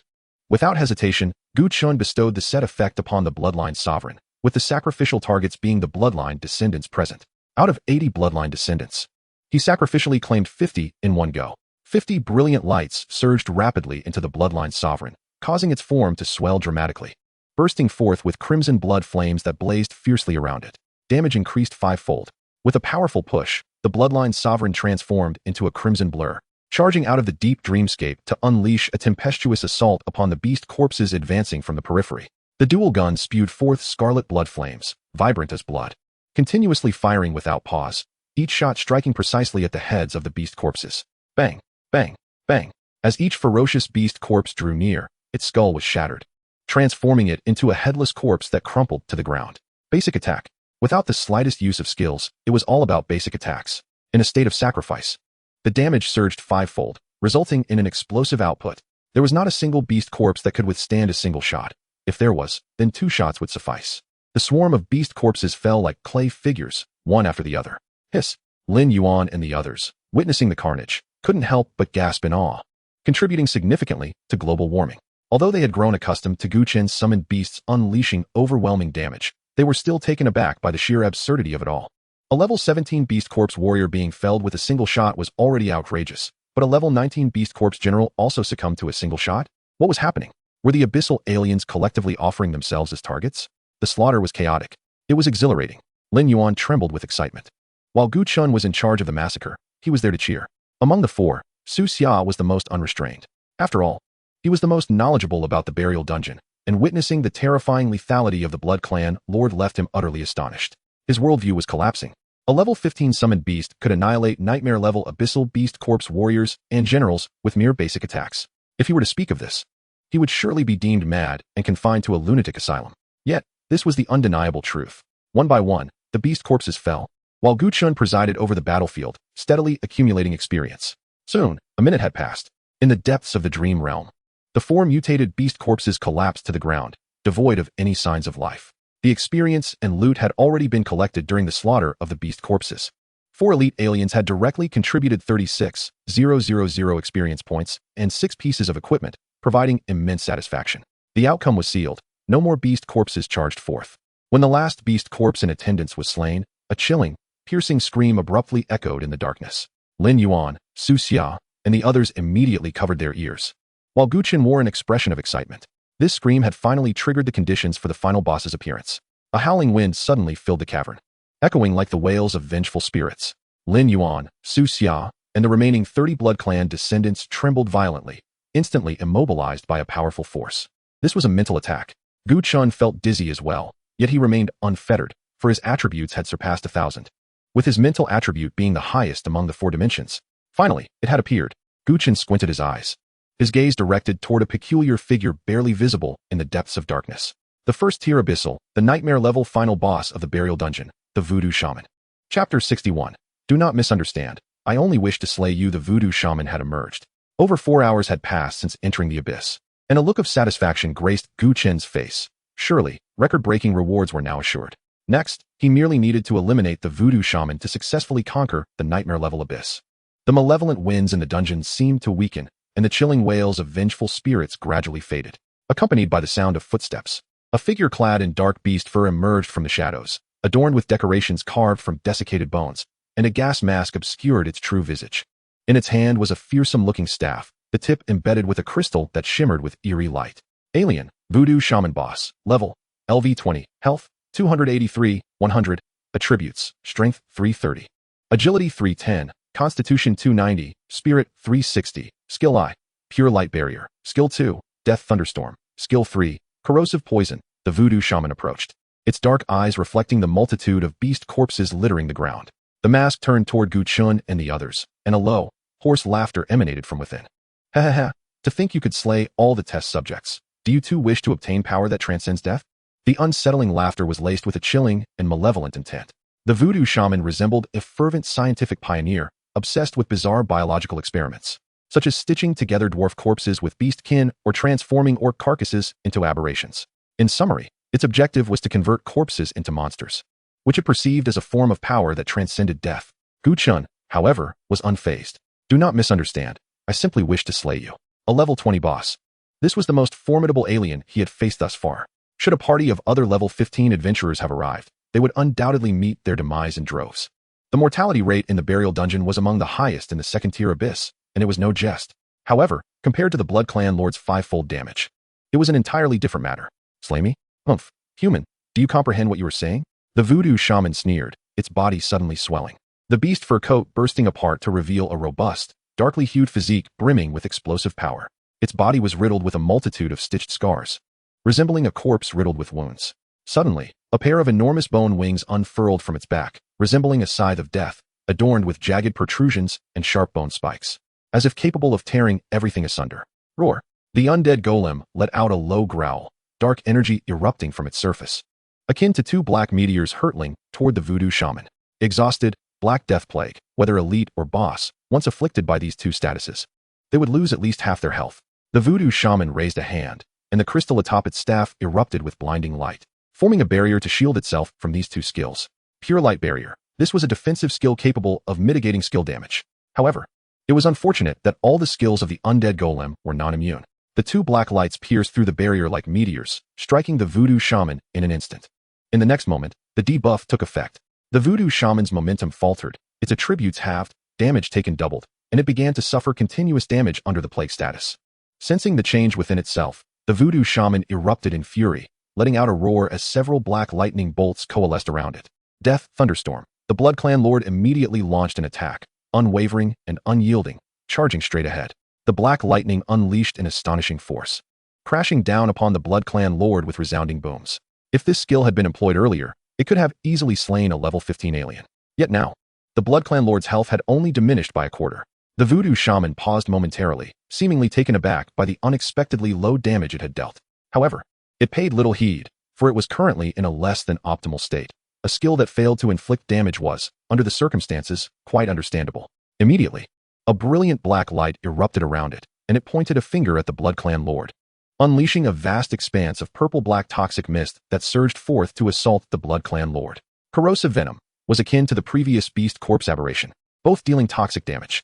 Yet, the toxic mist conjured by the Voodoo Shaman was exponentially more potent, at least tenfold, nearly coalescing into a tangible form, resembling a storm of deadly poison descending upon its foe. Upon contact with the mist, the Blood Clan Lord's health plummeted drastically. He instinctively retreated while simultaneously aiming his dual pistols at the Voodoo Shaman, pulling the triggers without hesitation. Deadly shot. The silver bullets, entwined with blood flames, pierced through the toxic mist, shattered the protective barrier, and struck the Voodoo Shaman squarely. Bang, bang, bang. Concurrently, 6 deathly tendrils rapidly manifested around it. The Voodoo Shaman's body trembled violently, forced to retreat repeatedly, its health diminishing at a visibly alarming rate. How could this be possible? Within the mask's eye slots, the Voodoo Shaman's eyes widened in shock, as though witnessing the apocalypse itself. A mere level 15 summoned creature had managed to inflict a staggering 150 000 points of damage with a casual skill. How could such terrifying damage exist? It must be noted that it was a boss. Endowed not only with heightened health, but also amplified attack and defense. How could it suddenly appear so feeble? The undead golem was truly a formidable weapon against monsters. This damage was a source of immense joy for Gu Chen. Although the Blood Clan Lord's damage had quintupled, facing the voodoo shaman alone was insufficient to yield such exorbitant damage. After all, it was a level 20 abyss boss, and its defensive bonuses were no trifling matter. The explosive damage could be attributed to the precise positioning of the voodoo shaman, which was situated within 10 meters of the undead golem. Unstoppable, while the undead golem is stationary, its defense increases by 1 per second, and its recovery also enhances by 1 per second. Targets within 10 meters of the undead golem suffer a 50 increase in negative effects. In other words, due to its positioning, the voodoo shaman had just endured 150 points of damage. A mere 15-fold damage, for an abyss boss, was hardly significant. However, let us not forget that the Blood Clan Lord was still in a sacrificial state, resulting in a 5-fold increase in damage. Thus, that seemingly inconspicuous skill, upon striking the voodoo shaman, unleashed a catastrophic 75-fold damage. 75 times. Fortunately, the voodoo shaman was an abyss boss, possessing substantial defensive bonuses. Had it been any other level 20 aberration, it would have perished multiple times by now. Why? How could a mere level 15 inflict such horrifying damage? The voodoo shaman let out a pained scream, its form severely ravaged by the bullets, even the bony wings on its back suffering a significant break, tipping the scales of victory decidedly. Yet the Blood Clan Lord was not one to hesitate. What did it matter if it was an abyss boss? If one skill could not vanquish it, then two would suffice. Crimson Feast, a torrent of blood flames spiraled forth, akin to an apocalyptic storm, carrying with it a terrifying force that surged toward the voodoo shaman. This was the Blood Clan Lord's ultimate strike, utterly unavoidable. Boom. The blood flames transformed into a tempest, mercilessly ravaging the voodoo shaman, reducing it to a state of grievous injury in an instant. Following this, the additional damage assessment took effect. A glaring scarlet light erupted from the voodoo shaman, a massive wave of damage suddenly surging forth, overflowing. The voodoo shaman emitted a tortured wail, thrashing desperately within the blood flame storm. Its health bar had been completely depleted. Chapter 62. Hurry, this king must meet Chun'er in Naoling City Hall. Inside the mayor's office, Sulai stood trembling beside the desk. Ever since he caught wind of Gu Chen entering the abyss, he had known that Gu Qingfeng would surely seek him out. Yet, he never anticipated the visit would come so swiftly. Generally speaking, the practitioner trading platform does not pay much attention when practitioners enter dungeons or the abyss, nor would they broadcast information about such entries to all practitioners as they had with Gu Chen's descent into the abyss. Why then had so many practitioners received news of Gu Chen's entry into the Buried Bone Dungeon? Do not ask, the answer lies in money. The practitioner trading platform offers a promotional package where a mere 100,000 coins allows one to disseminate a message to all practitioners in the Northern Territory. The message is limited to 30 characters, excluding punctuation, and may only be sent once. In truth, this package is hardly advantageous, yet Gu Chen still purchased it, aiming to slap the Li family's face. Little did he know, the Ling City Li family had already been obliterated by a single word from Gu Qingfeng. Your Majesty, I truly did not expect that young Master Gu Chen would inadvertently wander into a level 1 abyss. I am guilty, deserving of death. Sulai's voice quivered, cold sweat beating on his forehead. Sulai was merely the mayor of a remote border town, while Gu Qingfeng was the king of the Northern Territory, capable of determining his fate with a mere utterance. Such a stark disparity induced an unprecedented sense of suffocation within him. No one knew why Gu Chen had ventured into the Buried Bone Dungeon. After all, he was merely a level 10 practitioner. To the outside world, such an action could only be interpreted as a desperate attempt to vent frustration through self-sacrifice. But why would he resort to self-sacrifice? Was it merely due to being pursued by the Li family? No, that could not be the sole reason. To be pursued and then resort to self-destruction? The only outcome would be to ease the path for his enemies. Hence, this notion was untenable. Subsequently, some well-meaning individuals, having pieced together the sequence of events, identified a critical point that elucidated why Gu Chen had slain the heir of the Ling City Li family. Gu Chen had successfully cleared the Hell Level Temple Ruins dungeon and achieved an SSS rating. This significant news had been suppressed by the Li family. Not even the mayor's office had issued an announcement regarding the successful clearance of the Hell Level dungeon. Even more infuriating was the fact that many locals in Ling City remained oblivious to the completion of the Hell Level Temple Ruins dungeon. It should be noted that in other cities, if a transitioning practitioner attained an SSS rating in a novice dungeon, the City Hall would undoubtedly release a citywide announcement within 10 minutes of the dungeon announcement. Following that, the district of the transitioning practitioner would issue a notice, and subsequently, the school attended by the transitioning practitioner would also release an announcement. Thereafter, several key officials, including the mayor, would visit the dungeon square to take photos with the prodigy and publicly confirm their scholarship offers. After all, it was a matter of public recognition, under normal circumstances. No one would conceal such achievements. However, the handling of this matter in Ling City was exceedingly peculiar, leading one to suspect that there were ulterior motives at play. Soon, the truth was unveiled by none other than Li Wenhui, the eyewitness who had seen Gu Chen kill the heir of the Li family. In a bid to secure a guaranteed admission slot for Li Renjia at the prestigious academy in the capital, the family head, Li Shao, hastily coordinated with the municipal government to postpone the admission process by a few days. This interval provided the Li family with an opportunity. As long as Gu Chen could help Li Renjia achieve an SSS rating, the admission slot would rightfully belong to him. Despite the threats and temptations posed by Li Renjia, Gu Chen remained resolute and ultimately took the drastic step of killing him. Such a spirit of defiance against tyranny is truly commendable for the youth of our generation. I have laid bare all that I know. I implore you to spare my life. I do not wish to die, wretchedly pleading for mercy. To avoid being slain by the royal guards, Li Wenhui divulged every detail he possessed, devoid of any deceit.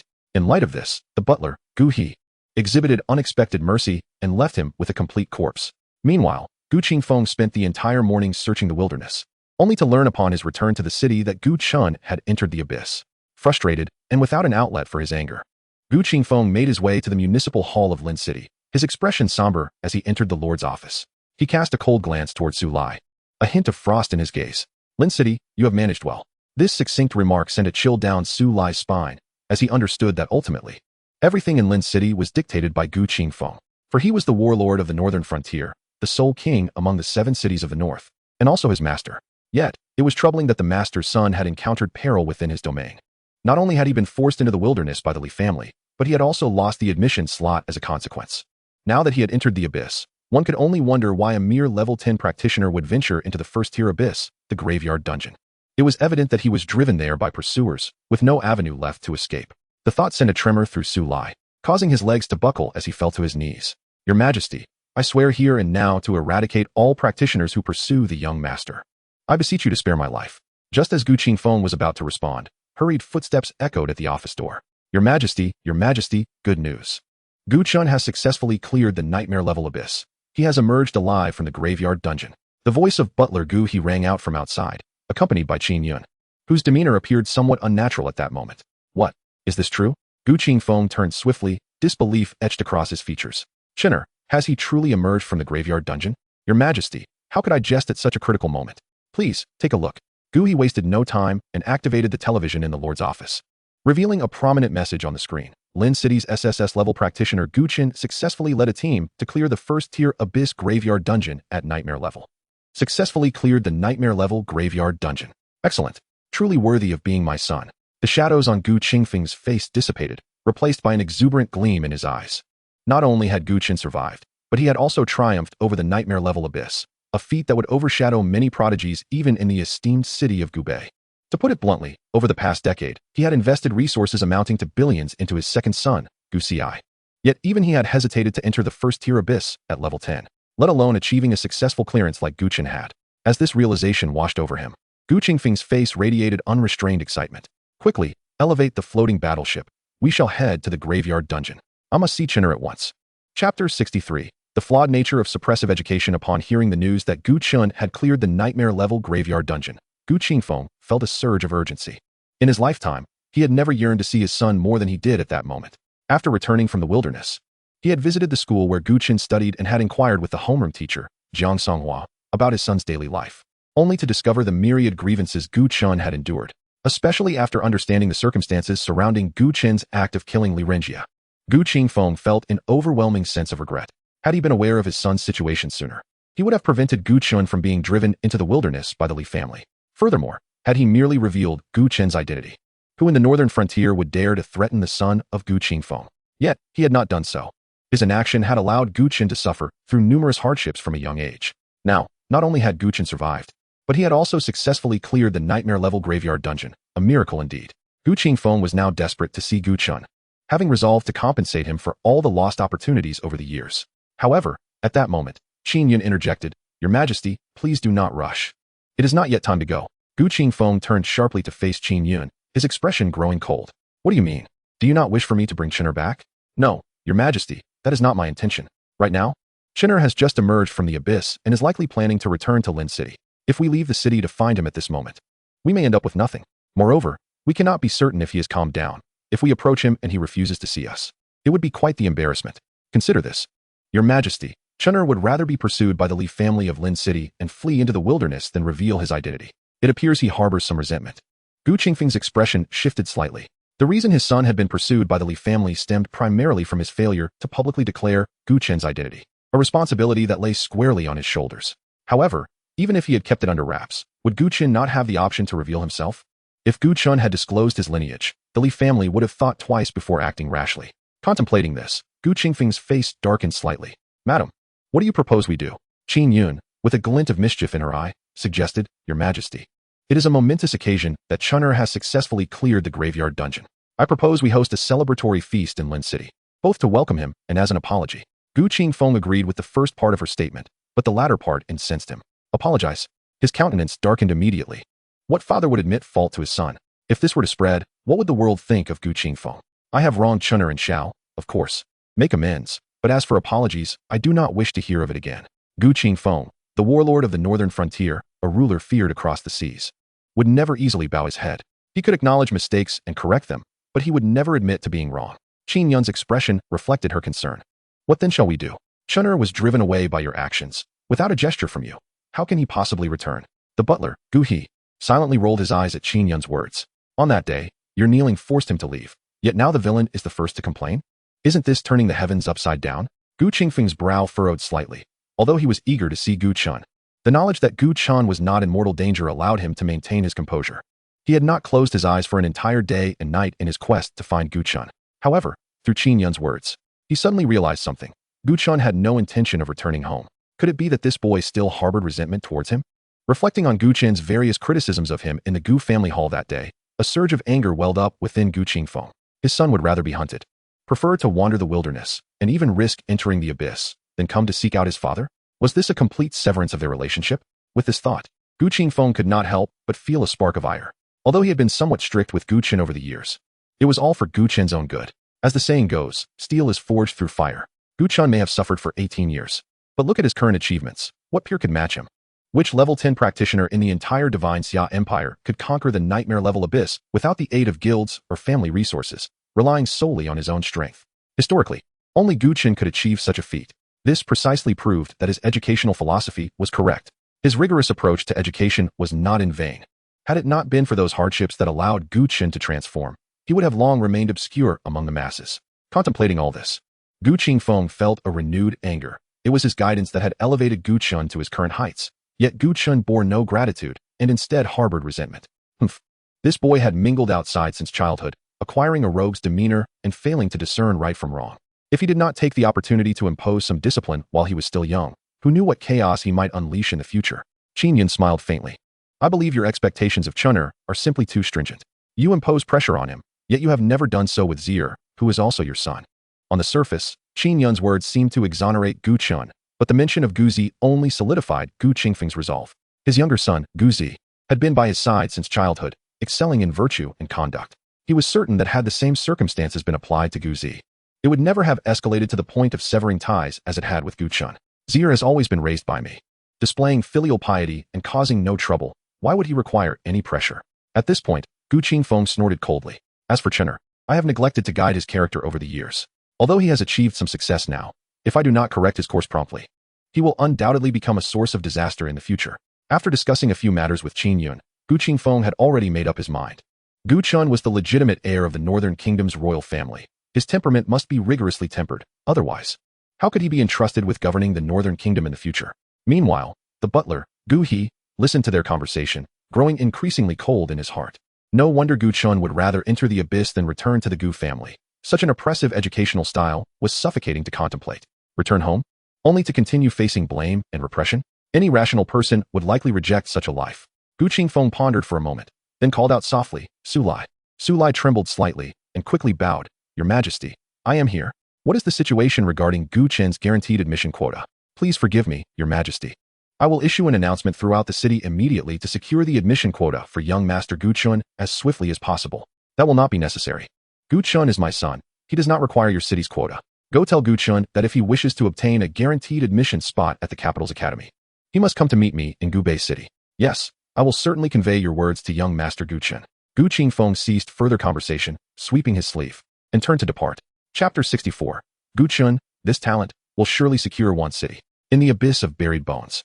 As the health of the voodoo shaman was depleted, a series of notifications popped up before Gu Chen's eyes. Defeated the voodoo shaman boss LV20. Experience 15317. Acquired loot. Buried bones robe LV20 rare. Acquired loot. Eternal source crystal rare. Level up. Level. LV16 378 921 1500. Strength 477. Agility 476. Vitality 478. Mentality 689. Summon beasts. Bloodlord LV16 legendary. Nightmare Overlord LV16 epic. Undead Golem LV16 legendary. Current talent. 1 dark bloodline available. Congratulations, you have completed the nightmare level buried bones dungeon. Reward. Practitioner experience 50,000.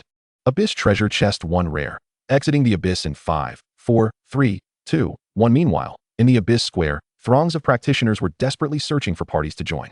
Yang Lin found a spacious spot on the square's periphery, sat down, and began to polish his sword.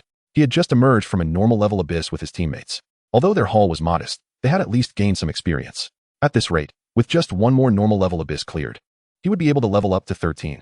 This thought led him to recall the 2 peculiar individuals from earlier that morning, a level 6 swordsman and a level 10 summoner. How could they dare to team up for an abyss dive? It was tantamount to courting death. Yang Lin scanned the square, but he did not see either of their figures. It seemed likely they had perished in the abyss. After all, the Buried Bones dungeon was among the most challenging of the first-tier abysses, and practitioners below level 10 were certainly heading for certain doom. Good words fall on deaf ears. He had warned those 2 before, but they had ignored him, leaving him powerless to intervene. Just then, a public announcement flashed across the large screen in Abyss Square. Congratulations to the practitioner team for successfully refreshing the nightmare-level Buried Bones dungeon completion record. Completion time, 4 hours 32 minutes 31 seconds. Team information. Captain, Gu Chen. Summoner. Members, Lin Yuan, Swordsman, Lin Qingqing, Warrior, Su Ran, Assassin, Su Xia, Non-Class. Reward. Practitioner experience 50,000, Personal Achievement 1. Record-breaking gift box 1 rare. Completion evaluation. SSS. Yang Lin stared at the announcement on the large screen, rubbing his eyes in disbelief. What was going on? 4 hours and 32 minutes for the Buried Bones dungeon? This was over 2 hours faster than the record set by the city lord, Liang Yi, at level 19. Just who was this captain named Gu Chen, to possess such remarkable strength? Yang Lin instinctively glanced at the screen that recorded the history of the abyss, only to see that the former record holder of the nightmare-level abyss, Liang Yi, had been replaced by Gu Chen. That name seems somewhat familiar. Is the captain a summoner? And one of the team members is a swordsman? Impossible. Yang Lin's eyelids twitched, and he involuntarily let out a gasp.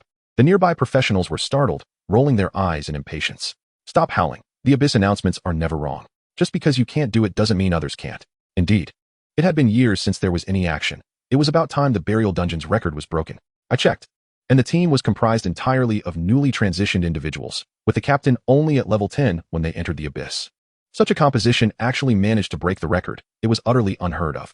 It was them. I saw that team this morning. They were quite conspicuous, as none of them exceeded level 10. I recalled that one of their members was an ordinary person, presumably the non-professional mentioned in the announcement. This morning, I had secretly mocked them, never expecting to be so swiftly proven wrong. Today's youth truly are becoming increasingly formidable. If only I had taken the opportunity to familiarize myself with Gu Chen back then. The other professionals were deeply engrossed in conversation, while Yang Lin wore a look of incredulity. How could this be? A summoner, a swordsman, and a team with an average level not exceeding 10. Wasn't he that just the 2 individuals I had seen this morning, with their levels and composition? How could they possibly set a new record for the nightmare level abyss? Yang Lin felt as though his worldview was crumbling. Others regretted not getting to know Gu Chen. While he had completely missed the golden opportunity to be lifted by Gu Chen, he had once had a chance to take off right in front of him. Yet he had failed to cherish it, only to lament his loss later. There is no greater pain in life than this. What a pity. Yang Lin covered his face, nearly overwhelmed with frustration. Every day, he toiled from dawn till dusk in the Abyss Plaza, merely hoping to find a few powerful teammates. Yet, when a formidable player extended an invitation to form a team, he had outright rejected it. Not only did he refuse, but he also advised the person not to venture into the abyss, as it would lead to a swift demise. What was this? Heaven had served him a meal, and he had smashed his own bowl. 2 words, he deserved it. On the other side, at the One City Hall, after the nightmare level record at the burial dungeon was shattered, One City, being the nearest to the abyss, received the news immediately and convened an emergency meeting. City Lord Liang Yi examined several pages of documents, excitement evident on his face. Gu Chen had cleared the temple ruins and received an SSS rating. Now he had broken the record I set in the burial dungeon. Such a prodigy, yet he is being suppressed by Su Lai and the Li family in Lin City. The Li family has been exterminated, and to this day, the quota for direct admission has not been secured for Gu Chen. What on earth are Su Lai's intentions? Regardless of his plans, with a talent like Gu Chen, Wan City must secure him. Liang Yi slammed his hand on the table, exuding an air of determination. The admission quota in Wan City was currently vacant, so Gu Chen would be the perfect fit. Let me think. 1. The admission quota. 2. The rewards for clearing the hell-level dungeon. 3. The rewards for clearing the nightmare-level abyss. Secretary Li, there is no need to submit an application. Simply allocate from the City Lord's office. Prepare the 3 rewards in my office within 3 minutes. Additionally, arrange for a teleportation array. I need to arrive at the Abyss Plaza of the burial dungeon within 5 minutes. Secretary Li was momentarily taken aback. City Lord, isn't this somewhat inappropriate? Word has already spread in Lin City. Gu Chen is the son of the Northern War King. So what? Gu Chen would rather wander the wilderness than claim the name Gu Qingfeng, indicating his lack of belonging to the Gu family. Just do as I say. But what if Gu Qingfeng holds us accountable? How will Wan City respond? Accountable? Gu Qingfeng is the Northern War King, and Wan City belongs to the Eastern Continent. Does he have the authority to question us? Besides, the Eastern Continent also has its royal family, and I'm not afraid. Stop wasting time and get ready. If this delays important matters, I'll reassign you to guard the abyss. Chapter 65. No matter how much Su Lai offers, it will never match what I can provide. Among professionals, competition revolves around levels, equipment, items, and quotas. Between cities, the competition is for rankings, resources, and talents. Although Lin City and Wan City are neighbors. One is part of the northern region while the other belongs to the eastern continent, with a wilderness separating them, leading to minimal conflict over interests. However, this time is different. The burial dungeon is one of the most challenging first-tier abysses, conveniently located near Wan City. Often referred to as the abyss at Wan City's doorstep. Due to its high difficulty, many professionals from Wan City have been unable to clear it, with some even losing their lives within. Over time, the overwhelming majority of professionals from Wan City have unconsciously avoided this abyss, resulting in a significant loss of talent. The exodus of professionals and the severe shortage of talent have caused Wan City's ranking in the eastern continent to decline year after year, leading to a loss of numerous resources. This year marks Liang Yi's 3rd year as the City Lord of Wan City, and like previous years, no promising talents have emerged. This has left him feeling quite troubled. He had a premonition that if Wan City continued down this path, not only would the city perish, but his own career would also be doomed. Especially after hearing news of a newly transitioned individual achieving an SSS rating in the neighboring Lin City, his frustration only deepened. Why do promising talents always seem to elude Wan City? However, he soon realized that things were not as dire as he had imagined. Who would have thought that Lin City not only disregarded this SSS-rated individual, but also conspired with the Li family to suppress him? What should be done about a rural child who lost his parents and is being suppressed by the city lord and a prominent family? There is no choice but to submit. Upon clarifying the situation, Liang Yi saw an opportunity. After all, this was an SSS-rated individual. If Lin City didn't want him, then Wan City would gladly accept. However, when Gu Qingfeng appeared in Lin City and revealed Gu Chen's background, Liang Yi couldn't help but sigh inwardly. The son of Gu Qingfeng, even if he isn't from Lin City, is still a person of Gubei City. It's unlikely that he would come to me. Just as he was about to give up, he learned that Gu Chen had been driven into the wilderness by the Li family, which reignited a glimmer of hope within him. Could Gu Qingfeng's son really be forced into the wilderness by a mere Li family? Unthinkable. The only explanation is that Gu Chen does not recognize his identity within the Gu family, which is why he has never invoked Gu Qingfeng's name. This makes things much simpler. Since Gu Chen is being suppressed in Lin City and does not acknowledge his ties to the Gu family, Wan City welcomes you. Immediately, the news of Gu Chen successfully clearing the nightmarish-level burial dungeon was disseminated. This revelation solidified Liang Yi's determination, as he resolved to seize Gu Chen for himself. After all, Gu Chen had attained an SSS-level evaluation as a newly transitioned student and had set a new record for clearing the first-tier Abyss burial dungeon. A prodigy of such caliber is a rarity, emerging perhaps once in several decades. It would be an utter travesty to let him remain a fugitive in the wilderness. Given the innate talent and combat prowess Gu Chen exhibited, he certainly deserved to be treated with the utmost respect by the City Lord. City Lord, the 3 rewards have been meticulously prepared, came the voice of Secretary Li Feng, accompanied by a knock at the door. Additionally, I discovered that Gu Chen has just reached level 16. Typically, a summoner can acquire new summoning slots upon reaching level 15. Since he has just emerged from the abyss, he likely has not yet contracted any new summoned beasts. Therefore, I have requested a level 15 summoning skill book from the Wan City Treasury, one of the few rare summoning tomes in our possession. Only rare level, Liang Yi remarked. Unfortunately, our small town does not produce summoners, and acquiring an epic level summoning book would necessitate purchasing it from a central city, which is both exorbitantly priced and time-consuming. Liang Yi rose from his seat and nodded, Very well, let us proceed with this for now. We can always offer him additional compensation later. Li Feng wiped the sweat from his brow. City Lord, what if Gu Chen is unwilling to come to Wan City? Liang Yi shot him a glance. We are here to seize him. Do you understand? Whether he is willing or not is of no concern to me. Besides, since Gu Chen was able to slay Li Renjia, it indicates he is not the type to endure humiliation. Would such a person choose to remain in Lin City? What if Su Lai apologizes and offers additional resources as compensation? That possibility cannot be dismissed. If Su Lai were to offer enough, it is conceivable that Gu Chen might relent. However, with our intervention from Wan City, there is no way Gu Chen would opt for reconciliation with Lin City. After all, no matter how much Su Lai might offer, it would never surpass what I am prepared to provide. Rising from his desk, Liang Yi strode purposefully towards the teleportation hall, with Li Feng hastily following behind, carrying 2 treasure chests and 2 gift boxes. While the chests and boxes could easily fit into a personal storage space, he chose not to do so. After all, it is said that courtesy goes a long way. At that moment, the Abyss Square was teeming with people. The historical record for the nightmarish level Abyss had been shattered, an extraordinary event that the witnessing professionals felt privileged to behold. As the disorienting sensation subsided, Gu Chen and his companions were teleported to the Abyss Square, where the crowd erupted into a cacophony of excitement. Look, Gu Chen has emerged. Is that really Gu Chen? I heard he is a newly transitioned student. I wonder if he has a girlfriend? Spare me. Even if he doesn't, it's not like you stand a chance.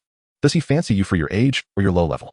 To break the historical record at such a young age, how enviable. I'm green with envy. Gu Chen is from Lin City. Has the city hall sent anyone to congratulate him for breaking the record? For what? Gu Chen's guaranteed admission quota still hasn't come through. How could the city hall show their faces here? Look, ISNT that the city hall's delegation? They arrived rather swiftly. After all, it's a genius who has broken the nightmarish level Abyss record. It seems Lin City's officials are anxious. As the teleportation array on Abyss Square blazed with blinding light, several sharply dressed men stepped forth. The leader, clad in a dark gray jacket, stood tall, his thick eyebrows framing piercing eyes that scanned the surroundings. Is that Liang Yi? The Lord of Wan City? No way. Gu Chen is from Lin City. How could Liang Yi possibly be here? It really is Liang Yi. Currently at level 50. Liang Yi stood as the highest-ranked professional in Wan City. What was his purpose for being here? What else could it be? Just look at those attendants behind him. Laden with treasure chests and gift boxes, it was undoubtedly an operation to seize Gu Chen. Seize him? But Gu Chen is the son of the Northern War King, a prince in Gubei City. How could he possibly go to Wan City? You may not be aware, but it has spread that Gu Chen has severed ties with the Northern War King. That explains it. He has been pursued by the Li family for so long that he would rather flee into the wilderness and into the abyss than utter the Northern War King's name. It seems there is quite a scoop here. Just watch. I estimate Gu Chen will soon become one of us in Wan City, benefiting all professionals there. Huh. How does Gu Chen's joining Wan City concern us? Chapter 66. A sincere invitation to join Wan City, given Gu Chen's current displayed strength. Regardless of which city he chooses to join, the professionals residing in that city will undoubtedly reap benefits. This is beyond question. Why does the Divine Xia Empire invest in nurturing professionals? Because every time an Abyss achievement is attained, it helps to mitigate the Abyss's invasion into this world. Although Abyss achievements are not as easily obtained as personal accomplishments, once a professional clears a dungeon and secures an Abyss achievement, the difficulty of that Abyss diminishes, and the rewards for clearing it are correspondingly enhanced. The reason the difficulty of the burial dungeon remains high is that few professionals have ever achieved an Abyss accomplishment. To obtain an Abyss achievement, one must enter a hell-level Abyss. While Gu Chen may not yet meet the requirements, no one can doubt his potential. After all, in the eyes of the public, he is an undeniable genius, and for such a talent, securing an Abyss achievement is merely a matter of time. At this moment, it finally dawned on some why the first to arrive at the Abyss Square was the Lord of Wan City. For Wan City, the need for a genius like Gu Chen to assist them in achieving Abyss accomplishments had become paramount. Though the burial dungeon is merely a first-tier Abyss, its high difficulty has compelled many novice professionals to abandon the endeavor. If they cannot conquer the Abyss at their doorstep, they must inevitably seek refuge in larger cities, a situation that is unavoidable. Consequently, a significant number of professionals from Wan City have gradually drifted away. The loss of fresh blood heralds the onset of decline for this city, and once the decline begins, it spirals into a vicious cycle. At this juncture, some professionals from Lin City suddenly recognized a critical problem. No, absolutely not. If Gu Chen is taken by Liang Yi, he would become a resident of Wan City. Even if he subsequently achieves an Abyss accomplishment, we would gain no advantage whatsoever. How can this be allowed? Lin City has finally produced a genius professional and must not let him be snatched away by Wan City. Wait, don't you know how Lin City has treated Gu Chen? He has held the SSS level evaluation for quite some time. And what about his guaranteed admission quota? Oh, wait a moment. Why are Lin City professionals even here in the burial dungeon? This is Wan City's Abyss. Well, if Gu Chen can help Wan City rise, I might as well rent my balcony for 1,000 a month. with everyone harboring their own thoughts. Those from Lin City who had rushed over to capitalize on Gu Chen's popularity suddenly found themselves unable to remain still. Initially, they paid little heed to the matter at hand. At most, they merely followed along to witness the spectacle, curious to observe how the legendary scion of royalty differed from an ordinary individual. After all, Gu Chen existed on an entirely different plane, and there would be no future connection between them. However, the circumstances had shifted dramatically, given Gu Chen's prodigious talents. It was merely a matter of time before he achieved remarkable feats within the abyss, and it was almost predictable that, in the near future, the challenges posed by the Bone Burial Dungeon would diminish, while the rewards would grow significantly more bounteous. Consequently, the practitioners of Wan City would no longer need to leave their homes in pursuit of advancement. Once Gu Chen conquered the abyss, all practitioners in Wan City would share in the spoils. It could be said that Gu Chen had become the pillar upon which all practitioners in Wan City leaned. Shockingly, what on earth was happening in Lin City? Why had the officials from the municipal hall yet to arrive? The practitioners of Lin City were growing anxious, for they could see Liang Yi approaching Gu Chen's direction with a group of people. That shameless Liang Yi. Was there anyone in the Lin City municipal hall? Hurry, rally the troops. Wait, I'll call the city lord right now. What? You actually have the city lord's number? Isn't there a direct line to the city lord? Oh, well, go ahead and make the call. If you get through, I'll concede defeat. At that moment, Gu Chen had just finished organizing the spoils from this abyss expedition when he noticed several imposing middle-aged men appearing before him. Liang Yi stood directly in front of Gu Chen, cutting straight to the chase. Gu Chen, greetings. I am Liang Yi, the city lord of Wan City. On behalf of the people of Wan City, I extend a sincere invitation for you to join us. All right, I accept, Gu Chen responded without hesitation, straightforwardly. The reason was simple. Setting aside Liang Yi's status as city lord, it was evident that he had come with genuine intent. Behind him stood 4 individuals, each carrying 2 treasure chests and 2 gift boxes. Regardless of their contents, no one had ever offered him such generous terms since his arrival in this world. Upon hearing Gu Chen's immediate acceptance, an unmistakable excitement spread across Liang Yi's face. Meanwhile, Li Feng, standing behind him, involuntarily twitched his cheek. Those 4 short words had rendered the 3 elaborate arguments he had painstakingly devised utterly futile. Was this really how negotiations were to unfold? Behind Li Feng, 3 negotiation experts exchanged knowing glances, their lips curling into smiles. Mission accomplished. Time to clock out.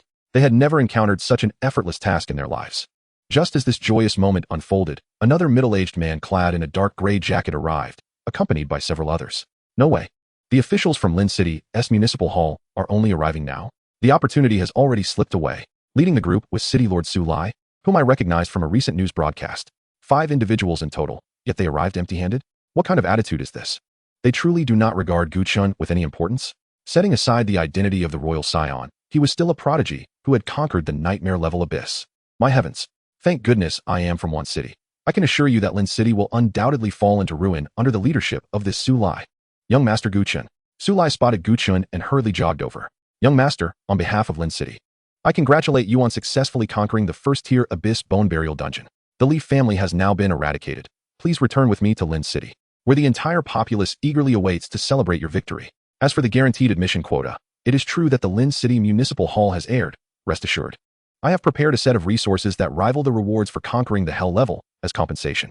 Su Lai spoke rapidly, reciting the script prepared by his secretary. Yet he notably failed to mention the status of the guaranteed admission quota. Hearing this, Liang Yi couldn't help but chuckle. City Lord Su. Gu Chen is an SSS-rated achiever who has conquered the Hell-level Temple Ruins instance and has now bested the Nightmare-level Abyss. Is this your idea of compensation? You might as well be offering alms. Su Lai snorted dismissively, ignoring Liang Yi as he continued addressing Gu Chen. Young Master, you hail from the northern frontier. Let us return to Lin City first. What did you just say? Gu Chen interrupted Su Lai. Su Lai paused, contemplating, and replied. I said we should return to Lin City. No, the previous statement. You are from the northern frontier. Who told you I am from the northern frontier? You are the son of the northern frontier's royal family. Su Lai must have mistaken me for someone else. My name does not appear in the royal genealogy. Please leave. Su Lai's expression faltered, momentarily rendered speechless. After a brief pause, he finally spoke. Young Master, the king has made arrangements. As long as you return to Gubei City, your guaranteed admission quota will surely be honored. Chapter 67. Not even a fair deal for me. Su Lai had come bearing messages from Gu Qingfeng, initially believing it to be a simple errand, only to find that Gu Chen had no intention of returning to the northern frontier. In a moment of desperation, he relayed Gu Qingfeng's intentions. Before Gu Chen could respond, Liang Yi interjected. What do you mean? Are you attempting to intimidate Gu Chen with the name of the northern frontier's war king? Su Lai appeared distressed. No, that's not it. But how do you address the matter of the guaranteed admission quota? The king has stated that once the young master returns to Gubei City, The guaranteed admission quota will be immediately honored. Isn't that a threat? Gu Chen observed the unfolding scene in silence, fully aware that Liang Yi was exacerbating the conflict. Su Lai recognized this as well and chose to disregard Liang Yi, addressing Gu Chen. Young master, if you accompany Liang Yi to the eastern continent, how will you face the people of the northern frontier in the future? Gu Chen smiled. If you do not want me to go to the eastern continent, that is acceptable, but you must agree to 2 conditions. Su Lai's eyes brightened with anticipation. Please, young master, I will do my utmost. Hearing this, Liang Yi's expression suddenly shifted. Wait, what happened to our agreement? Why has the situation changed so abruptly? First, you must reveal how you conspired with the Leaf family to attempt to seize my guaranteed admission quota and publicly apologize. Su Lai's face immediately reflected his internal struggle. Should this information become public, his career would be over. Young master, I can agree to disclose everything, but I truly did not collude with the Leaf family. All right, let me ask you, is the SSS rating mine? Yes. Then why did the municipal hall fail to issue the guaranteed admission quota in a timely manner? Su Lai fell silent, not speaking. Then it appears there is no room for negotiation, and I need not even state my second condition. Su Lai furrowed his brow, momentarily at a loss for words. Was it excessive to demand the revelation of his collusion with the Leaf family in an attempt to usurp Gu Chen's guaranteed admission quota? For Gu Chen, the victim, it was hardly excessive. Yet, Su Lai was, after all, the city lord. Such self-destructive actions were not within his purview. Choosing silence, are we? Very well, I have extended the opportunity. Should you refuse to comply, there is little I can do. Gu Chen glanced around at the assembly of professionals, shrugged slightly, and mused that everyone had witnessed his plight. He merely sought a measure of justice. Yet even such a trivial request was denied. If they would not grant me even a semblance of fairness, one must ponder whether they would ever allocate my quota or resources to me. Certainly not. Thus, it is not I who wish to depart from Lin City, but rather, Lin City is compelling my exit. Su Lai's cheeks twitched in frustration, leaving him at a loss for words. The negotiations had collapsed. In truth, this matter required no bargaining. As long as Su Lai remained alive, he would never disclose his collusion with the Li family. After all, he was the lord of Lin City and a 5th-tier professional. Even Gu Qingfeng had chosen not to pursue him, so he would never act in a manner that jeopardized his own foundation. Even though Gu Chen was Gu Qingfeng's son, that would not compel him to sacrifice his future and prospects to reveal his own dark secrets. Ultimately, he had been dispatched solely to deliver a message to Gu Chen. Should Gu Chen choose to return, his mission would be accomplished. If not, as a subordinate of Gu Qingfeng, could he possibly resort to abducting Gu Chen to Gubei City? That was out of the question. Now that the Li family had been eradicated, he had no evidence to support his claim of obstructing Gu Chen's quota. Ironically, it was precisely this obstruction that had provided Gu Qingfeng with leverage over Gu Chen. However, no one anticipated that Liang Yi's arrival would present an optimal alternative. If the northern region would not offer him a quota, then, to his surprise, Dongzhou had already extended an invitation, accompanied by a bounty of resources as compensation. Naturally, Gu Chen was acutely aware of his choice, and thus he readily acquiesced to Liang Yi's proposition. Su Lai nodded, adopting a tone of feigned regret as he spoke. I have delivered the king's message. Since the young master is unwilling to return to Gubei City, I can say no more. As for the quota, it is not that Lin City is unwilling to grant it. Rather, the king has already made arrangements. If the young master desires to obtain the quota, I implore you to make your way to Gubei City promptly, lest the king be kept waiting. With that, Su Lai bowed and turned to leave. Liang Yi regarded Su Lai's departing figure with an expression of intrigue, turning to Gu Chen and remarking, he obstructed your quota, and you let him go just like that? This is not in line with your usual approach. Gu Chen offered a faint smile. Su Lai's fear lies with the war king of the northern region, not with me. Even if I were to compel him to kneel and confess, he would harbor no remorse. Thus, one must strike at the core of his vulnerabilities. Let him revel a while longer. Once he faces the scorn and vitriol of the citizens of Lin City, he will surely regret releasing me today. As for Su Lai, Gu Chen had no intention of letting him off lightly. Since the other party had already made his move against him, it was only fair that he should bear the consequences. After all, he was quite the vengeful individual. Upon returning to Lin City via the teleportation array, Su Lai promptly entered his office and addressed his secretary. All right, I have delivered the message. Since the young master is unwilling to return, report the situation accurately to the king. Subsequently, under the auspices of the municipal hall, issue a notice that all instances belonging to Lin City will have their fees reduced by 20 for a month. Ultimately, our young master is merely a prodigious professional. How much loss can his departure truly inflict upon Lin City? By reducing the instance fees for all professionals in the city and sensationalizing this matter, the populace will soon forget about Gu Chen. As for the future, humph, in 2 years, I shall no longer serve in the northern region. Even if he is a royal scion, what can he do to me? Understood. The secretary noted several key points in his notebook before turning to arrange the necessary matters. Ultimately, Su Lai's only fear was the war king Gu Qingfeng of the northern region. Concerning Gu Chen, Although he maintained a facade of politeness and respect, he regarded him with utter disdain. A genius? What of it? Those who attain the position of city lord within the divine summer empire are far from ordinary. They are predominantly exceptional talents. A mere budding genius holds no weight in Su Lai's eyes. In his view, for Gu Chen to challenge him, he must at least ascend to the rank of a fifth-tier professional.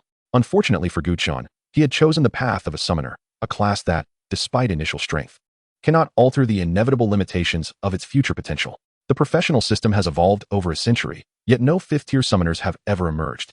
It is often said that nobles become invincible among their peers upon transitioning to summoner, but this is limited to the second through fourth tiers, and only with a significant investment of resources.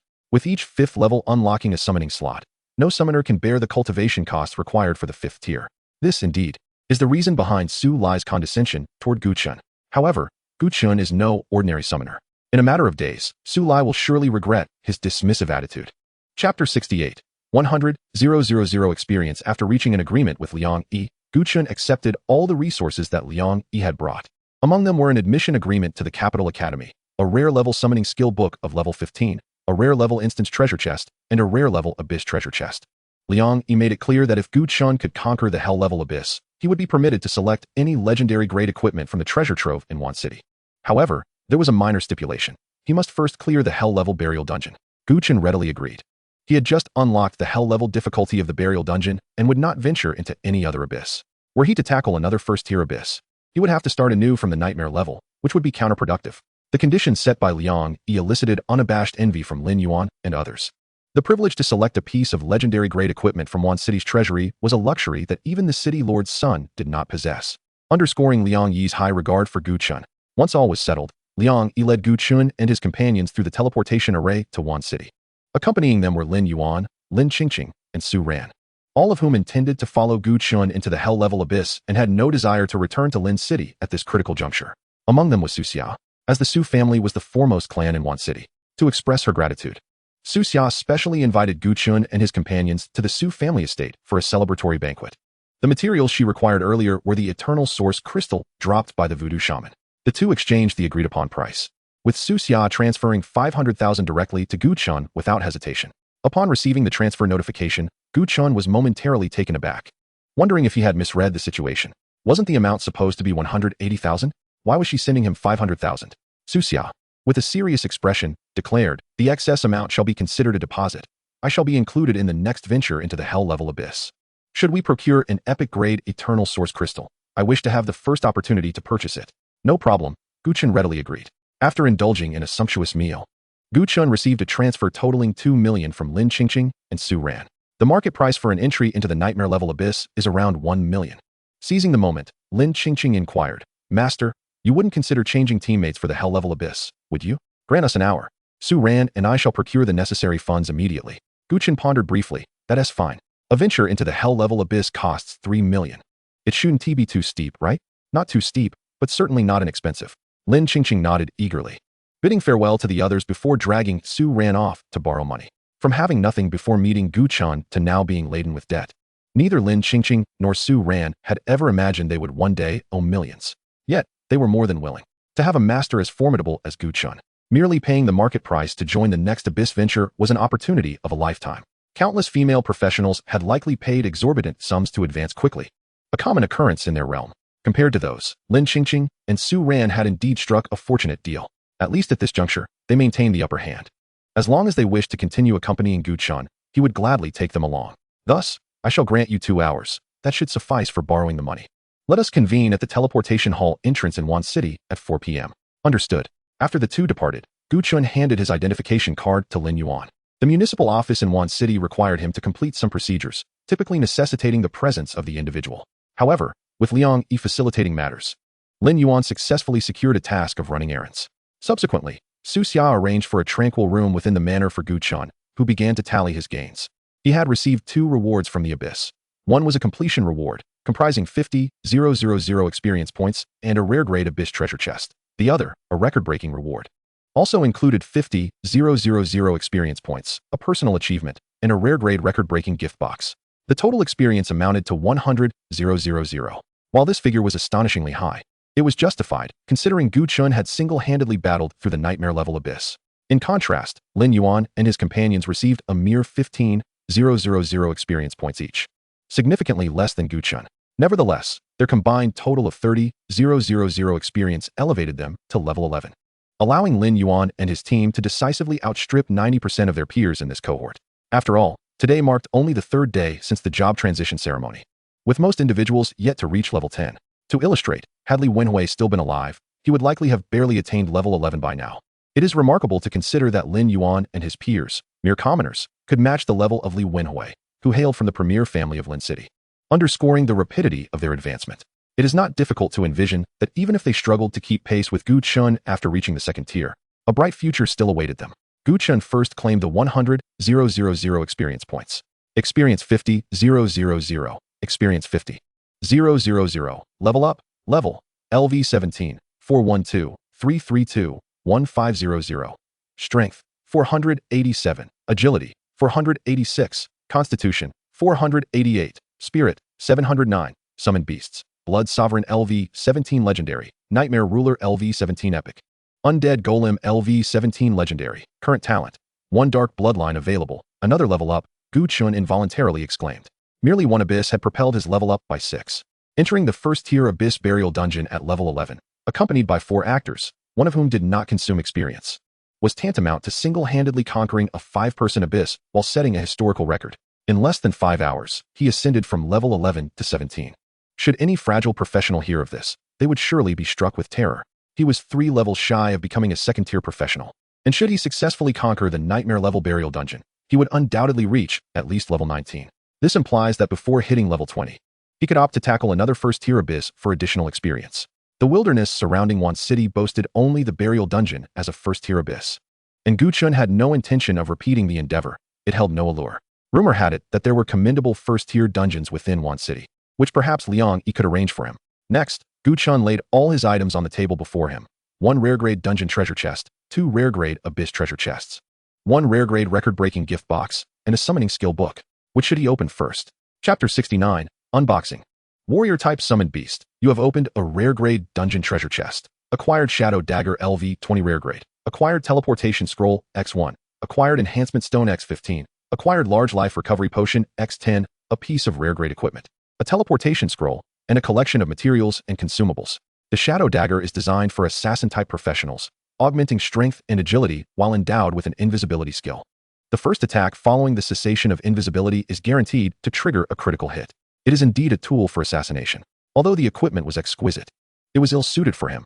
Thus, Gu Chen retrieved his phone and searched the professional trading platform. Among rare-grade equipment, the LV-20 Shadow Dagger was priced at around 3 million. This figure delighted him immensely. Although it was not for his use, selling it at a favorable price was certainly an option. Gu Chen stored the equipment in his spatial pouch and affixed a for sale tag to it. He recalled Su Ran, who was also an assassin. He wondered if she might desire the Shadow Dagger, and if so, he could sell it to her at market price. Although Su Ran and Lin Qingqing had been borrowing money, they too would receive treasure chests and gift boxes upon completing each challenge. Given that Gu Chen had tackled high difficulty levels, the equipment they acquired would be quite commendable. Thus for them, selling just 1 or 2 pieces of equipment would quickly allow them to repay their substantial debts. Gu Chen's gaze then shifted to the second treasure chest. You have opened a rare-grade Abyss treasure chest. Acquired Medium Cloak LV 20 rare-grade. Acquired Enhancement Stone X15. Acquired Spirit Recovery Potion X5. Acquired Large Life Recovery Potion X10. The Medium Cloak. Let it not be equipment for another profession. Gu Chen spoke as he picked up the cloak, scrutinizing its attributes. Medium Cloak. Quality. Rare. Level. LV 20. Class Restriction. Summoner. Attributes. Constitution 50. Spirit 50. Effect. Choose a skill from one of your summoned beasts to use as a medium. Both the summoner and the summoned beast can utilize this skill. This was exclusive equipment for the summoner class. What a splendid item. With this cloak, it was tantamount to acquiring an additional skill, and the ability to switch between several summoned beast skills would significantly enhance his combat prowess. Gu Chen stored the medium cloak in his personal space and opened the third treasure chest. You have opened a rare level Abyss chest. Acquired Echo Necklace LV 20 Epic. Acquired Enhancement Stones X15. Acquired Purification Scroll X1. Acquired Spirit Recovery Potions X10. Gu Chen's eyes lit up. He had unexpectedly unearthed an epic piece of equipment. The probability of obtaining an epic item from a rare chest was merely 1%, and he could hardly believe his fortune. Echo Necklace. Quality. Epic. Level. LV 20. Class Restriction. None. Attributes. Spirit 300. Speed 300. Cooldown reduction 45. Recovery speed 45. Echo set. Echo necklace. Echo ring. Echo amulet. Set effect. Instantly recover 10 energy upon defeating a target. Upon obtaining this equipment, Gu Chen was nearly awestruck. This was indeed a part of a set, and its effect was to instantly restore 10 energy upon slaying an enemy. Wouldn't this enable the Nightmare Sovereign to prolong the duration of the deep dream indefinitely? Remarkable. It was simply astounding. Judging from the attributes of the Echo necklace, if he could complete the set, it would significantly enhance his health, damage, defense, and recovery, truly deserving of its epic status. Alas, he still required the other two pieces of equipment and had to wait until reaching level 20 to utilize them. Gazing at the striking set effect, Gu Chen felt a wave of frustration. He was still 3 levels away from reaching level 20. The experience gap from level 17 to 20 was a staggering 4 to 500,000. He would need to conquer high difficulty first-tier abysses at least twice more to progress. Resigned, Gu Chen placed the Echo necklace into his personal space and turned his attention to the last remaining record-breaking gift box. Typically, gift boxes yielded equipment or items corresponding to the recipient's class. Gu Chen rubbed his hands together and opened the gift box. You have opened a rare-level record-breaking gift box. Acquired skill book LV17 rare, a skill book? A glimmer of excitement crossed Gu Chen's eyes as he quickly picked it up to examine. Skill book, Spiked Heavy Turtle Summon. Level, 17, quality, rare. Effect, contract with the Spiked Heavy Turtle, as it was a gift box item. Its level and type were aligned with the class of the individual who opened it. Although the Spiked Heavy Turtle excelled in defense, it was not a tank-type summoned beast, but rather a warrior type. To his surprise, he had obtained a rare-level summoning skill book. Gu Chen was somewhat taken aback, recalling that the summoning skill book Liang had gifted him was also of rare quality. He then retrieved the other summoning book from his possession. Skill book, Nethercat Summon. Level, 15, quality, rare. Effect, contract with the Nethercat. The Nethercat, known for its speed and explosive power, was an assassin-type summoned beast. After glancing at it, Gu Chen quickly lost interest in this skill book. After all, the Nightmare Sovereign was already an assassin-type summoned beast, capable of both single-target bursts and formidable area attacks. Contracting the Nethercat as a fourth summoned beast would considerably impact his combat strength. Thus, he placed the Nethercat summoning book into his personal space, intending to list it on the summoner trading platform to see if he could sell it. If it were a rare level weapon, it would undoubtedly fetch around 3 million. However, for a rare level summoning book, he would be grateful to receive 1 million. After all, summoned beasts of this caliber were merely entry-level for summoners, which would depress their market value and make them difficult to sell. Otherwise, Jiang Songhua would not have casually given him the bloodthirsty bat summoning book. Having organized all his resources, Gu Chen noted that both the medium cloak and the Echo necklace were excellent pieces of equipment, albeit with level restrictions, usable only at level 20. At present, the only item he could utilize was the summoning skill book. Reflecting on this, Gu Chen felt a wave of relief. He was fortunate to have drawn a suitable summoning book from the gift box. Otherwise, he would still be troubled over the choice of summoned beasts. It seemed imperative to venture toward larger cities in the future.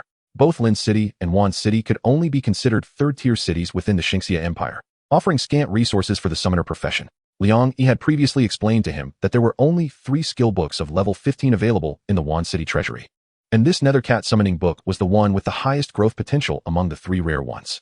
Liang Yi had also mentioned that if this one did not meet his satisfaction, he could assist him in searching in other cities, displaying an admirable attitude. Such dedication was leagues beyond that of Su Lai from Lin City.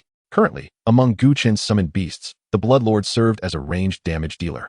The Nightmare Sovereign provided instant bursts and sustained damage, and the Undead Golem offered debuffs and weakening effects. He was precisely in need of a warrior-type summoned beast. Conveniently, the Spiked Heavy Turtle fit that role perfectly.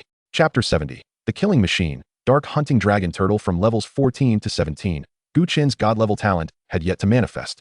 Now was the perfect opportunity. He grasped the summoning skill book and initiated the learning process. You have successfully contracted with the Spiked Heavy Turtle. Summoned Beast. Spiked Heavy Turtle. Quality. Rare. Level. 17 health. 11. 220. Attributes. Strength 235. Agility 200. Constitution 230. Spirit 195. Talent. Spiked Heavy Armor LV20 Rare. Skill. Spiked Charge LV20 Rare. A deep roar resonated from the summoning space as a massive turtle adorned with spiked heavy armor materialized out of thin air.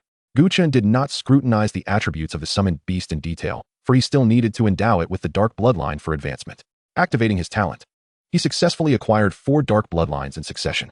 You have acquired the dark bloodline of the ancients. You have acquired the dark bloodline of the descendants. You have acquired the dark bloodline of the ancients. You have acquired the dark bloodline of the ancients. It may be a mere illusion, but Gu Chen sensed that as his level ascended, the frequency of the descendant bloodline's emergence diminished significantly.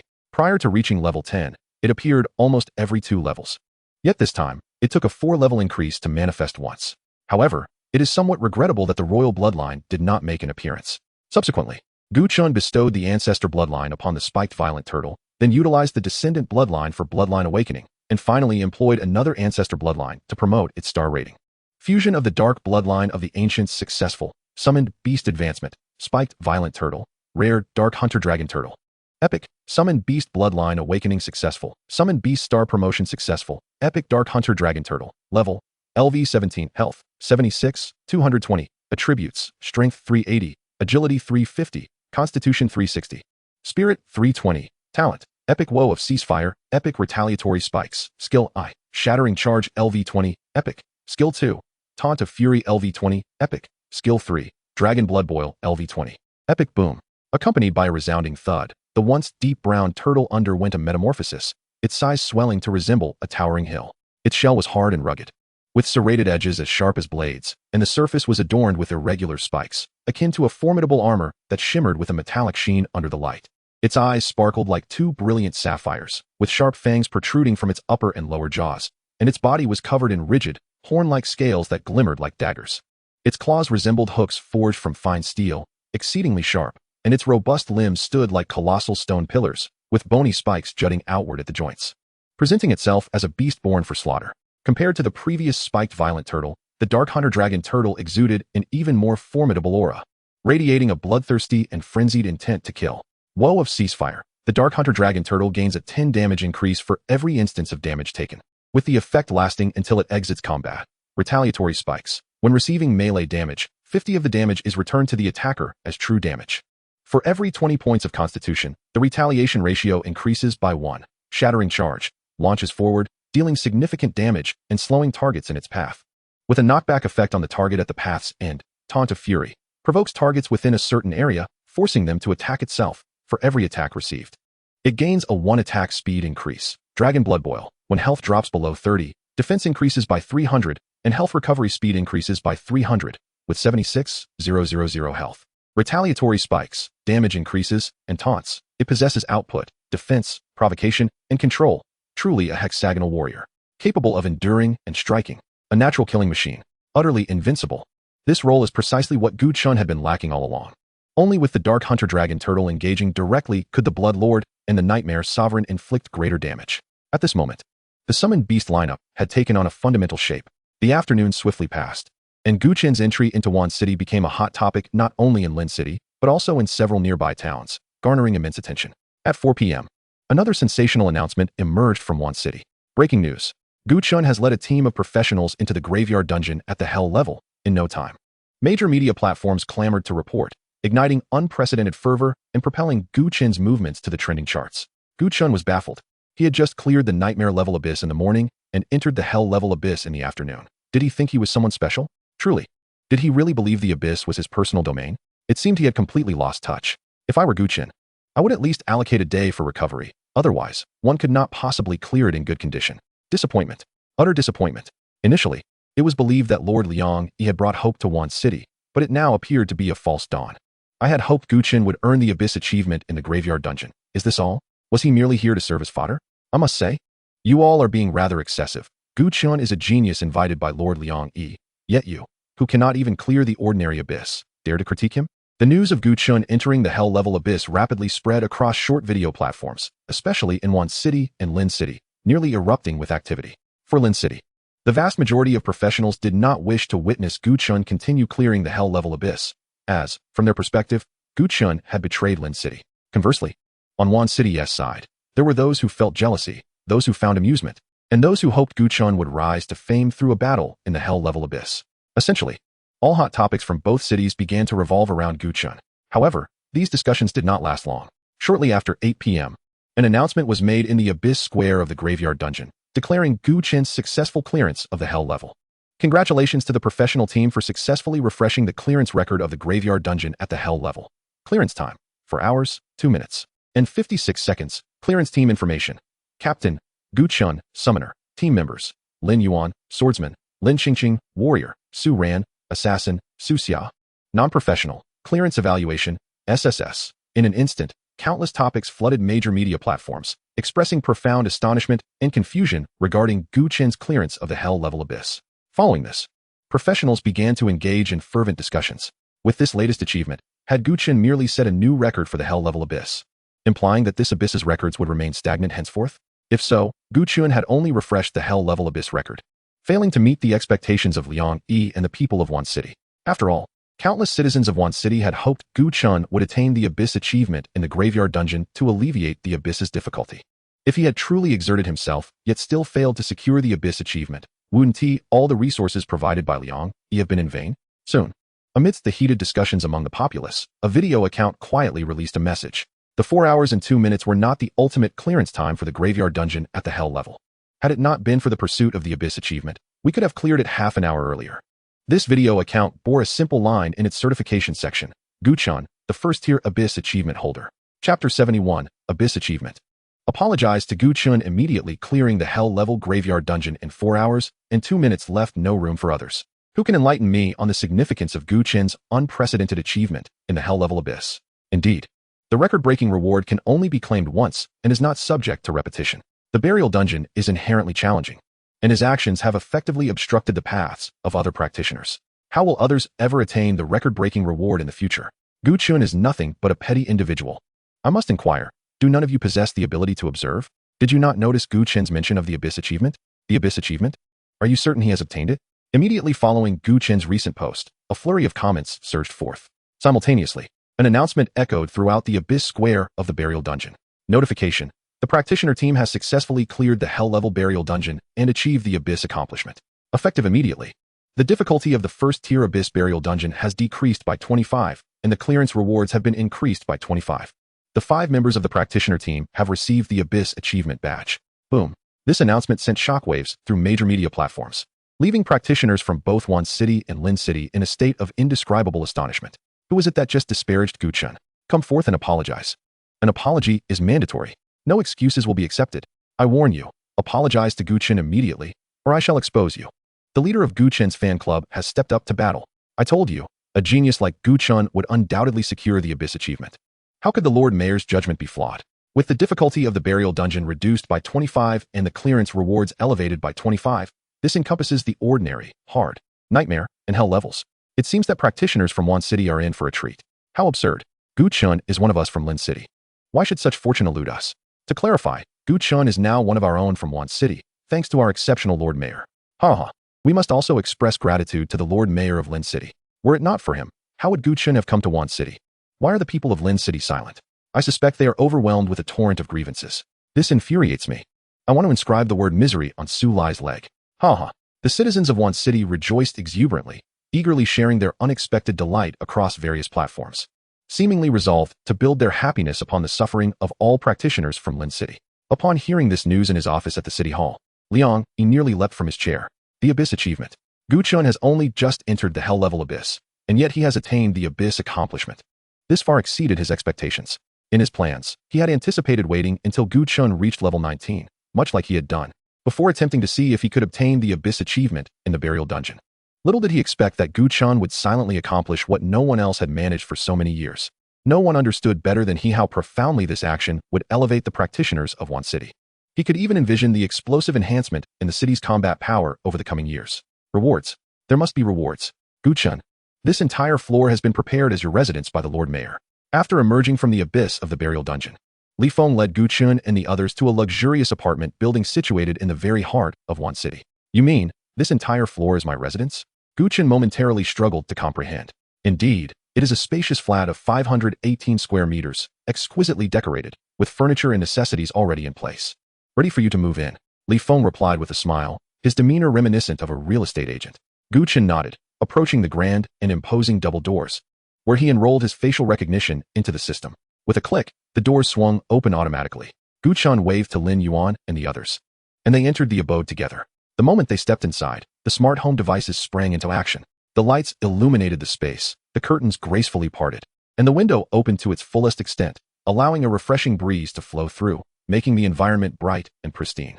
As they traversed the foyer, the living room showcased meticulous decor, with many materials that Gu Chen could not even name, exuding understated luxury. This expansive flat must be worth at least 10 million, right? Lin Yuan remarked as he gazed out from the floor-to-ceiling windows, captivated by the city's nightscape from the 33rd floor. To be precise, it is 15,500,000. Although Wan City is a third-tier city, a flat in the city center does not come cheap, Li Feng responded. Gu Chen nodded, a wave of surreal feelings washing over him. At that moment, memories of his dilapidated dwelling on the outskirts of Lin City flooded his mind. In stark contrast to this opulent apartment, his previous residence was akin to a sewer. Indeed, regardless of the world, the disparity between individuals remains ever so pronounced. He had expected that Liang Yi would offer him some generous conditions to further entice him, and he was determined not to be easily swayed. Yet now, he realized he had underestimated the situation. Poverty had limited his imagination. He never anticipated that the other party would gift him a flat worth over 15 million. It completely shattered his worldview. This apartment qualifies as a top-tier luxury residence in Wan City, boasting optimal lighting and orientation. What do you think? Li Feng inquired. Quite nice. Gu Chen nodded, suppressing his astonishment. Earlier, Lin Yuan had advised him to remain composed, regardless of what Li Feng presented, and to never allow himself to appear dismissive. Not bad. It's just okay, Lin Yuan responded with his hands on his hips, feigning nonchalance. However, mere seconds later, he could no longer maintain his facade. Is it too late for me to join Wan City now? Lin Yuan turned to Li Feng, wearing a sheepish grin. You wish to join Wan City too? Don't misunderstand. It's not for the resources or the luxury apartment. Primarily, I respect Lord Mayor Liang Yi's character, and the unique culture of Wan City gives me a sense of familial warmth. Li Feng chuckled, shrugging his shoulders. I'm not in a position to make such decisions. Once you enroll in a prestigious institution, you can pay attention to Wan City's talent recruitment policies. Well then, we can discuss it later, Lin Yuan said. Scratching his nose. Noticing the amusement in Lin Qingqing and Su Ran's eyes, he added, actually, Lin City isn't that bad. But Wan City offers me a broader horizon. Chapter 72. Su Lai's frustration. In stark contrast to the jubilant atmosphere of Wan City's practitioners, those from Lin City were nearly grinding their teeth to dust upon learning of Gu Chen's abyss achievement. In the square of the temple ruins instance, Gu Chen's name still lingered on the clearance record for the hell-level dungeon, glaringly conspicuous. All around, there are individuals acquainted with Gu Chen, some who have previously derided him, others who have envied him, and a few who are his former classmates. Of course, Wu Zi is not among them. Ever since he betrayed the team in the instance dungeon, he has not shown his face in the novice dungeon square, feeling too ashamed.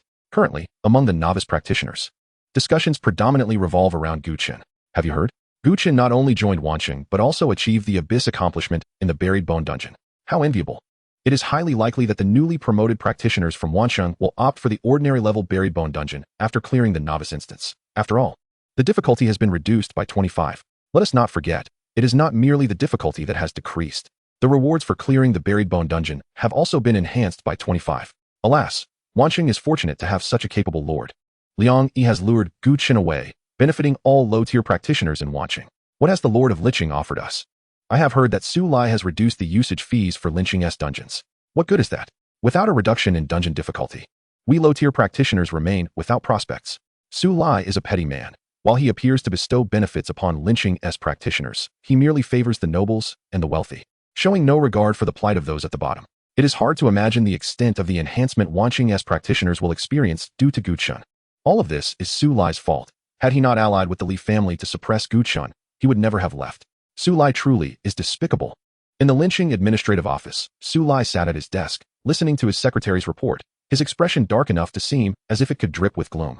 Lord, the citizens of Licheng are venting their dissatisfaction with the municipal hall across various media platforms. Negative news is about to trend, and our credibility is severely compromised. Suppress the information. I want all negative news regarding the municipal hall buried. Do I need to teach you this? It cannot be contained. These are mainstream media platforms. And not only Licheng but several neighboring cities, including Wancheng, are involved, demanding justice for Gu Chen. Su Lai fell silent, his countenance darkening further. We have also received word that a large number of students are organizing a protest, seeking an apology from the Lord for Gu Chen. Anger surged within Su Lai, and he responded with a scowl.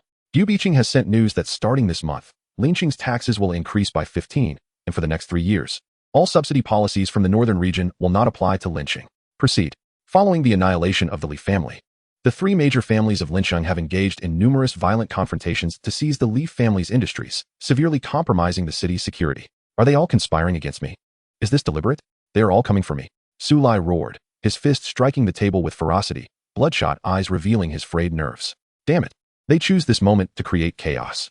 If I cannot suppress the online rumors, then I will shut down the relevant media platforms. I want them all to go bankrupt. A protest? Forcing me to apologize? I will crush them. ruthlessly crush them. All participants will have their academic statuses revoked and sent to factories for reformation. And Gu Chen, raising lynchings taxes by 15, canceling subsidy policies? This is outright retaliation. So, the major families are not playing fair, are they? I want every instigator arrested. If Gu Chen seeks to drain me, they should not blame me for retaliating. Sulai bellowed, seemingly intent on expelling all his pent-up fury. Initially, he had disregarded this fallen noble with severed ties to the royal family, but one oversight precipitated a cascade of troubles. He had assumed that after the Li family's downfall, his dealings with Li Shao would vanish forever, only to find that everything had been exposed.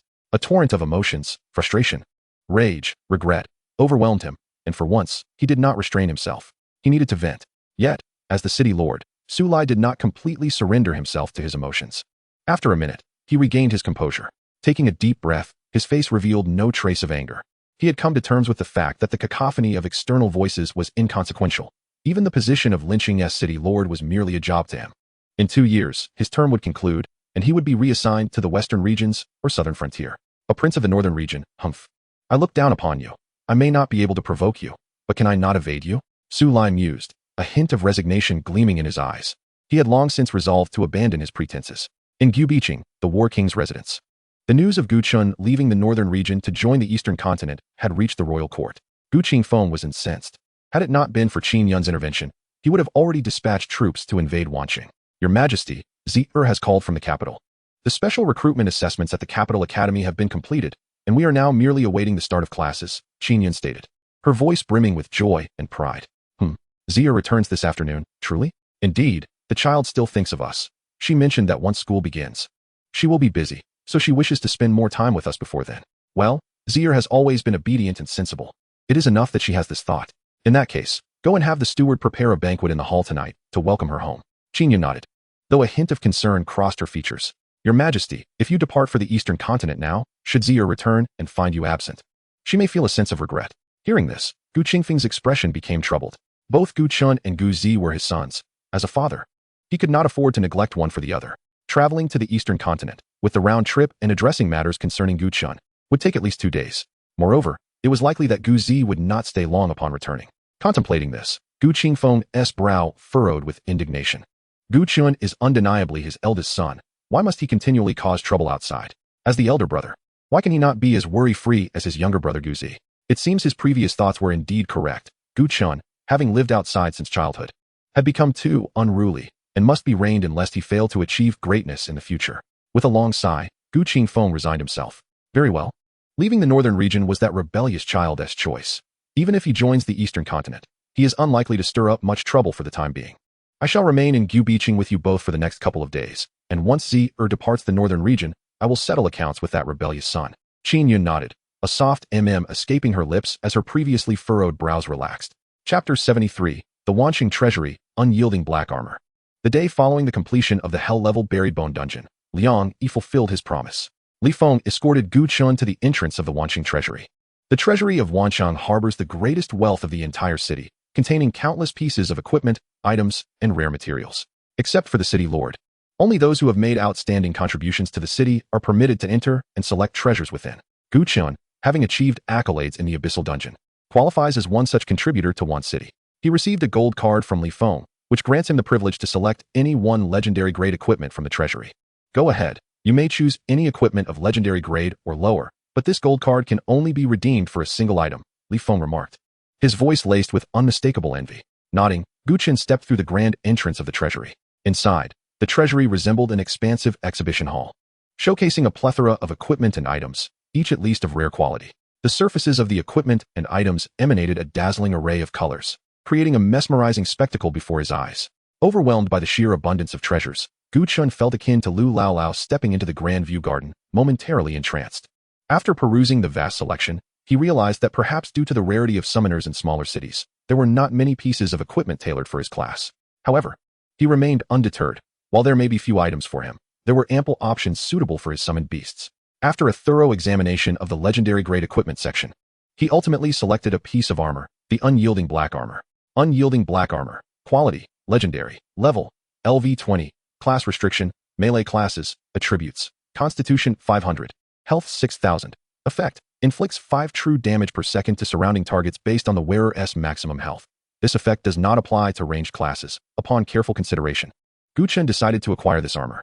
While the attributes of 500 constitution and 6,000 health were indeed impressive, it was primarily the armor's effect that captivated him.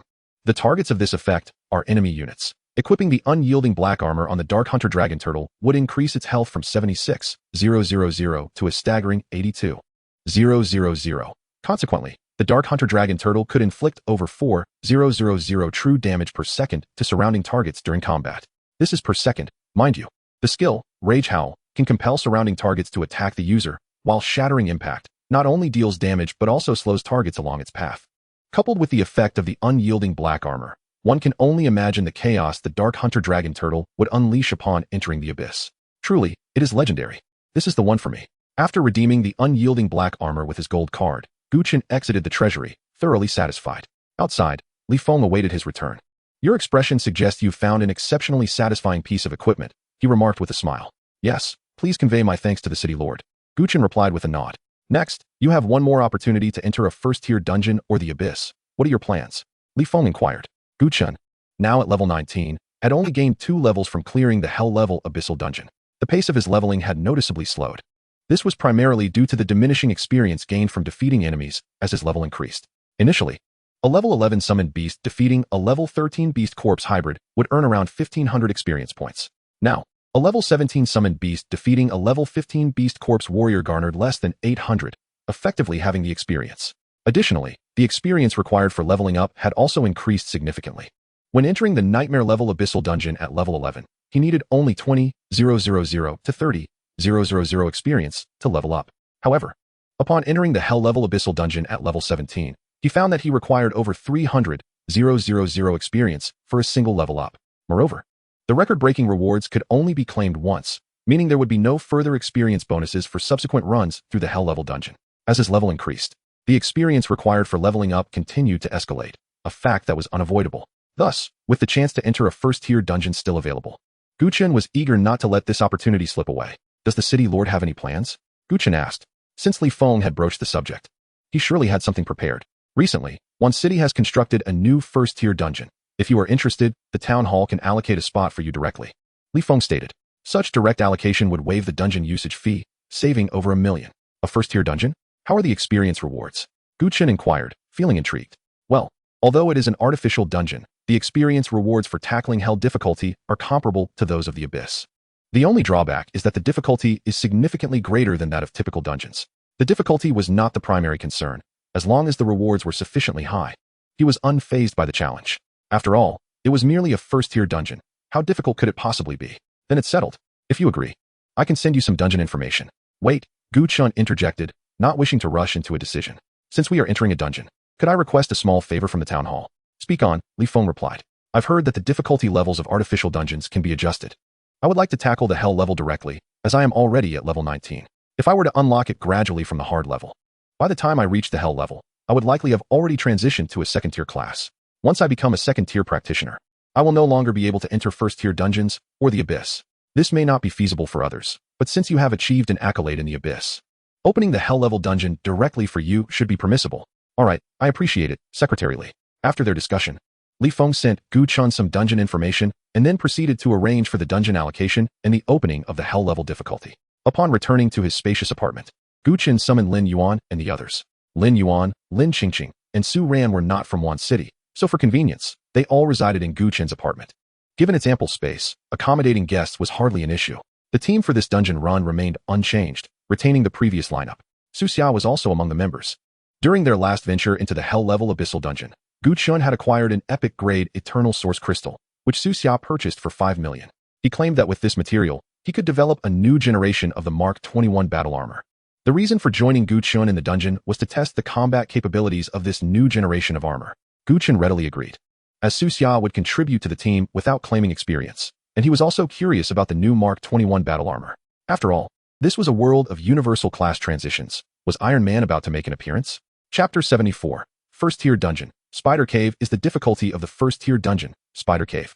Particularly high? Lin Yuan inquired, seated on the floor of the living room, setting aside the PS5 controller as he glanced at the dungeon information displayed on the television screen.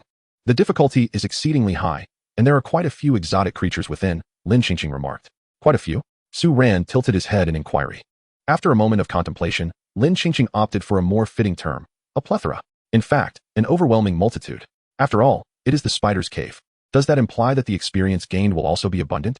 Lin Yuan inquired. Not necessarily. Even if we were granted access to a hellish-level dungeon, the experience we ultimately acquire would merely equate to that of a first-tier abyss. Even if there is an abundance, it won't be excessively so. In that case, since it is all first-tier, why not continue grinding in the bone burial dungeon? Lin Yuan queried. Isn't this a question your high school teacher addressed? Weren't you paying attention in class? Huh, me, not paying attention?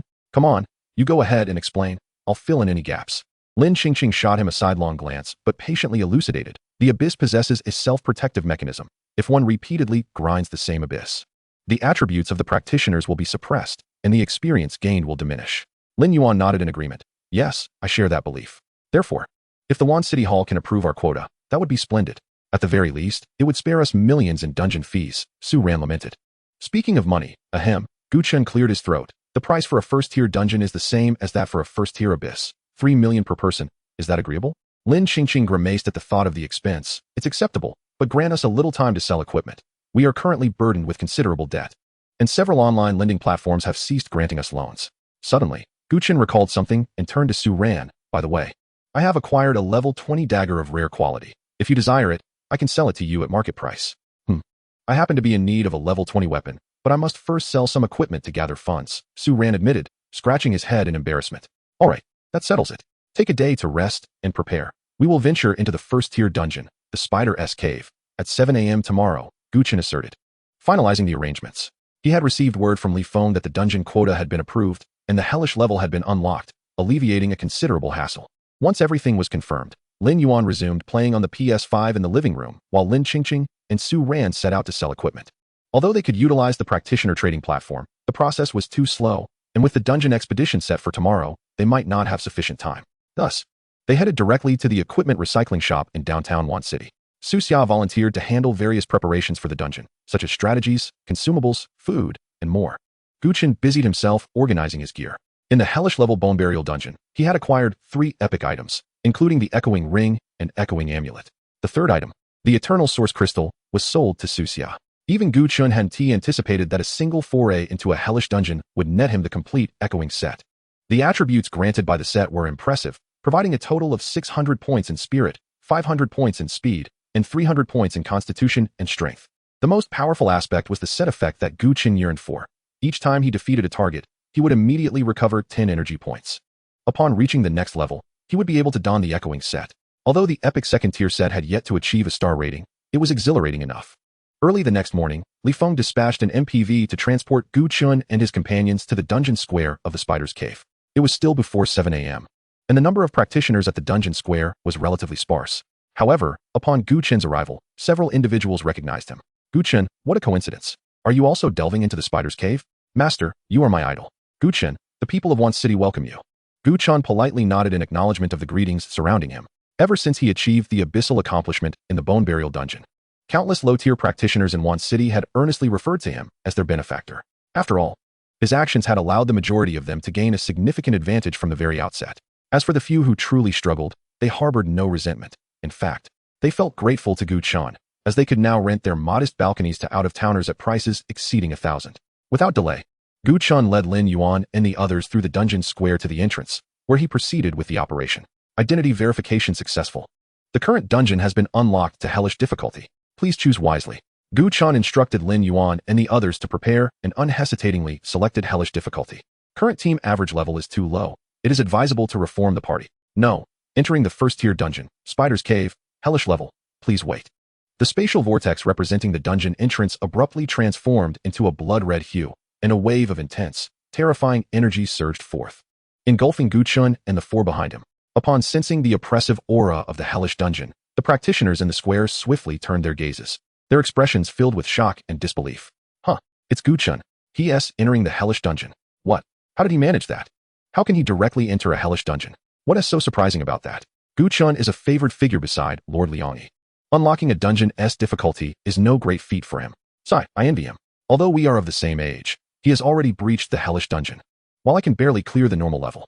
I'm not envious. I'm tired of envy. Being a practitioner is too difficult. Perhaps working in a factory tightening screws suits me better. By the way, the fastest completion record for the Hellish Spider's Cave is 7 hours and 32 minutes. Do you think Gu Chen will break the record this time? Are you from the Abyss? Is that even a question? I won't be working in a factory anymore. From now on, I'll reside in the Abyss Square. I'm going to livestream. Everyone, come and guess how long it will take Gu Chen to clear it. Oh my, you've truly grasped the art of streaming. As the excitement in the dungeon square continued to escalate, Gu Chen found himself standing in a dark, frigid cave. Simultaneously, a series of dungeon notifications unfolded before his eyes. You have entered the hellish dungeon, Spider's Cave. Deep within the cave resides a ghost-faced king spider corrupted by abyssal power. You must prevent it from unleashing a plague of insects, or the abyssal forces will completely erode this place. The outer perimeter of the cave is inhabited by the Insect Masters tribe. If you can persuade the chieftain, all Insect Masters will become your allies. Chapter 75. Old Gu, you have a plan, right? Once their eyes adjusted to the dim environment, Gu Chen and his companions began to survey their surroundings. Everywhere they looked, traces were enshrouded in webs. These webs resembled layers of delicate gauze, intricately woven across the surrounding rock walls and the cave's ceiling, where tiny, grayish-white spiders, no larger than grains of rice, scuttled about. The ground lay strewn with chaotic remnants, featuring the exoskeletons of insects and desiccated skeletons, all entangled amidst a web of spider silk, exuding an aura of decay. Lin Yuan took a few steps to the side and gazed at the dense strands of silk adorning the cave walls. Instinctively, he reached out to tug at it. In an instant, a cloud of dust cascaded down, leaving him covered in grime. The sensation, the dust, felt remarkably authentic. Lin Yuan's voice brimmed with astonishment. Is this your first venture into a dungeon? Look at your pathetic demeanor. Lin Qingqing shot him a glance. It's my first time in a paid dungeon, and this place seems indistinguishable from the Abyss. Although the dungeon is artificially created, everything here closely resembles the true Abyss. Otherwise, why charge such exorbitant fees? The pricing on the dungeon square dictated that a first-tier hell-level dungeon costs 1 million per person per entry, an outrageous sum. Initially, in the Divine Summer Empire, dungeons were monopolized by the nobility, leaving commoners without any eligibility to enter. To level up, they had to brave the life-threatening Abyss. It wasn't until the current sovereign ascended the throne and initiated a series of reforms, purging many obstinate nobles, that the ownership of dungeons was nationalized. Subsequently, the empire implemented new policies allowing common folk to enter dungeons by merely paying a usage fee, simultaneously, to provide more opportunities for adventurers to level up. The empire embarked on extensive infrastructure projects, taking nearly a decade to construct teleportation arrays in every Abyss square. Thus, the number of adventurers in the Divine Summer Empire surged dramatically. Even the foremost figure of the Divine Summer military, known as the God of War, Xiao Nanfeng, rose to prominence only after the reforms were enacted. Consequently, the current chances for ordinary adventurers to rise above the masses owe entirely to the series of reforms instituted by the sovereign of the Divine Summer Empire. At that moment, Su Xia stood beside Gu Chen and inquired, Brother Chen, according to the strategy guide, the outskirts of the Spider Cave are inhabited by the Insect Masters. If we can secure their assistance, we could expedite our passage through. However, to gain the favor of the Insect Masters, one must first persuade their chieftain. Which is no small feat. Lin Yuan feigned consideration, leaning in. Old Gu, you have a plan, right? At his words, the group's attention shifted toward Gu Chen. After a moment's contemplation, Gu Chen nodded. Indeed. Lin Yuan's face lit up with joy. He had been awaiting Gu Chen's affirmation, convinced that success was imminent. Lin Qingqing's eyes sparkled, and she quickly pressed, Great one, what shall we do next? We have just entered the dungeon and find ourselves at the periphery of the Spider Cave. Should we not first approach the Insect Masters to persuade them? Having perused the strategies regarding the Spider Cave, she knew that the chieftain of the Insect Masters was exceedingly proud, and the entire clan considered themselves exceptionally gifted. Unwilling to assist mere commoners like us. To convince the chieftain, we would need to present 2 pieces of epic-level equipment and agree to share half of the experience gained from each kill of the alien species. It need not be so convoluted. Gu Chen interrupted with a wave of his hand. My plan is quite straightforward. First, eliminate the Insect Masters, then eradicate the spider aliens. And finally, slay the phantom-faced spider. Lin Qingqing's expression froze, nearly doubting her own hearing. Instinctively, she glanced at Lin Yuan, Su Xia, and Su Ran, only to find their faces reflecting an indescribable complexity of emotions. Lin Yuan clicked his tongue and advised, Old Gu, our target is the alien species, not the Insect Masters. Do not conflate the two matters. Gu Chen shook his head, his voice grave. In this dungeon, the phantom-faced spider is about to unleash a plague of insects. The Insect Masters dwell at the periphery of the Spider Cave, and they are in a dire state of existence. Yet, they show no inclination to resist the alien invasion. Rather, they deliberately impede us adventurers. If that is the case, what use are they to us? Upon hearing Gu Chen's words, Lin Yuan couldn't help but nod in agreement. That makes sense. Although the main quest for adventurers is to prevent the phantom-faced spider from initiating the insect plague, It can also be seen as a means of saving the insect masters. However, the insect masters, including their chieftain, looked down upon the adventurers entering the spider cave, demanding equipment and insisting on splitting experience. Even in a hell-level dungeon, epic-level equipment is not guaranteed. The chieftain of the insect masters demands 2 pieces of epic-level equipment and wants to share the experience, taking almost all the good fortune for themselves. Lin Yuan had spent the previous day playing PS5, engrossed in Tiger Vanguard, hardly glancing at the strategy guide. By the time Lin Qingqing and the others returned after selling their equipment to raise enough money, he had yet to even defeat Tiger Vanguard. Su Ran approached, puzzled, and asked, "What game are you playing? Why do all the monsters look the same?" Her casual comment struck a nerve with Lin Yuan. He had been grinding late into the night, too preoccupied to consult the guide. Now, having learned about the insect masters, he spat on the ground in frustration, declaring, "Fine. I'll heed old Gu's advice and first eliminate those traitorous insect masters." The prospect of exterminating the insect masters seemed to amplify the difficulty. Su Xia felt her confidence wane. Previously, adventurers had essentially 2 avenues in the spider cave, either to charge directly into the cave, battling through hordes of spider aliens to ultimately confront the phantom-faced spider, which was undeniably perilous and necessitated absolute certainty, or to seek assistance from the insect masters. The insect masters possessed innate abilities that countered the spider aliens, and their aid would significantly ease the challenge. However, correspondingly, the rewards for clearing the dungeon would be substantially diminished. Yet, Gu Chen's strategy was unprecedented. First eliminate the insect masters, then slay the phantom-faced spider, which implied a drastic increase in the dungeon's difficulty. After all, that was an entire clan. While Gu Chen's decision was difficult to accept, Su Xia chose to comply. A subtle glow flickered from her spatial ring. With a resounding crash, a highly futuristic mechanical armor materialized before the group. Its striking red and gold design, with smooth lines exuding a sense of power, epitomized the perfect fusion of technology and artistry. Su Xia quickly donned the armor. The eternal source gem embedded in her chest radiating a brilliant blue light, illuminating the dim cave like a dazzling star in the vast universe. Let us set forth. Our target is the territory of the insect masters. I shall lead the way.